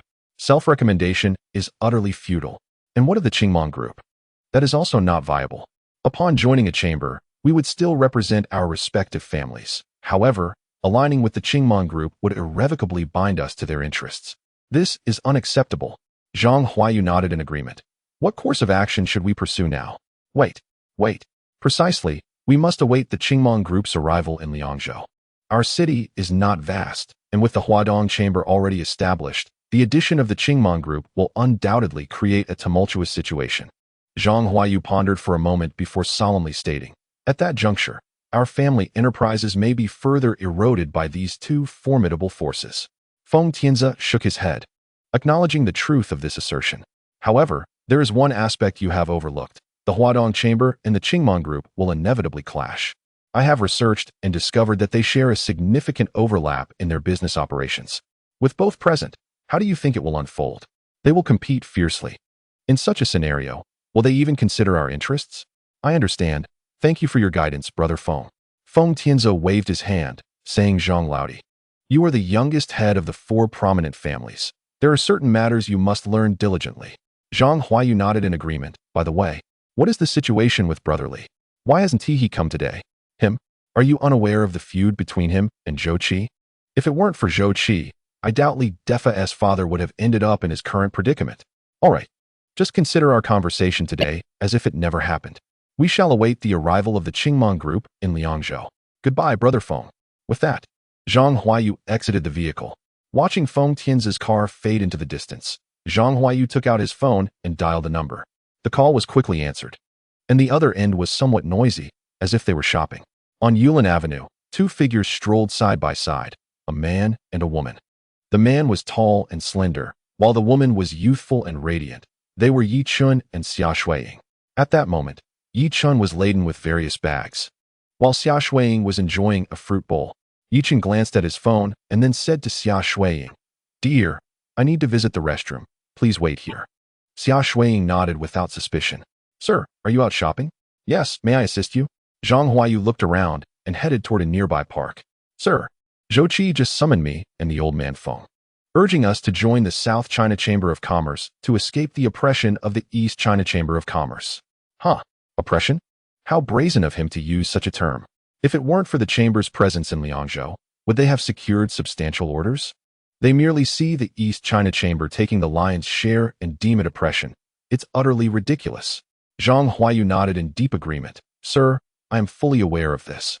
Yet they do not share the same perspective, especially Zhou Qi, who seems to have already joined the South China Chamber, asserting that it will soon establish a foothold in Liangzhou to counterbalance the East China Chamber's expansion.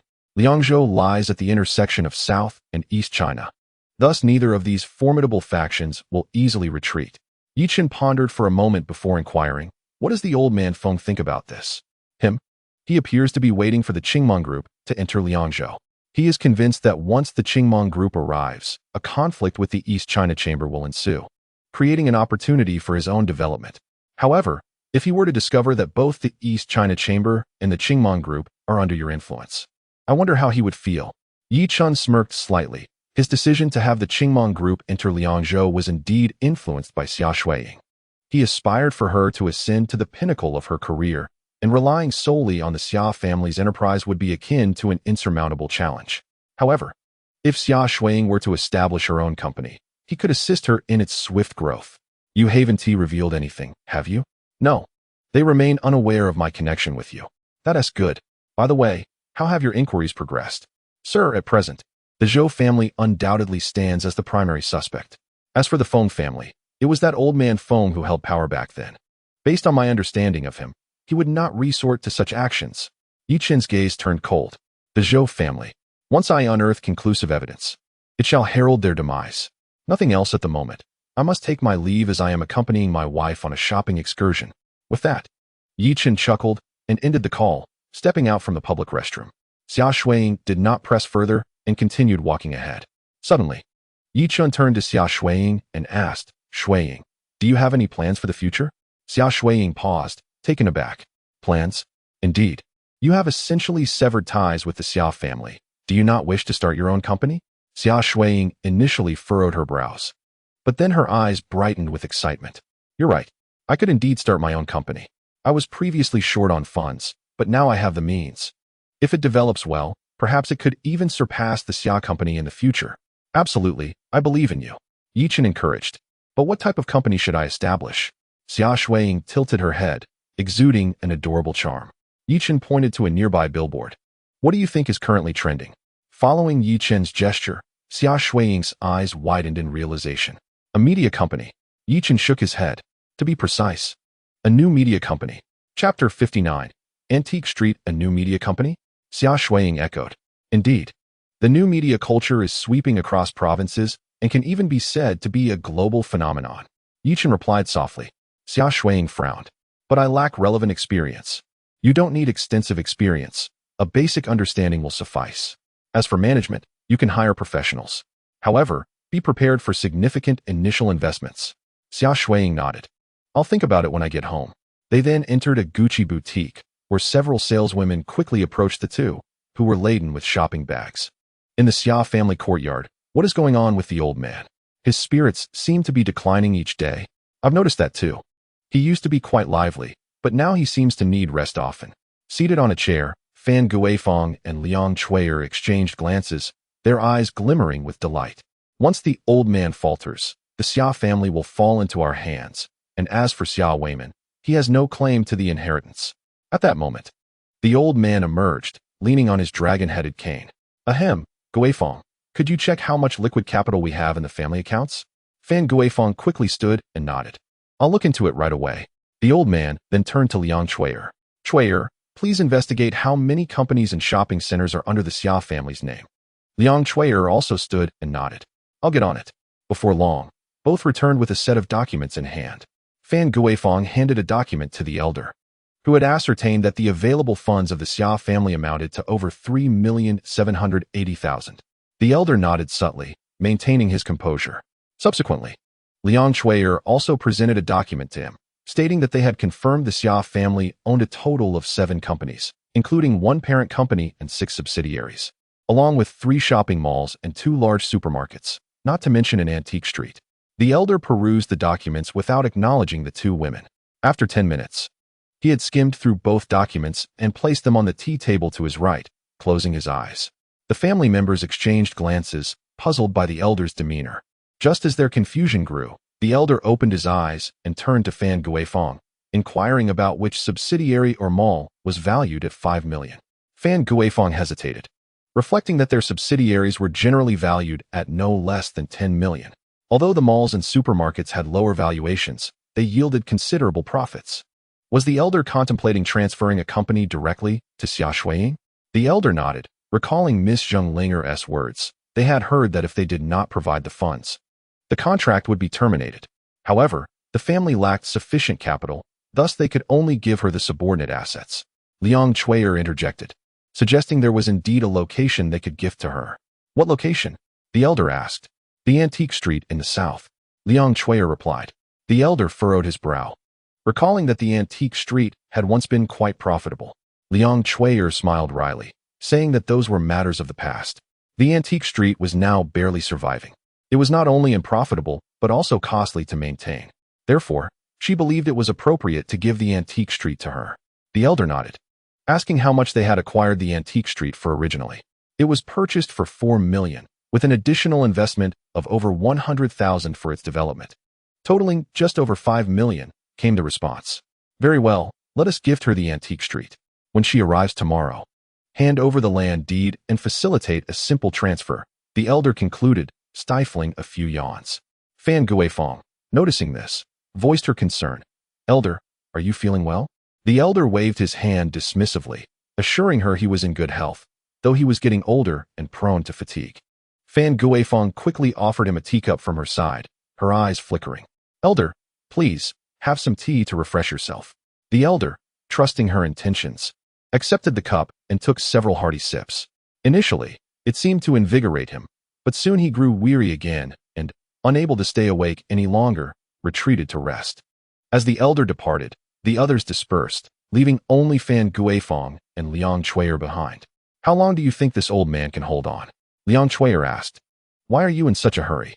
Came the response. Can I not be anxious? As long as he remains alive, we are obligated to pay that wretched woman 5 million each month.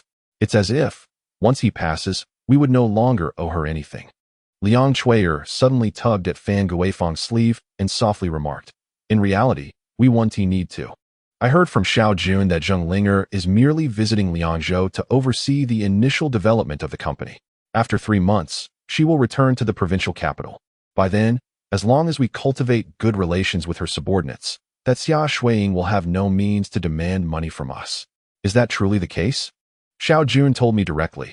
Could he possibly be lying? Fan Guifang's heart swelled with joy, realizing that if this were true, she should increase the dosage. With that, she picked up the teacup that the old man had just used, convinced that this old coot could not endure for much longer. Time swiftly passed. The following morning, Xia Shuiying arrived at the Xia family mansion with Yi Chen. In the grand hall, the old man sat at the head of the table, visibly fatigued. "Grandfather, I have come to collect the money," Xia Shuiying stated bluntly to the old man. Just as he was about to erupt in anger, a wave of drowsiness overcame him, and he stifled a yawn. After yawning, he dismissively waved his hand at Fan Guifang. Understanding immediately, she approached Xia Shuiying with a folder in hand. Xia Shuiying furrowed her brows. Was she really going to receive a check in such a manner? Did it truly require a folder? The old man sipped his tea and explained to Xia Shuiying. "Shuiying, the family does not possess sufficient funds at the moment, so we are considering transferring some of our assets to you. What do you think?" Xia Shuiying promptly refused. "Grandfather, what use would I have for the family assets? They are all your people. Once you hand them over to me, who knows what kind of trouble they might bring upon me." Upon hearing this, the members of the Xia family erupted in anger. "Xia Shuiying, what do you mean by that? Who are you calling a wretch? You think we would cause you trouble? You should assess your own worth. If anything goes awry, it would be your mismanagement that is to blame. Indeed, the development of a company fundamentally hinges on the capabilities of its management." The old man frowned and commanded in a low voice, "Silence." Only then did the crowd cease their discussions and turn their attention to him. "Shuiying, what we are offering you is not a company or a supermarket, but the antique street. There are none of my people involved there. We merely provide the venues for those shops, so you need not worry." "The antique street? Grandfather, that street has yielded no profit in recent months. What would I do with it?" The antique street that the Xia family had acquired not only collected rent from the various shops, but also charged processing fees. For instance, when they sold an antique, the Xia family would take 1% of the sale. Initially, when the antique street opened, many were drawn by novelty, resulting in numerous transactions. At that time, the Xia family would earn several million merely from processing fees each month. However, now that the novelty has worn off, there are hardly any patrons visiting the antique street, especially since most of the antiques there are counterfeit, resulting in even fewer visitors. What do you intend to do about it? I can unequivocally inform you that there is only a little over 3 million in liquid assets at home, and the company is currently at a pivotal stage of development, requiring funds at every turn. If you were to take that away, it would be akin to pushing me to the brink of despair." The elderly gentleman trembled with rage, his face a mask of indignation. Fan Guifang immediately displayed an expression of sorrow and anger, saying, "Grandfather, do not worry. If she truly disregards our blood ties, we will not hold you accountable. Moreover, we still possess some cash. Perhaps we can pool our resources to help the family navigate this crisis." Liang Chui'er also stepped forward to support him, asserting, "Grandfather, Xia Shuiying may be heartless and wish to bring you harm, but we shall never forget your contributions to the family. When the time comes, we will assist you." Others similarly voiced their loyalty to the elder while condemning Xia Shuiying's cold-heartedness. Chapter 60. Utterly speechless seeing the elder's furious countenance, Xia Shuiying's heart softened, and she reluctantly replied, "Grandfather, you need not say more, I promise you." Behind her, Yi Chen sighed inwardly, acknowledging that, at her core, Xia Shuiying still valued familial bonds. Just look at her expression.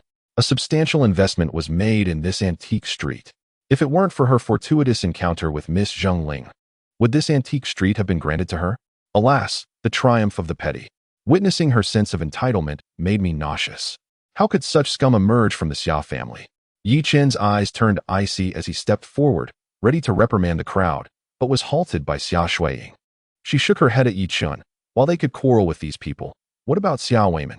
To spare him embarrassment, Xia Shuiying had been enduring. At that moment, Fan Guifang tossed a document into Xia Shuiying's embrace, coldly stating, "Here, this is the deed to the antique street. The paperwork is complete. Just sign it." Xia Shuiying glanced at the deed to confirm its authenticity, then closed the folder and turned to leave. In the eyes of the Xia family, she was akin to a pariah, Remaining would only invite further ridicule and scorn. Yi Chen quickly followed her outside. In the courtyard, Xia Shuiying could no longer contain her emotions, tears streaming down her face. Shuiying, if you are unhappy, then refuse them. Do not compromise your own feelings. Yi Chen comforted her tenderly. Xia Shuiying wiped her tears and shook her head. I could act on my whims, but what about my father? After all, he is also grandfather's biological son. That is true. Let us return home. Our mother is waiting for us. Xia Shuiying nodded and hailed a taxi to return home. To their astonishment, they discovered that guests had arrived at their residence. In addition to Tang Huilan, two individuals occupied the living room. A middle-aged woman and a young girl in her early 20s, who was dressed quite maturely and reeked of an overpowering perfume. Upon seeing their return, the middle-aged woman rose and smiled at Xia Shuiying, saying, Shuiying, do you still remember your third aunt? This woman was Tang Huilan's third sister, Tang Yuru, residing in a small county in Liangzhou. Ever since Tang Huilan married Xia Weiman, there had been little interaction between the two families. It was uncertain what had prompted her visit today. To be honest, Xia Shuiying felt somewhat unfamiliar with Tang Yuru. However, out of politeness, she smiled and nodded, saying, How could I possibly forget my third aunt? That's good. That's good. Tang Yuru replied with a smile, then turned to Yi Chen, exclaiming with delight. So this is Yi Chen? Truly a handsome young man. Only you, Shuiying, could find such a remarkable child. Yi Chen, beaming, slightly bowed and greeted her. Hello, third aunt. Upon hearing his words, Tang Yuru beamed with joy, saying, Ah, wonderful, wonderful. Tang Huilan also stood up and addressed Xia Shuiying. Shuiying, your third aunt has come here with a request. You simply cannot refuse. Tang Huilan felt genuinely pleased by Tang Yuru's visit. Since marrying Xia Weiman, her relationship with her family had deteriorated significantly. Tang Yuru was the first from the Tang family to visit in 4 years. If she could establish a good rapport with her third aunt, perhaps there would be a chance to return to her roots. Xia Shuiying paused, looking at Tang Yuru with curiosity. Third aunt, please feel free to speak. I will certainly help if I can. Tang Yuru quickly pulled the girl beside her and introduced her, saying, Shuiying, this is your cousin, Zhang Yayan. Yayan, quickly greet your elder sister. Zhang Yayan looked at Xia Shuiying and calmly said, Hello, elder sister. Xia Shuiying smiled back, replying, Hello, cousin Yayan. Tang Yuru then pointed at Yi Chen, instructing, Now? Greet your brother-in-law. Hello, brother-in-law. Yi Chen nodded slightly in acknowledgement. What are you all standing for? Please, have a seat. Tang Huilan beckoned to the four. They exchanged glances before settling down. Third aunt, please, share your purpose, Xia Shuiying urged. Tang Yuru nodded, then pointed to Zhang Yayun, saying, Yayun has just graduated from university. And last night we learned that your mother is a manager at the East China Chamber of Commerce. Since you are acquainted with President Zheng's daughter, we thought you might assist in getting Yayun a position there. Xia Shuiying shook her head, smiling gently. Third aunt, I fear I may not be of much help. I am merely acquainted with Miss Linger. We are not particularly close. Tang Yuru appeared taken aback, exclaiming, Shuiying, what are you saying? If you were not familiar with Miss Linger, would she have offered you a contract worth 500 million? In truth, Xia Shuiying was puzzled as well. Perhaps Miss Linger simply admired the reports she had prepared. Tang Yuru's expression instantly darkened. Observing this, Tang Huilan quickly interjected, Third sister, what Shuiying said might indeed be true. However, it's not a cause for concern. After all, we have Yi Chen. He is a senior executive at the East China Chamber of Commerce. Arranging an internship position is quite simple. Before Yi Chen could respond, Zhang Yuru stood up and declared loudly, Internship? Who do you think you are looking down upon? If I am to enter, it must be as a department head. I wouldn't deign to settle for an intern's position. Tang Huilan felt a twinge of embarrassment as she glanced at Tang Yuru. How could a fresh graduate possibly ascend to the role of department head upon entering a company, especially one as colossal as the East China Chamber of Commerce? To her surprise, Tang Yuru grew even more arrogant, asserting, Indeed, my daughter is a graduate of Liangzhou University. How could an internship position possibly befit her? Yi Chen could not help but roll his eyes. The recruitment standards of the East China Chamber of Commerce required candidates to at least be top graduates from prestigious institutions such as the 985 or 211 universities. Of course, if one possessed exceptional abilities, the criteria could be relaxed. Nonetheless, even these top-tier graduates began their careers as interns at the East China Chamber of Commerce. A graduate from Liangzhou University, frankly speaking, would not even meet the entry threshold. However, given her connection to Xia Shuiying, he felt reluctant to outright refuse. With this in mind, Yi Chun turned to Zhang Yeyun and asked, "Cousin Yeyun, may I inquire how many clubs you participated in during your university years? And what awards have you received?" Upon hearing Yi Chun's question, Zhang Yeyun pouted in annoyance. "I didn't participate in any clubs, and I haven't won any awards. But I graduated successfully. Doesn't that demonstrate my capabilities?" Yi Chun found himself at a loss for words. Zhang Yeyun was truly peculiar. A mere university diploma was insufficient to gain entry into the East China Chamber of Commerce. Did she possess any other special skills? After some contemplation, Zhang Yeyun earnestly replied, "I'm beautiful. Isn't that enough? If it weren't for my mother forbidding me from going to the Magic City or the Imperial Capital, I wouldn't even consider the East China Chamber of Commerce such a small company." Yi Chun and Xia Shuiying exchanged glances, both displaying expressions of utter disbelief. With someone like Zhang Yeyun, not only would she not be welcomed in the Magic City or the Imperial Capital, but she wouldn't even be accepted by any average company within Liangzhou. Her lofty aspirations and ignorance were astounding. Beauty? What value does beauty hold as a skill? This was a workplace, not a venue for pursuing romantic entanglements. Who would care about one's appearance? Companies only select individuals who can contribute to their success. Yi Chun apologized to Tang Yuru. "Aunt, if Yeyun harbors such notions, I cannot be of much assistance. I am merely part of the management. I am not President Zheng. Appointments to department head positions require at least the endorsement of the vice president." Tang Yuru was immediately incensed, pointing at Yi Chun and demanding, "Aren't you an executive? Why can't you arrange for Yeyun to be a department head? By the way, aren't you wealthy? Just throw some money at it to secure Yeyun's position." Chapter 61. Investigation. Yi Chun and Xia Shuiying exchanged glances and shook their heads. Even Tang Huilan furrowed her brow upon hearing her sister's words. Why should the money from their family be used to benefit Zhang Yeyun?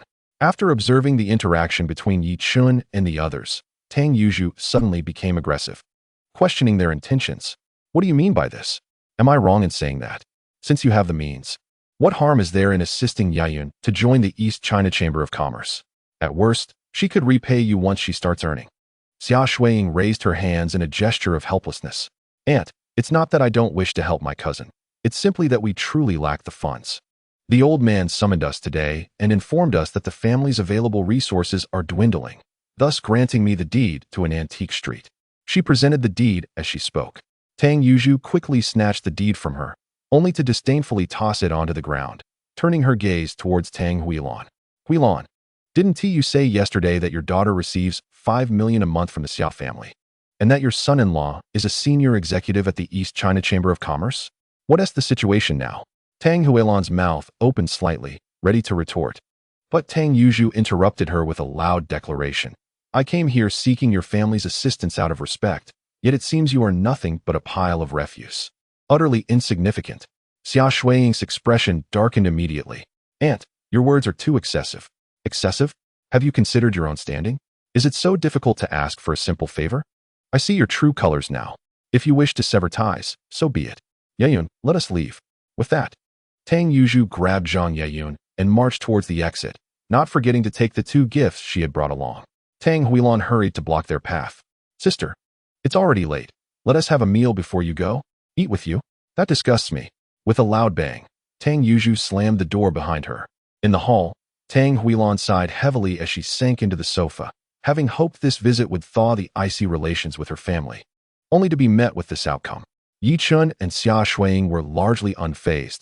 They were not acquainted with Tang Yuzhu, and given the absurdity of her and her daughter's remarks, they felt fortunate they hadn't been thrown out. "Shall we visit that antique street tomorrow?" Xia Shuiying suggested as she pulled Yi Chun to sit on the sofa.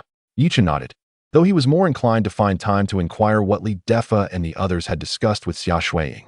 Upon seeing Yi Chun seated, Tang Huilan's anger flared anew. "You useless fool, who permitted you to sit here?" Yi Chun looked at Tang Huilan in confusion. He hadn't provoked her in any way. Why was she suddenly berating him? Xia Shuiying frowned. "Mom, why are you speaking to Yi Chun like that? Why shouldn't he a high-ranking executive at the East China Chamber of Commerce? Can't even manage to secure a position for a mere department head? Mom, how can you say that? You know how difficult it is to enter the East China Chamber of Commerce. Grandpa spent a fortune to ensure Fu Jun's admission, and he himself is exceptionally capable. What about Zhang Yeyun? lacking both education and ability. One aspires to become the department head of the East China Chamber of Commerce solely based on superficial appearances? Such a notion is utterly absurd. Upon hearing Xia Shuiying's remarks, Tang Huilan immediately rose with fervor, exclaiming, "Shuiying, how can you speak like that? I believe your cousin is no less capable than Fu Jun. Why should he be allowed entry while Yayun is not?" Xia Shuiying, feeling a headache coming on, rubbed her temples. Observing this, Tang Huilan pointed an accusatory finger at Yi Chun, declaring, "Yi Chun, I don't care what means you employ. You must ensure Yayun secures a position within the East China Chamber of Commerce." Yi Chun, with a resigned gesture, replied, "Mother, if it's merely about getting her in, I might be able to manage that, but for the department head position, I truly cannot. That requires President Zheng's approval." Just as Tang Huilan was about to retort, Xiao Weiman unexpectedly returned, prompting her to swallow her words. After dinner, Yi Chun and Xia Shuiying retreated to their respective rooms. The next morning, they rose early and took a taxi to the antique street. Upon entering, they immediately furrowed their brows. Unlike the bustling antique streets elsewhere, this one was eerily quiet. "Yi Chun, do you think this antique street is on the verge of closing down?" Xia Shuiying asked with evident concern. Yi Chun nodded in agreement. At that moment, a shop assistant from a store named Jubiozai suddenly approached them. Initially taken aback upon seeing Xia Shuiying and Yi Chun, he soon broke into a broad smile and approached them eagerly. "Are you two here to hunt for treasures?" The assistant inquired with excessive flattery. Yi Chun and Xia Shuiying exchanged glances and nodded. "Indeed, we heard that the antique street in Liangzhou is quite impressive, but this scene is not what we had envisioned." The assistant quickly clarified, "Sir, this period is merely the off-season for treasure hunting, hence the lack of customers. However, visiting now significantly increases your chances of finding valuable items." Yi Chun chuckled, "Your reasoning is contradictory. If good treasures can indeed be found during this time, why would it be considered an off-season?" The assistant's face fell, realizing that the gentleman was no novice. "Haha, I wouldn't call myself an expert, but we genuinely came here to seek treasures. Lead us into the store, please." The assistant's spirits lifted at the prospect of a potential sale, which would earn him a substantial reward. Xia Shuiying tugged at Yi Chun's sleeve and whispered, "We didn't come to look for treasures. We came to assess the situation of this antique street." Yi Chun glanced back at the assistant's retreating figure and quietly responded, "How can you ascertain the reasons behind the lack of patrons without stepping inside?" Xia Shuiying, realizing the validity of his point, nodded and then linked her arm with Yi Chun's as they approached Jubiozai. Yi Chun felt a jolt. This was the first time Xia Shuiying had entwined her arm with his. Upon entering the antique shop, Yi Chun furrowed his brow. A thick layer of dust coated the display cabinets filled with ancient artifacts, while the only pristine object in the entire store was the old armchair. "Ladies and gentlemen, come take a look. This is fresh stock that just arrived last month. I assure you, you won't regret it," the shop assistant exclaimed, wiping a cabinet with a cloth. In an instant, the shop was enveloped in a haze of dust. Yi Chun quickly covered Xia Shuiying's mouth and nose with his right hand, while his left hand shielded his own. The shop assistant, however, was caught in a fit of coughing. He hastily brought out an electric fan to disperse the dust, but instead, it sent the dust swirling into the air. Yi Chun promptly took Xia Shuiying by the hand and rushed outside, leaving the shop assistant coughing behind. After nearly 10 minutes, the shop gradually regained clarity. Observing this, Yi Chun led Xia Shuiying back inside. As soon as they entered, Xia Shuiying was captivated by a hairpin. The shop assistant's eyes sparkled, and he hurried over. "This hairpin is a splendid piece, with a graceful streamline and a festive hue of red with hints of purple. My lady, your taste is impeccable. This is a hairpin used by Jiao Chan from the Three Kingdoms era." Hearing the assistant's words, Yi Chun nearly laughed aloud. He could tell at a glance that the hairpin was a counterfeit. Xia Shuiying's face lit up upon hearing the assistant's claim, "Used by Jiao Chan?" The assistant nodded eagerly. "Indeed, this hairpin was gifted to her by Lu Bu upon their first meeting." "Really? If this hairpin is so remarkable, why hasn't it been sold yet?" Xia Shuiying inquired. Her curiosity piqued. "My lady, you must be new to this," the assistant replied. "In the world of treasure hunting, it all comes down to fate. When our shop first opened, a discerning customer walked in and purchased a fish intestine sword, which he later resold for a fortune." Xia Shuiying was astonished. How could treasure hunting be so lucrative? She gazed at the hairpin in her hand, excitement swelling within her. If she purchased it and later sold it at auction, perhaps she too could earn a fortune. With this thought in mind, she urgently asked, "How much for this hairpin?"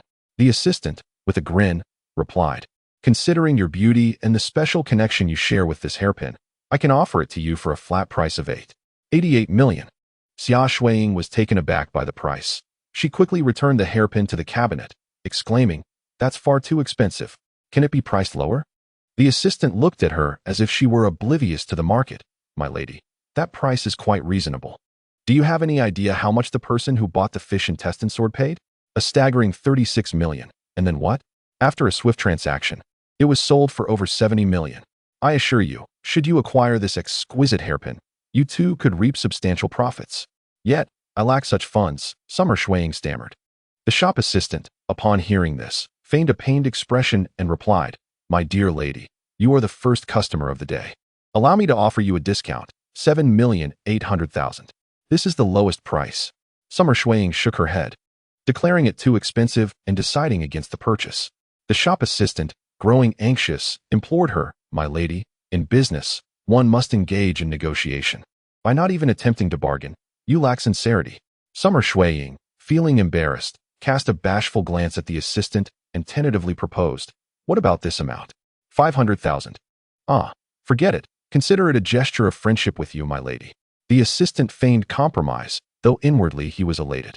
Summer Shuiying's cheeks flushed as she shook her head and clarified, "I believe you have misunderstood. It is not 500,000. "What? Not 500,000? Perhaps 50,000? The assistant exclaimed, "My lady, that price is simply unacceptable. When I purchased this hairpin, it cost far more. Please, offer a bit more." Observing the assistant's shifting demeanor, Lin Chen struggled to suppress his laughter. Noticing that Summer Shuiying remained silent, he interjected, "My good man, she is not referring to 50,000, but rather 5,000. The assistant's expression soured immediately, pointing angrily at Summer Shuiying and Lin Chen. "What?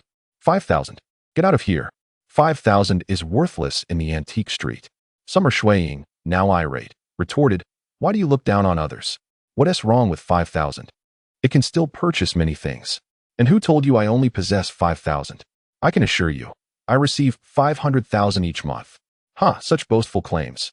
Summer Shuiying promptly removed her necklace and demanded, "What is this attitude? Do you see this? It is 1,000 Years of Love by Harry Winston, worth tens of millions." The assistant cast a dismissive glance, but soon found himself unable to look away. "Incredible. The diamonds on this necklace are enormous, weighing several carats. If sold, it could indeed fetch tens of millions. Although I am not familiar with Harry Winston, I can discern the craftsmanship signifies substantial value. My lady, if you had wealth, why not say so? I understand now that while you may not have cash on hand, you will receive 500,000 next month, correct?" "Indeed." "Then how about this?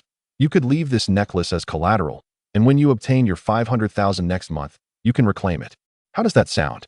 Summer Shuiying quickly tucked away 1,000 Years of Love. This necklace had been a gift from Lin Chen, entrusted to her by President Zheng, and she could not afford to part with it. She uttered those words merely because she was disgusted by the demeanor of the shop assistant. "I no longer want it. It's just a hairpin. Lin Chen, let us leave." The shop assistant immediately grew anxious. He could not afford to let this deal slip away. If he could secure that necklace, perhaps he would never have to toil for the rest of his life. Observing the retreating figure of Xia Shuiying, a plan began to form in the shop assistant's mind as he hurried after her with the hairpin in hand. "Miss, please, let us negotiate further. There's no need to rush away. You are my first customer today, and everything is open for discussion," he said with a sycophantic smile, blocking her path. Xia Shuiying furrowed her brow. Deep down, she truly desired that hairpin, yet the price was undeniably outrageous. Noticing her expression, the shop assistant's eyes gleamed with cunning as he offered the hairpin to her. "My lady, why not try it on? I believe it would suit you perfectly." After a moment's hesitation, Xia Shuiying extended her right hand. However, just as she was about to grasp the hairpin, it unexpectedly slipped from her fingers and fell to the ground. With a sharp sound, the hairpin shattered upon impact. The shop assistant instantly panicked, pointing a trembling finger at Xia Shuiying. "What do you mean by this? If you don't wish to purchase it, you certainly shouldn't break it." Xia Shuiying stared at him in bewilderment before waving her hand dismissively. "It was not I who dropped it. You clearly did not hold it securely. I had not yet caught it when you let go. The responsibility lies with you." What? Are you attempting to cause trouble simply because of your wealth? You may not be aware of who backs our establishment, but let me assure you, if you do not compensate today, you shall not leave. As he spoke, the shop assistant took out his phone to summon assistance. Yi Chen observed the unfolding scene with a cold gaze, choosing to remain silent as he wished to ascertain the depths of the waters within this antique street. Before long, several ruffians arrived, led by a middle-aged man sporting a handlebar mustache. Upon his arrival, the shop assistant rushed forward, his face still plastered with a sycophantic grin. "Second master, you've come." Lu Qingshan glanced at the shop assistant before directing his attention to Yi Chen and Xia Shuiying. "Are these the two?" The shop assistant nodded eagerly. "Indeed, second master. It is them. We had already agreed on a price, yet they refused to buy. To make matters worse, when I suggested she try it on, she broke it. I had no choice but to call upon you for justice." Lu Qingshan nodded thoughtfully, approaching Yi Chen and Xia Shuiying. "Ladies and gentlemen, in business, mutual consent is key. Even if you no longer intend to purchase, you cannot simply break items. How about this? Seeing as you are newcomers, I shall assist you. Xiao Lu, what is the price of that hairpin?" "Second master, 780,000. Lu Qingshan nodded again. 780,000. "In light of my standing, let us settle for 600,000 in compensation, shall we? Since the esteemed second master has spoken, we at the Gathering of Treasures shall grant him this courtesy. You too, why do you not kneel and express your gratitude for his great kindness?" Xia Shuiying stepped forward to clarify. "It was clearly you who shattered it. Why should I be held responsible?" Lu Qingshan's expression turned frosty as he replied to Xia Shuiying in a calm tone. "What? Do you intend to evade responsibility and refuse to compensate?" Xia Shuiying shook her head. "Dear uncle, if I had broken it, I would sell everything to make amends. But since it was not I who caused the damage, I refuse to pay." Lu Qingshan's gaze sharpened. "Young lady, I advise you against fabricating falsehoods. I have known Xiao Yozai for 5 or 6 years, and he has never lied. It is clear that you are the one responsible for the breakage. If you refuse to compensate, then simply hand over your 1,000-year love token." Xia Shuiying quickly realized that they were in cahoots. Lu Qingshan narrowed his eyes, warning her. "My dear, one must speak with evidence. I came here to assist you, yet you accuse me of colluding with him? Very well, if that is your belief. Then I shall indeed join forces with him. Now pay up." With that, he waved his hand, and the thugs behind him promptly surrounded Xia Shuiying and her companion. Feeling frightened, Xia Shuiying took a step back, and Yi Chen gently patted her back, whispering, "Do not be afraid. I will handle this." Hearing Yi Chen's words, Lu Qingshan snorted derisively. "You will handle this? A mere youth like you? What can you possibly resolve?" Yi Chen remained unperturbed, turning his attention to the shop assistant of Xiao Yozai. "I have finally understood why your antique street is so desolate.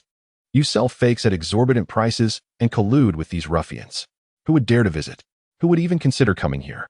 Xiao Yozai, unfazed by Yi Chen's revelation, wore a smug smile. "Kid, this is our trade. We can go 3 years without a sale, but when we do, we'll reap the rewards for 3 years. Allow me to advise you. Quickly have your wife produce that necklace to avoid any bodily harm. Thank you for your kind advice. But do you truly believe this group of buffoons can overpower me?" Yi Chen asserted, exuding an air of dominance as he regarded the thugs with disdain. Lu Qingshan furrowed his brow, perplexed.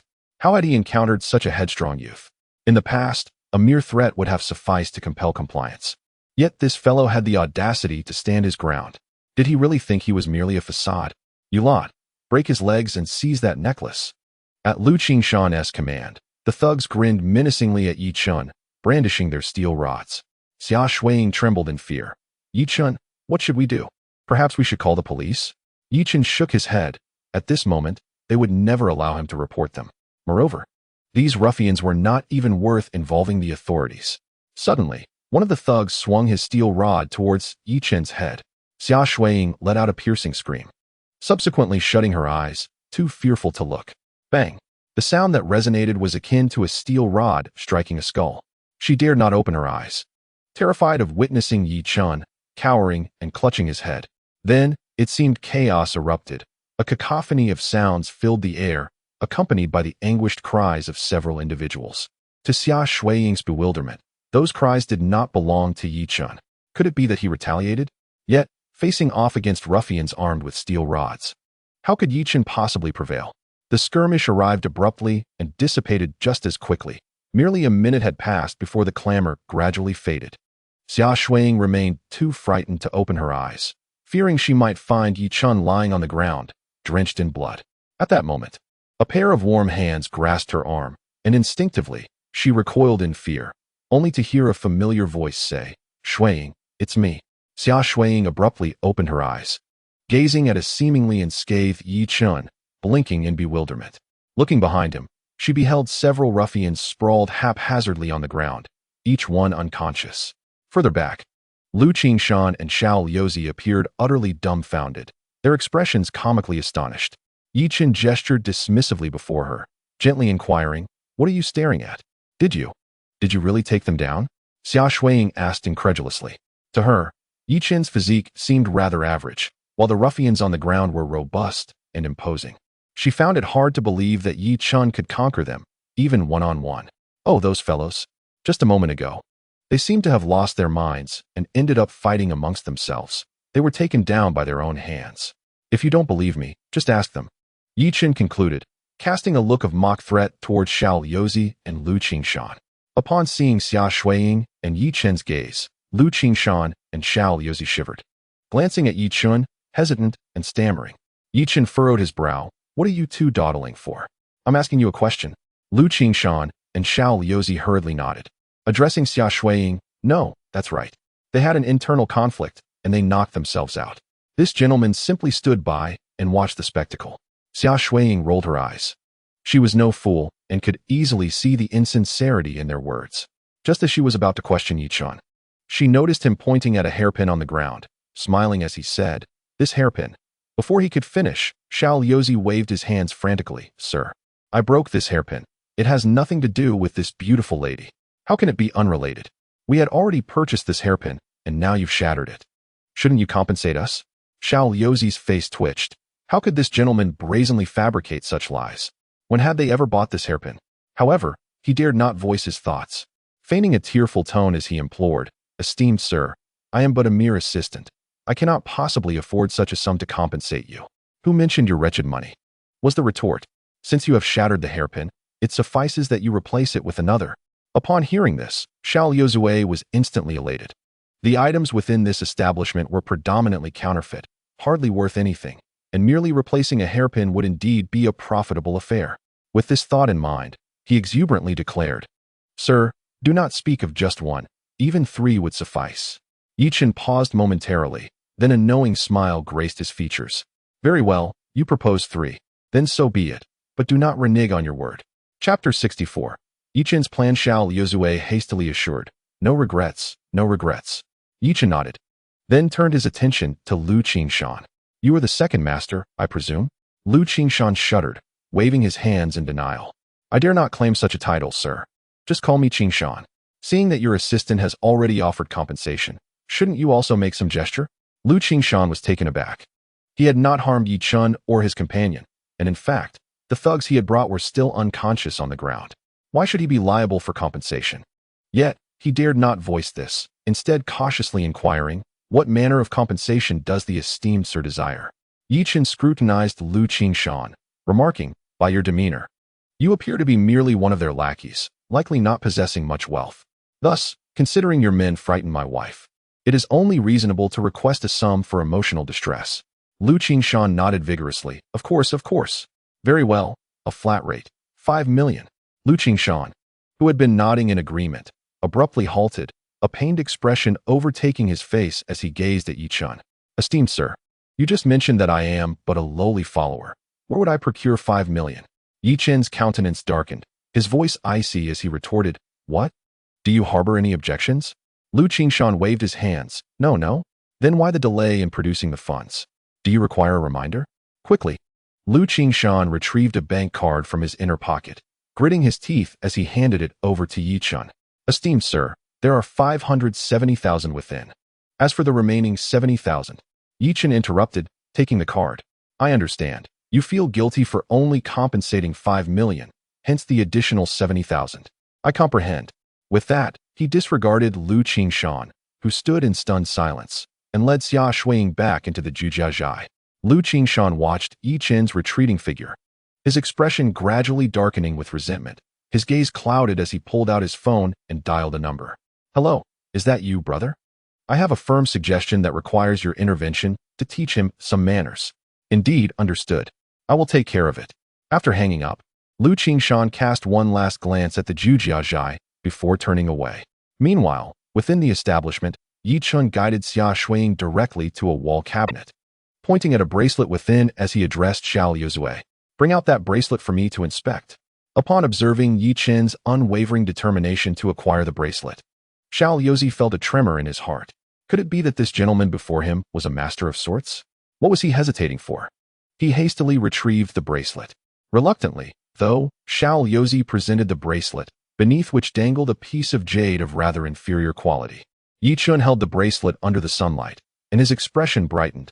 Indeed, it was Hetian warm jade. Xiao Yozi's face paled in an instant. If the shopkeeper discovered that he had let go of a bracelet containing Hetian warm jade, he would surely be skinned alive. "Sir, could you perhaps exchange it for something else?" Xiao Yozi implored with tearful eyes. "Exchange for something else? This is all you have. What do you expect me to trade it for?" After saying this, Yi Chun handed the bracelet to Xia Shuiying. Xia Shuiying's face flushed crimson. "Are you truly giving this to me?" With a smile, Yi Chun playfully brushed Xia Shuiying's delicate nose and gently replied, "You are my wife, of course. I must give you something good. Do you wish for me to bestow it upon another?" "You dare." Yi Chun chuckled, then placed the bracelet onto Xia Shuiying's wrist. Turning his gaze back to Xiao Yozi, he pointed at an ancient pot-shaped artifact behind him. "Bring that to me." Xiao Yozi shuddered. That wine pot had only recently been acquired by the shopkeeper, and they had yet to call in an appraiser to authenticate it. "Sir, we do not sell this wine pot. It belongs to our master for drinking purposes." Yi Chun regarded Xiao Yozi with a look of incredulity. "A wine pot? Are you certain?" Xiao Yozi was taken aback. "Was this not a wine pot? It's obvious you're lying. Hurry and bring it here." With no alternative, Xiao Yozi reluctantly retrieved the item and handed it over to Yi Chun. Yi Chun examined the base and then the body of the pot, his eyes lighting up. "Give me a bag to wrap it." Xiao Yozi felt parched. He could tell with a mere thought that this wine pot was undoubtedly genuine. "Oh, and that painting. Bring it down as well," Yi Chun instructed, pointing to a landscape painting hanging on the wall. Xiao Yozi's complexion changed dramatically. That painting was an authentic piece. A preliminary sketch of the renowned Northern Song ink painting master Fan Quan's traveling through streams and mountains. Do not underestimate this sketch. Should it be sold, it would incite a frenzy among collectors. "Sir, I truly cannot give you this painting. The shopkeeper has strictly instructed that it cannot be sold or handed over, or I would be sent to the police station." After a moment's contemplation, Yi Chun waved his hand dismissively. "Very well, if that is the case. Let us exchange it for something else. How about this?" Xiao Yozi glanced in the direction Yi Chun was pointing and was taken aback upon seeing a ring. He had no recollection of such a ring being in the collection of the treasure shop. Observing Xiao Yozi's troubled expression, Yi Chun coldly inquired, "What is the matter? Is this ring also yours, esteemed sir?" No, you have misunderstood. I shall fetch it for you immediately."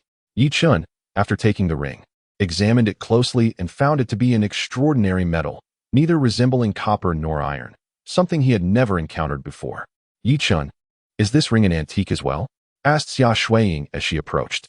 Yi Chun shook his head, uncertain. "I cannot say for sure. But I have already gathered much today. Let us proceed." Xia Shuiying smiled, and, amidst the resentful and indignant gaze of Xiao Yozi, linked her arm with Yi Chen's and walked out. "Humph, no matter who you are, if you dare to take the shopkeeper's possessions, I shall ensure you suffer greatly." With that, he dialed the shopkeeper of the treasure pavilion, relaying the incident of Yi Chun taking 3 antiques. The shopkeeper flew into a rage, instructing Xiao Yozi to detain Yi Chun and his companion until he arrived. Outside the treasure pavilion, Xia Shuiying glanced into the depths of the antique street and asked, "Yi Chun, should we continue our exploration?" Yi Chun nodded, feeling the need to ascertain whether it was worthwhile to continue down this antique street. If not, he would have his company acquire it, transforming it into a commercial street. Given the geographical advantages of this location, it could potentially yield a profit. At that moment, Yi Chen's expression turned cold as he glanced back disdainfully, pulling Xia Shuiying forward. Chapter 65. Xia Shuiying is captured as they walked ahead. They found the antique street resembled an abandoned path, devoid of patrons. Even the shop assistants appeared lethargic. Yi Chun, perhaps I should inform my grandfather that I no longer wish to own this antique street. Aside from a meager rental income, it yields no profit. Yi Chun chuckled. Do you think the old man would agree? He surely knows this antique street is unprofitable, which is why he bestowed it upon you. Now that you have accepted it, he will not retract it. Then have I not suffered a great loss? Xia Shuiying looked at Yi Chun with a pitiful expression, continuing, Why? Why do I show them understanding, yet they repeatedly hurt me? Am I not a part of the Xia family?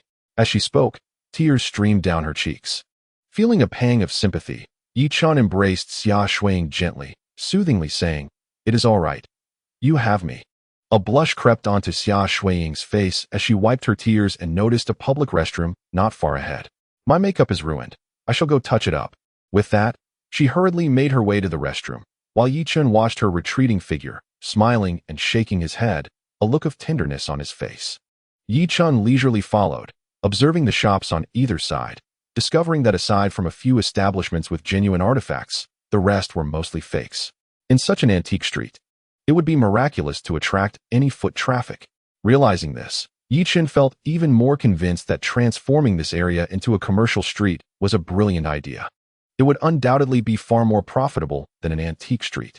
At that moment, a young woman emerged from a shop and, upon spotting Yi Chun, immediately donned a warm smile. Sir, do come in and take a look. Our merchandise is truly a treasure. Yi Chun glanced behind her and, upon observing the cabinet filled with imitations, nearly burst into laughter, though he managed to stifle it. Shaking his head, he replied to the young woman, I won't be going in. I haven't brought any money. Sir, such words feel rather distant.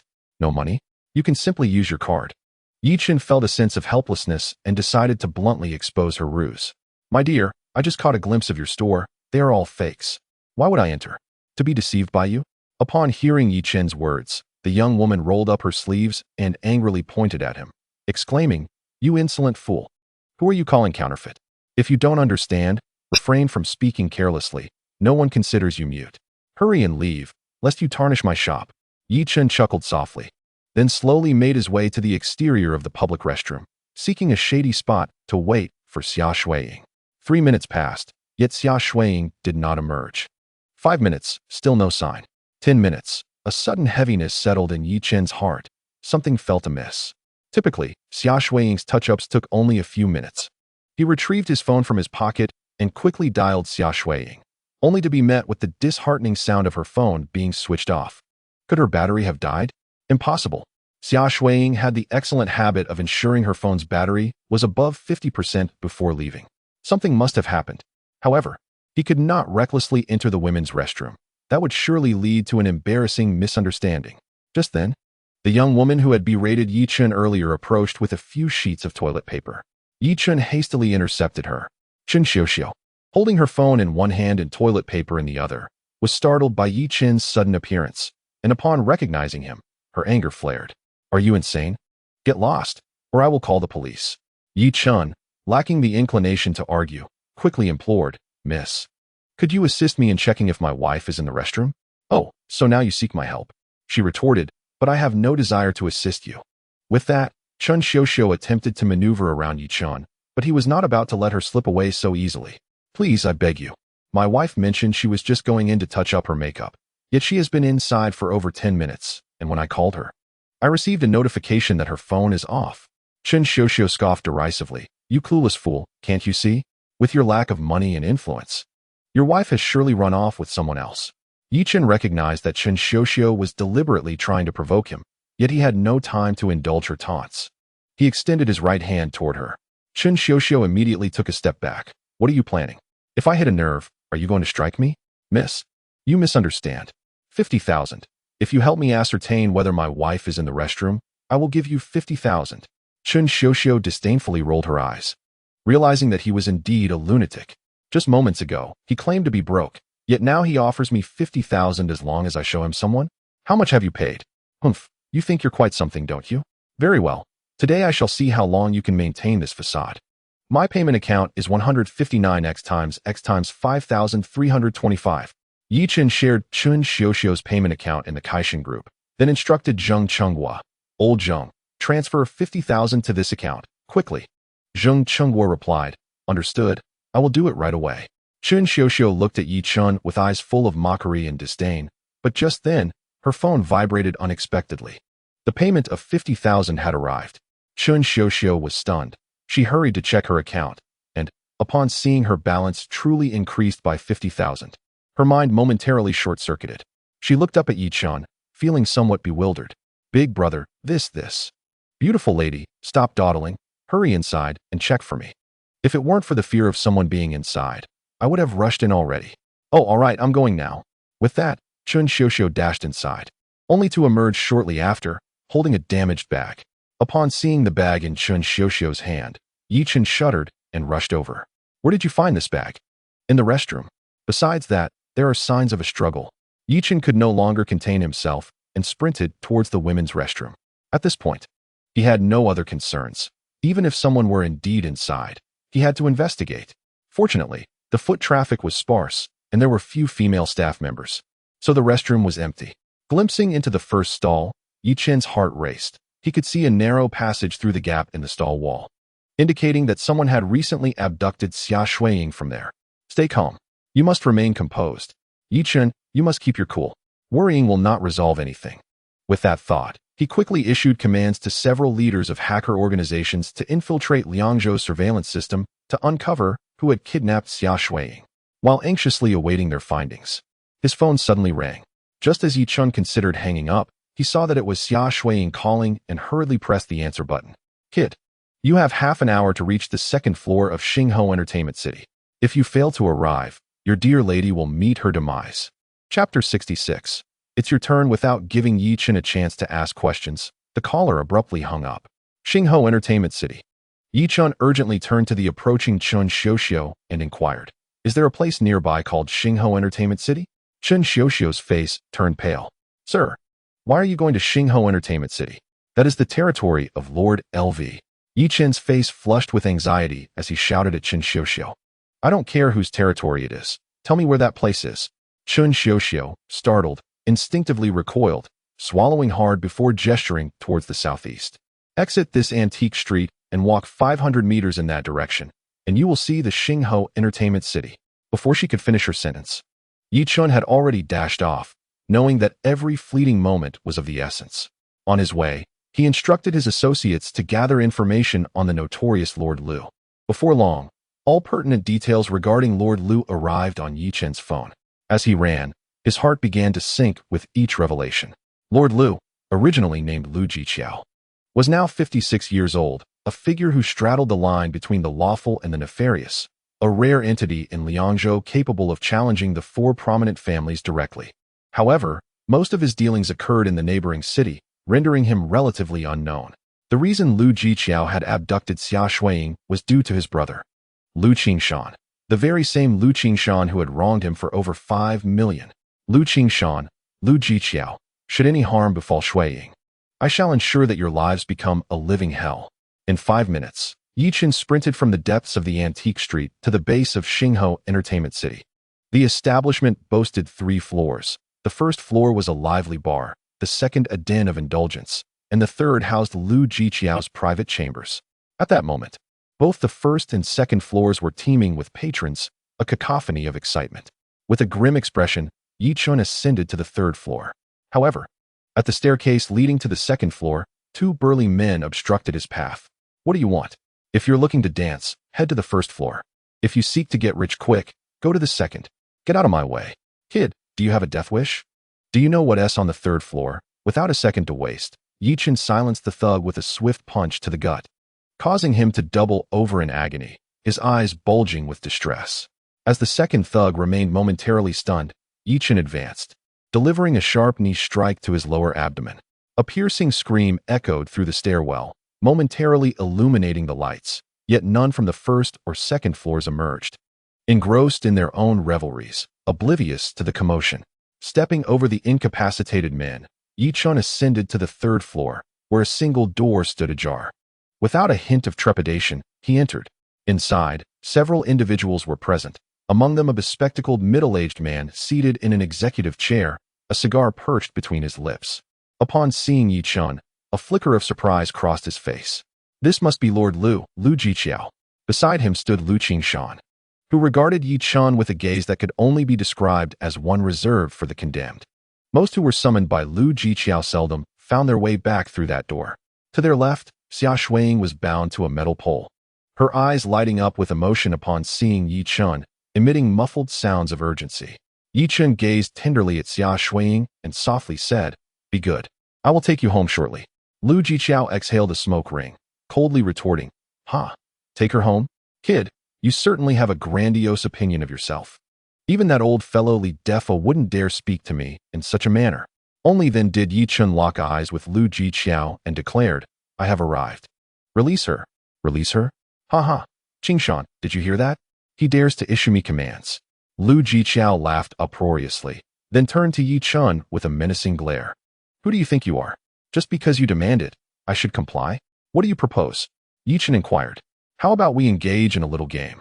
Lu Jiqiao suggested, and with that, Lu Qingshan produced a Nagant revolver. This is a firearm specifically designed for Russian roulette. You may not recognize it, but rest assured, this gun will determine your fate.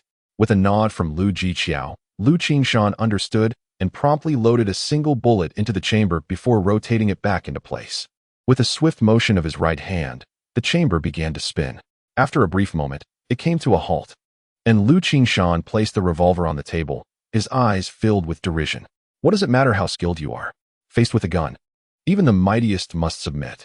Lu Jiqiao gestured towards one of his henchmen, instructing him to address Yi Chun. The rules are simple. You fire a shot. Then he fires a shot. If you win, I will let you both go. If you lose, I'm afraid you will remain here.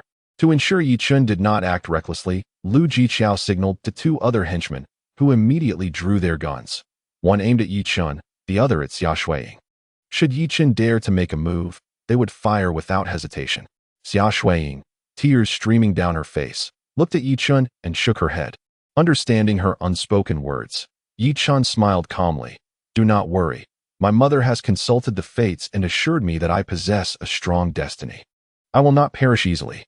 With that, he picked up the revolver from the table and began to spin the chamber. After a brief pause, he forcefully returned the chamber to its original position. Then, to the astonishment of all present, he pressed the gun to his own temple and pulled the trigger.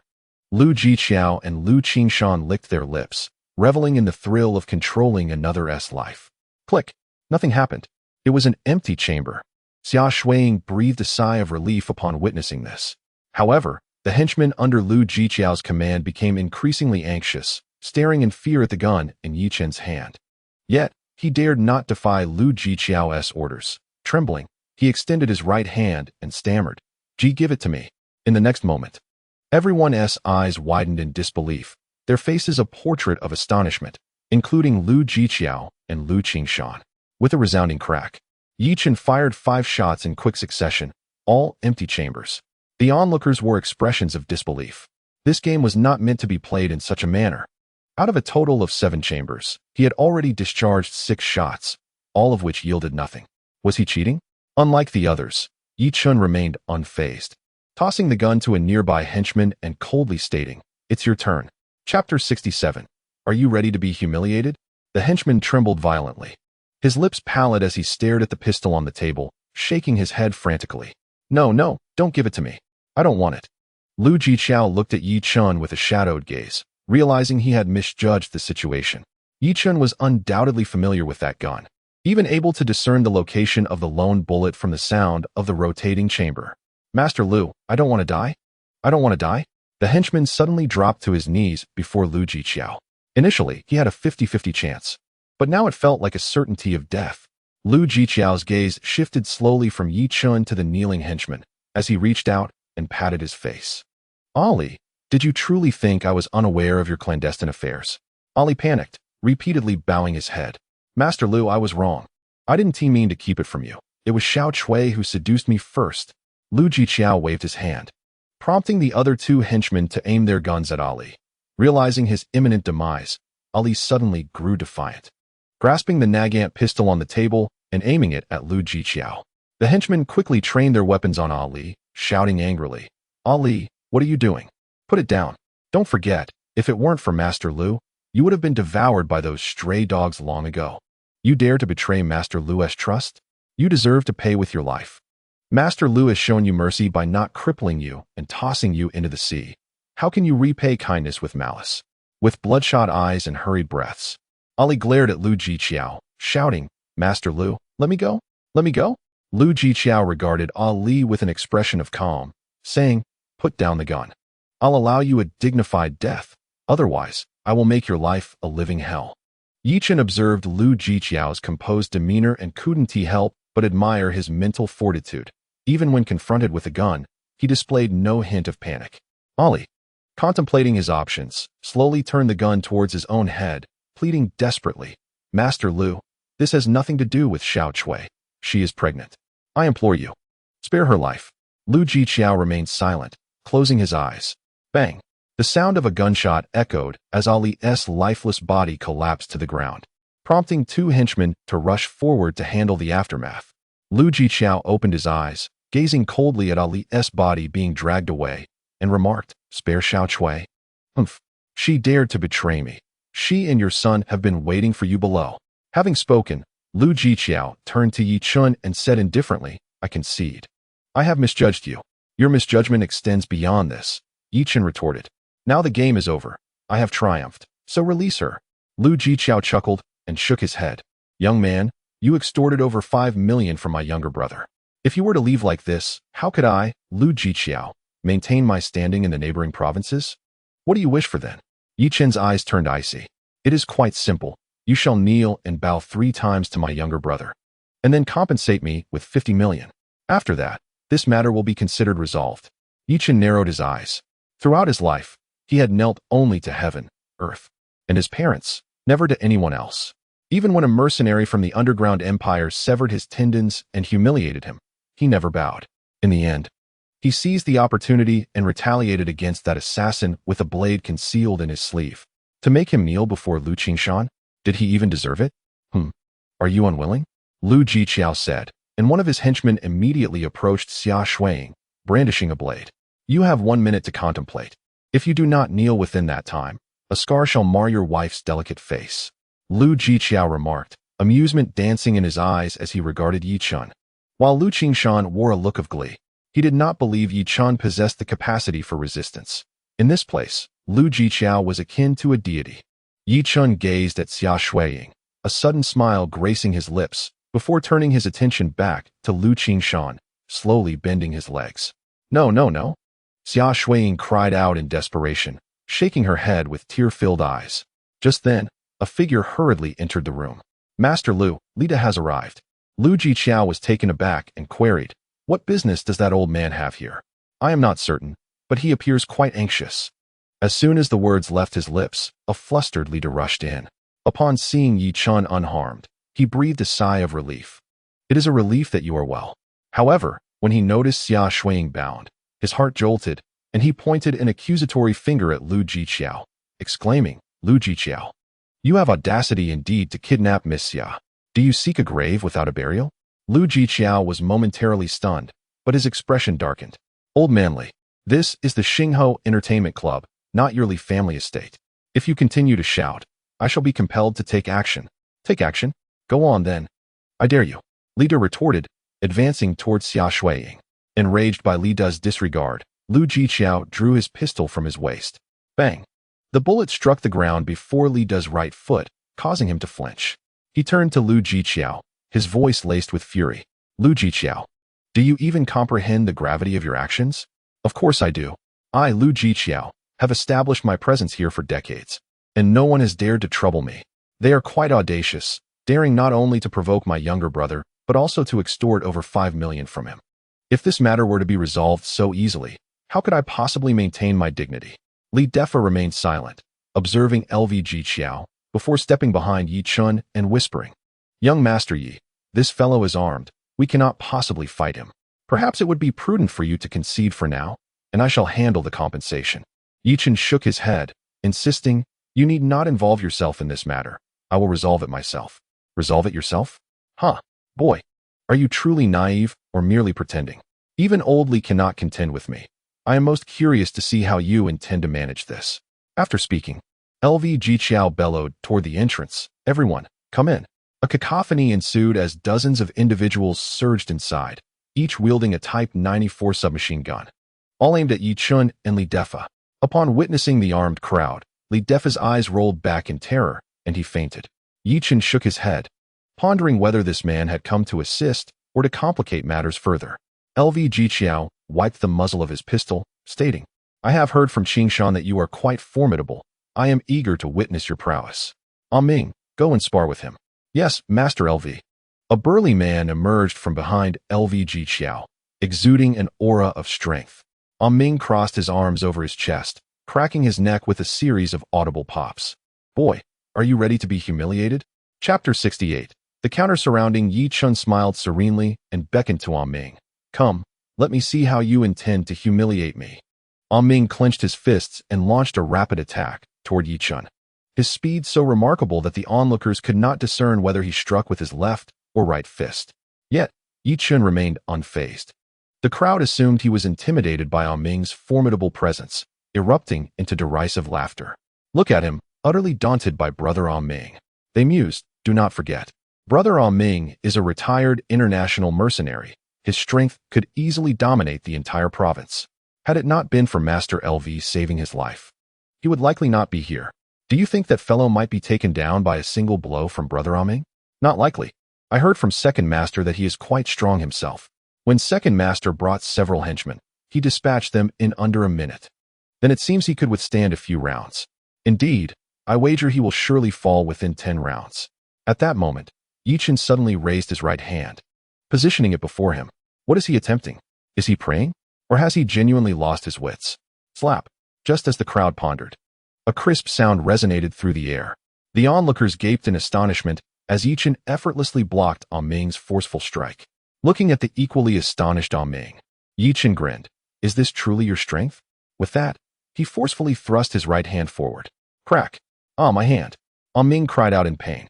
His left fist was brutally broken by Yi Chun. This left the others in utter shock. No, at this moment, fear began to creep into their hearts. They were all aware of Ming's prowess. He was among the top fighters under Master Lu. Yet, such a formidable expert was rendered incapacitated by Yi Chun with a single strike. How could this be possible? Lu Jiqiao felt a sharp pang in his heart upon witnessing this scene. He never anticipated Yi Chun would be so powerful. Yi Chun gazed at the convulsing Ming with disdain and remarked, "Is this all you've got?" He then delivered a fierce kick with his right foot. Bang! Ming's body was sent flying, crashing directly into Lu Jiqiao. Lu Jiqiao hastily sidestepped. Boom! Ming collided with the wall and then fell heavily to the ground. With a cough of blood, he lost consciousness. Yi Chun looked at Lu Jiqiao with an expression of indifference. "Is this your method?" His demeanor instantly incensed Lu Jiqiao. "Damn it! What do you have to be so arrogant about? Do you see those guns? At my command, you will be riddled with bullets. Now, I will give you another chance. Kneel and kowtow to my second brother and pay 50 million as compensation. Otherwise, next year on this day will be your memorial." He commanded, "Now kneel." With a wave of his right hand, the others immediately chambered their bullets. Just then, a frantic manager from the first floor rushed in. "Master Lu, it's bad. It's really bad. What has you so flustered, Zongyao?" "Master Lu, we're surrounded." Surrounded by the military. Lu Jiqiao sprang to his feet, his eyes fixed intently on Qian Zongyao. "What did you say? Surrounded?" "The army, Master Lu. We are surrounded by the army." "Ridiculous. This isn't the past. How could the army come to the city?" Just as he finished speaking, they heard the sound of synchronized marching outside. Lu Jiqiao hurried to the window and was struck with terror upon seeing a throng of soldiers gathered below, all armed with real firearms. What on earth is happening? Even if I am involved in the underworld, they wouldn't deploy the military to apprehend me, would they? At that moment, the sound of military boots echoed from the stairwell. Thud, thud, thud. It struck Lu Jiqiao's heart like a heavy hammer. Before long, a brigade commander adorned with military medals entered, followed by a multitude of soldiers, numbering at least 100. Each soldier brandished the most advanced rifles, all aimed squarely at Lu Jiqiao and his men. "Don't move. Everyone get down." Zheng Lei bellowed at Lu Jiqiao and the armed henchmen, trembling in fear. The henchmen dropped their weapons to the ground. Yi Chun raised an eyebrow, for he recognized this contingent of soldiers. They were the very ones who had maintained order outside the auction held by the East China Chamber of Commerce at the Qinghai dock. Lu Jiqiao stood there in a daze, then quickly approached Zheng Lei clasping his hands in a gesture of respect, and inquired, "Mister, may I ask what offense I have committed to warrant such a grand display of authority?" "What offense? The possession of firearms is quite evident, is it not?" Lu Jiqiao felt slightly relieved. If this were merely the issue at hand, he could swiftly extricate himself from this predicament by leveraging his connections. However, Zheng Lei's next action plunged him into an abyss of dread. Zheng Lei walked steadily before Yi Chun, standing upright and saluting. Commander Zheng Lei of the 36th Army of the East China Military District pays his respects to Mr. Yi. Zheng Lei had come specifically for Yi Chun. Who exactly was Yi Chun to command such attention from the military? Yi Chun regarded Zheng Lei and casually waved his hand. "Did Zheng Old Man send you?" Zheng Lei shook his head. "It was Vice Commander Zheng who sent me, though it must have been the old man's directive. Fortunately, we had yet to depart, so I rushed over. I am relieved to see you are unharmed." Yi Chun returned a precise military salute to Zheng Lei. Unbeknownst to all, Yi Chun had previously been affiliated with the military, though not with the East China Military District, but rather with the Huaxiao region, directly under the command of Huaxiao I. "Mr. Yi, what shall we do with these individuals?" Zheng Lei gestured toward Lu Jiqiao and the others. Yi Chun glanced at Lu Jiqiao and Lu Qingshan. Before he could utter a word, both men fell to their knees. "Mr. Yi, it is my folly for not recognizing your stature. I implore you to show mercy." "Mr. Yi, you possess great magnanimity. Please do not hold our transgressions against us. Consider us as inconsequential as a mere insect, and let us go." Yi Chun shook his head. "Had you merely offended me, I would not have minded letting you off the hook, as you are akin to ants in my eyes.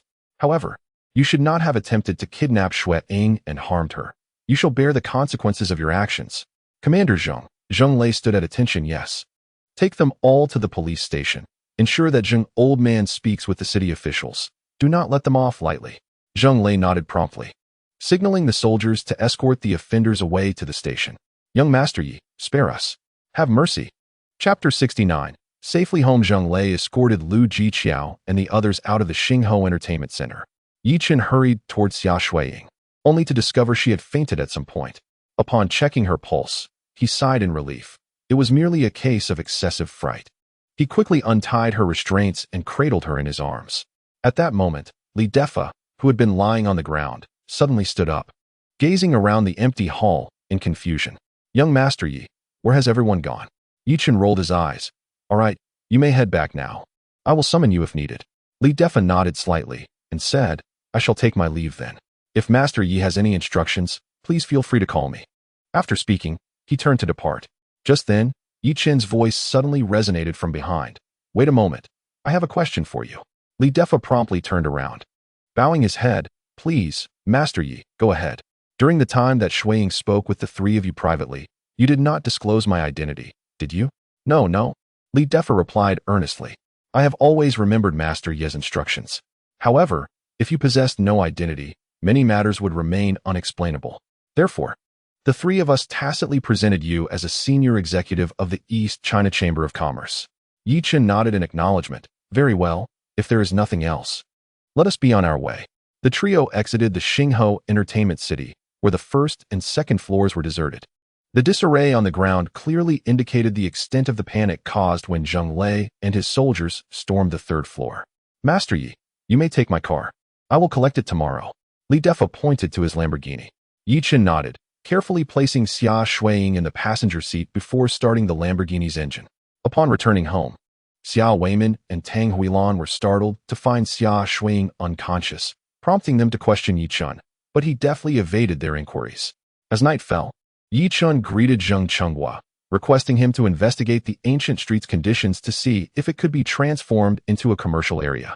The following morning, Xia Shuiying slowly regained consciousness, pressing her temples before eagerly rising from bed. Only after recognizing her own bedroom did she calm down. Once composed, she began to recollect the events of the previous day. She had fainted before Zheng Lei entered, leaving her oblivious to what transpired thereafter. A series of knocks echoed at the door, and Xia Shuiying stepped out to find Yi Chun smiling on the other side, momentarily taken aback. "How did we return yesterday?" she inquired, her gaze fixed intently on him. Yi Chun feigned an excited demeanor, explaining, "You wouldn't believe it. Just as LV Jiqiao was about to humiliate me, a squad of soldiers suddenly emerged, claiming they had received reports of LV Jiqiao hoarding firearms. For the safety of the citizens, the East China Military District swiftly intervened and surrounded him. The incident of Zhang Lei storming Xingho Entertainment City could not be concealed. So Yi Chen resorted to this narrative to assure Xia Shuiying. Xia Shuiying appeared skeptical, frowning. Really? Yi Chen shrugged. If you do not believe me, you may inquire outside. Reluctantly, Xia Shuiying relented. Is there food? I am hungry. Yes, freshly made steamed eggs. You must try them. Meanwhile, the world outside was abuzz with the shocking news of the soldiers' incursion the night before. Did you hear? Last night, a certain commander from the East China Military District surrounded Xingho Entertainment City with over 200 men. Xingho Entertainment City? Isn't that Lord LV's territory? Indeed. It is the territory of Lord Liu, and that battalion of soldiers is undoubtedly targeting him. Is that true? Lord Liu is a prominent figure in our entire province. This matter is indeed true. I have a friend who works at the Inspection Bureau and personally detained Lord Liu yesterday. Does this mean Lord Liu is doomed? What do you think? The skies over Liangzhou are about to change. At the Xia family estate, the news of Lord Liu's arrest at the Inspection Bureau sent shockwaves through everyone. The initial reason for handing over the antique street to Xia Shuiying was not solely due to its lack of profitability. Another significant reason was that Lord Liu intended to take control of the antique street after learning of its existence. The old man, fearing to offend Lord Liu, had no choice but to reluctantly acquiesce. 2 years later, although the antique street's revenue had plummeted, Lord Liu showed no intention of relinquishing his grip. The Xia family had initially planned to use Lord Liu's influence to eliminate Xia Shuiying and Yi Chen, but this unforeseen turn of events changed everything. The old man seated at the head of the table wore a grave expression. Let us hear everyone's opinion on this matter, he urged. After a moment's hesitation, Fan Guifang stepped forward. Old man, I believe this is merely a coincidence and has nothing to do with Xia Shuiying or Yi Chen. Upon finishing, she exchanged a knowing glance with Liang Chuier. Liang Chuier immediately understood and added, Old man, I concur with my sister-in-law. Even if Xia Shuiying and Yi Chen possess exceptional abilities, they could not possibly summon the military district. The old man shook his head. Have you forgotten what transpired at the Qinghai dock? Fu Jun furrowed his brow and inquired. Are you suggesting that those soldiers were summoned by President Zheng?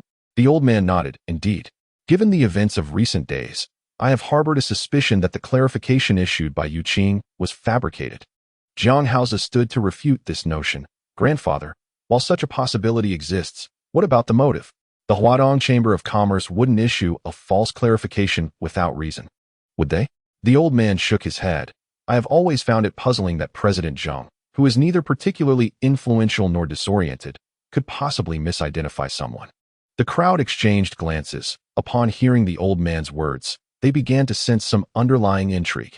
Fan Guifang and Liang Chuier felt a pang of anxiety. They could not allow the old man to entertain such thoughts, for if he did, the family fortune would be at stake. Resolving to speak up, Fan Guifang contemplated for a moment before asserting, Old man, I believe you are overthinking the situation. If they were genuinely connected to President Zheng, would they allow us to mistreat them? Liang Chuier immediately echoed, I agree with my sister-in-law. Consider this. Would Yi Chen, with his temperament, allow us to bully him? Even if he is merely acquainted with President Zheng, wouldn't he ensure that it is widely publicized? Xia Shuihui also stood up, stating, I believe this incident is merely a coincidence, and besides, haven't they already stated that Lord Liu was arrested for possessing illegal firearms? Our nation maintains stringent control over this matter. Upon hearing the analysis from several individuals, the elder realized he may have overthought the situation, and thus decided to let it go. Chapter 70.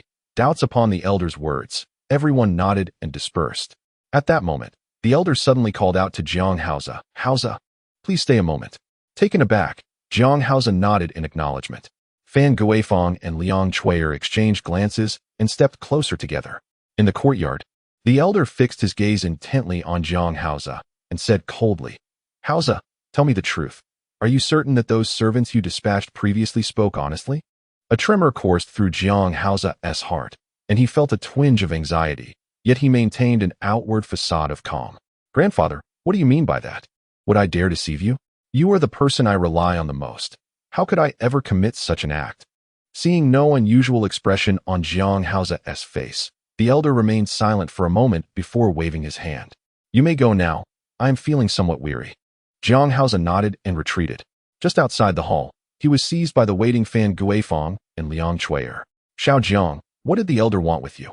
Fan Guifeng inquired softly. Jiang Haoze waved his hand dismissively. Mother, grandfather suspects Fu Gui. I must hasten to send him away. If the elder discovers this, he will surely be furious. With that, he attempted to break free from Fan Guifeng's grip to chase Fu Gui away. Fu Gui was the servant Jiang Haoze had previously sent to gather information. In truth, Fu Gui had not uncovered any credible intel. Every piece of news was fabricated by Jiang Haoze, who promised him a reward of 10,000 yuan for simply relaying the information as instructed. Most of the information Jiang Haoze provided was detrimental to Yi Chun and Xia Shuiying. Upon hearing this, Fan Guifeng yanked him back, admonishing, "If you send Fu Gui away now, won't that be an admission of guilt?" Liang Chui'er nodded in agreement. Indeed, if you go after Fu Gui now, the elder will undoubtedly become suspicious. Jiang Haoze, in a flurry, exclaimed, "What should I do now? I believe the elder will certainly seek out Fu Gui for a conversation. Perhaps I should." He made a gesture across his throat. Slap. Fan Guifeng struck him, saying, "What nonsense are you spouting? Do you wish for your life to be forfeit? What shall we do now? If the elder finds out, even if I am not flayed alive, I will surely be expelled from the Xia family. Why are you panicking? Listen, go find Fu Gui and give him 100,000 yuan to deal with the elder. Of course, you must offer both a carrot and a stick. Once you hand him the money, threaten him by stating that should you be expelled from the Xia family, his life will not be easy either." Jiang Haoze nodded quickly and dashed towards Fu Gui's residence, knowing he must locate Fu Gui before the elder did. Meanwhile, in Yi Chen's room, upon entering the chat group, I immediately inquired about the situation regarding the antique street from Zheng Chenghua. "Old Zheng, how are things progressing with the antique street?" Zheng Chenghua replied, "Sir, I have investigated the status of the antique street. When it was first established 5 years ago, it indeed attracted numerous shops and a significant influx of customers. However, ever since LV Jiqiao intervened, the profits have significantly declined and the reputation has soured. If we aim to generate revenue, we must consider transforming it into a commercial or entertainment street." Thoughtfully stroking his chin, Yi Chun suggested, "In that case, you should assert that you recognize the geographical advantages of the antique street and wish to convert it into a commercial area." Zheng Chenghua responded, "Then I shall proceed with the acquisition of the antique street." Yi Chun nearly spat out his tea in astonishment. "Acquisition? Who authorized you to make such a purchase?" Zheng Chenghua, seemingly bewildered, took a moment before responding, "Sir, how can we renovate it without an acquisition? Are you not aware of the investment required? I must inform you that the antique street currently belongs to my wife. Do you intend to acquire it?" This revelation instantly ignited the enthusiasm of the group members. The Four Seasons Consortium chimed in, "Sir, shall I invest?" The Qingmeng group added, "I can invest as well." Other members also voiced their willingness to contribute financially. Yi Chun rubbed his temples. "Please refrain from involving yourselves. Let old Zheng handle it." The remaining members could only express their admiration, feeling honored to assist Yi Chun.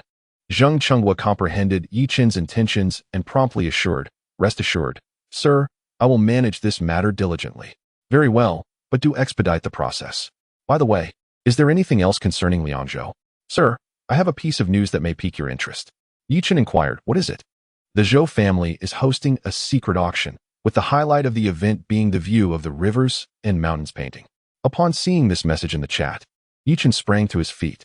The view of the rivers and mountains was a treasured heirloom of the Yi family, lost in the tragic events a decade prior. Could it be that the Zhou family was the hidden hand behind the downfall of the Yi family? Why would they have any motive to do so? Though he had long harbored suspicions towards the Zhou family, his mind was rife with questions. "Do you wish for me to secure a ticket for you?" Yi Chun contemplated for a moment, then returned to his seat, typing, "Please procure one for me. I must see the view of the rivers and mountains with my own eyes." Understood. After closing the chat group, Yi Chun remained seated in silence for an extended period. Over the course of 10 years, he had transformed from a homeless child into the person he was today, experiencing the full spectrum of life's joys and sorrows. The driving force that sustained him was the desire for vengeance against those who wronged the Yi family. At that moment, a knock suddenly echoed through the room. "Yi Chun, are you there?" Yi Chun composed himself and stepped outside, gazing at Xia Shuiying, and gently inquired, "What is it?" "My grandfather called earlier. He mentioned he needed to speak with me about something. Should I go? Yi Chen was taken aback. This was the first time Xia Shuiying sought his opinion. He subsequently smiled and remarked, I surmise that his summons is related to the matter of Lu Jiqiao's arrest, wishing to ascertain if it pertains to us. Xia Shuiying nodded in agreement, as she shared the same sentiment, which prompted her to consult Yi Chen.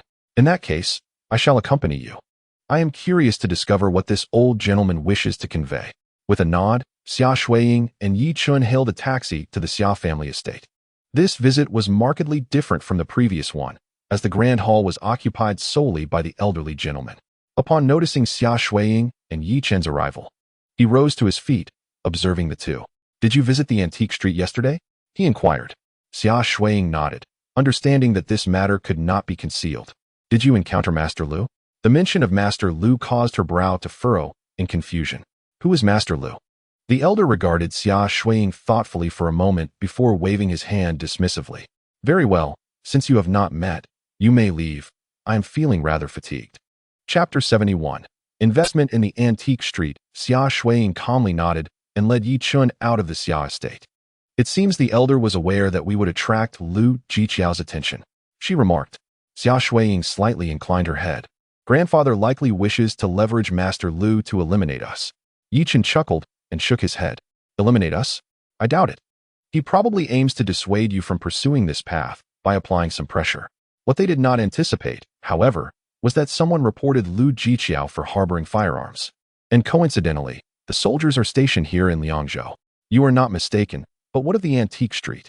It has been unprofitable and may require additional investment, thus jeopardizing my plans to establish a company, Xia Shuiying lamented, pouting in distress. Yet, she felt powerless, as the Xia family had invested heavily in cooperation with Zheng Linger.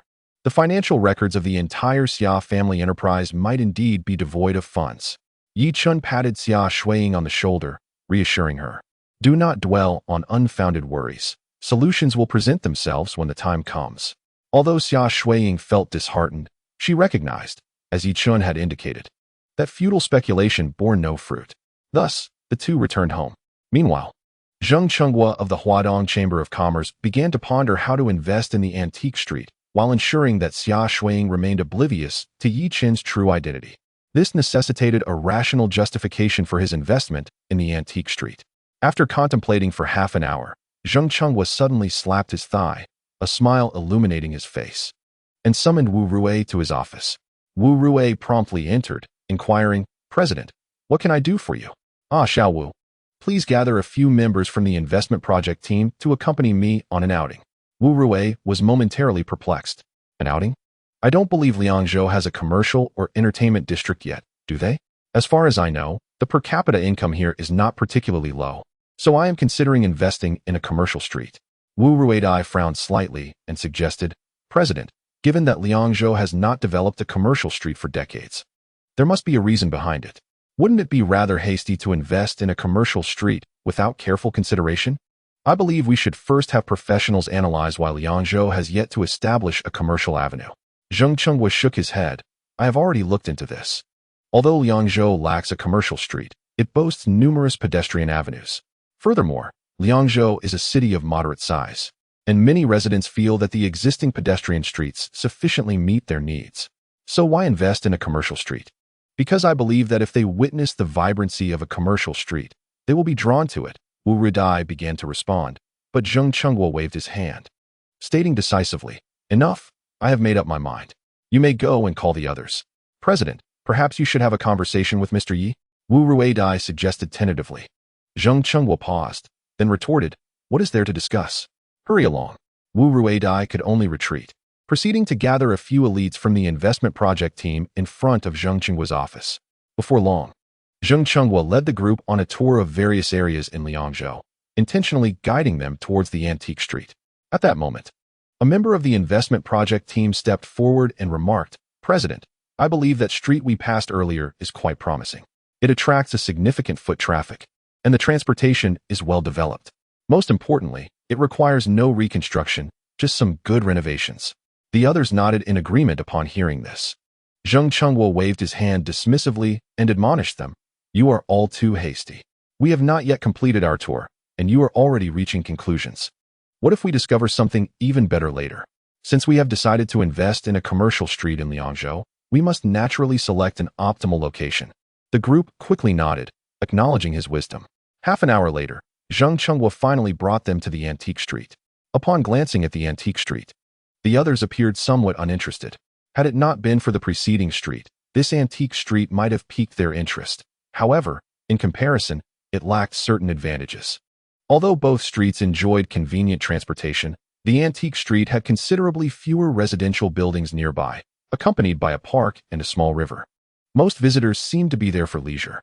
Zheng Chenghua gazed at the antique street and suddenly halted, addressing the group. What do you think of this street? The crowd was taken aback. President, this street seems inadequate. The foot traffic is too sparse. Indeed, Zheng Chenghua affirmed, while the transportation is convenient here. My observations indicate that the visitors are primarily headed to the park or the river to fish, seeking relaxation, while a commercial street can also provide a sense of leisure. The presence of these individuals suggests they prefer tranquility. Thus, I believe transforming this street into an antique market would be a poor investment. Zheng Chenghua nodded, then shook his head. What you all say is indeed accurate, but you have overlooked one crucial point, the cost of investment. To invest in that street, one would need at least $1.5 billion at the very least. However, for this street, it would be just over $500 million. The reason for the low foot traffic here is likely due to the shops on this street. The crowd was suddenly filled with doubt. For the average person, $3 billion is an unfathomable sum, but for the Huadong Chamber of Commerce, does $3 billion truly matter? As far as they knew, the Huadong Chamber had a net income exceeding $10 billion each month. Would it be so difficult to allocate $1.5 billion for a commercial street? Observing the expressions of the crowd, Zheng Chenghua understood their thoughts. His mind raced. He could not divulge that this was Yi Chen's intention. He could not unilaterally decide to invest in this antique street, or else Xia Shuiying would definitely become suspicious. After pondering for a moment, Zheng Chenghua raised his head and addressed everyone. How about this? Let us return first. I will have a few friends help investigate the situation of these two streets before we make a decision. The crowd had no objections, and thus they returned to the company. Zheng Chenghua did not seek out friends for assistance in the investigation, as this was merely a pretext. However, to avoid exposing any flaws, he still looked into the information regarding the two streets himself. To his delight, after 3 hours of research, he called the members of the investment project team back to his office. Everyone, my friend just informed me that the pedestrian street on Nanwan Street is controlled by the Zhou family. You should be aware that the Zhou family, as one of the 4 prominent families of Liangzhou, has always harbored hostility towards our Huadong Chamber, believing our presence adversely affects their family's profits. Therefore, they would not relinquish it easily. The group nodded, familiar with some information about the Zhou family. If that pedestrian street indeed belonged to them, not even $30 billion would guarantee a successful acquisition. $30 billion for a commercial street in Liangzhou seems rather excessive. After all, this is an investment rather than an acquisition followed by renovation. The returns differ significantly. Seeing their expressions, Zheng Chenghua continued. Although the antique street is technically a property of the Xia family, it is effectively under the control of Lu Jiqiao. However, Lu Jiqiao was apprehended yesterday, and I believe we could secure the contract for at most $350 million. $350 million? That is indeed feasible. Precisely. While the foot traffic may be low, the investment required is minimal. Even if there are losses, as long as we do not go bankrupt, we can recoup our funds. Then I agree to invest in that antique street. So do I. Chapter 72. Contract signing. Not long after Yi Chen and Xia Shuiying returned home, Xia Shuiying received a call from the Huadong Chamber of Commerce. Hello, is this Miss Xia Shuiying? Xia Shuiying paused. Yes, this is Xia Shuiying. May I ask who is calling? I am Kai Xiaoyan, the deputy leader of the investment project team at the Huadong Chamber of Commerce. Xia Shuiying was increasingly bewildered. The East China Chamber of Commerce's investment project group? Indeed, Miss Xia, that is correct. Our East China Chamber of Commerce intends to invest in a commercial street in Liangzhou. This afternoon, we explored various locations in Liangzhou and subsequently set our sights on the antique street in the south. The company has discovered that the antique street is currently under your ownership, is it not? Yes, indeed, it is under my name. May I inquire if you are interested in investing? Xia Shuiying was exceptionally excited. An investment from the East China Chamber of Commerce is a dream come true for countless individuals, and to think it has landed in her lap. Miss Xia, Since I have already called you, it is naturally confirmed. I would like to arrange a meeting to discuss the investment in the antique street in detail. What do you think? Xia Shuiying immediately expressed her enthusiasm.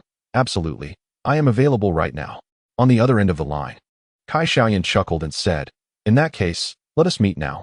How about we rendezvous at the Snow Shore Cafe at Kin Lake? Sounds great. I will head out now. If you arrive early, please wait a moment.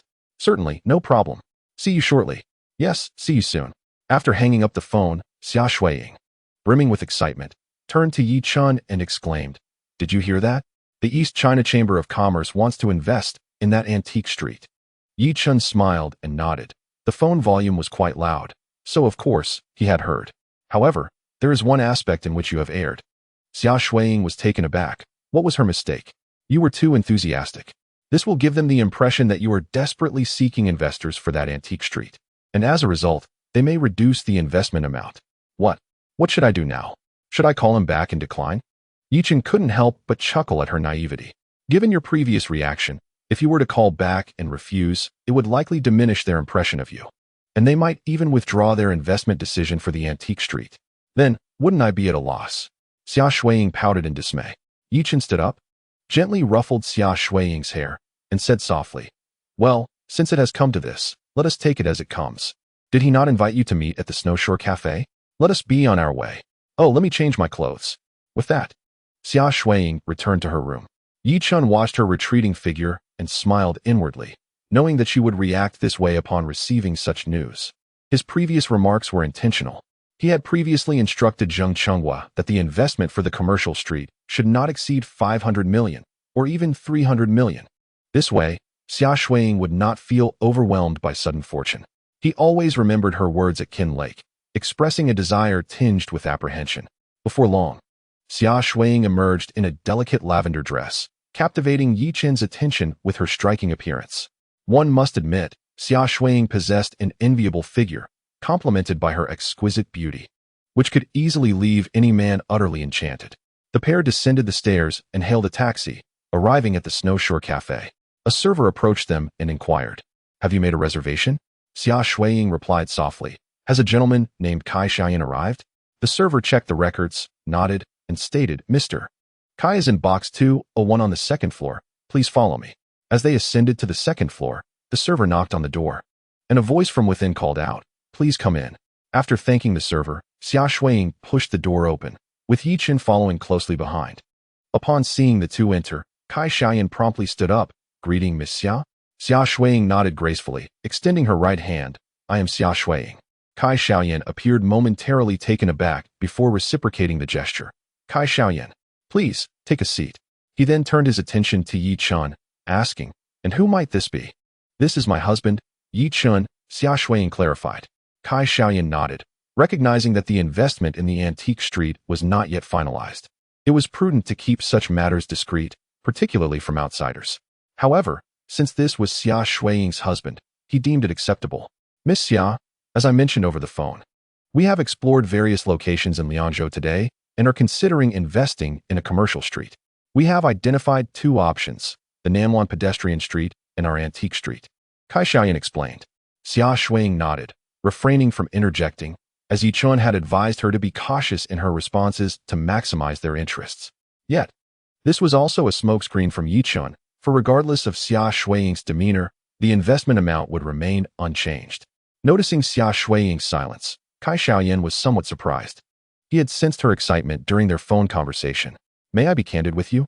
The owner of Nanwan Pedestrian Street is asking for an exorbitant price, which is why we turn to you. May I inquire what your asking price is?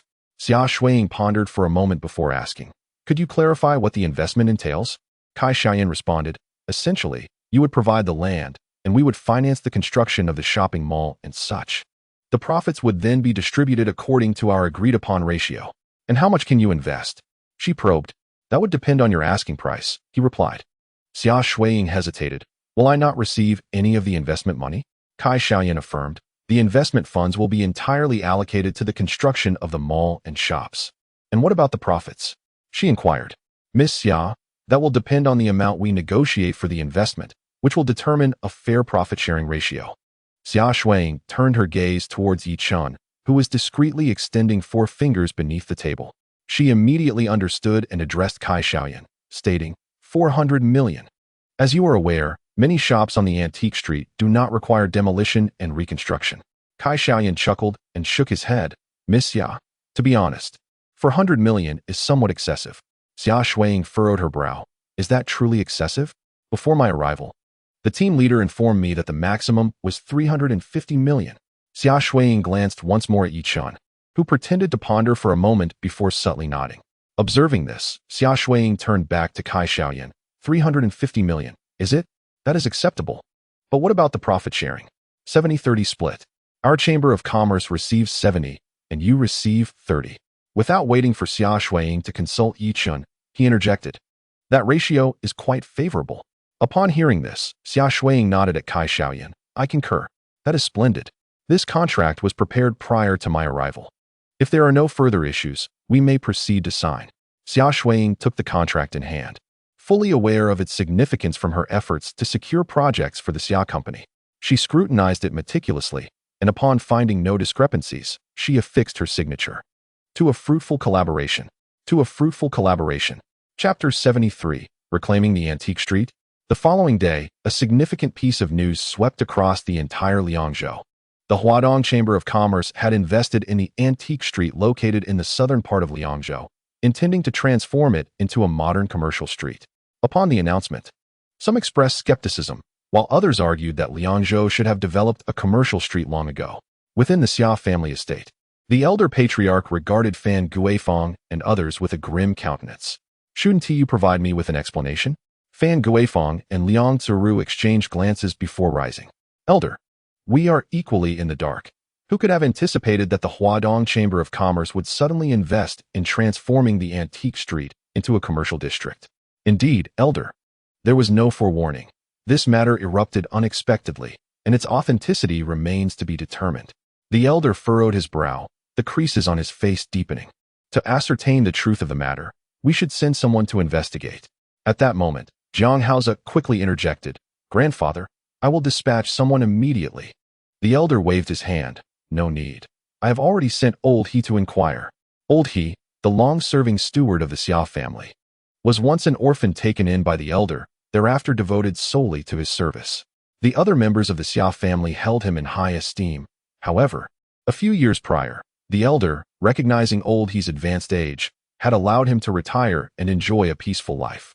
Unexpectedly, he had now summoned him back. Jiang Haoze and Fan Guifang exchanged anxious glances, pondering whether the elder had sensed something amiss. Moments later, Old He entered hastily and approached the elder. Old He, what news do you bring? Old He slightly bowed and then spoke. Elder, we have clarified the situation. It seems that the investment group from the East China Chamber of Commerce happened upon that antique street during their stroll and subsequently signed a contract with Miss Shuiying.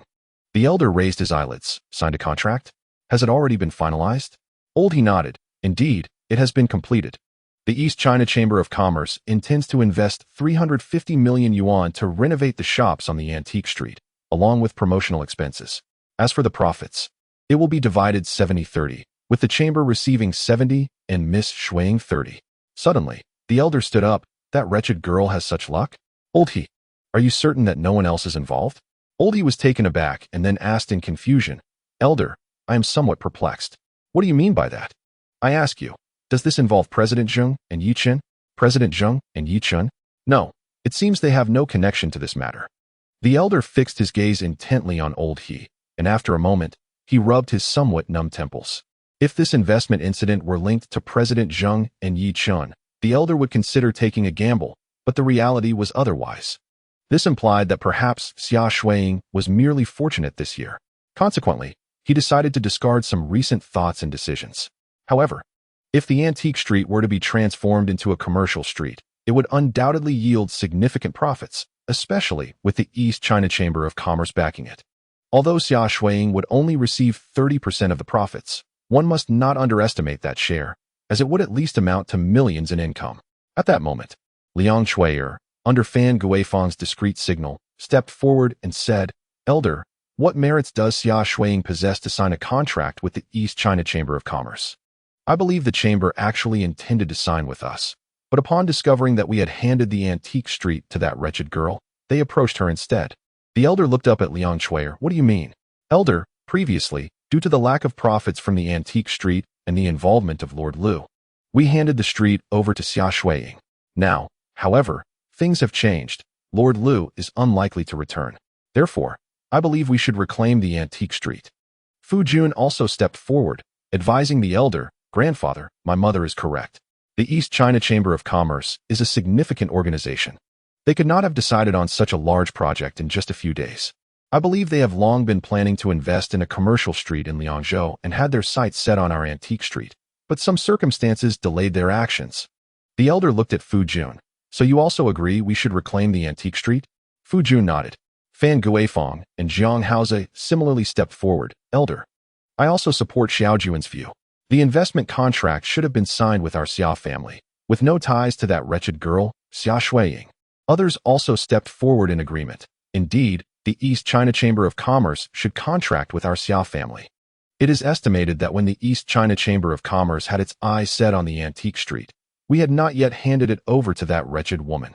Indeed, I believe we should reclaim that antique street. Xia Shuiying is unworthy of the contract with the East China Chamber of Commerce.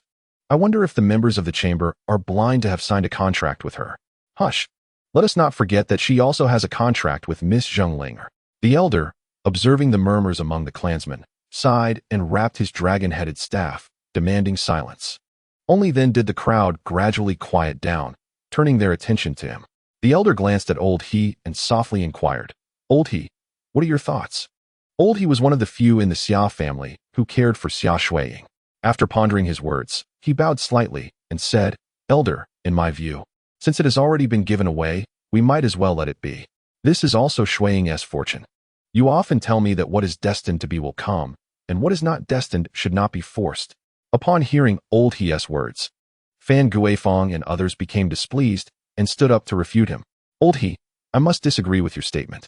I acknowledge that she is indeed fortunate. But who bestowed that fortune upon her? It is the Xia family. Furthermore, Xiao Jun's analysis is quite reasonable. Thus, I believe this contract rightfully belongs to our family. Xia Shiyun also stepped forward, coming to the elder's side, and spoke softly. Grandfather, think about it. If this commercial street is successfully established, it will provide a continuous source of income, and our family urgently needs funds for circulation. Therefore, I believe we must reclaim the antique street. The elder pondered for a moment before nodding in agreement. Very well, since you all share this sentiment. Let us have Xia Shuiying come over to return the land deed for the antique street. However, once we reclaim it, we must offer her a subsidiary company, otherwise, she will surely be displeased. If she shares a few unkind words with Miss Zhonglinger, we would be losing a watermelon while picking up sesame seeds.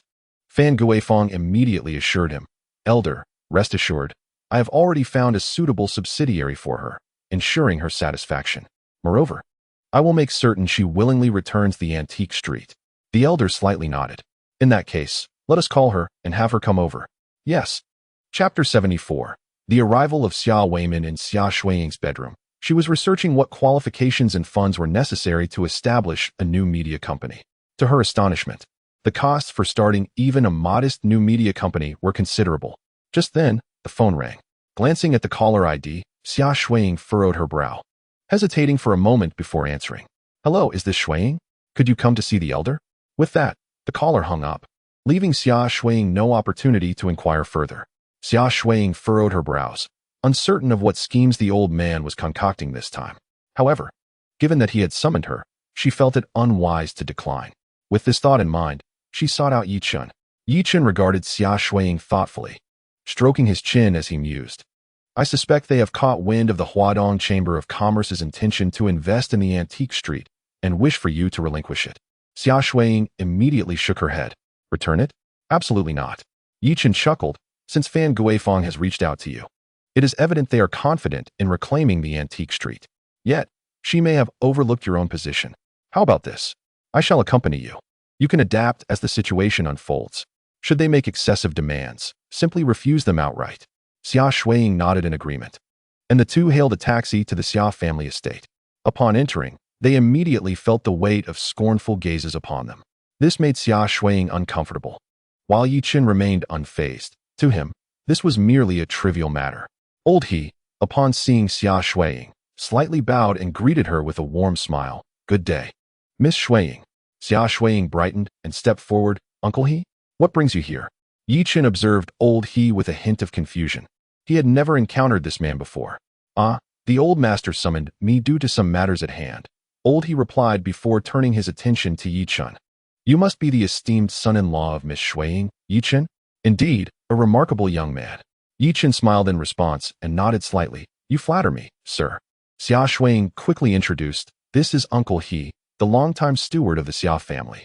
He has always treated me well, but 5 years ago, grandfather deemed him too old and allowed him to enjoy a peaceful retirement. I didn't expect the old master would summon him again today. I wonder if it's related to the antique street. Yi Chen nodded, considering the possibility. However, fret not, as long as you stand your ground. They cannot forcibly take it from you. Yes, I understand. The old master, seeing that Xia Shuiying had seemingly disregarded him, felt a surge of anger. Shuiying, do you not see your grandfather before you? Only then did Xia Shuiying bow slightly. Grandfather, you summoned me through aunt? Is there something you wish to discuss? Shuiying. That antique street. Before the old master could finish, Xia Shuiying interjected. Grandfather, the antique street is on the verge of becoming history. I have already signed an investment contract with Kai Xiaoyan, the deputy head of the project investment team from the Huadong Chamber of Commerce. So I will certainly not return it. With a loud thud, the old master's face turned pale with rage, trembling as he slammed his hand on the table. You insolent child, have you grown wings now? How dare you interrupt me? Look at her. Now she even dares to cut you off mid-sentence. I dare say. Soon she might even curse you. Indeed, Xia Shuiying's heart is truly malevolent, speaking to the old master in such a manner. Did you not hear what she just said? She remarked that the antique street would never return, scoffing, which was quite amusing, as that antique street was originally an asset of the Xia family. Indeed, it was merely a stroke of luck, and even Fu Jun mentioned that the Huadong Chamber of Commerce must have devised investment plans long ago. Did she really believe she had single-handedly attracted investments? Hasn't she always been this sort of person? And that Yi Chen, apart from boasting, possesses not a shred of capability. Listening to the derision of the crowd, Xia Shuiying felt a sense of injustice. She could not fathom why these people harbored such animosity towards her, as they were clearly all family. The old man, overhearing the discussions, regained his composure and then turned his gaze towards Fan Guifang. Earlier, she had claimed to have a way to reclaim the antique street. Upon noticing the old man's attention, Fan Guifang immediately understood and stepped forward, smiling at Xia Shuiying. Shuiying, do you recall who initially acquired the antique street? Xia Shuiying gritted her teeth, knowing it was her grandfather who had spent money to procure it, but Fan Guifang swiftly interrupted, since it was the old master who invested in it. It naturally belongs to the Xia family, does it not? Aunt, there's no need to twist my words. The deed to the antique street is in my possession. It is mine.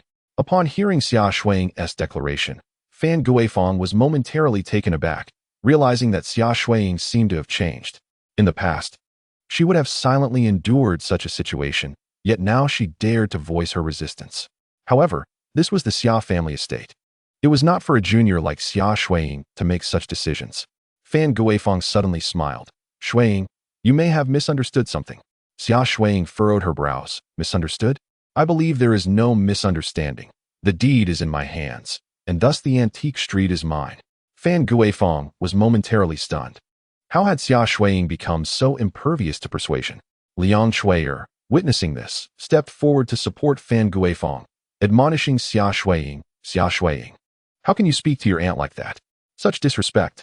Xia Shuiying cast a glance at Liang Shui'er before turning her attention back to Fan Guifang. She genuinely felt a deep-seated aversion towards the two of them, as they were always the ones leading the mockery against her family.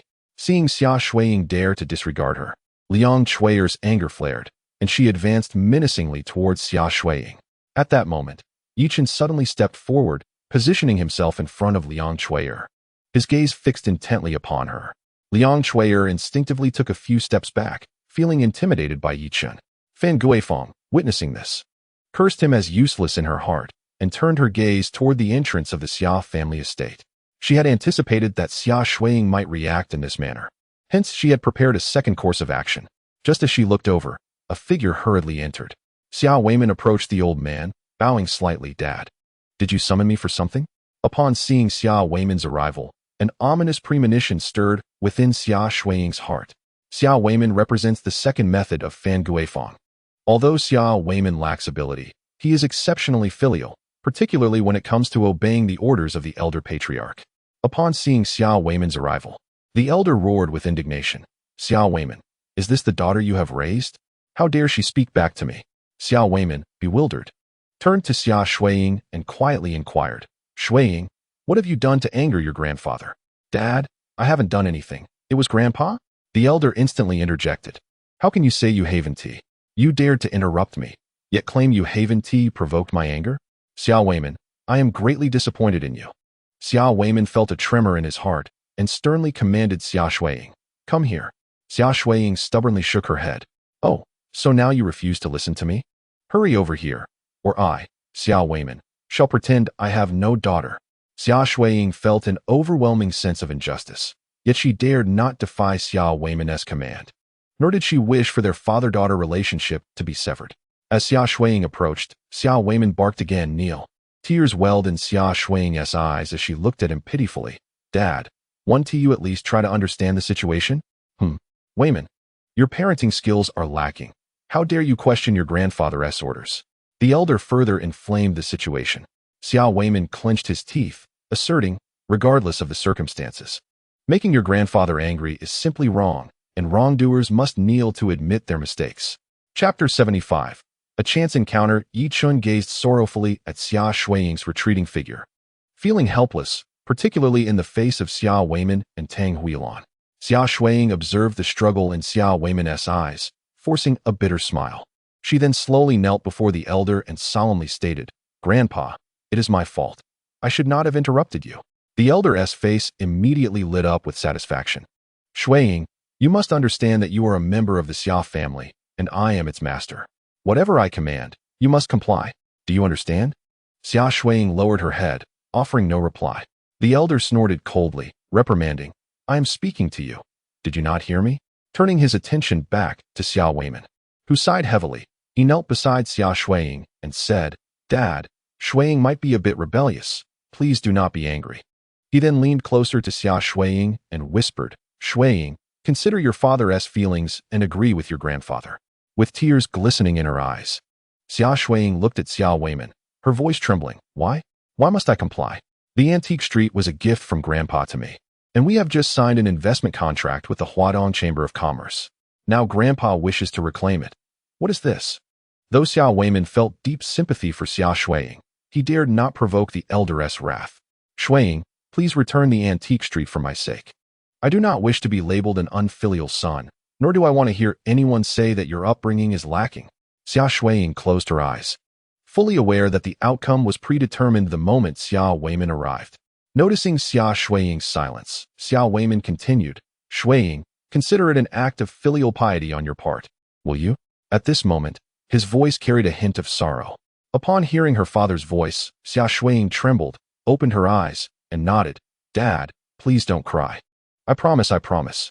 Yi Chun observed the two kneeling before him, casting a cold glance at the old man and others, determined to ensure they would pay an excruciating price for their actions. The onlookers, however, were reveling in the spectacle. I thought that wretched woman would remain defiant. But it appears she has capitulated, someone remarked. Xia Weiman seems to lack even more spine than Xia Shuiying. Another chimed in, and look at Yi Chun, indifferent while his wife and father-in-law kneel before him. What a useless man. Your assessment is spot on. The old man's face lit up with joy upon hearing Xia Shuiying's agreement to return the antique street, as if he had secured a victory. Shuiying, I won't take your antique street for nothing.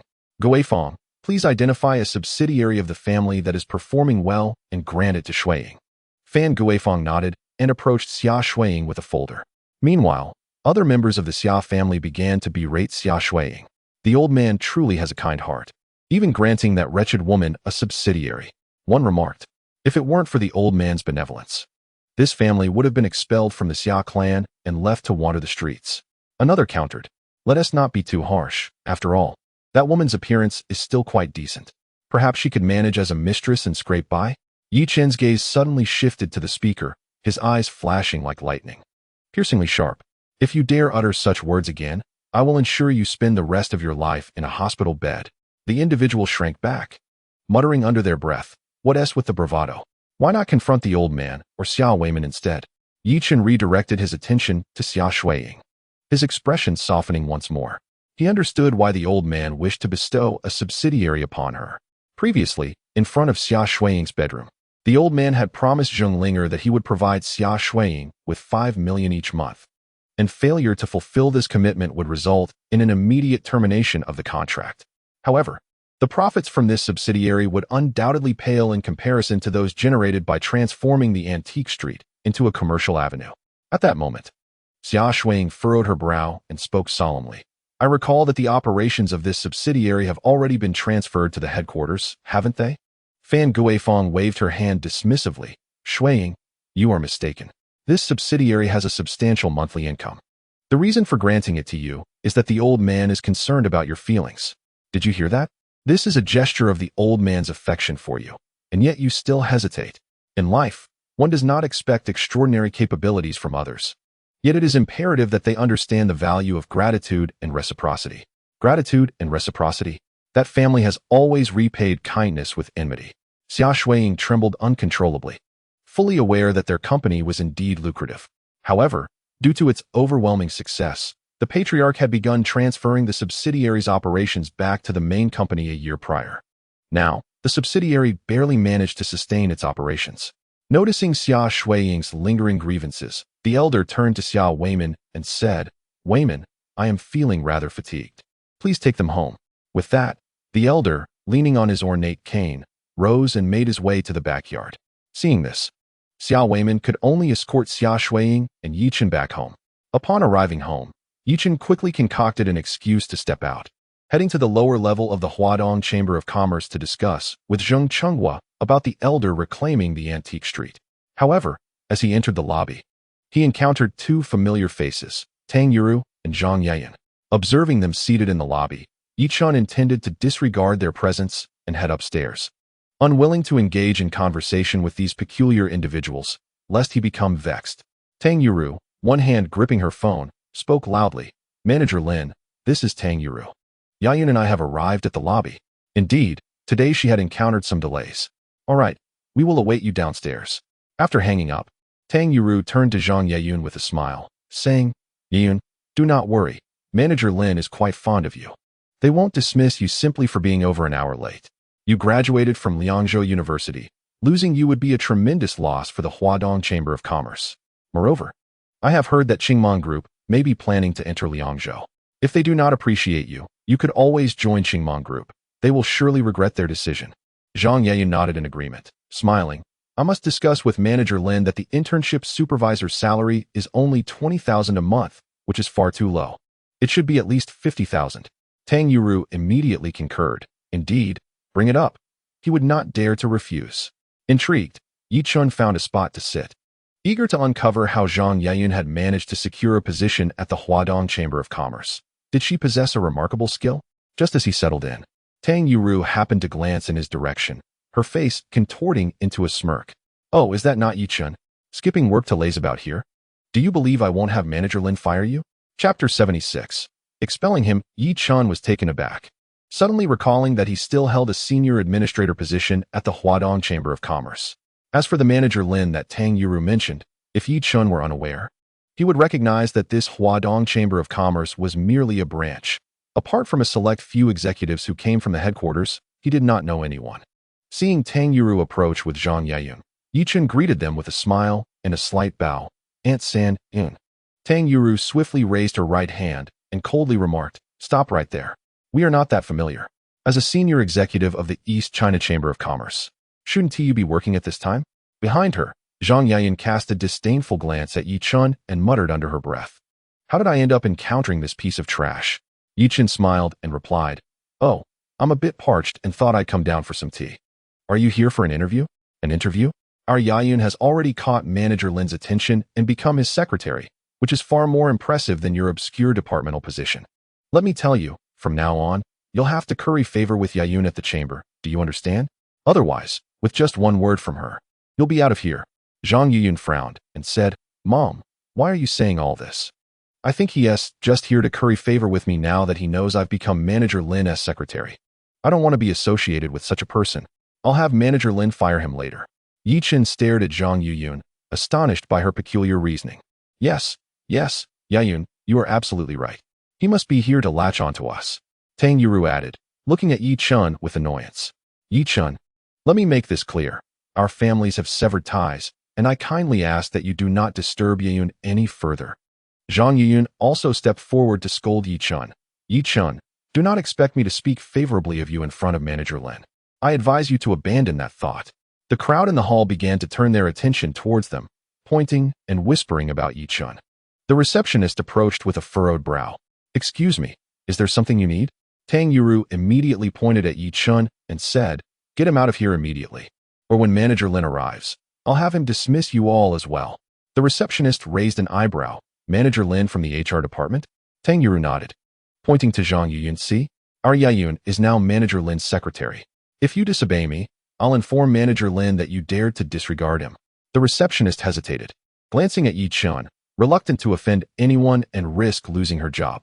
Sir, perhaps you. Yi Chen smiled and waved his hand. I'm here to see Secretary Wu. The receptionist paused, then incredulously asked, Secretary Wu? You mean Secretary Wu Rui? Yi Chen nodded. What is your relationship with Secretary Wu? The receptionist inquired cautiously. Yi Chen contemplated for a moment and replied, I suppose we are friends. Friends. A friend of Secretary Wu. In an instant, the receptionist grasped the situation. Manager Lin, in front of Secretary Wu, was hardly a figure of consequence. She turned to Tang Yuru and Zhang Yayun. Her voice firm, please apologize to this gentleman. Both Tang Yuru and Zhang Yayun were momentarily taken aback, and then, in a fit of anger, exclaimed, you insolent girl. Did you even hear what I said? My daughter is the secretary to your Manager Lin. Now you dare to throw him out? I might overlook your previous behavior if you rectify this. The receptionist could not suppress a smirk. If Manager Lin discovered that his secretary had the audacity to expel a friend of Wu Rui, it would surely terrify him. At that moment, the elevator descended, and with a chime, the door slid open. A middle-aged man in a light blue suit, donning spectacles, stepped out. Though he appeared to be a successful individual, a closer inspection revealed his unsteady gait and sunken eyes, as if he had been gravely ill. This was the Human Resources Manager, Lin Chongwei. Upon seeing Lin Chongwei, others greeted him with beaming smiles. Good day, Manager Lin. You are looking younger than ever. Manager Lin, allow me to treat you to a drink sometime. Tang Yuru cast a disdainful glance at Yi Chen as Lin Chongwei approached, coldly declaring, Yi Chen, I warn you, your time is up. Soon, Manager Lin will expel you from the East China Chamber of Commerce. She then turned her attention to the receptionist, adding, and you are in for it too. How dare you disregard my command? Prepare to gather your belongings and leave. Zhang Yayun, with a mocking expression, taunted Yi Chen, why not plead with me now? Perhaps I might take pity on you and spare your fate. Yi Chen simply shook his head with a smile. He had also noticed Lin Chonghui's arrival and immediately understood why Zhang Yayun had secured her position as his secretary. Observing this, Zhang Yayun's expression turned icy. Keep pretending, and soon enough, you will be the one in tears. The receptionist, feeling somewhat apprehensive, looked at Yi Chen and suggested, Sir, would you like to call Secretary Wu? Oh, I have already tried, but she seems to be occupied and cannot come down at the moment. The receptionist's face went pale if Secretary Wu did not appear. She risked being dismissed by Lin Chongwei. Meanwhile, Tang Yuru hurriedly pulled Zhang Yayun towards Lin Chongwei. Manager Lin, you have finally descended, she said with a sycophantic smile. Lin Chonghui's gaze passed over Tang Yuru and landed on Zhang Yayun, revealing a distinctly lascivious expression. Yayun, you are here? Zhang Yayun feigned modesty, nodding her head. Manager, I am truly grateful for the opportunity to be your secretary. Rest assured, I will not let you down. Lin Chongwei nodded in response. As it happens, I need to step out for a moment. Would you care to accompany me? Zhang Yayun immediately agreed, of course. However, Tang Yuru interjected, stepping forward to Lin Chongwei. Manager Lin, may I request a favor from you? Lin Chongwei furrowed his brow. He had already established his hotel and had no inclination to concern himself with other matters. However, observing Tang Yuru's demeanor, he surmised that if he did not acquiesce, she would not easily allow Zhang Yayun to accompany him. Contemplating this, he addressed Tang Yuru. Speak your mind. Manager Lin, I wish for you to expel him from the East China Chamber of Commerce. With that, Tang Yuru pointed towards Yi Chun, who was conversing with a beautiful receptionist at the front desk. In an instant, all eyes turned towards Yi Chun. Chapter 77. I wonder who dares to touch him? Lin Chonghui regarded Yi Chun, suddenly feeling a sense of familiarity, yet upon further reflection, he could not recall where he had seen him. After a brief hesitation, Lin Chonghui approached Yi Chun. Sir, do we know each other? Yi Chun smiled and shook his head. He truly did not recognize Lin Chonghui and had no intention of doing so. Such a person did not deserve to remain in the East China Chamber of Commerce. Witnessing this, Yuru quickly interjected, Manager Lin, he is also a member of your chamber, merely a department supervisor. You may have crossed paths during a meeting. A department supervisor? Lin Chonghui inquired. Indeed. However, he is rather sycophantic. Previously, I asked him to assist in recommending Yu Yun, but fearing her exceptional capabilities might overshadow him, he continually undermined her, insisting she lacked the qualifications to join the East China Chamber of Commerce. Now that he has heard Yu Yun has become your secretary, he hastens to ingratiate himself. I believe someone like him is unworthy of remaining in the chamber. Zhang Yeyun likewise stepped forward in agreement. Manager Lin, do not be misled by my mother's harsh words. In reality, he is even more detestable. Lin Chonghui observed the composed Yi Chun, internally perplexed. If he were indeed a department supervisor, why did he not show deference upon encountering him? He sensed there was something amiss and thus inquired of Yi Chun, which department do you supervise? Me? I am not a department supervisor. I am merely an assistant, Yi Chun replied with a smile. Merely an assistant? Yi Chun nodded in affirmation. Lin Chonghui's expression turned to one of utter disdain. I care not for your position as an assistant.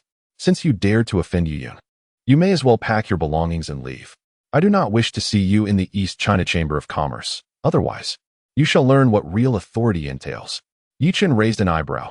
If I recall correctly, the personnel manager is responsible solely for recruitment, while matters of termination fall under the purview of each department manager, do they not? Haha, you dare to discuss this with me? Let me make it clear. Since I, Lin Chonghui, ascended to the role of personnel manager, I am acquainted with all the department managers. Do not think that because you are but a mere assistant, or even a department supervisor, I lack the means to have you removed. Yi Chun regarded Lin Chonghui with a playful smirk. Are you not curious whose assistant I am? I care not whose assistant you are. Today, I, Lin Chonghui, declare that in the East China Chamber of Commerce, it is either you or me. Be wise and leave now, lest you become the subject of ridicule. Lin Chonghui, having finished speaking, turned with a lecherous gaze towards Zhang Yeyun. Yeyun, I've resolved one of your issues. Should you not assist me in return? Zhang Yeyun immediately nodded with a bright smile. Manager Lin, please feel free to express your needs. I shall certainly help you. Really? Lin Chonghui leaned slightly, whispering a few words into Zhang Yeyun's ear. Initially shy, her expression soon transformed into one of resistance and panic. Manager Lin, I cannot. I am not that kind of person. Lin Chonghui's eyes turned cold in an instant. Not that kind of person? Zhang Yeyun, do you truly believe I value your capabilities? Were it not for your stunning visage, would I have considered you as my secretary? Frightened, Zhang Yeyun retreated behind Tang Yuru, who was also taken aback by the sudden turn of events. Turning to the alarmed Zhang Yeyun, she inquired, Yeyun, what on earth is happening? With a quivering voice, Zhang Yeyun replied, he wants me to be his mistress and even to bear his child. He claims his wife is incapable of having children. Her voice was barely audible, catching the attention of Yi Chun and the receptionist nearby. Tang Yuru's expression shifted dramatically as she glared at Lin Chonghui. Manager Lin, is this not a bit excessive? Excessive? Let me inform you, with a daughter like yours, gaining entry into the East China Chamber of Commerce is more challenging than ascending to the heavens. I am offering her an opportunity to reach the pinnacle of her life, and rather than expressing gratitude, you accuse me of overstepping? But you cannot. Lin Chonghui suddenly approached Tang Yuru and Zhang Yeyun, towering over them. I just resolved a significant dilemma for you. Should you dare to resist? Do you believe I won't make you regret it? Zhang Yeyun, a fiercely stubborn and rebellious girl, stood her ground upon hearing Lin Chonghui's threat, declaring loudly, dream on if you think I will accompany such a vile man. A resounding slap marked her cheek as Lin Chonghui glared at her darkly. You insolent woman, you will pay for this. Zhang Yeyun struggled to rise from the ground, tears in her eyes. I refuse. I will not accompany you. Lin Chonghui's fury surged like a thermometer. Damn it. Are you seeking death? He raised his hand once more, ready to strike Zhang Yeyun again. However, Just as he was about to do so, someone intervened. Turning to see Yi Chun looking at Zhang Yeyun with a resigned expression, he felt compelled to step in, despite his reluctance, for he could not simply stand by and watch his relative being bullied. Lin Chonghui's expression darkened as he glared at Yi Chun. "Kid, release my hand." Yi Chun replied calmly, "What if I refuse? Damn it, you've already been expelled from the East China Chamber of Commerce. And yet you still dare to act tough here? Do you wish to die? Where are the security guards? Receptionist, why are you just standing there? Hurry and summon the security team." Lin Chonghui struggled to break free, beginning to shout loudly. Yi Chun smiled and shook his head, thinking Lin Chonghui was utterly incompetent. It was hard to fathom how he had managed to infiltrate the Huadong Chamber of Commerce. Even more infuriating was the fact that he had been appointed as the manager of the Human Resources Department. It was a slap in the face. When he initially established the Huadong Chamber of Commerce, he had stated that those with capability should rise to prominence. Yet, someone like Lin Chonghui, he felt, was unfit even for the role of a security guard. Upon hearing Lin Chonghui's voice, several security personnel rushed over, iron rods in hand. "What are you standing there for? Hurry up and throw him out." Lin Chonghui bellowed at the guards. The guards immediately pointed their iron rods at Yi Chun, threateningly stating, "Little brother, release Manager Lin now, or our iron rods might just act without discretion." Yi Chun remained composed, although internally he felt a profound disappointment towards Zhang Chenghua. The management of this branch of the Huadong Chamber of Commerce was utterly chaotic. Noticing that the guards were merely exchanging words, Lin Chonghui could no longer contain his anger and shouted, "What are you all discussing with him? Get on with it. Swing those iron rods at his head. If anything goes wrong, I will take responsibility." Just then, a sharp voice rang out from the elevator. "I dare anyone to touch him." All eyes shifted once more, and when they recognized the person descending from the elevator, a collective gasp echoed through the room. It was Wu Rue, the personal secretary of President Zheng of the Huadong Chamber of Commerce. In this branch, she held a position just below the president, a figure of immense authority. Upon seeing Wu Rue, Lin Chonghui hurriedly approached her, bowing and scraping, a flicker of desire in his eyes, although he masked it well. He was quite enamored with Wu Rue, yet he dared not act aggressively towards her. After all, a single word from her could send him packing, a fate even his uncle could not prevent. "Secretary Wu, what brings you down here?" Lin Chonghui inquired with exaggerated respect, his gaze lingering on Wu Rue's legs clad in black stockings. Wu Rue furrowed her brow. She was aware that Lin Chonghui, the nephew of the branch's vice president, often harassed female colleagues, emboldened by his uncle's influence. However, she understood the limits of acceptable behavior and only engaged in light teasing. "Manager Lin, who did you say should be thrown out?" she asked, her tone sharp. Lin Chonghui immediately pointed at Yi Chun, responding, "Secretary Wu, it's him. A department head dared to challenge me, a human resources manager, so I dismissed him. He refused to accept it and attempted to confront me, forcing my hand to call in security to expel him." Wu Rue's expression darkened as she fixed her gaze on Lin Chonghui, articulating each word meticulously. "Are you asserting that you dismissed him?" Lin Chonghui eagerly nodded, convinced that someone who disrespected superiors like this had no place in the Huadong Chamber of Commerce. "Expelled from the Huadong Chamber of Commerce? Lin Chonghui, you truly have some nerve, daring to expel a friend of Linger." Wu Rue's face flushed with anger as she chastised Lin Chonghui. "Do you have any idea that this gentleman is Miss Linger's business associate? You expelled him. Will you bear the consequences?" Wu Rue refrained from revealing Yi Chen's identity, yet it was common knowledge that Xia Shuiying and Zheng Linger were bound by a contractual relationship, so her words would not incite any unnecessary speculation. Lin Chonghui's body quivered. Zheng Linger, the most cherished granddaughter of Zheng Chenghua, was indeed the jewel of the Zheng family. A mere utterance from her could sway numerous decisions, including his own dismissal. Realizing this, he hastened towards Yi Chun. Bowing in apology, "Sir, I was unaware of your connection to Miss Zheng Linger. I implore you to show mercy and not to hold this against me." Yi Chun chuckled, stepping closer to Lin Chonghui and patting his cheek. "Manager Lin, weren't you the one intending to expel me?" Lin Chonghui wore a forced smile, ingratiatingly replying, "Not at all. I merely wished for you to join me upstairs for some tea." Tang Yuru and Zhang Yeyun were momentarily stunned, as they discerned that Yi Chen's status seemed to eclipse even that of Lin Chonghui. Subsequently, their anger reignited. If Lin Chonghui could elevate Zhang Yeyun to the position of intern secretary, why wouldn't someone of Yi Chen's esteemed standing lend assistance? Their disdain for Yi Chun and the Xia family intensified. Yi Chun laughed heartily at Lin Chonghui's suggestion of tea. Tea? Huh? He gestured towards the surrounding security personnel. Is this how you invite someone for tea? Lin Chonghui rushed forward, shoving the bewildered guards aside. Misunderstanding, misunderstanding. This is indeed a misunderstanding. Misunderstanding? I do not perceive this as a mere misunderstanding, Yi Chun declared, turning to Wu Rui. Investigate whether he has abused his authority to arrange for someone to enter the company. Wu Rui nodded, retrieving her phone to make a call, responding affirmatively before hanging up. Mr. Yi, today Lin Chonghui did not arrange for anyone to enter the company. Hearing Wu Rui's words, Zhang Yayan stood up incredulously, glaring at Lin Chonghui. You liar! How could you deceive me? In retaliation, Lin Chonghui shoved Zhang Yayan away. You lunatic! I do not know you. Cease your nonsensical accusations. Seeing Lin Chonghui bully her daughter, Tang Yuru lunged at him, furious. You scoundrel! How dare you deceive our feelings? With that, she reached out to claw at Lin Chonghui's face. Lin Chonghui, in a state of panic, retreated. You yellow-faced hag, get away from me. Security, what are you doing? Quickly expel these two. The guards exchanged glances with Wu Rui, hesitant to act. With Wu Rui present, Lin Chonghui's words carried no weight. Wu Rui shot a cold glance at the guards, commanding, stand aside. None of you are to move without my say-so. The guards quickly nodded and retreated. Soon, Tang Yuru chased after Lin Chonghui, who was fleeing, and before long, Zhang Yayan joined the pursuit. Lin Chonghui could hardly withstand the onslaught, scratches beginning to mar his face. Observing this scene, Yi Chun shook his head with amusement before turning to Wu Rui. Is old man Zheng present? President Zheng is currently in a meeting, so he asked me to come down first. A meeting?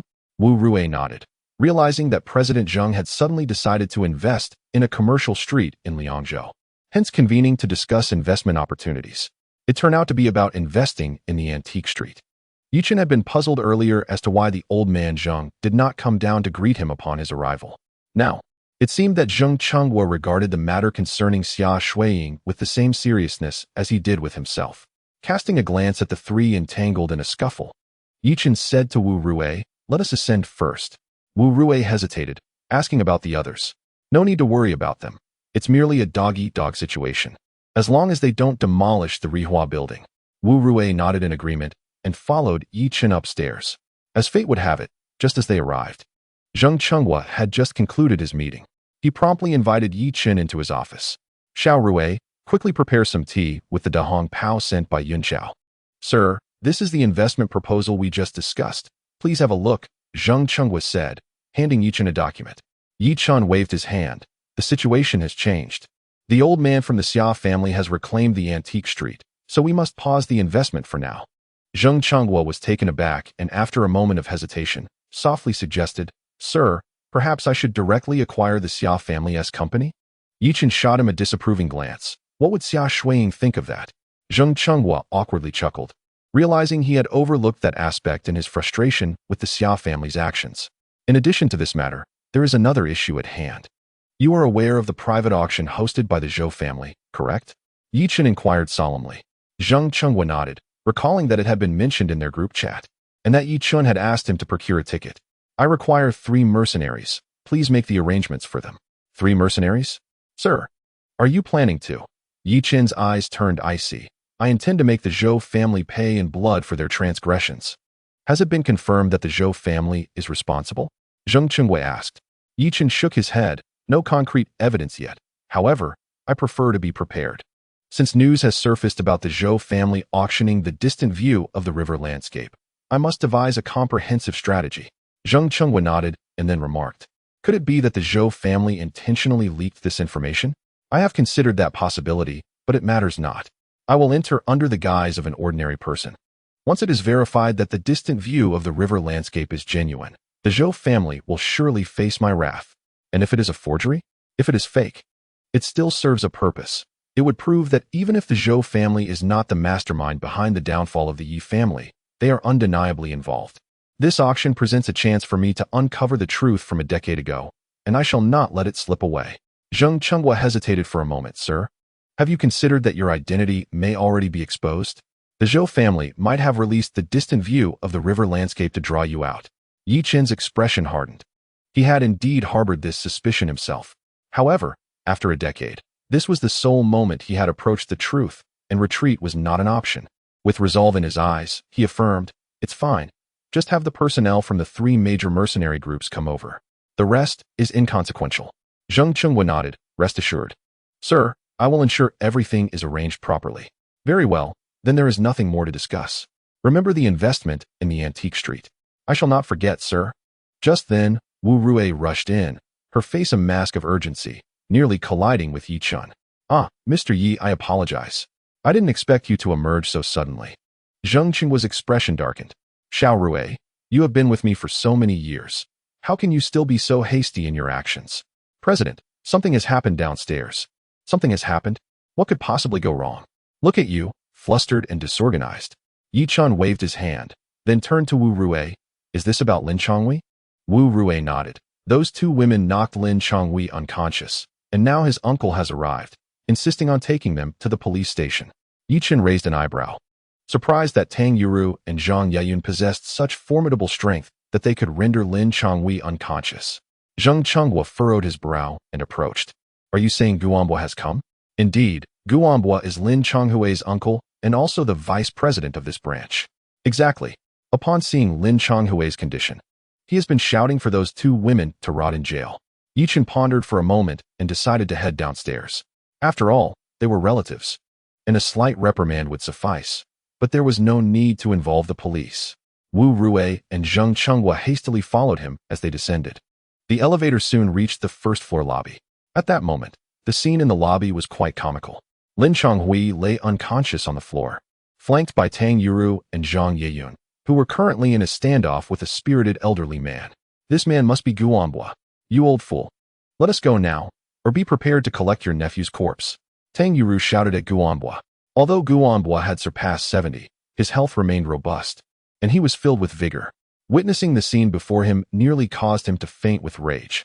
Lin Chonghui was the son of his 3rd sister, the only heir of her family. When his sister sacrificed herself to save him, he vowed to treat Lin Chonghui as his own son, thus indulging him at every turn. Such indulgence had rendered Lin Chonghui arrogant, especially since Guanbo belonged to a well-regarded family in Liangzhou. He later aligned himself with the colossal Huadong Chamber of Commerce. While not on par with the 4 great families, Gu's family had become a significant voice in Liangzhou outside of them. "Release Chonghui now, and I may spare your lives. Should you persist in your folly, do not blame me for my lack of compassion." Guanbo threatened with an imposing demeanor. Tang Yuru immediately spat at Guanbo, exclaiming, "Bah, you old fool. I see Lin Chonghui has learned from you, spewing nonsense while pretending to be a paragon of virtue behind the facade. He is nothing but a loathsome little man. How dare you speak to me in such a manner? Do you have any idea who I am? I, Guanbo, was known as the desperate man when I toiled in Liangzhou. When have I ever been threatened? Do as I say and release Chonghui, and I will let you leave at once." Zhang Yayun tugged at Tang Yuru's sleeve, trembling as she said, "Mom, should we just let him go? I think I hear police sirens." Tang Yuru was equally filled with trepidation, yet she understood that if they released Lin Chonghui, they would truly be stepping into the abyss. At that moment, Tang Yuru suddenly spotted Yi Chun emerging from the elevator and called out loudly, "Yi Chun, come here and help us." Yi Chun approached the 2 with an air of nonchalance. As he reached Guanbo's side, Guanbo immediately blocked his path. "Kid, I advise you not to meddle." Yi Chun glanced at him and asked, "Oh, I intend to meddle today. What will you do about it?" Guanbo was taken aback. He had never encountered such an audacious youth. His countenance darkened as he replied, "You might not know who I am. I am Guanbo, the vice president of the East China Chamber of Commerce. Here, my word is law. If you know what's good for you, you'd best step aside." "Vice president of the chamber?" Yi Chen scoffed. "One might think you were President Zheng of the East China Chamber of Commerce." With that, he continued to walk forward. Seeing Yi Chen approach, Tang Yuru urgently pleaded, "Yi Chen, please help my aunt. Help Yayun." Yi Chen looked at Tang Yuru and smirked. "Aunt? Did you not say that we severed ties that night? I am unworthy of calling you that." No, Yi Chen, you are magnanimous. Don't hold it against us. If you save me today, our families will keep in touch, and I will ensure that Huilan takes you back to our hometown for a few days." If Tang Huilan had heard Tang Yuru's words, she would have been elated, for she had long wished to stay in their ancestral home. Yet no one there had been willing to welcome her. After Tang Yuru finished speaking, she nudged Zhang Yayun, whispering, And don't just stand there. Quickly plead with Yi Chun. If we want to leave today, we must rely on him. Zhang Yin bit her lip, having reassessed her situation after what had just transpired. But asking Yi Chun for help was beyond her capabilities. I say, you three, do you think so little of me? Guanbo's cold voice came from behind. Yi Chun turned to face Guanbo, a smirk gracing his lips. Truthfully, I hold you in no regard. Chapter 80. Climbing the social ladder, Guanbo's face turned ashen as he angrily shouted at the security guard beside him. Did I invite you here to witness a farce? Hurry up and apprehend these three. A few security guards suddenly appeared troubled. After all, Yi Chun was a friend of Miss Zheng Linger, and they could not afford to offend him. However, they were equally wary of Guanbo. Captain Liu, perhaps you should step out and speak with President Gu? One suggested. Indeed, Captain Liu, these powerful figures are clashing, and we mere mortals are caught in the crossfire. Upon hearing his subordinates' recommendations, Lewin could only grit his teeth and step forward. Approaching Guanbo, he said, President Gu, as they currently have Manager Lin as a hostage, any rash action on our part might endanger him. Guanbo, furious, pointed an accusing finger at Lewin's chest. Isn't this a dereliction of duty on your part? Why weren't these three miscreants prevented from entering? Lewin immediately donned a forced smile. President Gu, Miss Zheng Linger is here to develop a significant project, and everyone present is a prominent figure in Liangzhou. We, as security, cannot dare to impede them. Useless, a complete bunch of uselessness. I don't care how you do it. Those three must be apprehended today, and you must ensure that Chang Hui's life is safeguarded. If anything happens to him, I will flay your skin. Guanbo's spittle flew onto Lewin's face, yet Lewin could only continue to smile apologetically. At that moment, Zheng Chenghua and Wu Rui, having taken another elevator, finally arrived on the first floor. Upon hearing Guanbo's remarks, Zheng Chenhua's expression darkened, and he shouted, Guanbo, how dare you flaunt your authority? Guanbo, about to unleash his wrath upon whoever had the audacity to call his name so boldly at the Huadong Chamber of Commerce, was taken aback when he saw Zheng Chenghua and hurriedly approached him. Cousin-in-law, when did you return from the provincial capital? Guanbo asked, his face plastered with sycophantic smiles. Guanbo's ascent to the position of vice president of this branch was not solely due to his own merits. It was also because his cousin-in-law was Zheng Chenhua's wife. Although Zheng Chenhua's wife had passed away several years ago, during festivals, the Gu family would always visit Zheng Chenghua. Before her passing, she had urged Zheng Chenghua to lend a hand to the Gu family. Thus, when Yi Chun proposed that the Huadong Chamber of Commerce establish a presence in Liangzhou, Guanbo shamelessly pressed Zheng Chenghua and even invoked his late wife's memory. After carefully assessing the Gu family's assets and capabilities, Zheng Chenghua decided they were barely adequate and thus obliged him with a favor. I have no relatives like you who think that becoming a vice president elevates you above others. How dare you threaten our chamber's security? Who granted you such authority? Zheng Chenghua questioned darkly. Lewin felt warmth in his heart upon hearing Zheng Chenhua's words, his eyes glistening. Guanbo, taken aback by Zheng Chenhua's sudden outburst, stammered, cousin-in-law. They are just what? Do not forget that they are human, just as you are. What gives you the right to feel superior? Is it merely your title of vice president? Guanbo was left bewildered, unsure of how Zheng Chenhua's ire had flared so unexpectedly. Cousin-in-law, I said. But Zheng Chenghua immediately waved his hand. Please, just call me President Zheng. Guanbo's expression stiffened. This statement from Zheng Chenghua struck him like a heavy blow. President Zheng. The reason I spoke of them in that manner is that they took the money yet did nothing. Look, those three terrorists even knocked Chang Hui unconscious. And they merely stood by and watched. Lewin scoffed, muttering under his breath. Isn't it because your nephew attempted something nefarious and got caught that he ended up being beaten? Zheng Chenghua glanced at the composed Yi Chun, his flesh quivering, and then pointed an accusing finger at Guanbo, exclaiming, Who do you dare to label as terrorists? With that, he swiftly approached Yi Chun. Guanbo was taken aback. Zheng Chenhua's reaction was rather peculiar. When he witnessed Zheng Chenghua bowing slightly before Yi Chun, his heart lurched in astonishment. What manner of individual was this young man to command such respect from Zheng Chenghua? Suddenly, his countenance shifted dramatically as he realized he had inadvertently tread upon dangerous ground. With this thought, he hurried forward. Yi Chun regarded the trembling Zheng Chenghua with an indifferent demeanor, stating, Old Zheng, you have greatly disappointed me. Zheng Chenghua stumbled, nearly falling, and hastily explained to Yi Chun, Sir, I merely. Yi Chun raised a hand. I have no desire to hear your explanations. Resolve this matter perfectly before tonight, or you know the consequences. At that moment, Guanhua felt as if his eyes would pop out of his head. Who was Zheng Chenghua? The president of the East China Chamber of Commerce. His son was Zheng Yunchao, the deputy commander of the East China military region. In this region, the Zheng family was one of the titans. Yet, such a figure showed more respect to this young man than he did to himself. Who exactly was this young man? How could someone of such stature exist in Liangzhou? Meanwhile, Tang Yuru and Zhang Yeyun were unfamiliar with Zheng Chenghua, but upon witnessing Gu Anhua's utmost respect towards him, they surmised he must be a prominent figure in the East China Chamber of Commerce. Such a person, bowing in deference to Yi Chen, implied that Yi Chen's status must be several tiers above Gu Anhua's. Yeyun, quickly, go plead with Yi Chen to help you get in. He surely can. Zhang Yeyun's eyes sparkled with newfound hope. Upon hearing Tang Yuru's words, Zheng Chenghua approached with a smile, inquiring, "Might I ask what your relationship is with Mr. Yi?" "We are his relatives," they replied. Zheng Chenhua's spirits lifted at the mention of relatives. "Then I can assist in arranging work for you." Just then, Yi Chen suddenly turned to Tang Yuru, smiling, "Relatives? Did you not just assert that I am unworthy of being associated with your kind of relatives? Why? Now you claim me as one of your own. However, I fear I cannot afford to associate with relatives of your ilk." Upon hearing Yi Chen's words, Zheng Chenhua's face darkened. So they were of this nature. How brazen to declare that Mr. Yi was unworthy of being their relative. Let me tell you, having Mr. Yi as your relative would indeed be your honor. Do you still wish to join the East China Chamber of Commerce? Let me tell you, with someone like you, it is a lifetime impossibility.